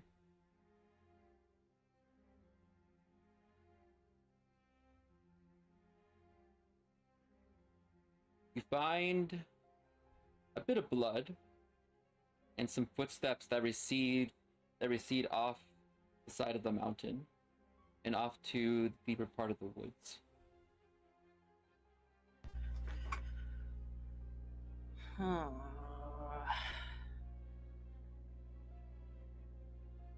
Moose will bog, I swear if I go down there and those are goblin tracks, I'll hunt you down.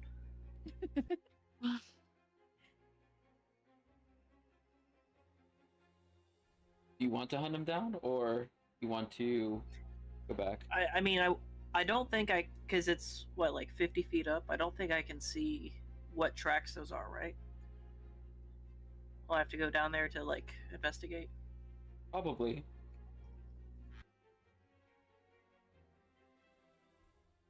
I'm hoping it was an animal that dragged him away, but... Okay. Then you go back to helping the rest of your allies gather all of the goblins and putting them in one collective spot inside of the tower, right? The Knowles Tower that has the entire roof caved in. It's in complete disrepair.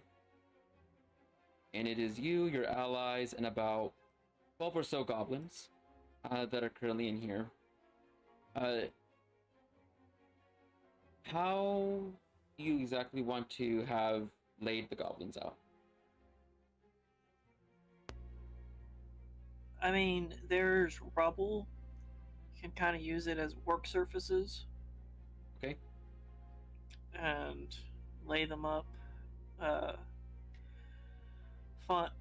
It's gonna take time. I'm gonna let Az sleep the night off, I guess, unless he's already up. Oh, he's been helping, right? Yeah, because I think you had gotten everyone, right? So. Okay.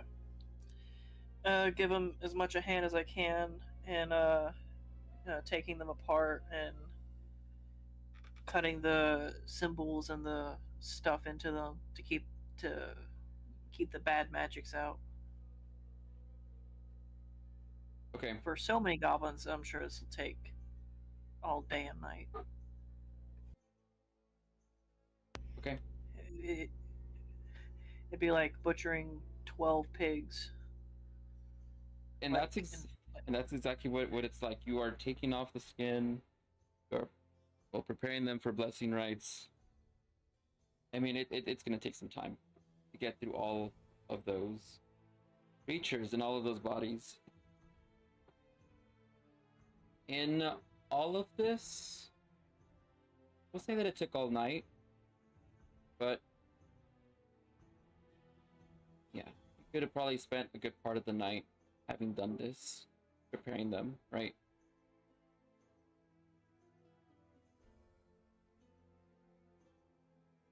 While your friends, what would Lynx and Ambrose like to do? Lynx will probably, before Gib starts, he will probably go up and ask if there is anything else we can help with. No, I know surface folk don't tend to like watching this work be done. I won't compel you to stay. Is there anything in the castle we should do? Clean, I guess. As best Well- you can. We can try. I don't have high expectations. Okay, so Okay. then so you spend the night, you spend the time cleaning, preparing the goblins. And when you get the front, like the courtyard all cleaned up, you get some of the inside cleaned up. It's quite foul in there. A little bit less so now that the bodies are out.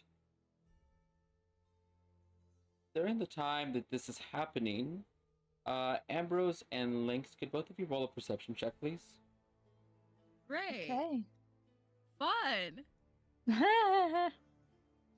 Come on, +5. I have a +5. Come on. Perception. Oh, there we and go. 1d4 23. for guidance. 26. Oh my god. Ambrose hears, you're both gonna identify two different things. Ambrose, remember that main cafeteria room with the goblins? You swear you heard someone screaming the first day you were here. Yeah. Oh. You hear that again. Someone Oh, God. talking beneath your feet. Oh. The man. It sounds like a man's voice. It's the same voice type, though it does sound weaker. And as for Lynx,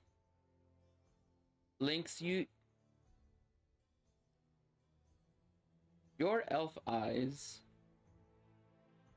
can see that the magics of this place seem to be unraveling a little bit. Oh. And somewhere far in the distance, out away from this castle, you hear the clanging of bells.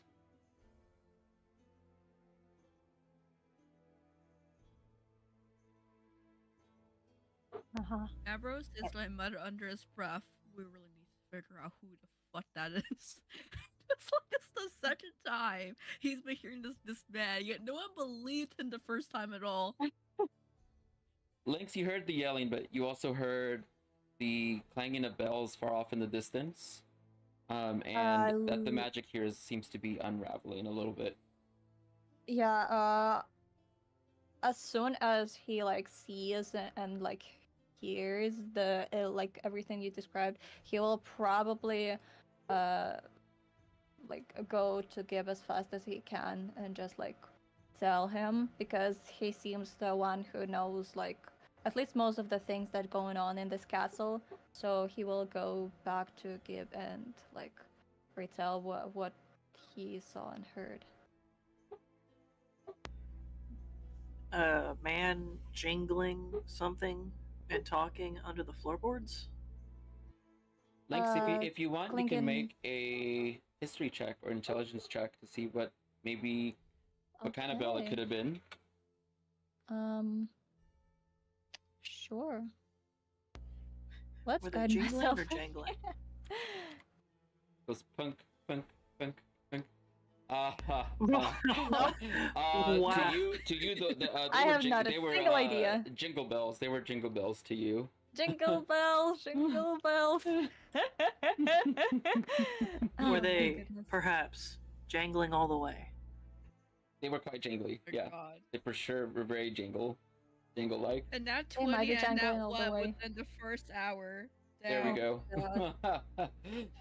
Hey, I'm a hang on. Let me see if I can roll.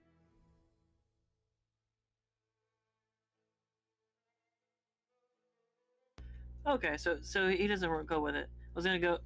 52. Gib, I don't know what you mean by jingling bells, but if there's a if you hear a dude under the floorboards, maybe it's worth checking out. There's some of the smith's tools can probably be used to pry open the boards. I'm sorry, Yes, okay. people believe Lanes, but they didn't believe me when I first heard screaming on the floorboards the first time. Wait, it's not that we didn't believe you. It's just we weren't going to do anything about it yet.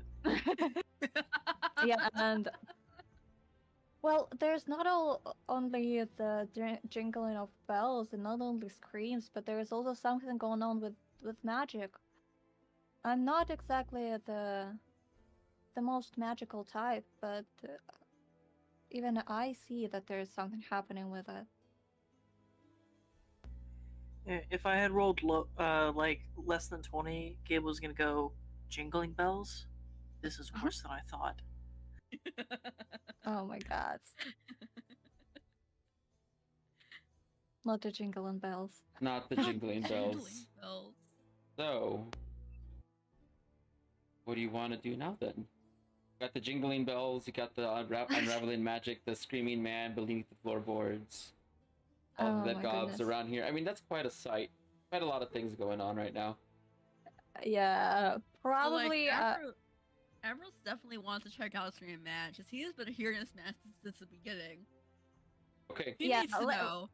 Lynx probably will join Ambrose in trying to unravel the secret of a screaming man under the floorboards. Try to unravel the floorboards first. Okay. Well, let's go on an adventure to the cafeteria. The dining room is where we shall go then. You are the Lynx and Ambrose investigators. You are searching for clues. You step into the room. I mean, it's just as bad as it was before. Cutlery and plates tattered everywhere. The kitchen is a fucking mess. Everything is poured over. There's way too much salt. They burnt everything. In fact, you see that they were cooking something whenever they had died, and you see that there's just a giant, it's a brick. It's a giant crocodile that turned into a brick covered in like half a barrel of salt. Oh no. Well, it's quite a mess. Yep, and it seems like every single goblin here was magic some way. I wasn't going to go to where he was when he first heard Screaming Man on the first day. Okay.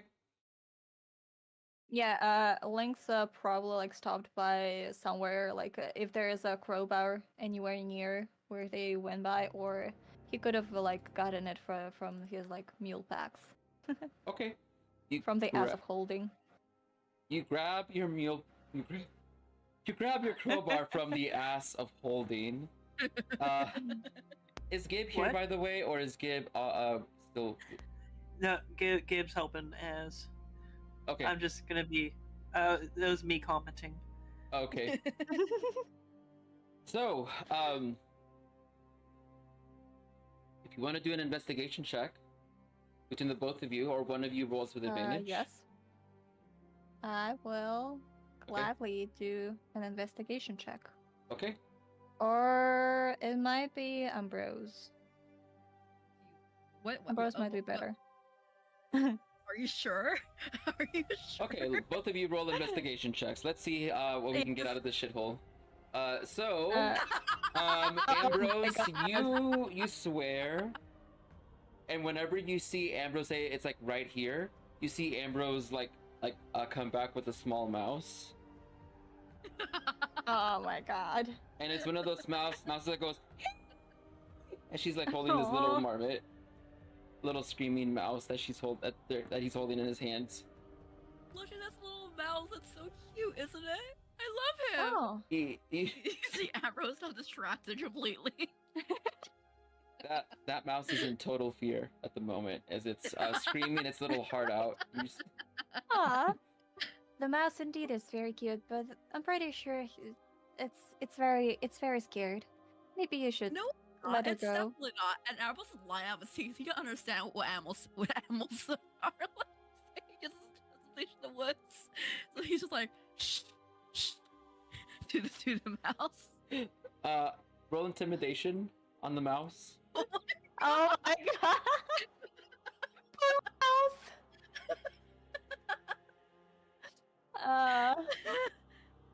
Oh my god! You see as the mouse tries to bite you on the finger. It rolls a 10 plus 2. Well, it tries to bite you on the finger, but instead it ends up biting one of like missing, and it falls off your hand as it like and like falls onto the floor on its back. It gets up and then scurries away and hides underneath the carpet. You see as like there's like a little lump as it's going underneath the whole carpet as it's trying to get all the way across, kind of going between the folds. Poor mouse. Damn, that was rude. Well, we have another job on our hands, so we probably should go back to it. Right. I rolled 13 on investigation, by the way. Well, as you say that, you're gonna go back. You see the mouse come out the other side over here. And whenever it does, you kind of hear it make a different sort of skitter noise. Oh. So you decide to go look. And whenever you peel back the corner of the carpet, see that there's a trapdoor. Oh. Hey, Ambrose. Come here for a second. Ambrose follows to where Link is. There's a trapdoor. Is there a lock on this trapdoor? You see that it's a big oaken door with no lock, but it looks like you can pull it up in order to open it. Should we get Gib before we open, or should we do it ourselves? Gib seems very preoccupied with his True. and with helping his nephew. So perhaps we should let him grieve for a bit. True. Then Lynx will try and move like furniture further away from the trapdoor so it like didn't obstruct the way out if we need to skedaddle. Okay. You do. See, that mouse helped us after all. That mouse left us the trapdoor. Oh my goodness. Yeah, he will put away the crowbar into his backpack and grab a dagger in one hand. Okay. Just in case. Just in case. And so, who wants to go first? Want to do the honor, Ambrose, or should I do that? Since you first heard it, from what I know. Yeah, I'll go. I'll go first. Yeah, Lynx will step like a little bit to the other side. Okay. Like whatever it like opens, like to the other side. Wherever this trapdoor is. You yeah. open the door, and when it does, you see that there is a 10-foot drop. There is a wooden ladder that descends down. The bottom is made out of flagstone. And you see that where the ladder ends is on top of a pile of skins. Like skins from like animals. Like sheep and cows. I don't get like this. and you hear another clang from that bell. Link's very far off. Oh. Oh. And you see that there's like a white mist that's like kind of like comes out from here. The vapor. Great.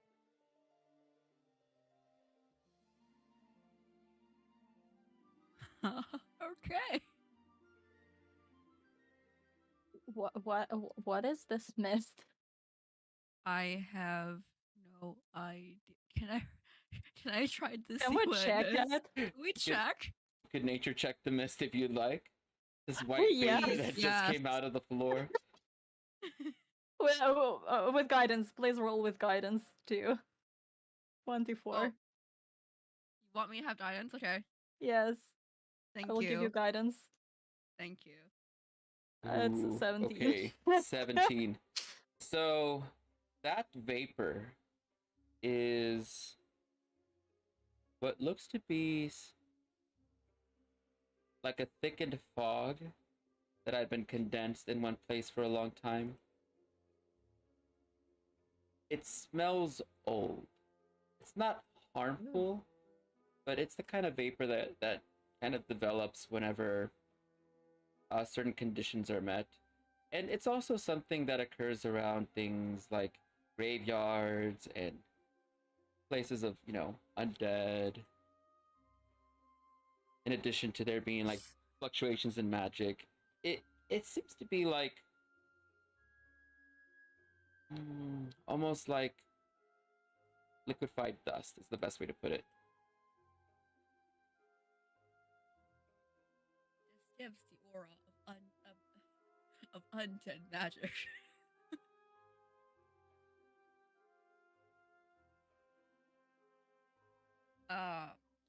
And Ambrose is going to look at the drop and look back to Lane and say, "Are you ready to go?" Well, can we check, like, can we see whatever, like, else inside? Can we do, like, investigation before we go down? You want to check the ladder, or you want to? How do you want to look down, or what do you want to do exactly? As I drop the paint behind me. Lynx will crouch, and go a little bit closer to the trapdoor and try to see, like, inside the, like, whatever, like, room or whatever it is, like, where the trapdoor goes. What do your elf eye see, Lynx? Roll a perception check. Perception, okay. Would you like help? I also want you to roll a religion check as well. Oh. Ooh.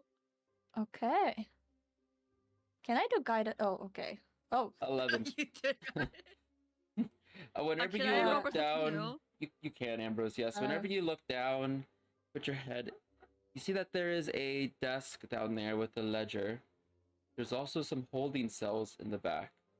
And whenever you roll a 19 on your perception, Ambrose, you look down, and it indeed you see the same things. You also see that there is another door to the north, and it looks like there's cinder blocks and cement down there.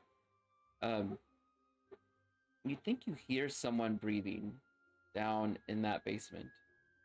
And Lynx, with your 24 in religion, you kind of like realize that everything down there just seems very almost like intentionally placed. Oh. I mean, it's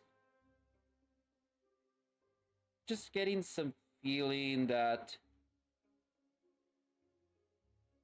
this is a place for something was being trying to be kept in and not let out. Oh. Lynx? I think I hear breathing coming from down here.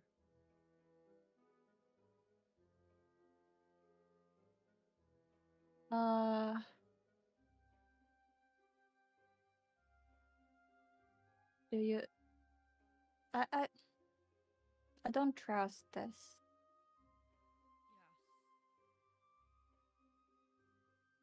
There's a lot of cement.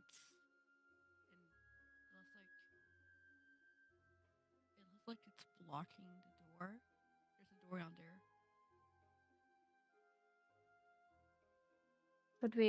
Should we try to talk to them, whoever there is?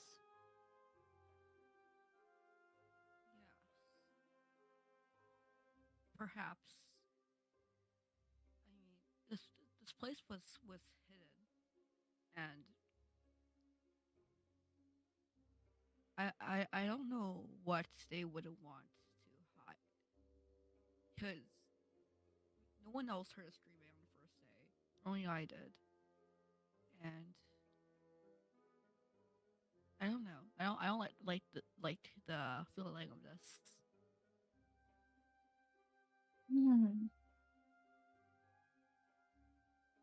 Won't lie, I don't trust anything that's going on in this castle. Yeah. I just joined your group mostly because there was this Githyanki that might help us to leave this planet. By the way, did the goblins ever give you any strange looks?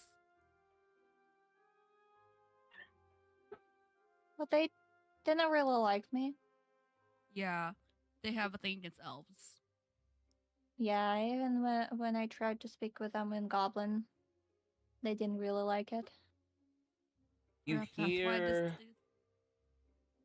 hear something. Oh shoot. What is this something? What is it? Is it just something? Yeah, you heard something down there. Something what what? does that mean? What does Oh that my mean? god. What? Oh my Not the god! boils. Oh my god! You scared me! Ah. What the fuck? You scared me! Is that another bottle of milk? No. Moo? Moo? Moo? Moo.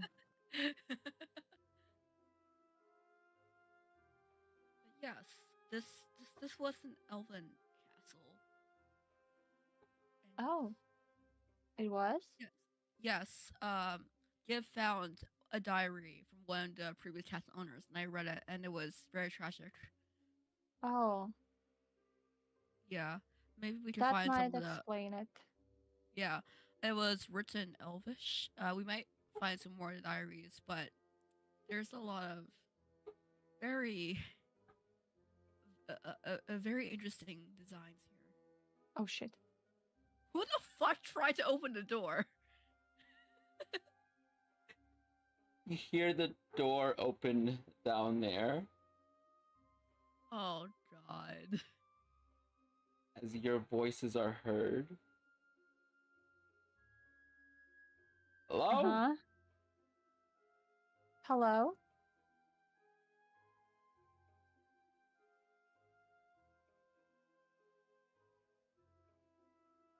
Who's out there? Amber's going to whisper to Link, should we talk to this person? Probably. Also, can you hear the door? Oh, now I can hear it. Okay, yeah. I couldn't hear it at first. We can hear the door. We can very clearly hear the door. We can hear the door. We hear the door. Who's up? Who's up there? Who's up there? I don't know, Lynx. We don't know who this person is. If they were the man who was screaming, how would they have gotten out? Hey, you hear like banging on like metal bars? Let me out of here. I'm hungry. Oh my god. Who's speaking? What? I don't know who you are. What kind of stupid ass question is that? Like, get me out of here. Who are you? Who am I? I'm the guy that's trying to get out of this place. Look. Is this not enough? Fine, have it your way. And you hear like banging. And opening and shutting of doors again. And you hear like just disgruntled noises from inside. Oh my god. Oh my god. Ambrose is going to yell down and say, we will help you, only if you tell us who you are.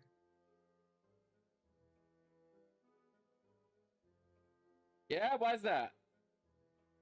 Because it seems like whoever got you in here trapped you in here, and we want to know if it was for any sort of valid reason.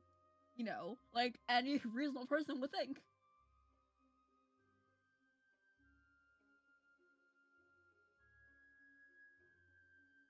My name's Marmer. How long have you been down here? How am I supposed to know that?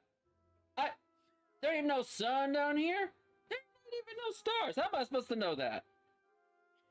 Ain't nothing but four walls and a cell and a fucking cow down here. Keeps asking to get milked.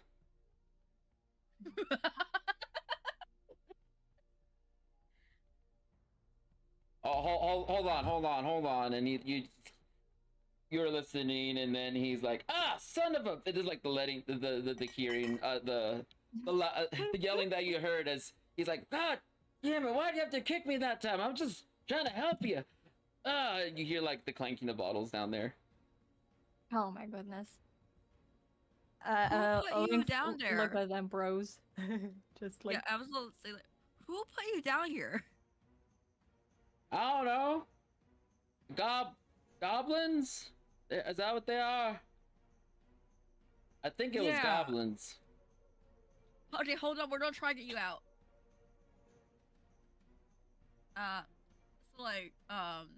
So the door's like blocked by like debris, right? Like a lot of like, bricks and like. You want me to put you to the? You want to walk down into the basement? Sorry. Only if Lynx agrees. I apologize. Okay. Lynx, you want to go down to the basement with me? well, is there any way like we can look out of the window and just say like scream to Gibbs that we are going down? Sure, if you want to go and yell at them, you can. Yeah, if you hear them going down somewhere, they're going down. That's all you hear. We're going down. We're going down. Just no context. No context. We're just going down. We're going down. We're going to hell. We're Oh my already in God. one.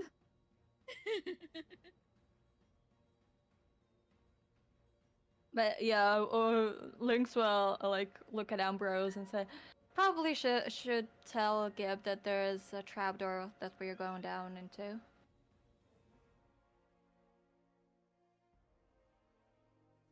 So you And he will, yeah, he you will go and like tell walk him, up yeah. to the near window, yeah, and just like scream at him. It's like you're yelling at him across the courtyard, opening the doors, like, we're going down to the trapdoor! And then you hear Ambrose say, we're going to hell in the back.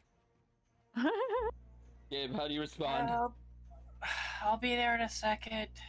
Let me wipe these guts off my hands. I don't have an apron. I think it was Ambrose. So you then give, after wiping the guts off of your hands, depart from threatening the dead goblins to your friends all the way inside where the cafeteria is at. When you get to the back, you can see that they're standing in front of an open hole in the floor with a ladder that descends downwards into rather pristinely white flagstone that has got like little cuts in it. And as you get closer, your holy symbol kind of feels warm against your flesh. Not hot, but it feels definitely as if it's been through some energy or some heat that it just went through it.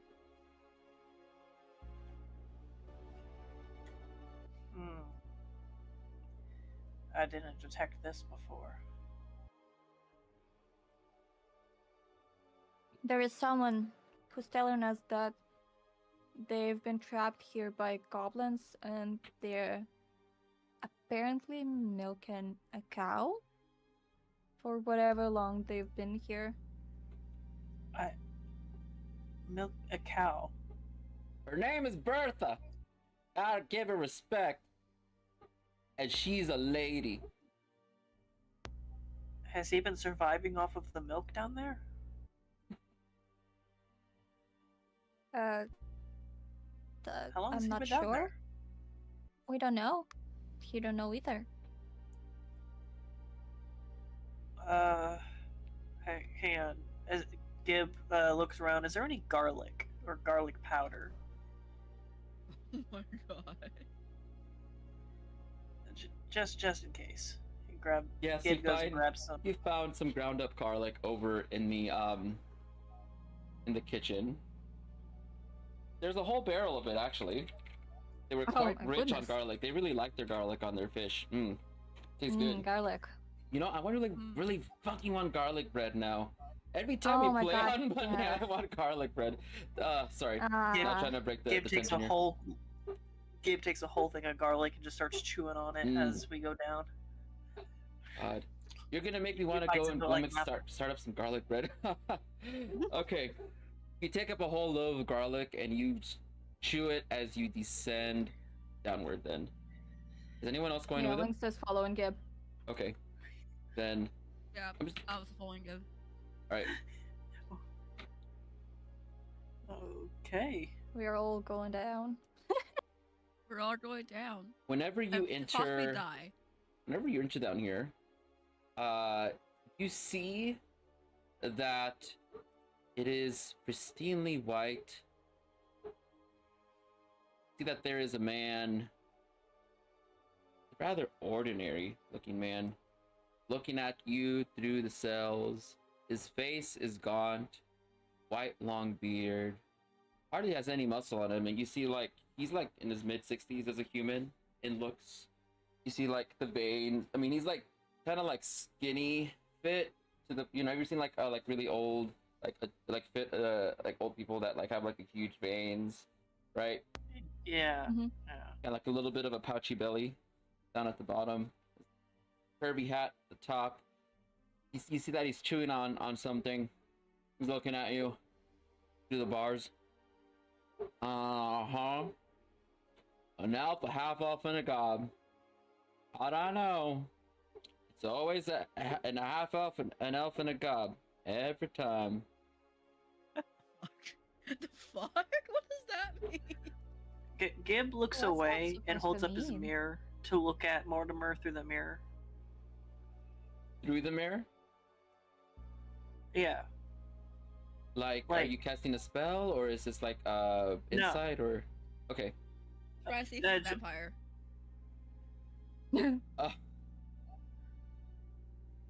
You could see him through your mirror. Don't trust that. He's looking at you through your mirror. What are you looking at? What is that? What you got there? That's little black rock. Oh. Is that your favorite black rock, little gob? How old are you? How old are you?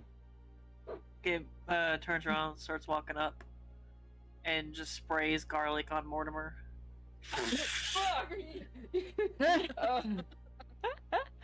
He is gonna make a con save as you like spray garlic on him. Oh my goodness. He's Does that blind. burn? He's like, oh my eyes! He's like, he crashes back. It like goes through one of the cells to the north and crashes into it. You just see his legs like out into the middle of the of the hallway. You just see like a cow's head poke its head around. Oh my god. I knew it. Vampire. Oh. It's always Are you vampires. Why would they trap a vampire here? Seriously looks at Ambrose. It's always a vampire.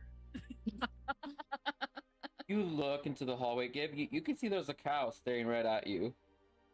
Do you know Can I talk Bethany? to the cow? Wait, do you know Bethany? Do you know Bethany? You can't even Moose. understand him, Jim. Why are you asking? I can't understand her. Gib is reading facial movements. Okay, Okay. Gib's understand. Gib has ways beyond your understanding. He can't speak with animals, but he can insight.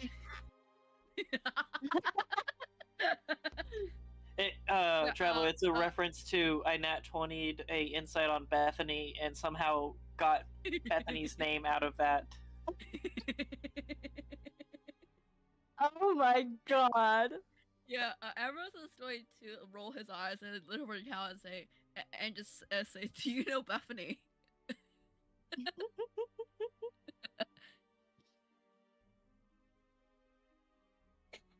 Fuck. Sorry. Oh my god. Sorry, that one broke me. Bethany. It's so stupid. Gib is 100% serious right now. He's a serious gob, damn it. Mortimer's crying in the cells with Damn eyes it. full of garlic. Bertha steps out. Do you know Bethany? Bertha looks at you. No, I don't know who that is. But, could you help me, please? You look below her. She's already got a puddle forming. Like milk is just streaming out.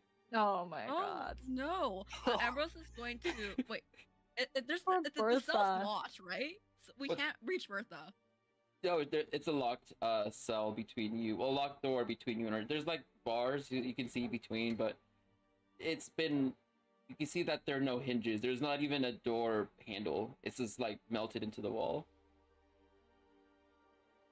Does And anyone there's- have like a fire spell to You burn see- through it? There is writing It's a on vampire. it as What are you talking well. However, the only person that could understand it is Ambrose. Oh, yeah. It's druidic. Oh, yeah. It's druidic. Oh, what does it say? It says, "Let the cursed cow be. Don't open." Oh. Ambrose is going to take a step back. A cursed cow. You got. Ambrose is going to take a step back and look over at. Wait, what language is does Gib know? Goblin, Undercommon, Common. Is that it? I think that's it. Okay, so I was gonna whisper under his breath to both Lynx and Gib and say, there is a direct message over there. Oh, It and says, it says to let the cursed cow be, and do not open the door. You know what I think? Oh. What? I think we should let the cursed cow be and not open the door. Probably. That'd be a best idea. We have a Yes, cursed cow and a vampire. All I right, everyone. know a vampire. He like comes back out. His eyes are like soaked. He's like red, like all puffy, puffed out. He's like, I know vampire. Look. How can I prove it? How can I prove I'm not a vampire? Look, can a vampire do this? And he like starts milking the cow and like puts it in a bucket and washes himself with it. Aww. Everyone knows vampires can't drink milk. What if you're Damn, not a he's got a point. vampire? Does he? Oh my god. The what? What happened? Nothing. Okay, alright. Can I look at the table? Like, what's there? There is, whenever you look at the table, you see that there is directly in the middle a purple, sorry, no, not a purple, a white velvet cloth that's wrapped around with a single red string and a nice bow, like laid directly in the middle, and on either side there is a white glove, like spaced evenly apart away from the edges. And yeah, that's all you see on there. You see that the white. What am I doing with my hands? What are you doing? I'm sorry. Stop it. Nothing. Get some help. Nothing happened. I'm Oh just being my a little God. mature. I'm sorry. So I'm not sorry. So The stream is for mature audiences. Okay. for mature audiences, what is Marmer's opinions on garlic bread? Are they Italian? Oh, my mouth! I spilled my milk. Don't cry. Yeah, I'll try.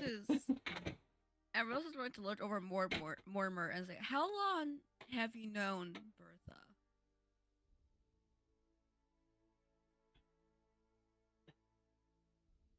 Bertha, how long have it you been? been? Have you? That I had a girl. I had a girl.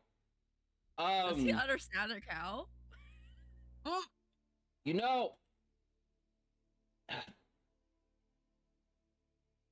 Hey! Where'd it go? Ah, hell. There were 105 in here, now there's 6? Wait, Mortimer, What the what do you fuck? mean? What do you mean it's always an elf, a half elf, and a gob? What does that mean?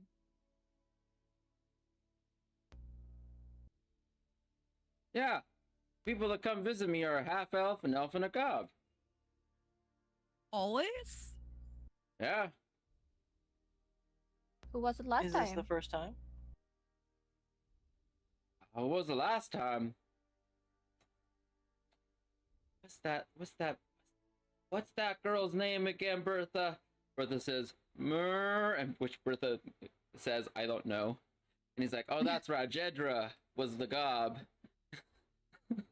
And Ambrose is going to look between Bertha and Mortimer. Very confused, but also amused. he's like, hey, who were the other ones? And he goes, Murr, which means like, why do you keep asking me this question? I don't know the names.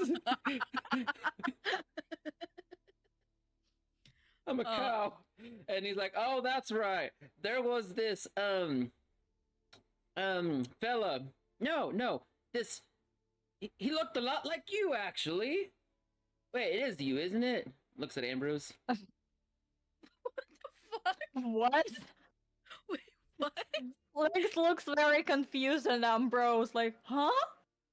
Long, What do you mean? Long white hair. No, wait. You, wait. No, hold on. Looks at Lynx, looks at Ambrose. You both got white hair. Wait. Looks at, but you got black eyes. Wait, if both of you were fused together, that's what the elf would look like, yeah. But without the black eyes. Lynx is very confused. Ambrose is going to look over at Bertha and ask, how do you deal with this guy? He helps me, she says. And he talks to you as a way to help his memory, I guess, because he's really not that bad. You just gotta train him a little bit. And you see as she like kicks him a little bit. He's like, oh, son of a, why'd you do that for? And he like steps on his foot a little bit. He goes back into his cell. Yeah, Arrow looks at Mortimer and says, she says that it's to train.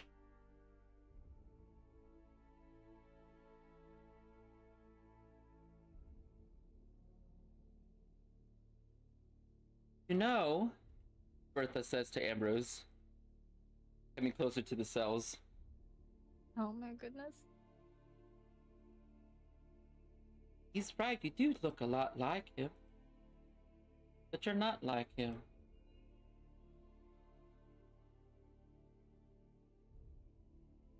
Like who? It's been about 26 years, I think, since I saw him. Maybe more. 29? 30? Something like that. 30? I think so. He's been down here. You two have been down here for like 30 years.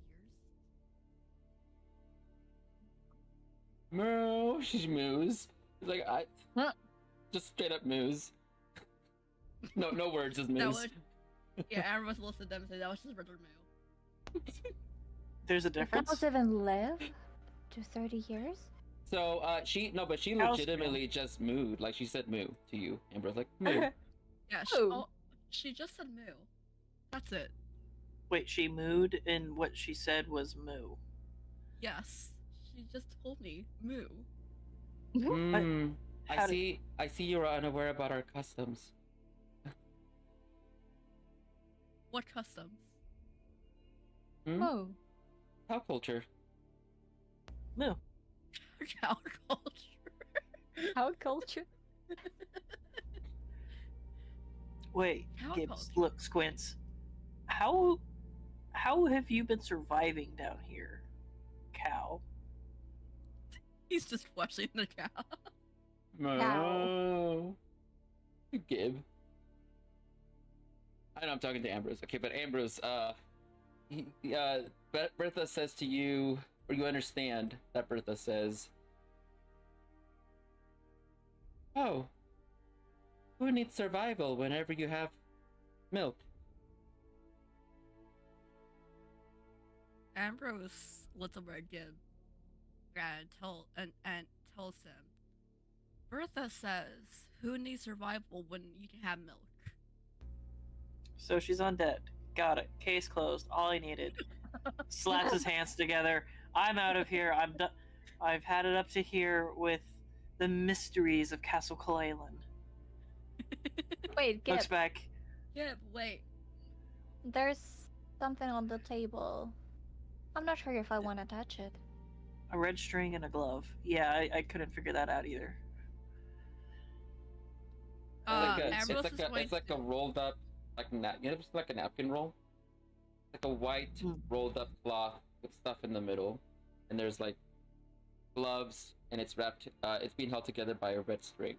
So Ambrose is going to ask Bertha, Hmm? you know what's the deal with the table? Oh yes, for the chosen. The Chosen. Of course. What is the Chosen?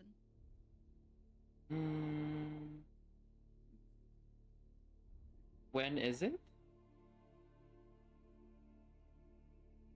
Where is it? Or who is it? Or what is it? Why is it? How? I ask these questions all the time, but yet I will never know. Because I'm over here, and that's over there. Ambrose is a stud. And she's a With cow. Bertha. And she's a cow. Ambrose looks over to give Ed links and says, I try to ask Bertha what this is, and she says it's for the Chosen. But she won't tell me what Chosen is because it's over here and she's over there. Well, you see, she's being cryptic because everyone in Castle Kalalan turns around, can't give a straight fucking answer to a simple question. Is he okay? Says Bertha. No, he has been dealing with people not answering his questions. Okay. Give me just a moment. She like hits Mortimer like Mrr. And like Mortimer's like, oh, already? And like, oh, fuck. Well, what are you guys looking at? Like as he comes through, like, what? Look, just give us some privacy, okay? You hear the soft sounds of jet-like fluid hitting a bucket. Oh my god. Ah. Followed by like what seems to be like the tearing of some sort of paper. And then you hear like a bloop.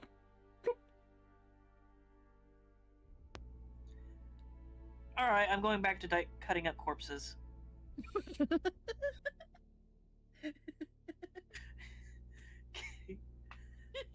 Don't let the vampire out, or the cursed cow. Don't mess with the cursed gloves, or the cursed walls, or the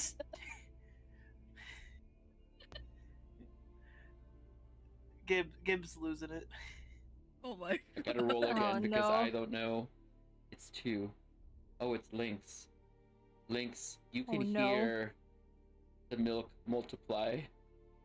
Oh back my god. through the walls.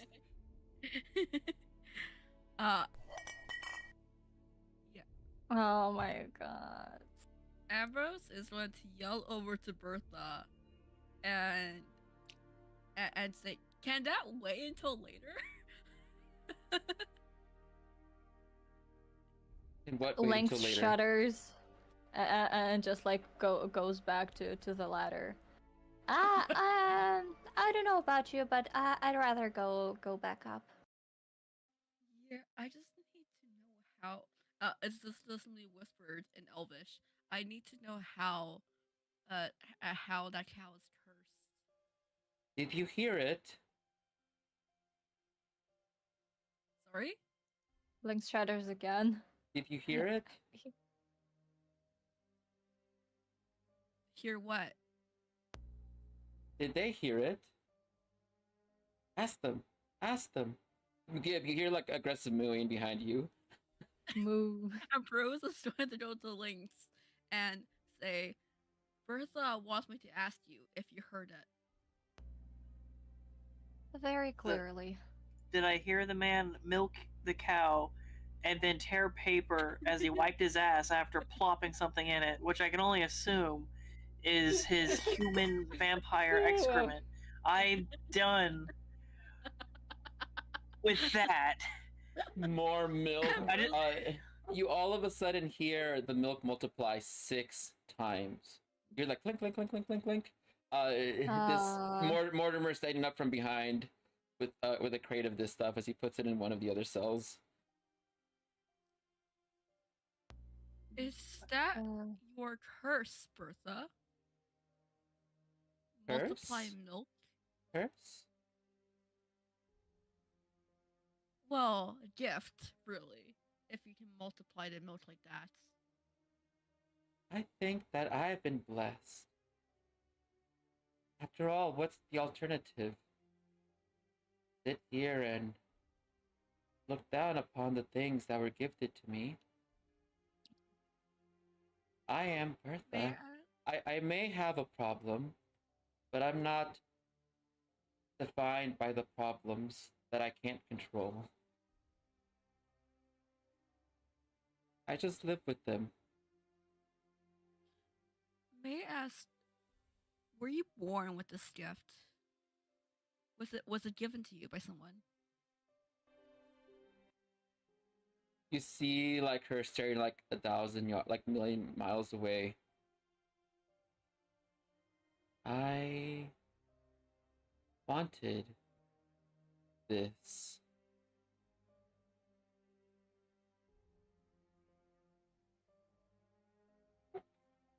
Needed it. You wanted this. Waiting. Uh-huh. Ambrose is unnerved.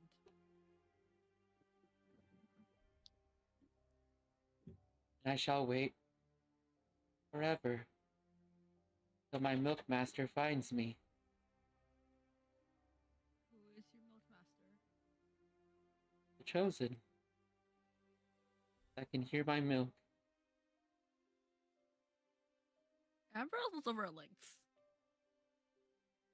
Lynx is halfway up the stairs. They're like, bye! Fuck this shit, I'm out! Fuck this cow, I'm out. No, not the fuck this cow, no! Do not fuck the cow! No. Do not No, fuck the not cow! the cow. No, not that cow. Oh. Get your mind out of the udder. Get your mind out of the udder. Oh my god, yeah, you see Lynx and Gibbet like had already gone up the stairs. You're like down there by yourself. Bertha nods her head. I understand. I must wait for the next cycle of a goblin, a half-elf, and an elf to come in here to save me then. Ambrose looks back at Bertha. So, how often does the half-elf, an elf, and a goblin come here visit you? 3 times. No, wait. Twice. Twice. Uh-huh. Well, Ambrose is going to look at the the message listen and Drake again, and back at Bertha, and say, well, I hope that the net's chosen to help you out. Oh, I don't want to be let out. You don't. No, my place is here. Right here. I am but a milk maiden with no master. Uh-huh. Okay. I I hope you find... can't give my power to anyone. I am a tool with no owner. Right. Well, I hope you find your master.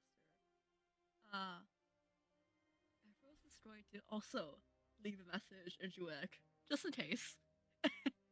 And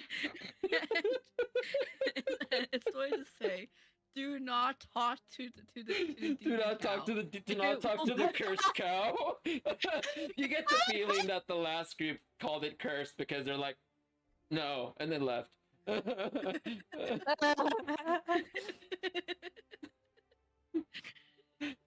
Do not talk to the cursed cow. I will leave that message in Juek. Wait. Apparently... Hold on. Don't leave. I know something that you want. Ambrose will turn around and say, "What is it?" You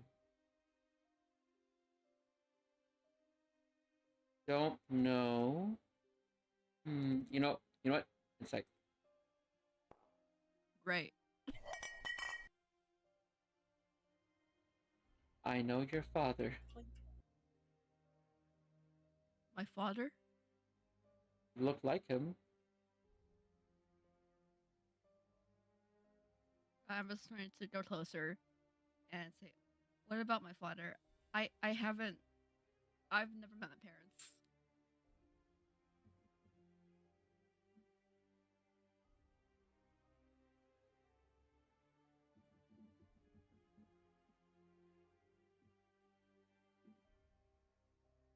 That makes sense, I guess.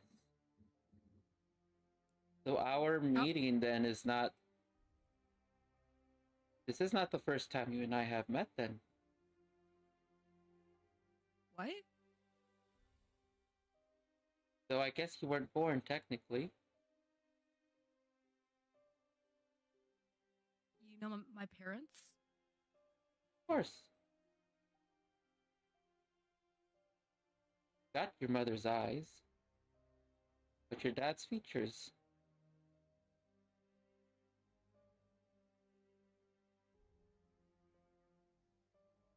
I think Mortimer was wrong. Not a half-elf. He's human. She was human. Maybe he just thought that you were human. Or half-elf. I don't know. He's dumb. Don't listen to him. He's just a stupid farmer. So my parents were part of the first group that visited you.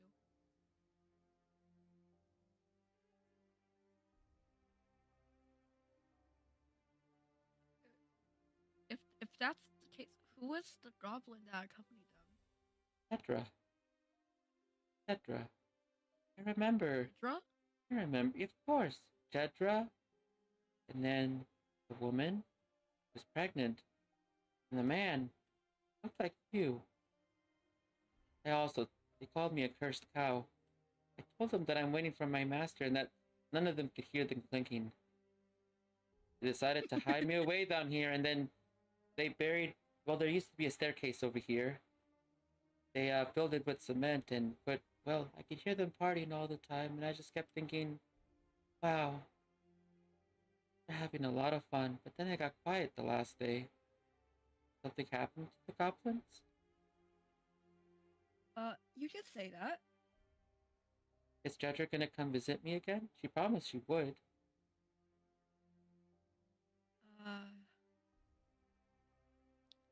Jedra... I don't. I'm sorry. I don't think she will. She's a bit preoccupied. That's understandable. People tend to not keep their promises anyways. Oh no! I feel so guilty. But If I said Wait. that I could help, would you believe me? How can you help? So, I want to give power to people that think, well, that need it and that want it. But to those that deserve it, but not just wait for it, they take it. They take the power. I'm looking for someone to take the power. What A is ru- this power? A ruler, powerful person, or people. Someone worthy enough of fielding massive armies, using them, taking them into battle, but not controlling them, but coming to them.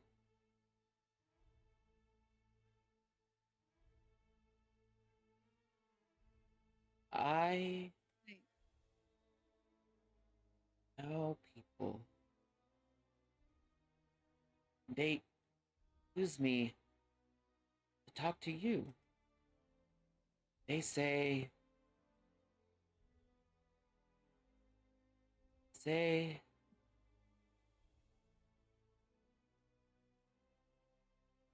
that I am to bless you.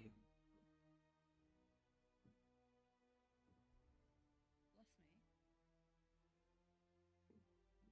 Who told you to do that?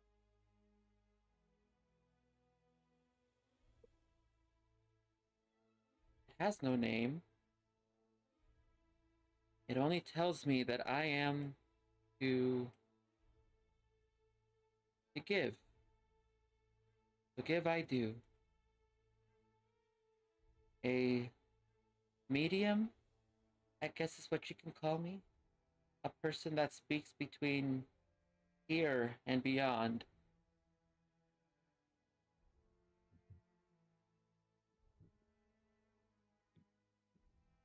Can I roll insights to see if this cow is lying? Sure, yeah, absolutely. It knows my parents. What the fuck? Oh my god, it's it got was a almost screen. 18. You're not sure, Ted. Oh man, okay. You're not sure if the cow is lying or not, but they seem to be constantly like looking at something or someone or hearing things, and like, cause you can kind of tell now, like, they've been acting a little weird. Just the moment you saw them. for a cow. For a cow, yeah. This is not normal for a cow, y'all. This is an abnormal cow. Okay, we got a cow situation here. Level 5 abnormal, okay? Level 5 abnormal.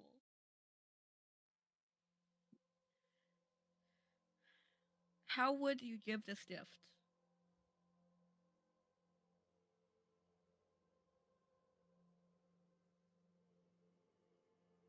She looks at the cloth, like the white cloth again. How would I give the gift? Don't know. All I know is that I'm put here to start the process.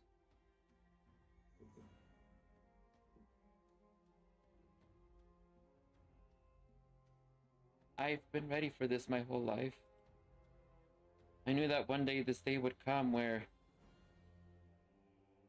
everything would start. We would meet the Great One.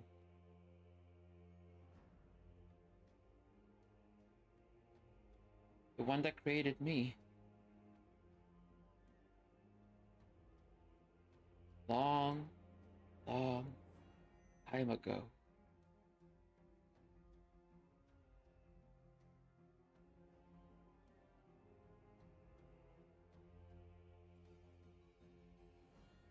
Is this is going to look a little, just like on the fence. He's going a little bit on the fence. He knows that like Lance and Yib already left the room, so he's just here by himself. And You will need me. If you are the people that I think you are, I'll be back. I know that you will. Because our futures, they are inevitable. She will be back. My milk master. He will be back. My milk master. And I will be waiting for him here at the end of time when he wants me. And you see her go back into her cell, to which Mortimer follows behind. Though you see this time that Mortimer kind of walks with more of a dead eye, as he doesn't have any personality as he walks from one room to the other. Amber's just going to like stand there for like a minute, just like everything that he has learned from Bertha right through his mind. He's going to look back at the direct message that he left, and he is going to write under it, if we come back, and all be careful, and that he's going to leave the room. Okay. So you leave the room. You're the last one to leave. You go upstairs where Gib and Lynx have already been waiting. Yeah, Lynx is just like hovering over the hatch, like hatch. Yeah. Yeah. He was like hovering over the opening, just like looking for Ambrose just in case if anything happens. Ambrose is going to come out, get out, and he's going to just like look very pensive. What happened down there? You look pensive. Ambrose is going to go over to Gib and Lynx and say, Bertha claimed to know something that I didn't, and she told me that she knew my parents. They were people that came before, and apparently more and more got wrong since. But he said that my mom was pregnant with me. As she said that my mom was pregnant with me, and my dad was there. He looked like me. Like she said, I have my mother's eyes and my dad's features. And she said, and he looks at Gib when he says this. She said that Jedra was the goblin with them.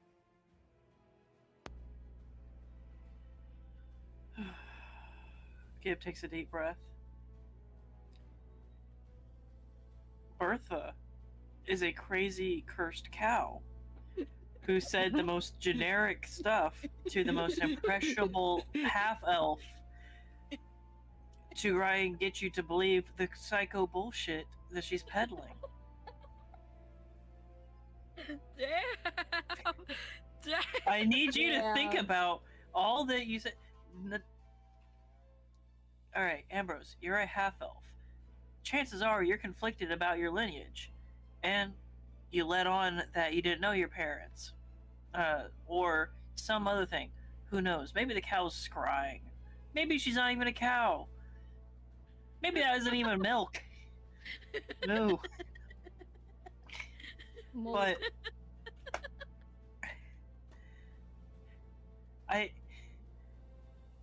Gibbs like looks down, looks up. I don't know what else to say. Other than don't listen to strange immortal cows that are being milked by an undying old human locked away by an undead goblin in a cursed castle. I didn't think I needed to spell that one out for you. Oh, where's that fucking clip button? Here we go. Let's get that. Here we go. Oh my Oh god. my god.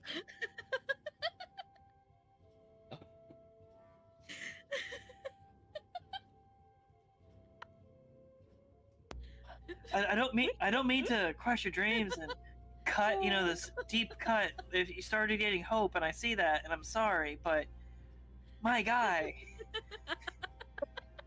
you have your mother's eyes. God, that is the most generic line. Of course she would say some shit like that. Next, I'll bet she says you have your father's features because you're an elf. And male. You're a wizard, Ambrose. Oh my god. Well, not wizard, okay.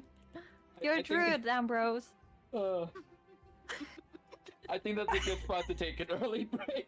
I need to get my resolve back, and that was too many good points. It's like that's valid. That's extremely valid. All right. Hey, so in all seriousness, we're gonna take a 10-minute break. That was very valid. 10 out of 10 points. Yes. Yes. 10 out of Yeah, 10 let's take our points. break. We're going to take our break now. Oh, we're only down to 14 bottles of milk. What happened? Weird. Gavin redeemed the uttering, the thing that consumes milk. It was available for a minute. There is no reward called the utterance. There was. Gavin redeemed it earlier. That's weird. I don't see I see anything. someone saying consume. That's about it. There was never. Yeah, wait, what? I swear I remember seeing this. How did we lose bottles of milk? Wait, like my coding is not set up to like subtract it. Where is it? I don't see anything. Utterance? I swear to, I'm not losing my mind. I swear. I don't see anything that can subtract I know it's bottles. no longer there. Like oh my god, what the fuck? We'll come back after a 10-minute break. Yeah, if you guys want to, if you guys are enjoying the show, then milk the like button, milk the follow button. I'm sorry. I'm sorry. No. Milk the follow button if you really want to throw some bottles our way. You can also subscribe. And you know what? Man, I often wonder, like, if all of this weird milk bullshit is just like, I wonder if people actually liked it. No, I'm just kidding. I love it. We'll see you guys after a 10-minute break, and when we get back, we'll have some more milking. See you soon.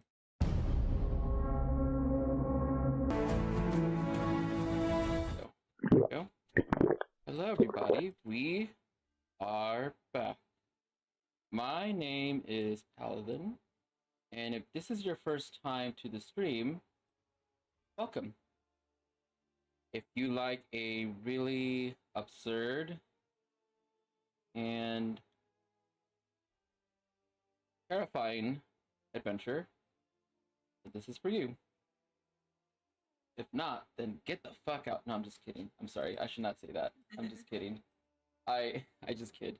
I promise. So, in all seriousness, I've been a professional GM for like 2 or 3 years, and we are playing Rappan Athuk, a mega dungeon adventure by Frog God Games, but we're not playing it like a mega dungeon. An old school feel, as they say, but we're putting our own spin on things today. Or really, we're gonna put our own spin on it just in general. Now, some things to talk about are, if you are having a good time as we are playing, then feel free to follow the channel. We're also streaming on YouTube as well. And feel free to use the rewards that have been sent to you by our Lord and Savior Orcus. Moo. So, with that said, We're about one more Well. spin away from the Wheel of Chaos here. We're at 14 bottles of milk. So let's continue the fuck it. adventure forward. Wheel of Chaos.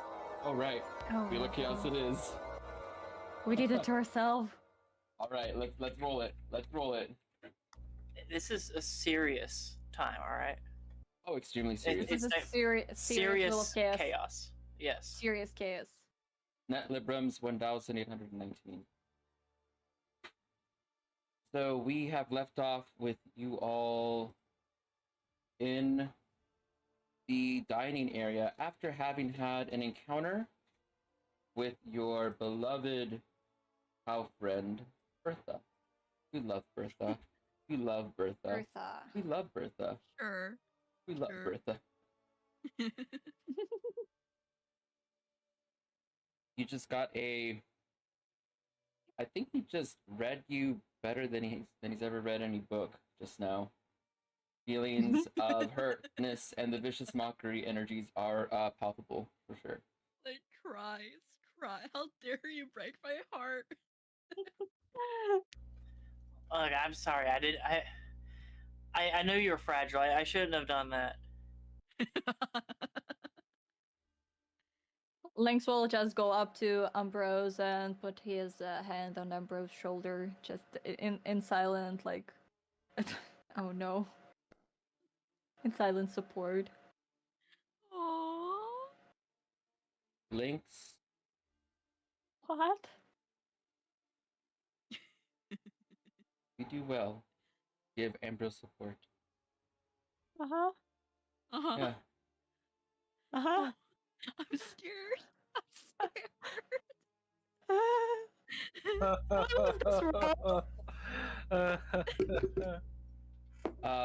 Lynx, Please help you're me. just as blue as Gib now. Oh my god. You are bright blue, as you are supporting Ambrose in his time of need. With that Oh said, my god. Milky blue. Yeah, Milky blue. Exactly. You're blue, literally. I consumed the power of space and became the blue sky. Exactly. That's exactly what it is. Are you casting a spell? Gibbs takes a step back. Whoa. Well,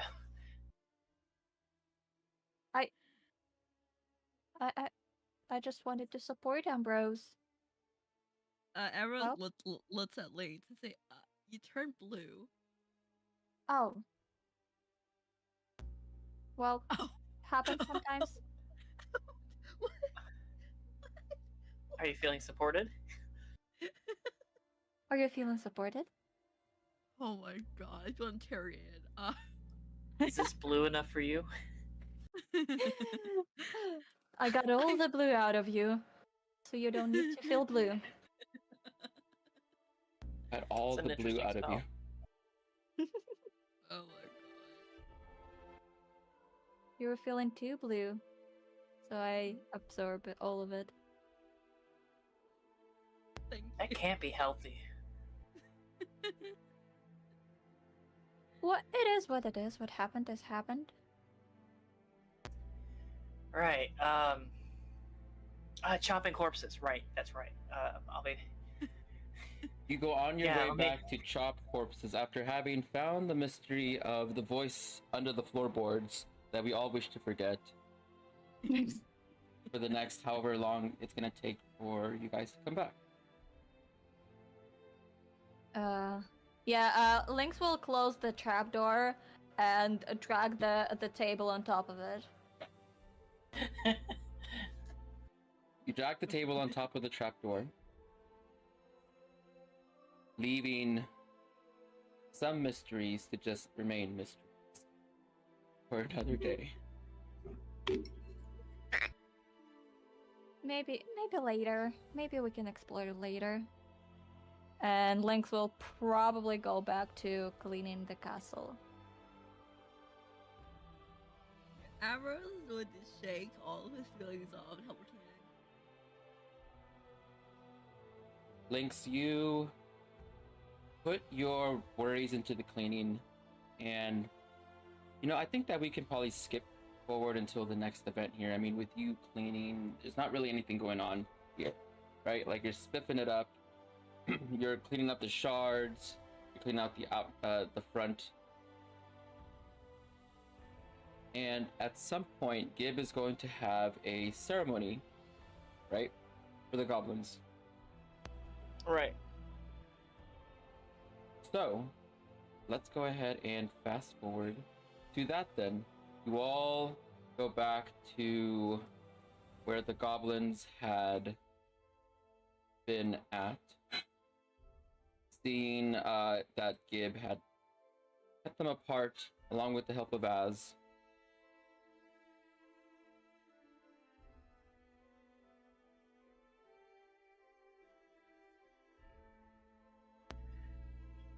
That Gabe warns them. Now, I warn you, this may seem grotesque to certain sensibilities, as they're as cleaned up and neat as possible, nice and unstitched and cleaned and all the parts are organized and rune carved. He's like, just giving everybody a chance if you wanted to say some words. Well, I've seen some things that might be somewhat similar to what I see here. So it's no surprise for me. Oh, Stronghold D&D, hello. Hello, Stronghold D&D. Hello. Moo. Moo. Ooh. Welcome Moo. and Orcus's blessing upon you. I hope that having a great day. Feel free to grab a bottle of milk and sit down and enjoy the show. They're fresh. If they're fresh, does And that they're mean they're warm or ethically that they're sourced. cool? You want them warm? They're ethically sourced from happy dairy cows, so enjoy them. There you go. Very happy So, dairy cows. Ethically sourced. Ice cold or warm. Like it's the lukewarm milk, right? You gotta either heat it up or chill it. Yeah, you can't have it just be room temperature. It doesn't sit right, Respect the milk. Respect the milk. Hi there, the Respect the holiest milk. use of wine. So, apologies. Where were we at? I think Lynx, you were saying something about showing respect to the goblins, I believe. He said something about being familiar or unsurprised by scenes of gore and organized body parts. Yep. Neat. I've seen similar sights in my days, and Lynx will like step back in respect of the bodies and just like stay here waiting if there's like any help needed, or just like if there is a time to pay respect for the deceased. Ambrose is going to sit back too. He doesn't really have like any experience with any funerary little rites or rituals, so like he doesn't really know much, or, like, enough because he was in the forest for 26 years. But yeah. The purpose of this is the parting. This is how we remember and then let go of. And the reason it takes multiple people is because it takes a change in looking at these, instead of being bodies of people from after the ceremony. They are just parts. They are separated and no longer tethered, and cannot be tethered. And that is, without stronger magic, the best that we can do. Flesh crafters, they process and then they use. So waste not, want not.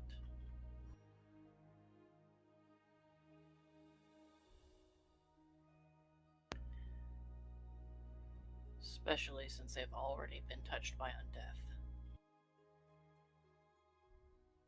You take some moments to give your final words to these goblins who were Mary Joy not even less than 2 days ago. So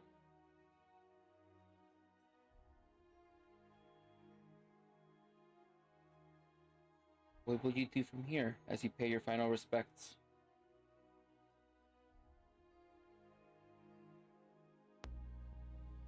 Gib spits on all of them. Feels appropriate.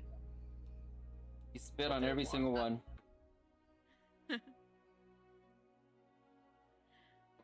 Ambrose is going to say, while y'all may not have been the most welcoming to me due to my elven heritage, I still hope you will all find peace in the afterlife, and he will spit on their graves as well.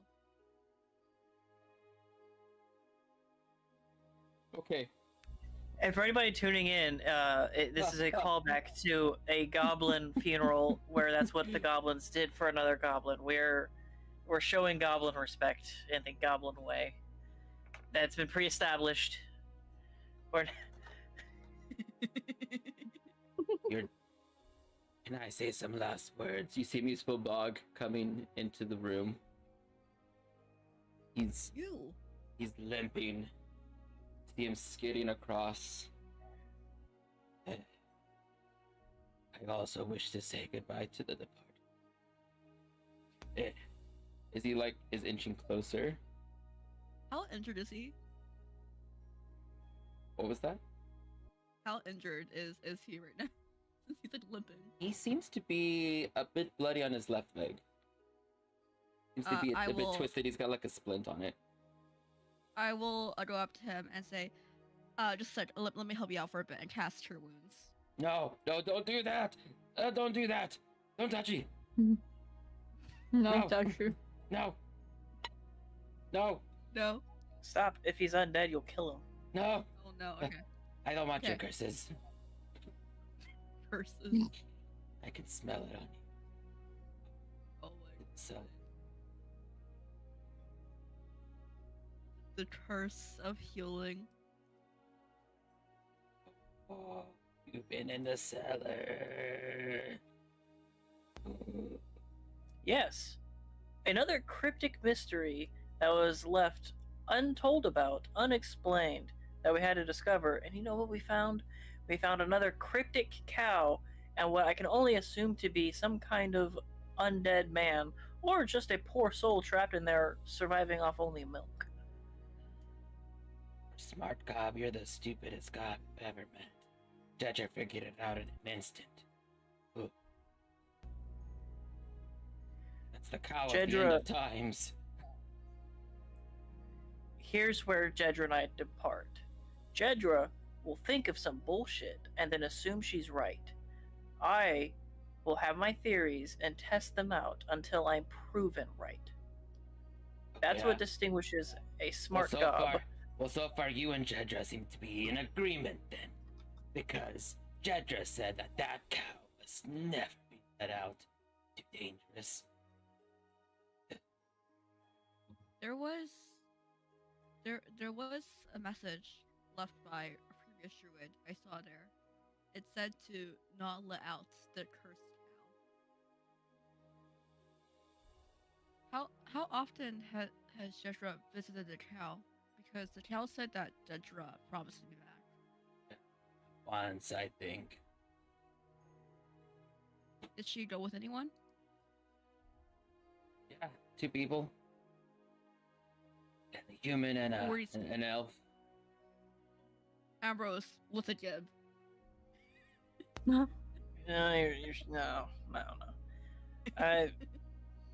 Okay, fine.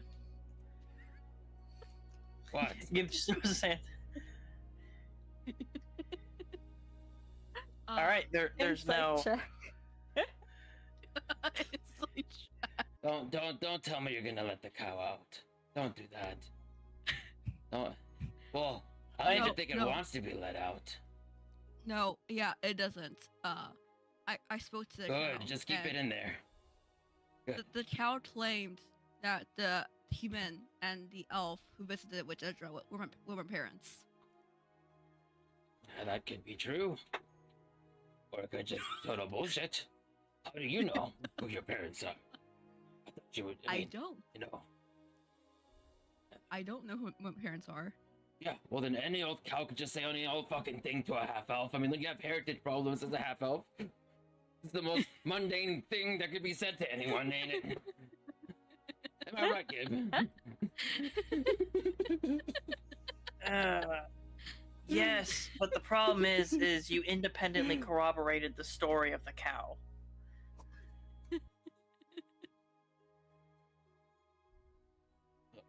You're gonna have to use smaller words, kid.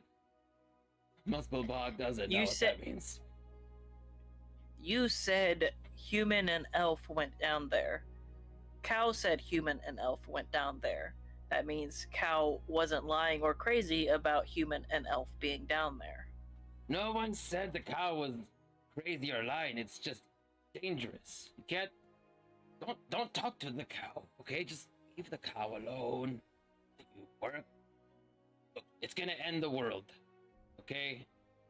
It'll destroy the whole world, okay? The whole universe will just pop, okay? We don't need that. Where is that? Where is that coming? Like, Gib, like, hands up, like, where is that coming from? Wait, it's a cow that's talking about elves and milk and whatever else it was going on about. I'm frankly stopped listening because it's a cow locked in a cursed basement. The cow is fine. It's not a bad cow. It's not evil. That's the problem, is that it's not evil. Yeah, I spent all that effort translating for you and for Lanes, only for you to not listen to me. Damn. That cow doesn't have any evil. That's what makes it dangerous. How does that make a cow dangerous? Abnormal. Everything I don't know. is good or bad. There's never just something that's just good.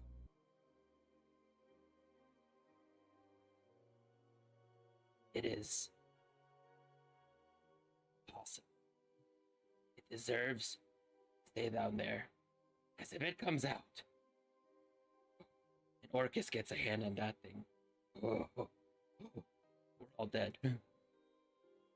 It told me that it doesn't want to get out. All it wants is for its...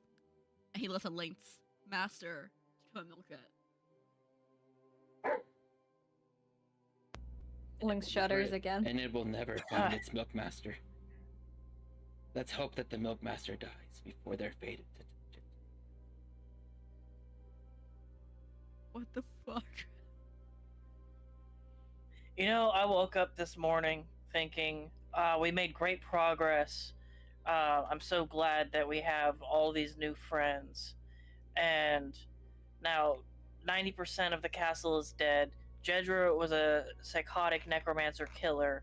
There's a cursed cow in the basement that you're saying is going to end the world. The only person else from Grisneck that I've met is also a batty old goblin. It's been a lot, okay? And I had to cut up 13 goblins Jedra's to not keep their undeath. Jedra's not a necromancer. Explain all the necromancy then. The Orcus idol.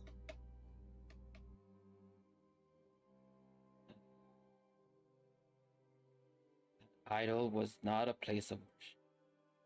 It's a place of protection.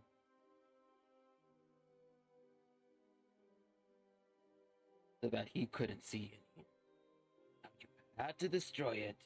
His eyes are all over the place, and then you had to fucking go in the room with the cow. He's probably like,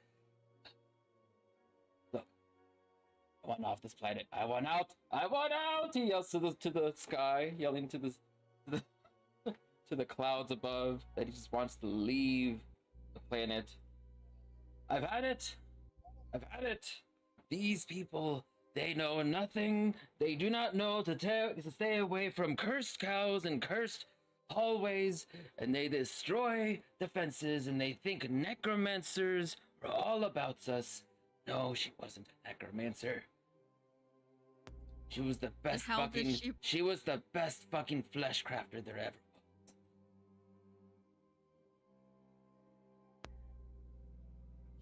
Why did she have graphics?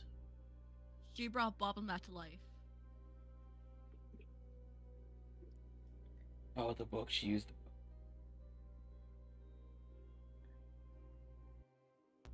I warned her. I did. Not to use the book. Moosebog. She had a statue, an edifice of Orcus. She had pictures of herself having sex with a bull creature. She gave birth to a demon. She has no soul. She's undead. She may be a flesh crafter, but she took her flesh crafting into dark places. Points to the bones. This is to separate the soul from the body. She tethered and tied them. She did the most profane perversion of our craft. I'm not gonna defend Jedra's actions. I knew about it. I can't stop her. I couldn't stop her. It was either that or he's out in the cold, right? So I knew it. Yes, I know. I didn't think that she would take it so far as to almost give birth to the thing. But I hoped it wouldn't die or something would kill it. I know what she was trying to do. Pray tell.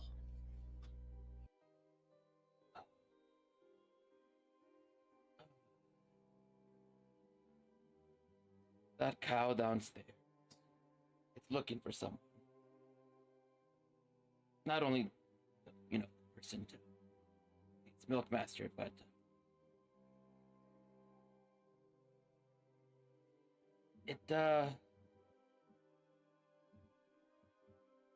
it has memories, really unusual ones. Whoever was here before us took all of those memories out and put it into that book. All that evil that the cow did have is what is in that book. That cow can't be evil. Anything that it did have is gone. That book can't be destroyed, and it is some of the most fucked up bovine shit I think she'd ever described to me. I almost forgot it's in Gibbs' not pocket, but it's like in his satchel. He's like, yeah, well, it sounds like you already tried destroying it. The first symptom she had is that she would say moo. Oh. Couldn't be me.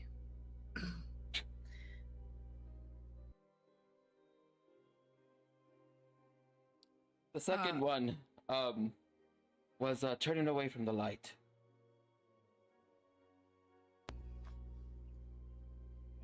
Yeah, she done did that. Ambrose looks over at Gib and Lynx and says, there's one other thing the cow told me. Before I was about to follow Lynx out of the cellar, and it stopped me, and she said, first she told me that she met my father and never met her, and then she told me, she asked me if I would trust her or if she could help me out. She claimed that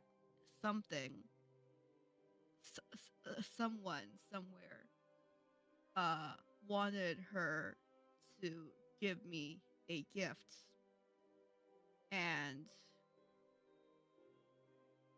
and she claimed to be a seer of some sort, being able to communicate with someone on the other plane.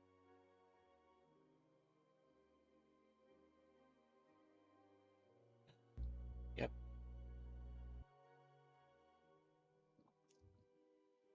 I got my theories, but I think that there's only very few places in this world that could possibly unlock the secret of who that cow even is.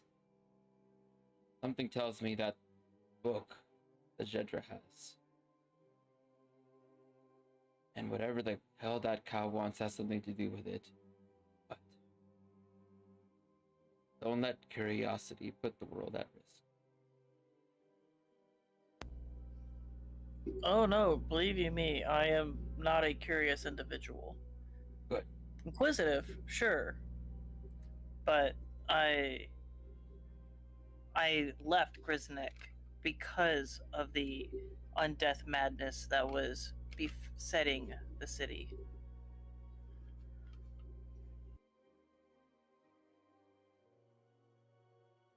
She, the cow.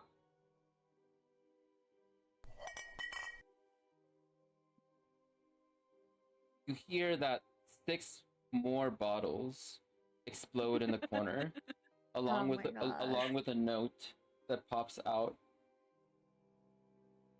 and lands on the floor. I'm sorry. You see that What the note says? that the note has, it's only got one word on it. Starts with the letter M. Second letter is O. The third letter is O.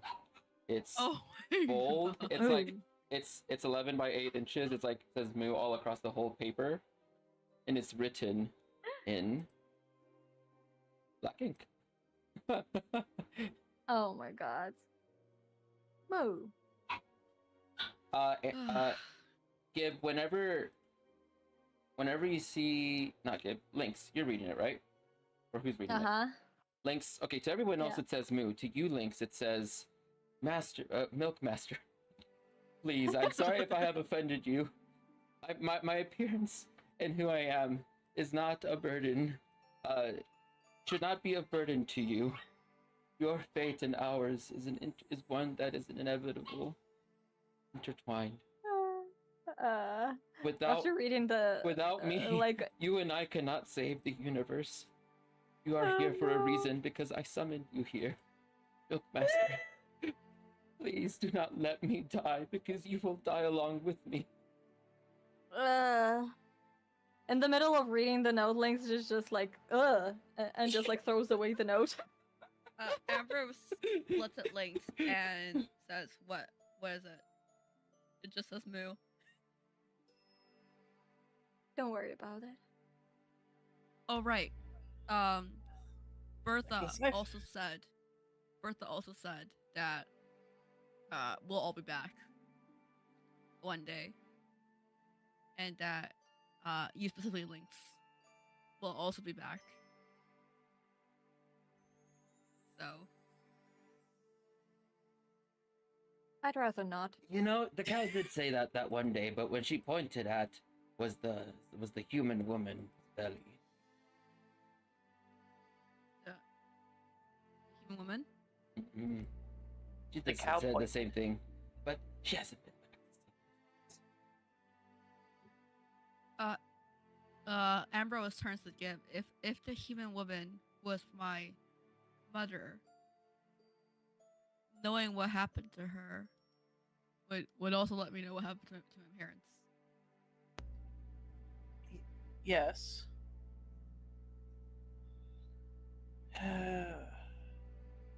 I can't make decisions for you, but I hazard to caution you and ask if what knowledge is worth and what it'll do for you, and if you can even trust the source. What do you want with the As you woman?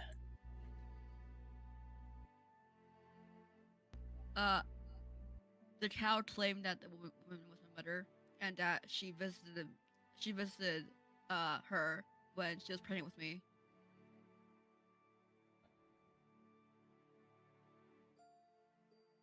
And that the elf was my father.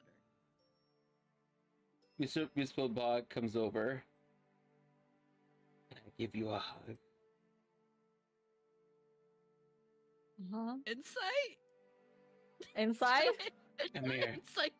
Come here, son. Just come here.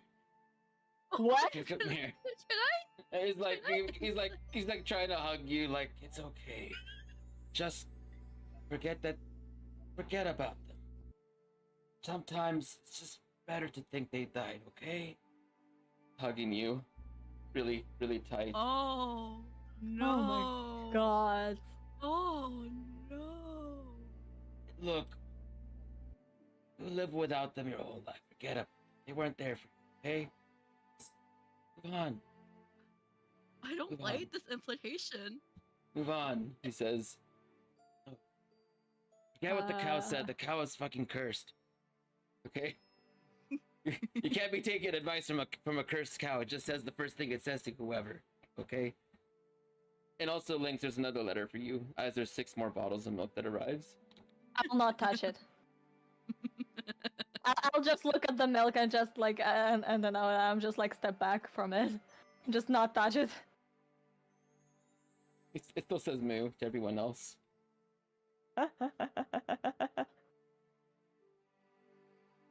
Moo. Oh my god. Lynx praise Orcus. I love you. There's another note. As it like pops out like says Lynx praise Orcus, I love you.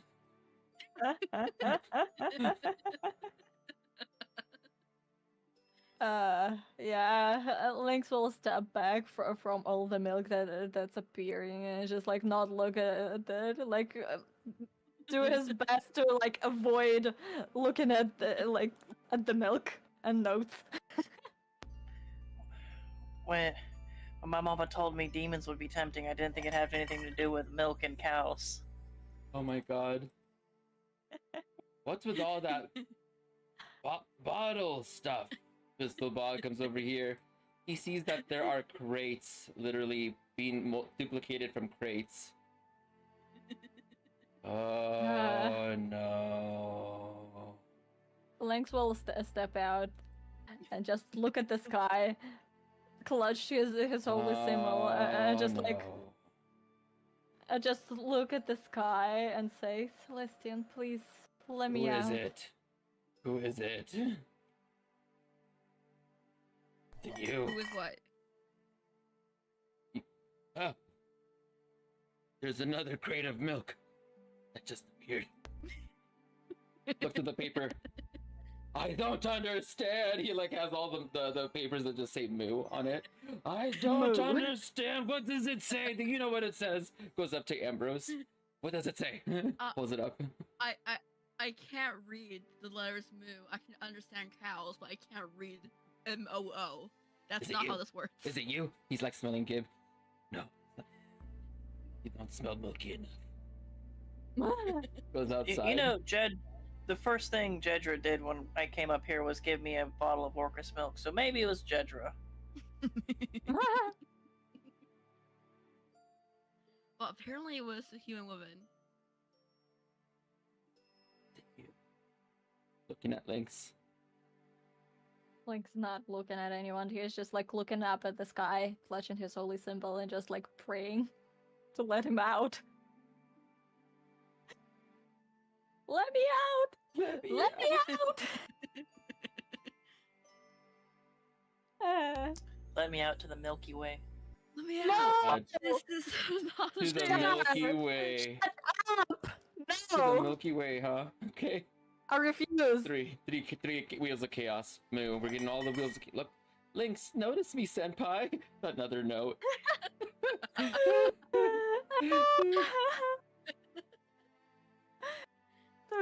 Senpai.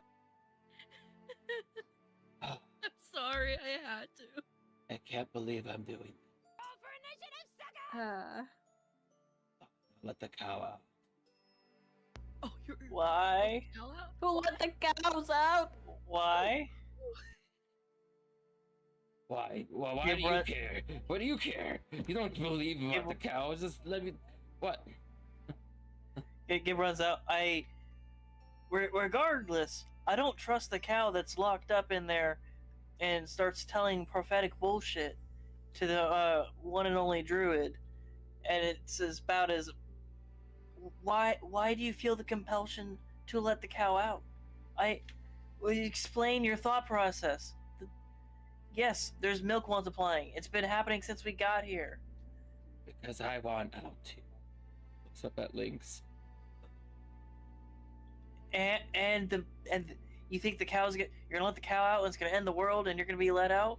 That doesn't even with the context of your own argument, it doesn't make sense, Mooseball. Think, Mooseball, think.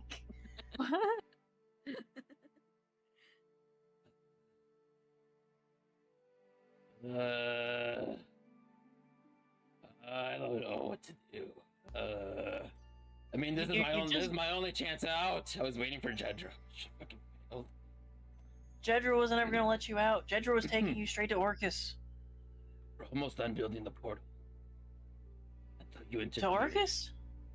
Oh, we were gonna go to another.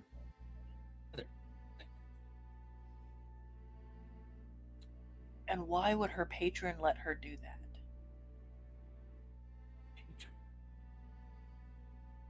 Orcus? Why do you think she did? I don't think she wouldn't. Why do you keep saying that you think it was Orcus? I mean, it could have been a Minotaur. Yeah, sure. Oh, sure. The great Minotaur Plasudasax of the West Vale. Right. That. The one that's known for not being a demon that is famous for undeath armies and all the other bullshit motifs that we've been hearing. Come on, man. Get your head out of your ass. You're an old enough gob to know better, even if you're not a smart gob. Look. Someone that really, hates the undead, really just are doing the same things that Jedra's doing, aren't you? No, I'm not.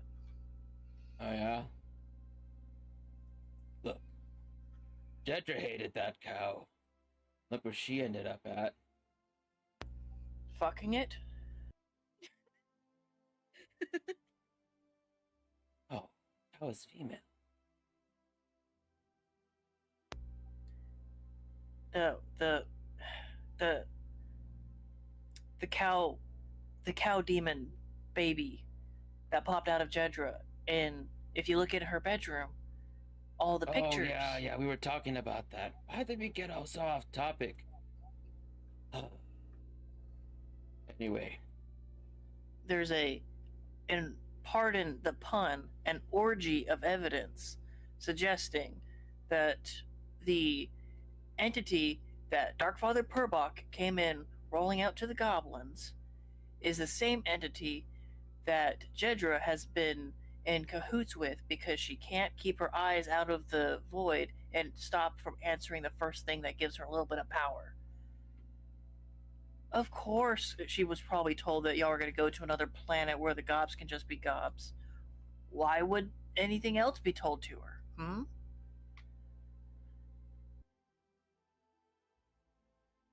I don't know. You're asking Muspel Bog questions that he doesn't. I don't know. It's gonna keep the cow there. Don't keep the cow there. You know, I'm just gonna go to my shop.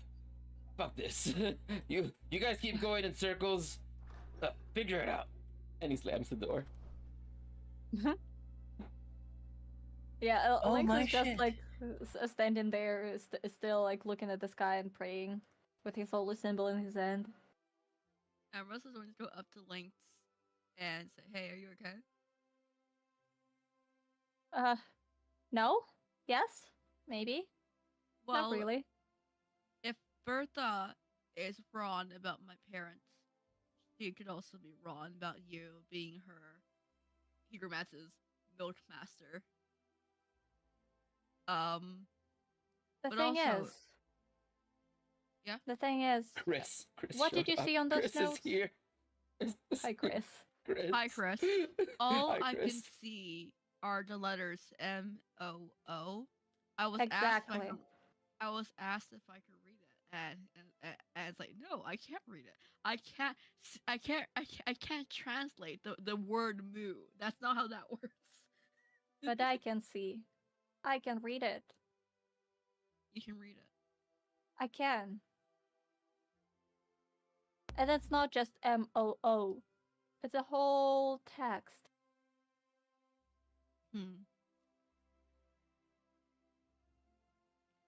I don't. And links just like passing like back and forth here. I don't understand.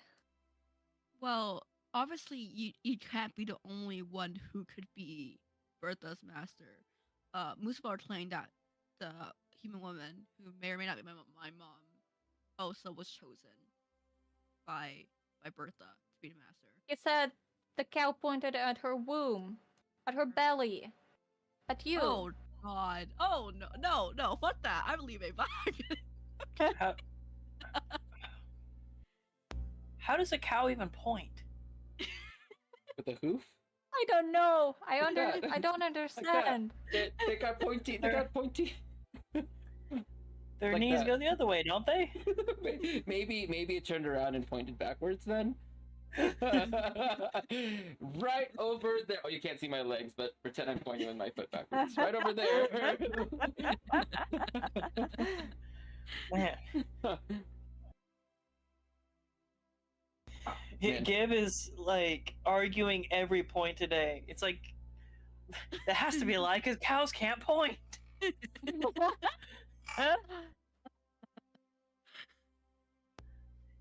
Well, Gib, if Mustafa is telling the truth and the cow has no evil in it, why would it lie?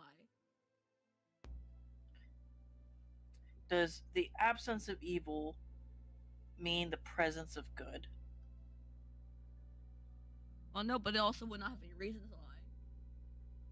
It wouldn't have any There's reasons always to tell the reason truth. lie. And if it's lying, or if it's telling the truth, it doesn't matter.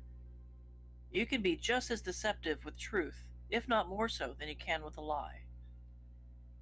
Gib really doesn't want Ambrose to believe that he defies his parents to have. Gib just doesn't want the truth coming from a cow that was locked in a cursed basement in a haunted mansion. Oh, he wants it to be from from a safe, organic source that is provable and not cow hearsay.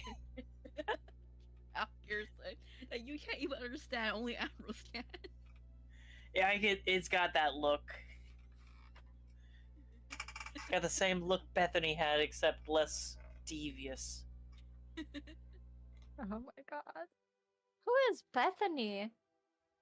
Bethany was a cow who somehow knew where we were and delivered us some milk. I spoke to her. She was very nice, except that she was promoting Orcus propaganda. Kind of funny Oh. you mentioned that because here, you hear like a cow bell clattering along. No! Oh no. Gib points his whole arm, and there it is! Full circle! Oh my god, God. Bethany. Hi, Bethany. How are you doing? Bethany's steps back. like walking across. She's got a whole crate on her back that's been like strapped down with a leather belt. You see that her hooves are actually painted, and she's got little pink hearts, and like a little bit of glitter and makeup on her face. Oh, Oh my my god, goodness. Bethany, you look so pretty today. Oh, thank you. The kids did this to me. It was arts and crafts this morning. You visited the kids? What kids?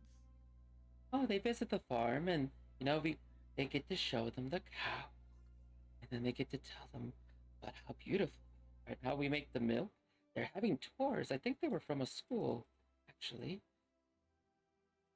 Ambrose looks over at Gib with a wide-eyed face. Yeah. And says, Go ahead. apparently schools are visiting this farm and taking tours. Schools? Yes, Like- school children.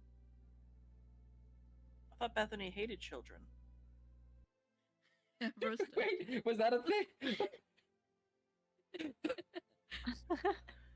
I remember this well- being a thing. Was this really? I vaguely remember this. Well, Bethany has their hooves painted and glitter on. She was given makeup by some children, so I'm not sure about that. I don't like them, but these were very well behaved children. I tolerated them. Yeah. So is that milk delivery for us? Oh yes, actually.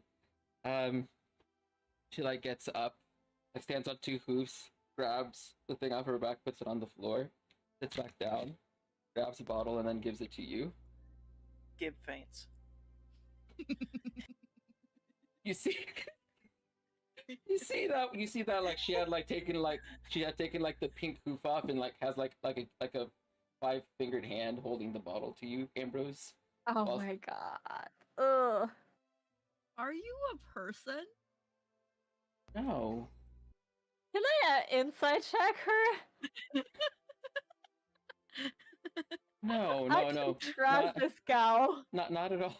Sure. Okay. Are you telling me I didn't have to use speak with animals at one time because they're not fucking animals? She is a she's not a human and she is a cow. What the fuck? With fingers.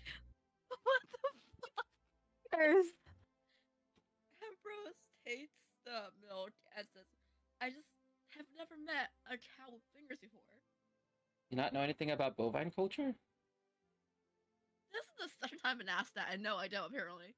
Oh, if you consider taking a class. Where do they teach these classes about bovine culture? They teach it at the Lactose Sanctuary. Should come by one day. Now, They would really love well, to have you there. I will. I think you can learn everything about how to be a cow. I'm not being a cow, about cows. Sorry.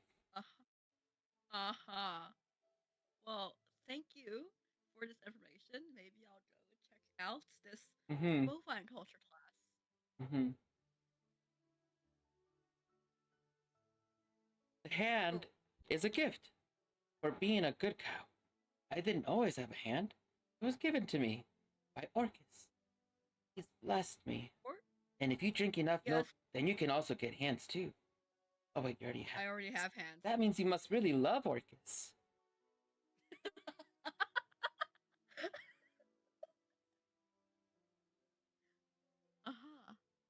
Well, thank you for the milk and for the talk, Bethany. Can I ask a question? Sure. I've never actually been inside here before. Really? Very peaceful.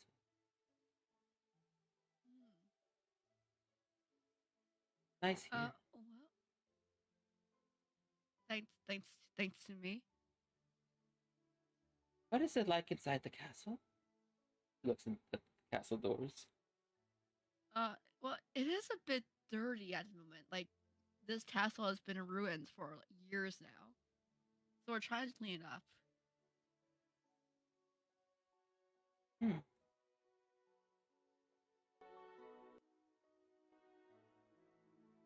Have you considered a dairy farm here? A dairy farm? Hmm?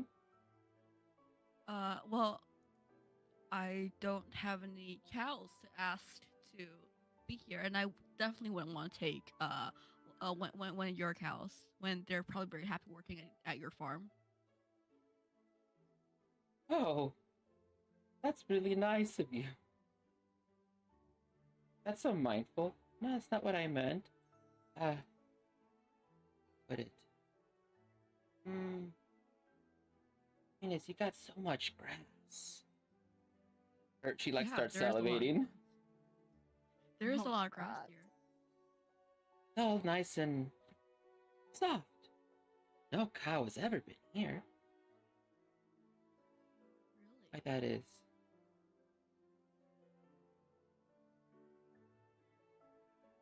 Yeah, that is very, very strange. Does every cow here help help produce Orcus milk? Every cow that I've met, we all make milk. I mean, Yeah. we're really happy making milk for Orcus. He's really found a way to make people happy. And he was talking the other day, and he was saying that how he's gonna solve world hunger and have world peace. And then unite all the nations together and have no more wars. He That's told a, you that, that. I think that'd be nice. That would be very nice, and it's nice that he believes in you, Bethany. Oh, he doesn't know who I am. Oh. Oh, He no. met all. He's just all much the too cows? busy. He's got things to do, you know? I mean, I'm just a cow. Ooh, So you've never met him? I mean, I've never said hi to him, no? Oh. Have you? I haven't. He probably would say hi to you if you met him. Have you tried meeting him? I have not. I've unfortunately been very busy these past few days.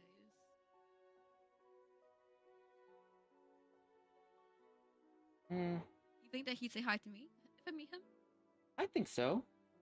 You seem like the kind of person he would say hi to. What does that mean? You're just very friendly and happy. Aw. Yeah. He loves friendly and happy people. It makes him happy too. Orcus loves happy and friendly people. In fact, he Well- tells us every day, Howies, go find me the happiest people in all the land. Give them milk and tell them all about me. And tell them that I love them. And so he wants to tell you that he loves you. And he wants you to succeed and do the best they can. Uh-huh. Well, thank you very much, and thank Orcus as well. Is there a Gib here? I got mail. Yeah, Gib is here, and Ambrose looks back at Gib's unconscious body. What the His fuck? blood pressure Gib? got too high. What the fuck? Gib? His blood pressure got too high. Oh no. He fainted. That's why he said unconscious. Oh no. He's asleep. Should I wait? I need a signature to sign off the package. Hold on. And Ambrose goes over and shakes Gib awake. Gib.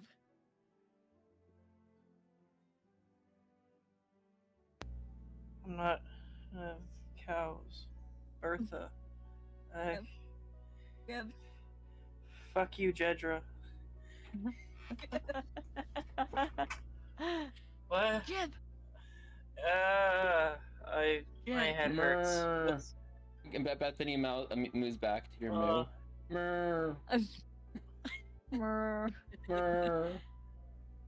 You have mail. What the fuck do you mean? I have what? I don't have. What do you mean I have mail? Who? What? When? Looks over. Bethany. Her eyes look in two different directions. What? What is it? Oh, What? What's wrong? Bethany told me that she has mail for you, and Ambrose whispers, and I have an update on this. Okay. I don't think I could stand. Ambrose helped lift Gib up. Gib's like really lightheaded. My emotions. I'm I aged like 10 years today. Is it the same day? I don't know. Speaking common, are you gonna be okay? Oh my god. Hey. She just thought you liked mooing at her, okay? Looks over at Bethany and says, "You just speak common." Yeah, of course I can speak common. She's mooing at you and talking though. Yeah, it's how she talked to me on the road before I met y'all. That's how I knew who it was. Ambrose looks back and forth between them and just shakes his head and just walks away. You got a package, Gib. Of course I do. Yes. Let me guess. From Orcus. the central. Oh no. Oh. Okay. It's from the central. How can I put it? The central organization of separating things. I don't know. I'm just a cow. Moo. Okay. Here. She drops a package. Okay. Thank you. I need your signature, please. Oh, where'd I put it? Can you look in my back pocket? You see, like, turns around so that she's got like her little leather vest. Yeah, sure. Let me check here. Yeah, you pull it out, and it's a package, from. Well, not gonna believe this, but it's a package from Jedra.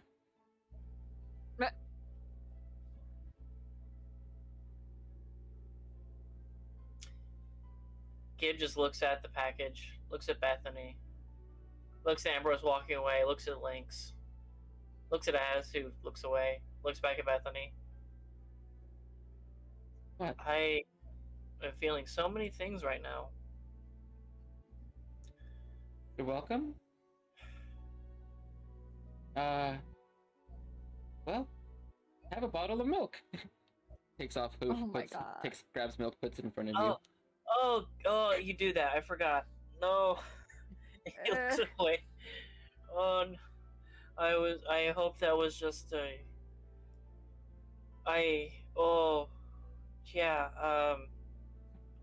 actually don't really have a signature. Let me just scribble something, I guess. Okay. In receipt, he writes like in actually pretty nice handwriting in Dwarvish. In receipt of package. Thank you. Evandro Foxglove. Okay, I will make sure to give this receipt to the sender. To the sender, sure. Good luck. Good luck. Gib tosses the box behind him.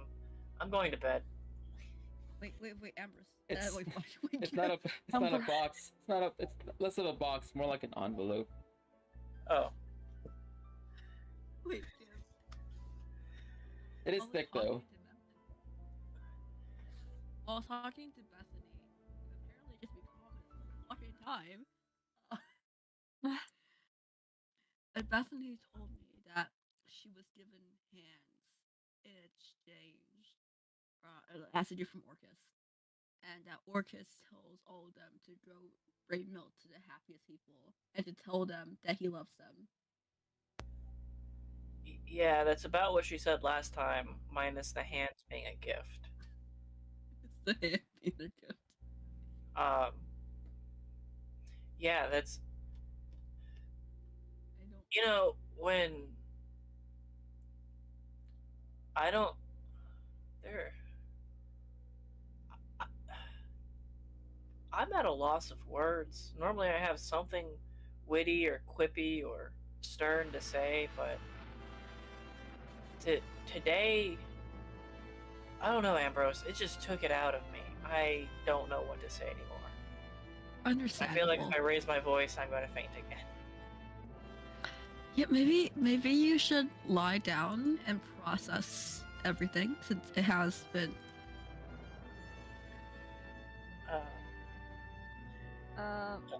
Lynx, Don't open that a package without like. Fighting. Lynx, can you make it? Can you make? You see, as Bethany looks at you, can you make a charisma save? Oh my god. Oh no.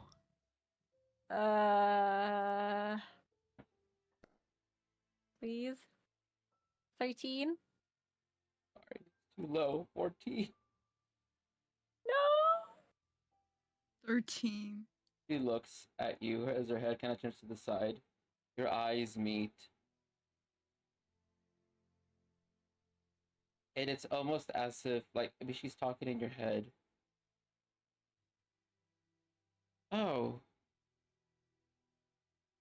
Oh, how weird. You hear me in your head?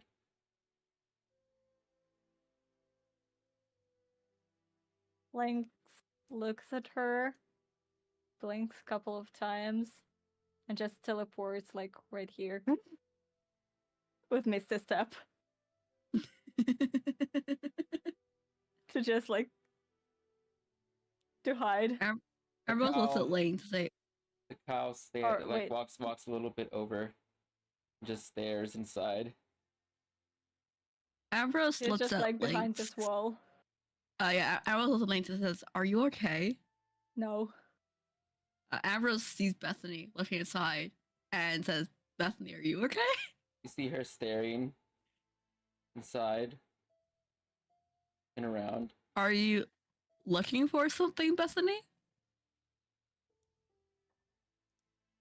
Lynx is slowly inching into this room and closes the door behind him. Or What was tries to. What was that? Wait. Hello? Move?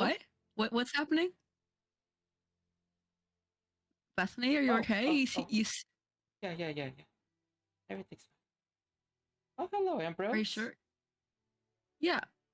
Are you sure you're okay? Both you and Lane seemed very startled back there. I think so.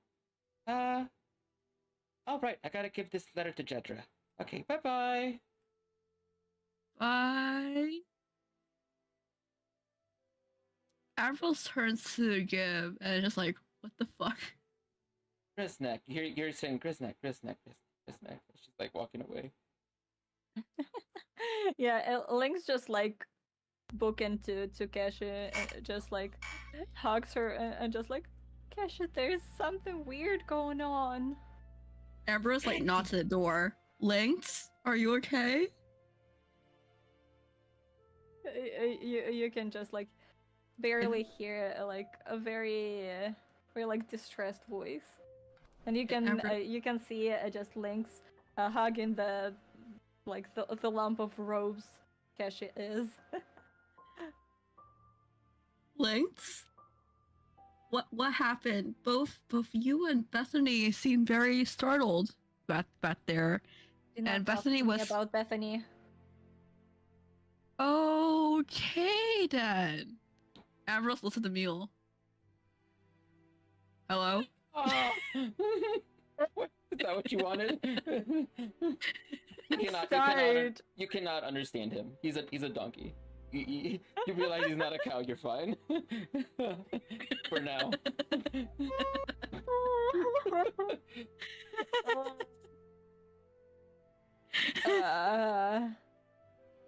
But yeah, Lynx is just like sitting on the floor hugging Keshi. And she's like, it's okay. There's like 4 arms around your back. I'm so tired of it, Keshi. I want to go. What do you mean I can't understand the donkey, Paladin? It's less than an animal. It's got an insect brain. Oh no, cries. Damn. Damn, I wanted to toss the donkey and be Shrek for a second, but never mind. Okay. Because she's like, it's okay. At least we got some of the supplies back. Getting through all those things that Jedra found on that ship. So we're at least halfway there. After all, it's your engineer. I gotta know where to find things. Well, we need to do something with the ship. don't worry. But also yes, worry because the things we gotta find are. Okay, so we got a vessel. I mean, we have this whole castle if we want it, but there's a couple of things missing that we need for the ship. I tried to maybe think of other ways to get stuff, but from what I've seen so far, there might potentially be all the things that we need on this planet, in this area, actually, specifically. Well, not like here, like exactly, but every nearby, at least. Underground. So, we need a wizard. A powerful wizard. Okay. That's the first thing. Well, yes. The second thing is that we need a giant gem. Like, huge gem. How huge? Big enough to sit on? Huh. Wait. I don't know. We can try and look for it or try to buy it. Oh, that would be very expensive. Yeah, I was thinking more like stealing would be better. Stealing is not very good, Cassie. But we can try. It's not good, but I'm in. It's not good. All normal. Well, deep underground, maybe close to like lava or something? In the middle of the planet? Might be an idea. We could maybe find a cave and see how deep it goes, or ask around nearby to see if there's any deep caves. We can try and ask the people that we met. Maybe they know something. There's a town nearby. Yeah. We can ask there too. There might be some jewelry shops. Or something like that. Actually, there is a jewelry there. Yes, there's a dwarf that lives there. That's what I heard. Yes. Next to an orphanage. I'm sorry, did you say orphanage? I'm pretty sure we're speaking like in our minds. So you Oh, can God. hear. Oh. Damn. Oh, wait. Oh, I thought it was... Okay, well. I was speaking out loud. I didn't... Oh, well, okay. I thought it was out loud. Let's say that... Oh, if it's in mines, it's in mines. Surprise. Yeah, you mentioning my orphanage in front of me without speaking it out loud, so I can't hear it. Oh, you can't hear it. Okay. I can't hear you mentioning my orphanage, damn. You know what? Since I was speaking, like Dana was... Let's say that it was out loud. You can hear it. Yeah, let's say it was out loud because Link started to speak out loud. Yeah, next to the orphanage. And I'm sorry, did you say orphanage? Yeah. Emerald saw got 1,000-yard stare on his face. Oh. You okay? Don't think yeah. I have to go, and Ambrose just like leaves the room. Bye. Oh. Okay, well that was rude. So yeah, so when should we leave? We can ask those people, Ambrose and Gib, and Zakar. Zakar might be very useful in their mission to leave the planet. Okay. The GIF. Sounds good. Oh yeah, Giphy. Right. Yeah, yes. Ambrose says what's up to Gib, and it was looking very sad right now. What's got you, champ? As Gibbs like laying on debris. Nothing. Lanes was just talking to his companion, and they were talking about going to the village, and they mentioned visiting someone who lived near my old foster home. Who? Your foster? Visiting? They know who people are in the village? They've been to the village before? Okay. I have no idea. It seemed like that. Foster home, and you're. I thought you lived in the forest. Weren't you like raised by wolves or something? No, I was. My parents gave me to an orphanage or a foster home when I was a baby, and I ran away from here when I was 12. I see. So you were raised by humans. It's close enough. Close enough to wolves. Close enough. Well, I can see how this would be compromising for you. Yes. Interesting to hear about this after I was told that someone might have known my parents. Well, as someone who didn't know his parents and who ran away from home and hasn't gone back, the best advice I can give is go back on the terms that you set. Yeah. Ambrose is going to like sit right next to Gib and just give him a hug. Gib puts an arm around Ambrose and like leans on him. Aww. I am very tired. Yes. Understandable. I think my age is catching up to me. That or there's just a lot of bullshit today. Could be both. Probably both.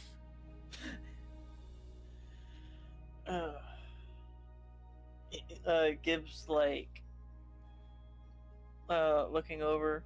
So they're really going into town. Yeah, seems like it.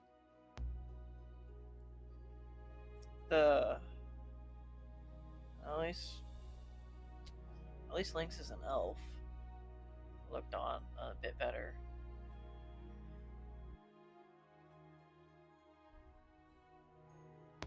As long as they're not taking Colonel Giffy or the bug person. It's a bit of a problem. Considering that they mentioned, I heard them. Well, it sounds like they wanted to ask us for help bringing them there. I can take y'all there. Sounds like I already know the way, but the last time I was there, they didn't want me in the city. Well, or in the too town. bad, because you're going to be going with us, and they won't be able to take no for an answer. Say no for an answer. Ah, yes. A bunch of armed brigands marching into town, ignoring them saying not to come in. Definitely not a militaristic occupation. Okay, fine. But they can't just keep you out forever. I'm sure they think they can. I was hoping to win their hearts and minds with my excellent doctory skills. Am I kidding? I'm a terrible healer.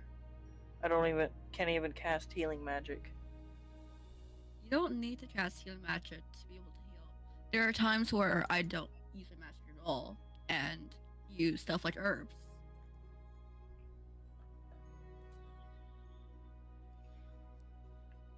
I think As long as it seems like you do know how to heal, it's just in a different way than I do.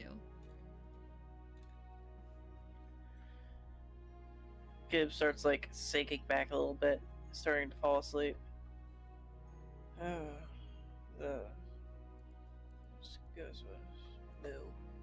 Moo. Oh man. Yeah, Alright. Ambrose is going to let Gibbs sleep. Okay.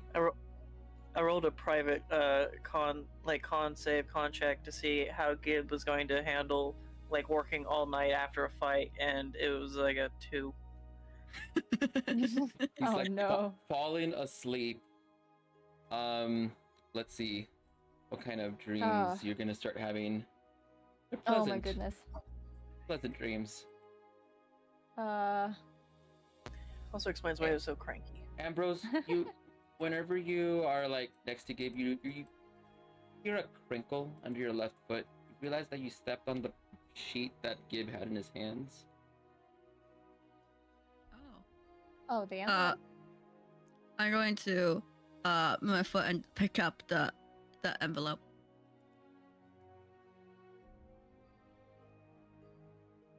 And yeah. Okay, it's you, Gib, from Jedra. See that there's some papers inside. Can I look at the papers? Lynx will like take a deep breath and thank you, Keshi.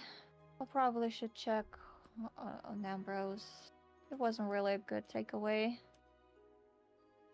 And he will go up to wherever they are. Like to go out of the room and to Ambrose. Amber's like looking at the sheets. You're looking at the sheets, reading them over, and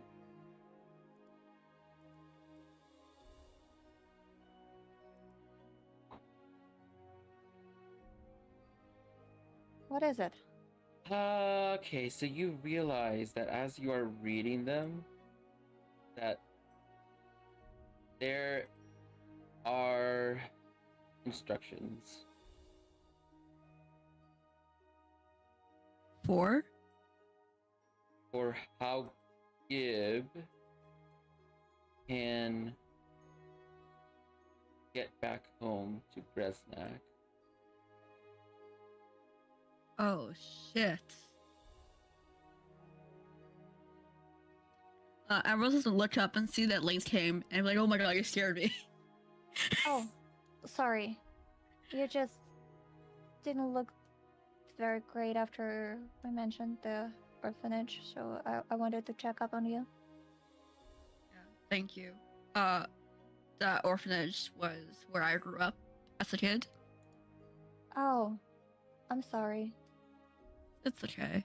I ran away from there when I was 12 and lived in the forest ever since.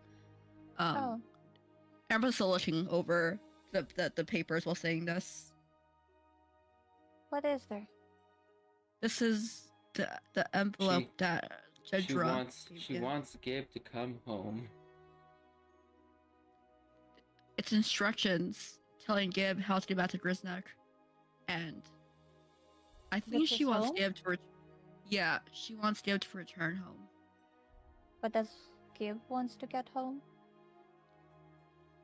We were just talking about this when I came out of the room, and he mentioned that he also ran away from home, like I did, and he didn't return. So I don't think he wants to, but I'm not sure.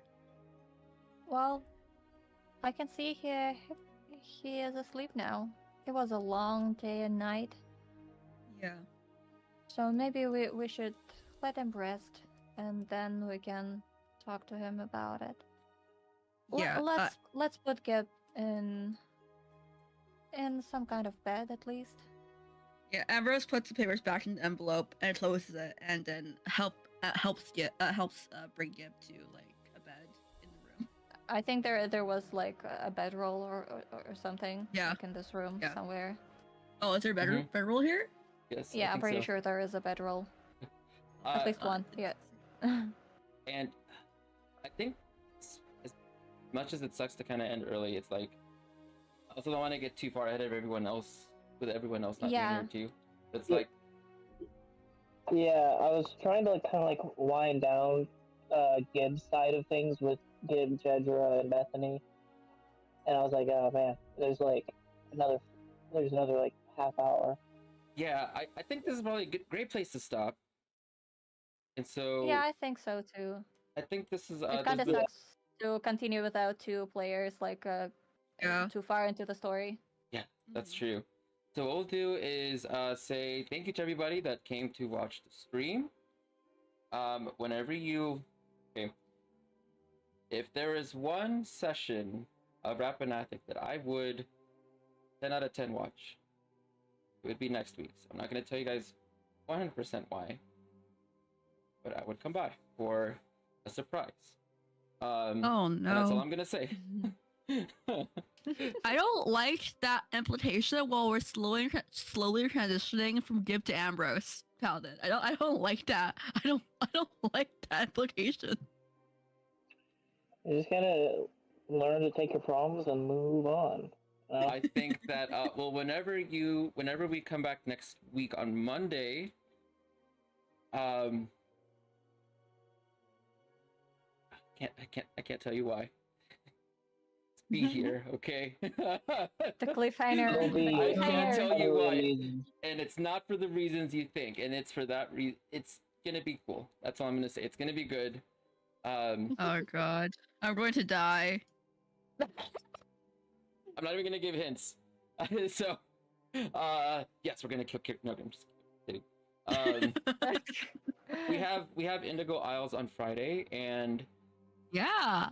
I want to say thank you, like in earnest, thank you to everybody that did donate money to buy the book. I know maybe some people don't know what I'm talking about. The Archives Adventures.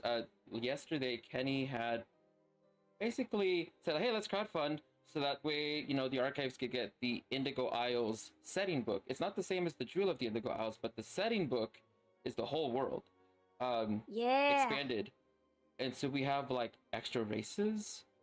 And axolotls and it was really nice to see everyone just like donating just to get an adventure, and we can also use it for our Friday campaign and also for the Archives Adventures. So thank you if anyone here or that's watching that contribute to that. I really do wholeheartedly feel very gracious about that. So and come watch us on Friday. It's going to be, of course, maybe I keep saying it's going to be the last session of the season, but I don't know if it's really going to be the last session of the season. It's either going to be this one or the next one. You better come on Friday because my character Kirke. Go ahead. Sorry, go ahead. My character just had her limbs fucking removed from her body, so we're upgrading her. At least 2 limbs. And yeah, we're upgrading her. We are. We're gonna turn it into a Megazord. Sorry.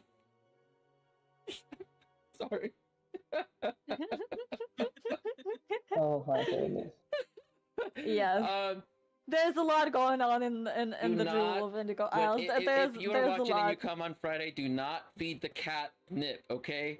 Please don't feed the catnip. It's like feeding a gremlin after midnight. Just don't give the cat catnip, okay?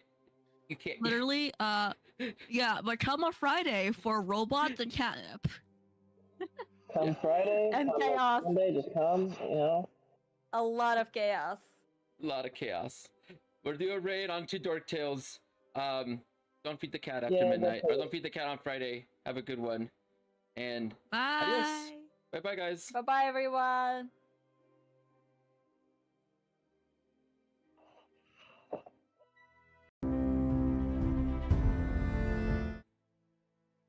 Hello, everybody, and welcome to another week playing your favorite game, Rappan Athuk.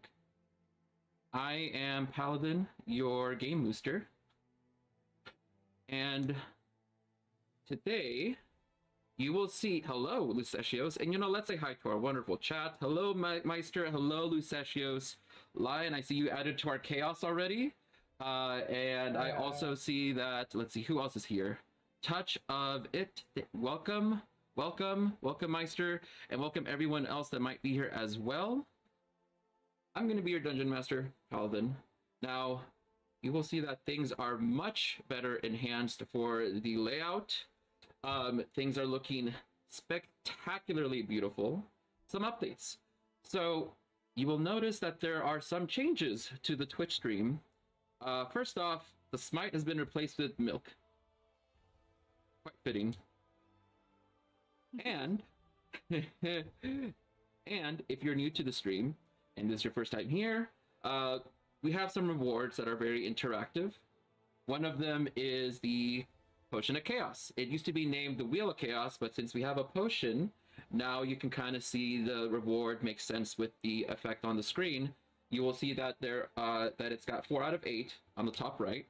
Whenever it gets up to 8 out of 8, it'll cause 1 out of 10,000 random effects to go off. And sometimes it's good, sometimes it's bad, most times it's just some sort of weird mix of wild magic, essentially. And of course, our most treasured possession, the Orcus milk. The Orcus milk is so divine. I do have some news for those that are here. We have a subreddit now, or soon we'll have one. There is a subreddit called r/milkdrinkers, and I put in a request for us to take it. And so by this time next week, we might have our own subreddit to just talk about milk all day long. And thank you for the milk crate. Glory to Orcus. All hail Orcus. All hail Orcus. My bones need the lactose.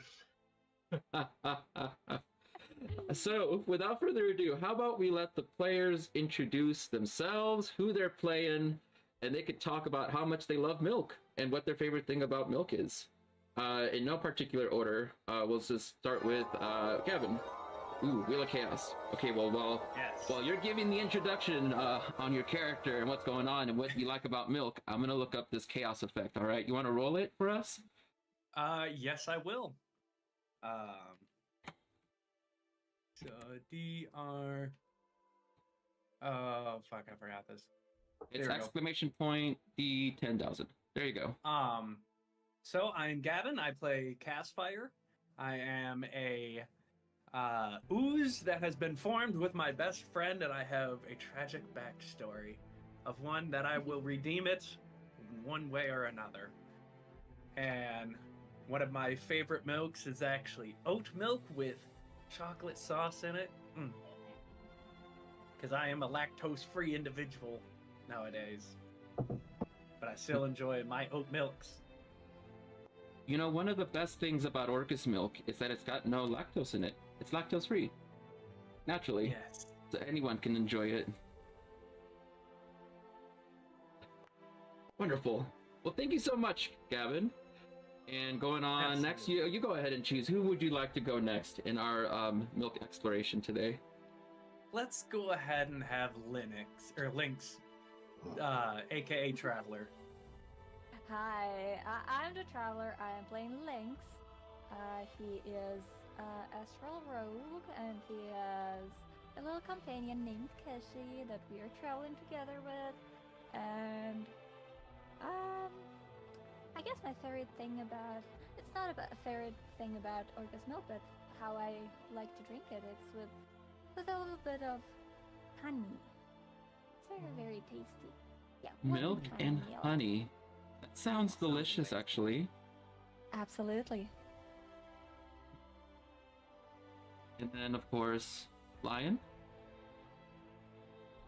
I'm Lion. I'm playing Gib, the gob without the gift of gab. And my favorite milk comes from a particular kind of hoof beast that makes you very, very strong. And yes, that was a reference. A hoof beast that makes you very, very strong. Yep. It's the fuel for my bony power. Thank God no boner power. Right. You know, I think that we might have to potentially power down Lion a bit. He's a bit overpowered. I mean, look at those bones. They're fortified like steel. Look at those bones. Look at those bones. Oh yeah. VTuber model now with strafing. Nice. Oh my God, I love your model so much. I love this skeleton. I love it. I really do. I love it immensely. So thank you, Lion. Grace is not going to be with us today. She is moving, so she will be with us next week. And also, if you're watching the stream, and let's say you're like, man, I really want to play with those guys, we actually have 2 spots open right now. As you can see, this can be you. You could play a strength-based character on the left, or you can also play a charisma-based character here in our purple spot on the right side next to Gavin. So, there are 2 spots free. If you are interested in joining, you can send me a message. We can talk on Discord. We can meet up, say hi, drink a couple glasses of milk, maybe do a couple of milk shots, and then, you know, see where things go. Oh, you know what? I just realized that actually is not the correct Discord link anymore. We had recently changed it. So if you're clicking on it, you're like, why doesn't it go anywhere? We recently just had changed it. So here you go. This is the proper link now.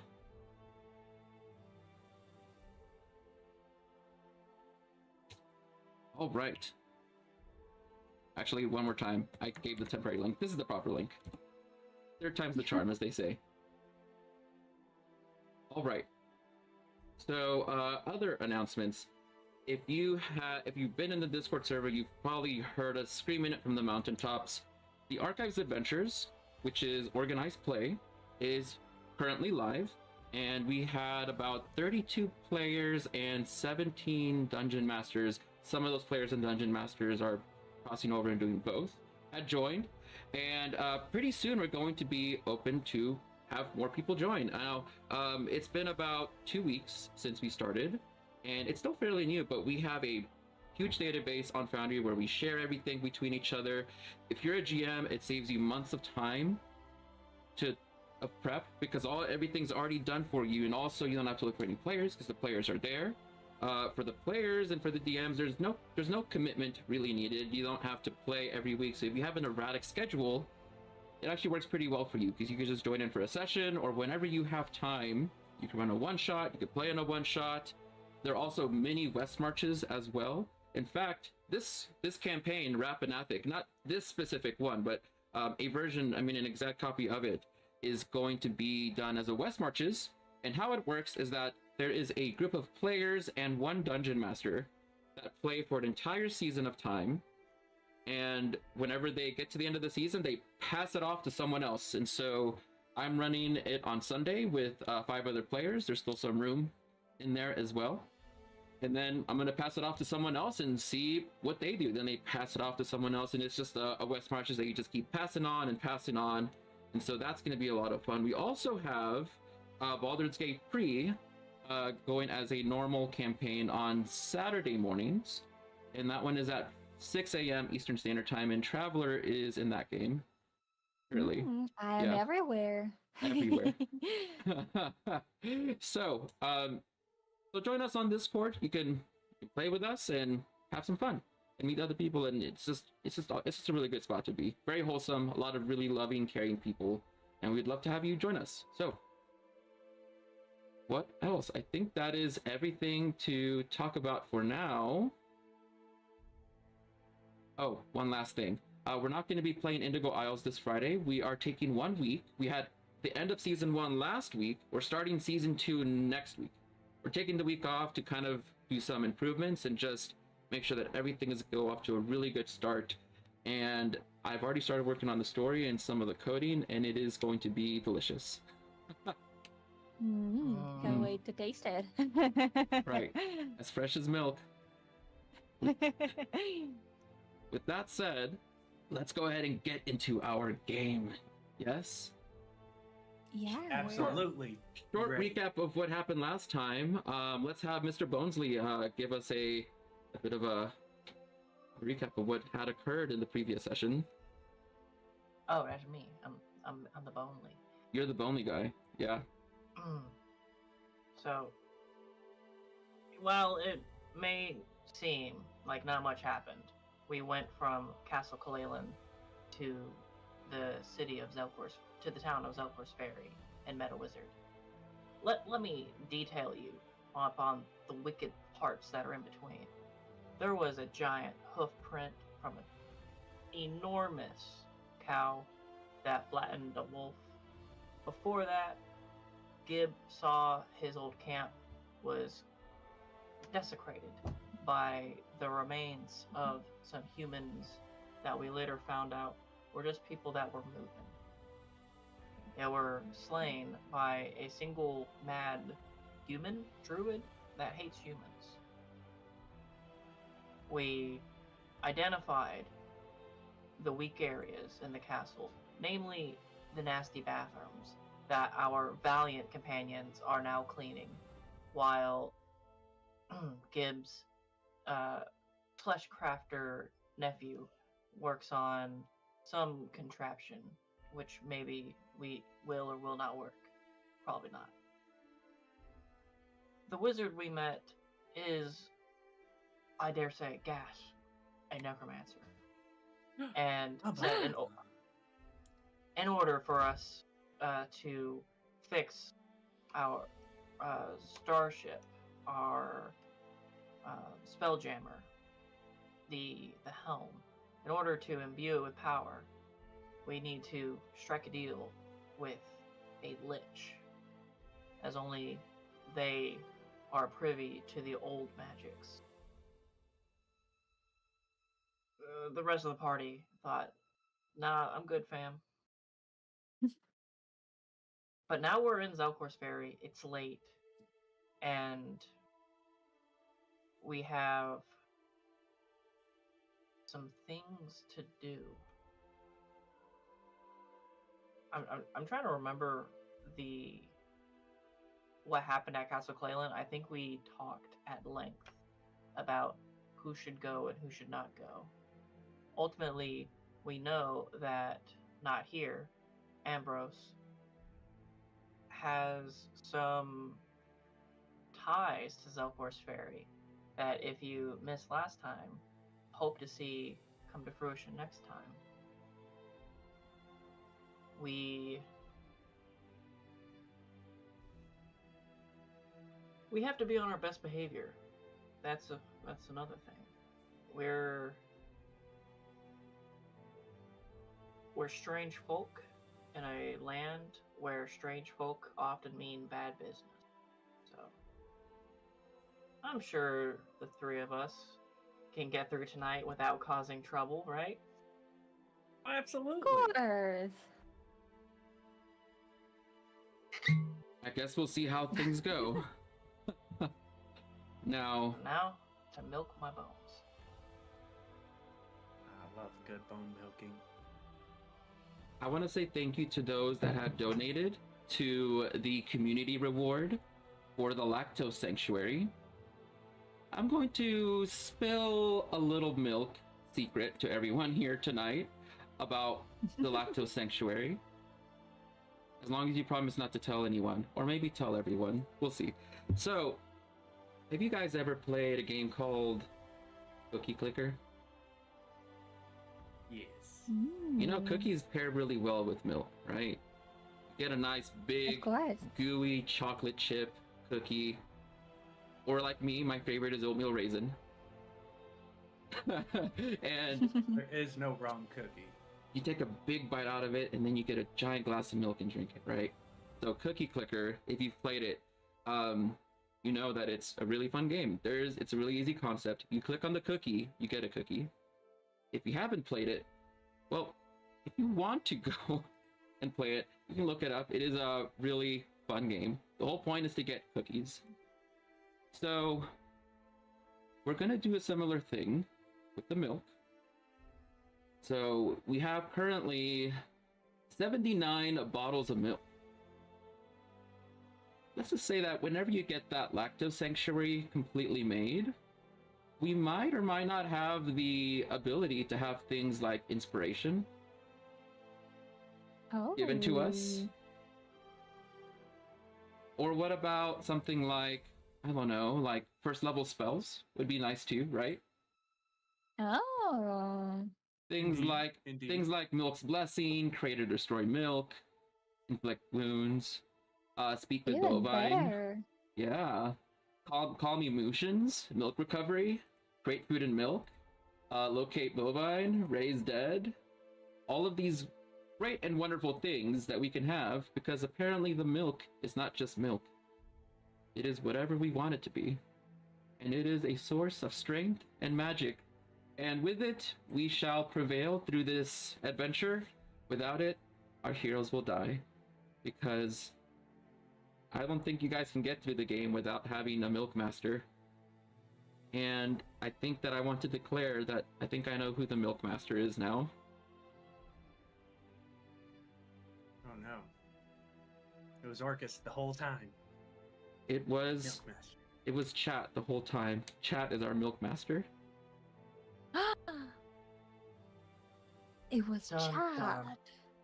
Yeah. Dun, dun, dun. They put on the gloves and they opened the scroll, and now they are the Master of Milk, or Novice of Milk, I guess, because they're still learning how to use their Milk Master powers. So, if you guys want to start getting a head start on that milk, let me tell you, you're gonna need a lot of crates if you want to start being able to do things like summon Minotaur skeletons, or summon a giant wave of milk to wipe out our enemies. Because at some point, it's going to become impossible for you to continue forward without help. And so, better start grinding that milk now, because time will only tell if we get enough divinity to make it through the dungeon or not. Grind never stops. The grind never stops. You gotta milk. You gotta put that milk in the bottles. Yeah, milk it. You gotta milk it till you make it. For ounces a day, you too can contribute to our milk retractions. You know, and help us through. Exactly. Pay to win with milk. Right, pay to win with milk. You guys are the 7th official player in this game. What? No, I'm serious. You guys can't beat the game without chat. You will die every single time trying to get to the end of the mega dungeon. So we will need chat to be our seventh player helping us through with milk. So, with that said, you guys have any final things to say or thoughts or shout outs to chat to bless us with milk, please? We need your help, or anything like that. Tries to help anything before we start. All hail chat. All hail milk. All hail chat.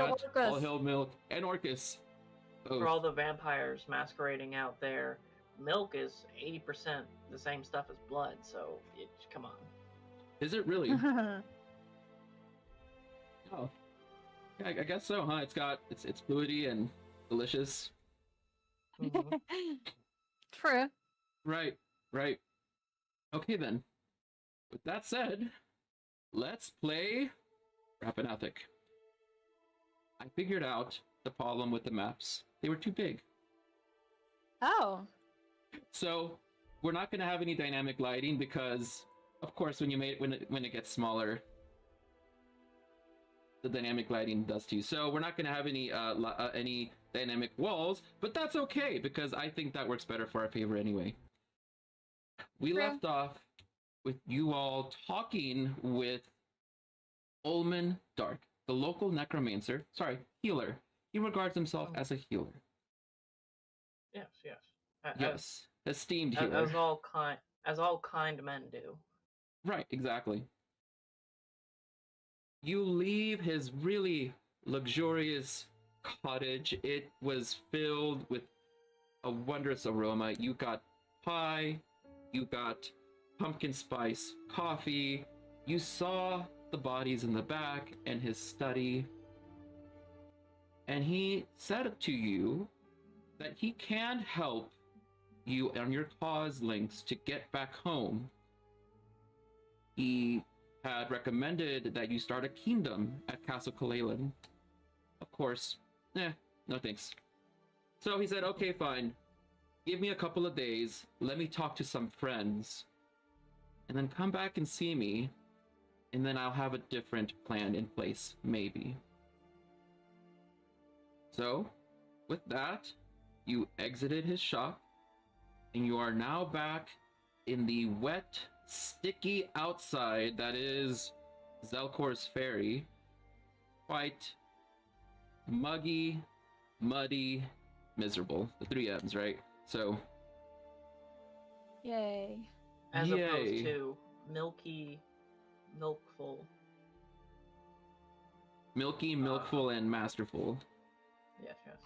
Yes. The good 3 M's. The good 3 M's. Yeah, the good 3 M's. We like the good 3 M's, not the bad ones. And I believe it was just the three of you, because I think the only NPC that came along was Colonel Giffy. Correct. And I'm pretty sure Kesha also came along. Oh, is Keshi here as well? Okay, well then let's bring Yeah. Keshi. Is Chill is with me. is the mule with you as well? She is riding the mule, so they're basically inseparable most of the time, especially in traveling. Understood. Okay, Keshi's on top of the mule, riding along. You exit the cottage, and you're left with a lot of things to ponder, debate on. You're not really sure who you can put your trust in around here. Maybe it's Ullman, maybe it's not. Maybe he's trying to lead you into a trap, or maybe he is trying to help. You're not sure. Either way, you're out here. What do you want to do? Well, that was productive, I guess.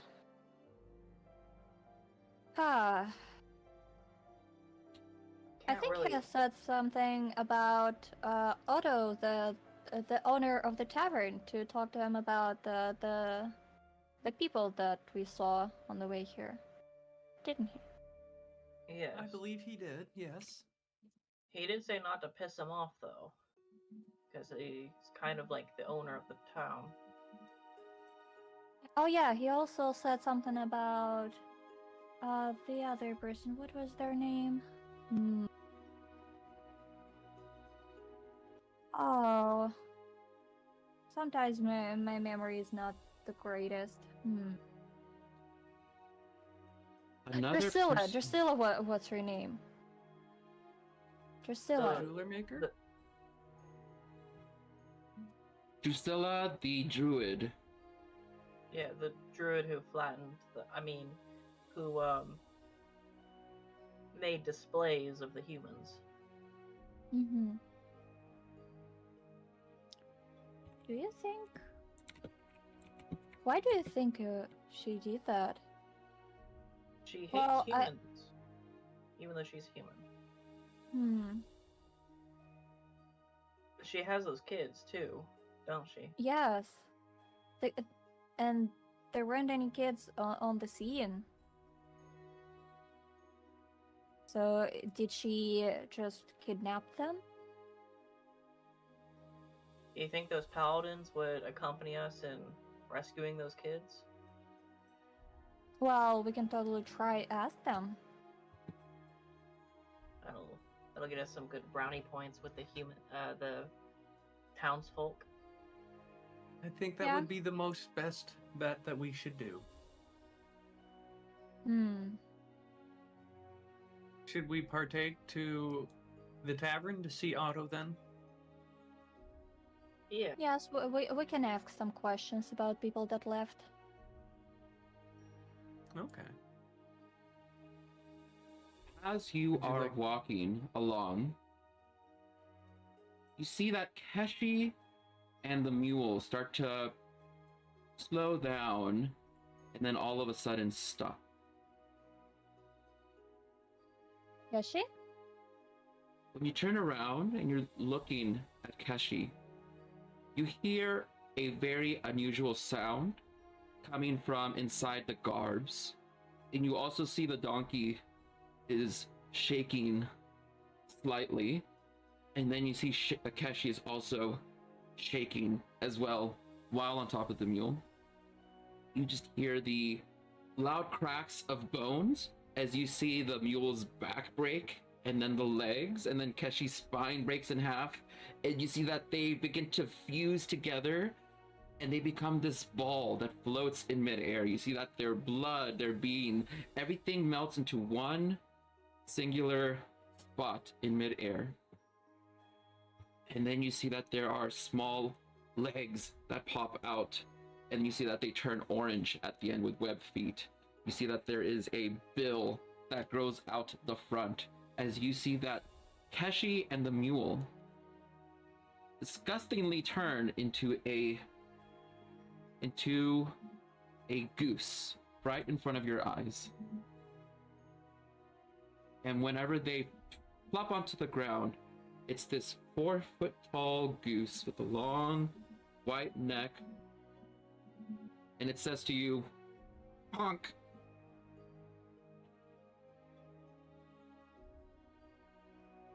What the hell? I'm sorry, out of character. What the hell? Wheel of Chaos, baby. I don't know. Jesus Christ. Kashi! My poor Kashi! Why would you do this to me? Yeah. Oh my god. I think Sorry. I think the druidess is onto us. Oh god. Yeah, Lynx is just staring at this goose, I suppose. You can tell that as you look in its eyes. Actually, give me an insight check. See what you think. Jesus Christ. Regular? Like normal? Sure. Yeah. Absolutely. Okay.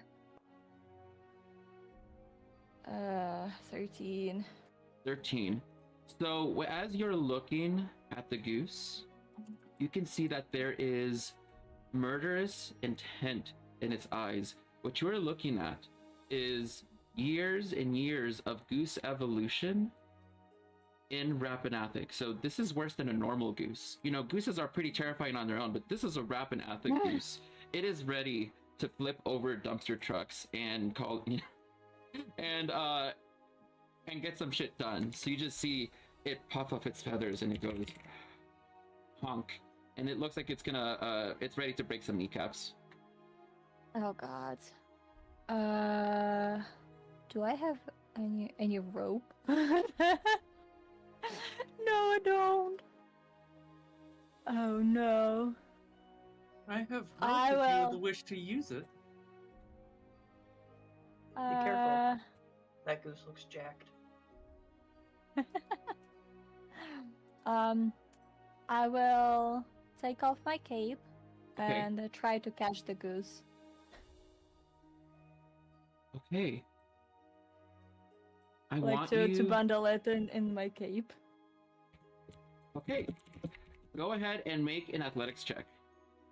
Okay. Athletics? Okay. Yes, please. Oh, goodness, please. Oh, no. Nope. Nope. A natural 2. Okay. Well, let's go ahead and see. I mean, hey, you know, there's still a chance that this thing might roll a natural 1. So No. it rolls a 22. So whenever you try to reach forward with the cape, you see the goose flap its wings and then peck you in the middle of the chest, and you go launching back 10 feet into cast fire. Jesus. Yeah. Whoa, Lynx! As I try to catch Lynx. You go up and you cushion Lynx back, and you and Lynx also go back a couple of feet, but you manage to catch Lynx in your arms, preventing them from falling all the way onto the floor. 12 not bad for disadvantage.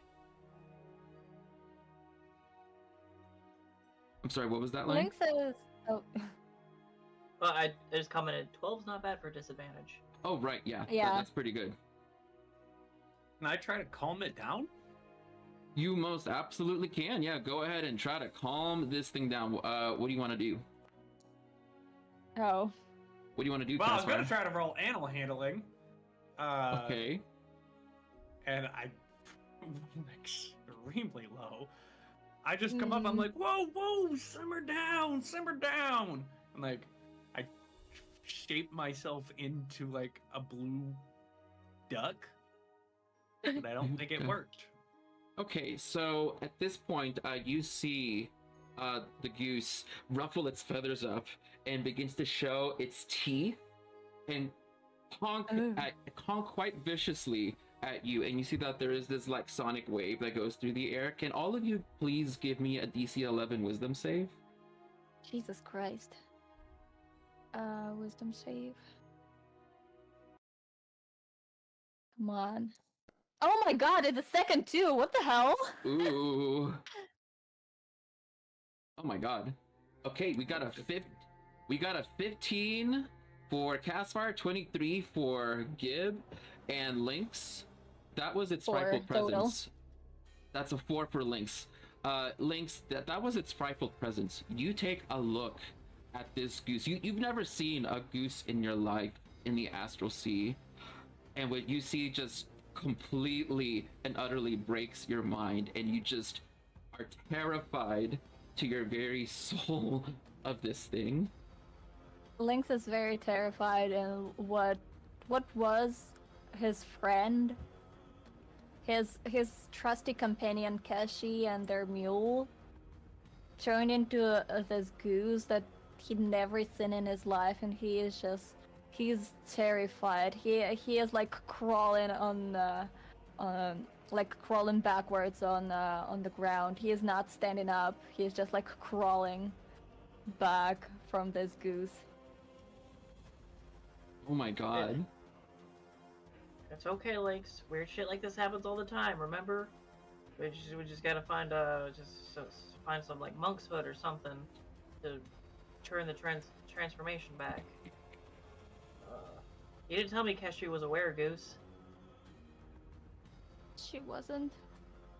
What even is this? Goose big enough to ride. It looks like. You said it's like 4 feet tall. Yeah, like... it's a pretty buff goose for sure. I've never seen anything like this. It's terrifying. The goose, you see him ruffle up his feathers, kind of jump up in the air a bit. You see that there's feathers that go to and fro, and whenever he lands back down, you see that all of a sudden from like behind, you didn't see it before, but you see there's a second head that comes up right next to where the first one is at. Not the Hydra goose. Oh goodness.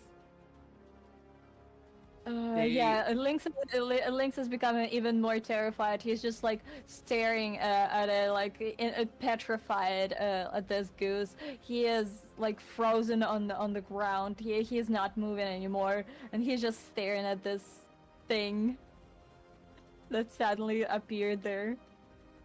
Yes, you are staring at it, and it just looks powerful. He's not getting any closer, but he just looks really. He looks really jacked, and he's just ready to just mess something up. Just waiting for the opportunity. Power word chill. Power word chill. Okay.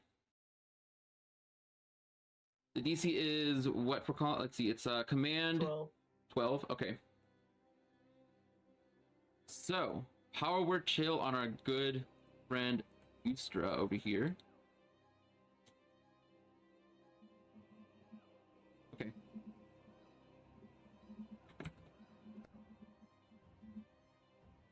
Yep. 18. You cast command on the goose, telling it to chill, and you see as the magic just bounces off of its feathers. When it does, you see that at that point it gets aggressive, and it's gonna start to come on towards. We can start initiative, or you can run away. You have choices here. Can I do an intimidation check? If you can out intimidate the goose, we'll see if it. I really hope that I am a scarier goose than said goose with 26.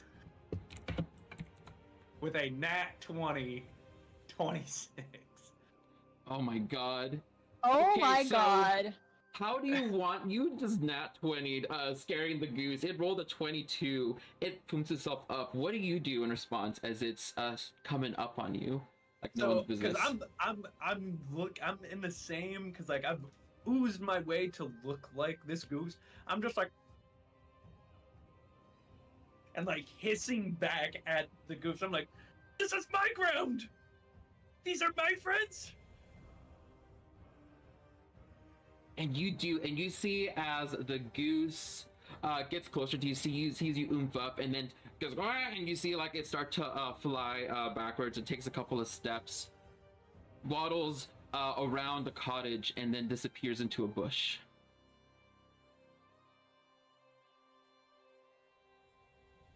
I My friends, are you okay?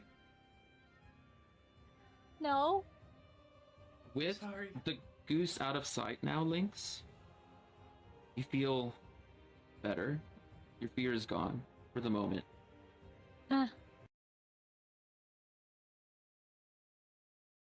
Lynx is still very confused and still kind of terrified because there's no more Keshi, no more their trusty mule.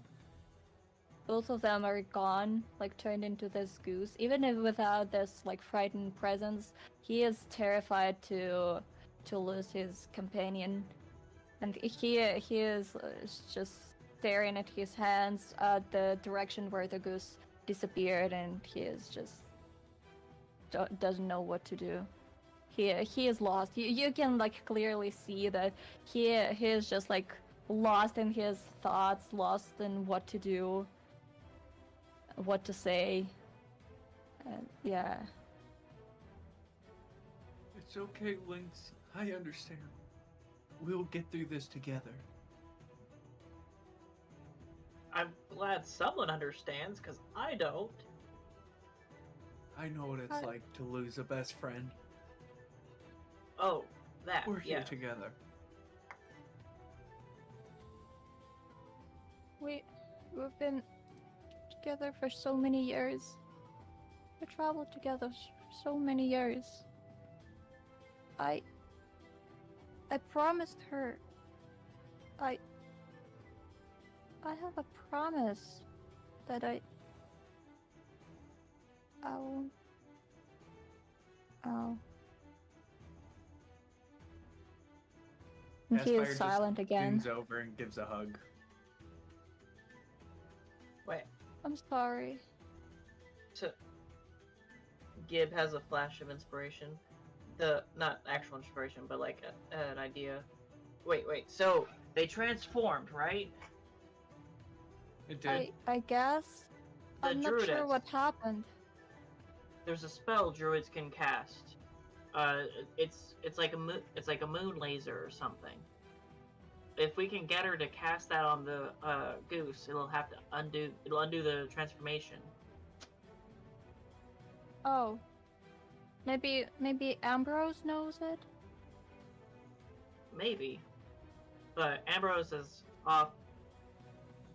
Actually, probably not. Ambrose is kind of a soft stuff druid. And also, he's not in the shape to do anything right now. You know, with everything. Well, how do we find this druid? Since, well, no, at least no one of us is a human, so maybe she could be somehow reasoned with. But maybe we could ask the healer. Maybe he knows something about that. We could go ask him. Yeah, if he won't kick us out. I'm trying to remember. Didn't he say he doesn't understand Drusilla? Like he and her are on good terms.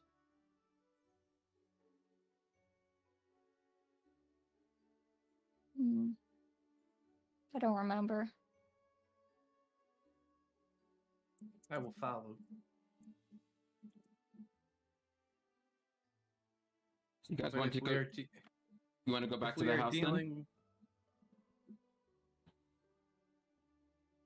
Yeah, I think we are going back. At least we will try to go back. I don't know if he like locked the door behind him. Okay. But yeah, we will try to go back if everyone is okay with that. Yeah. So the group of you go back. You haven't even been 20 feet away. You go back to the door. It says, "Gone for business. Be back in 3 days."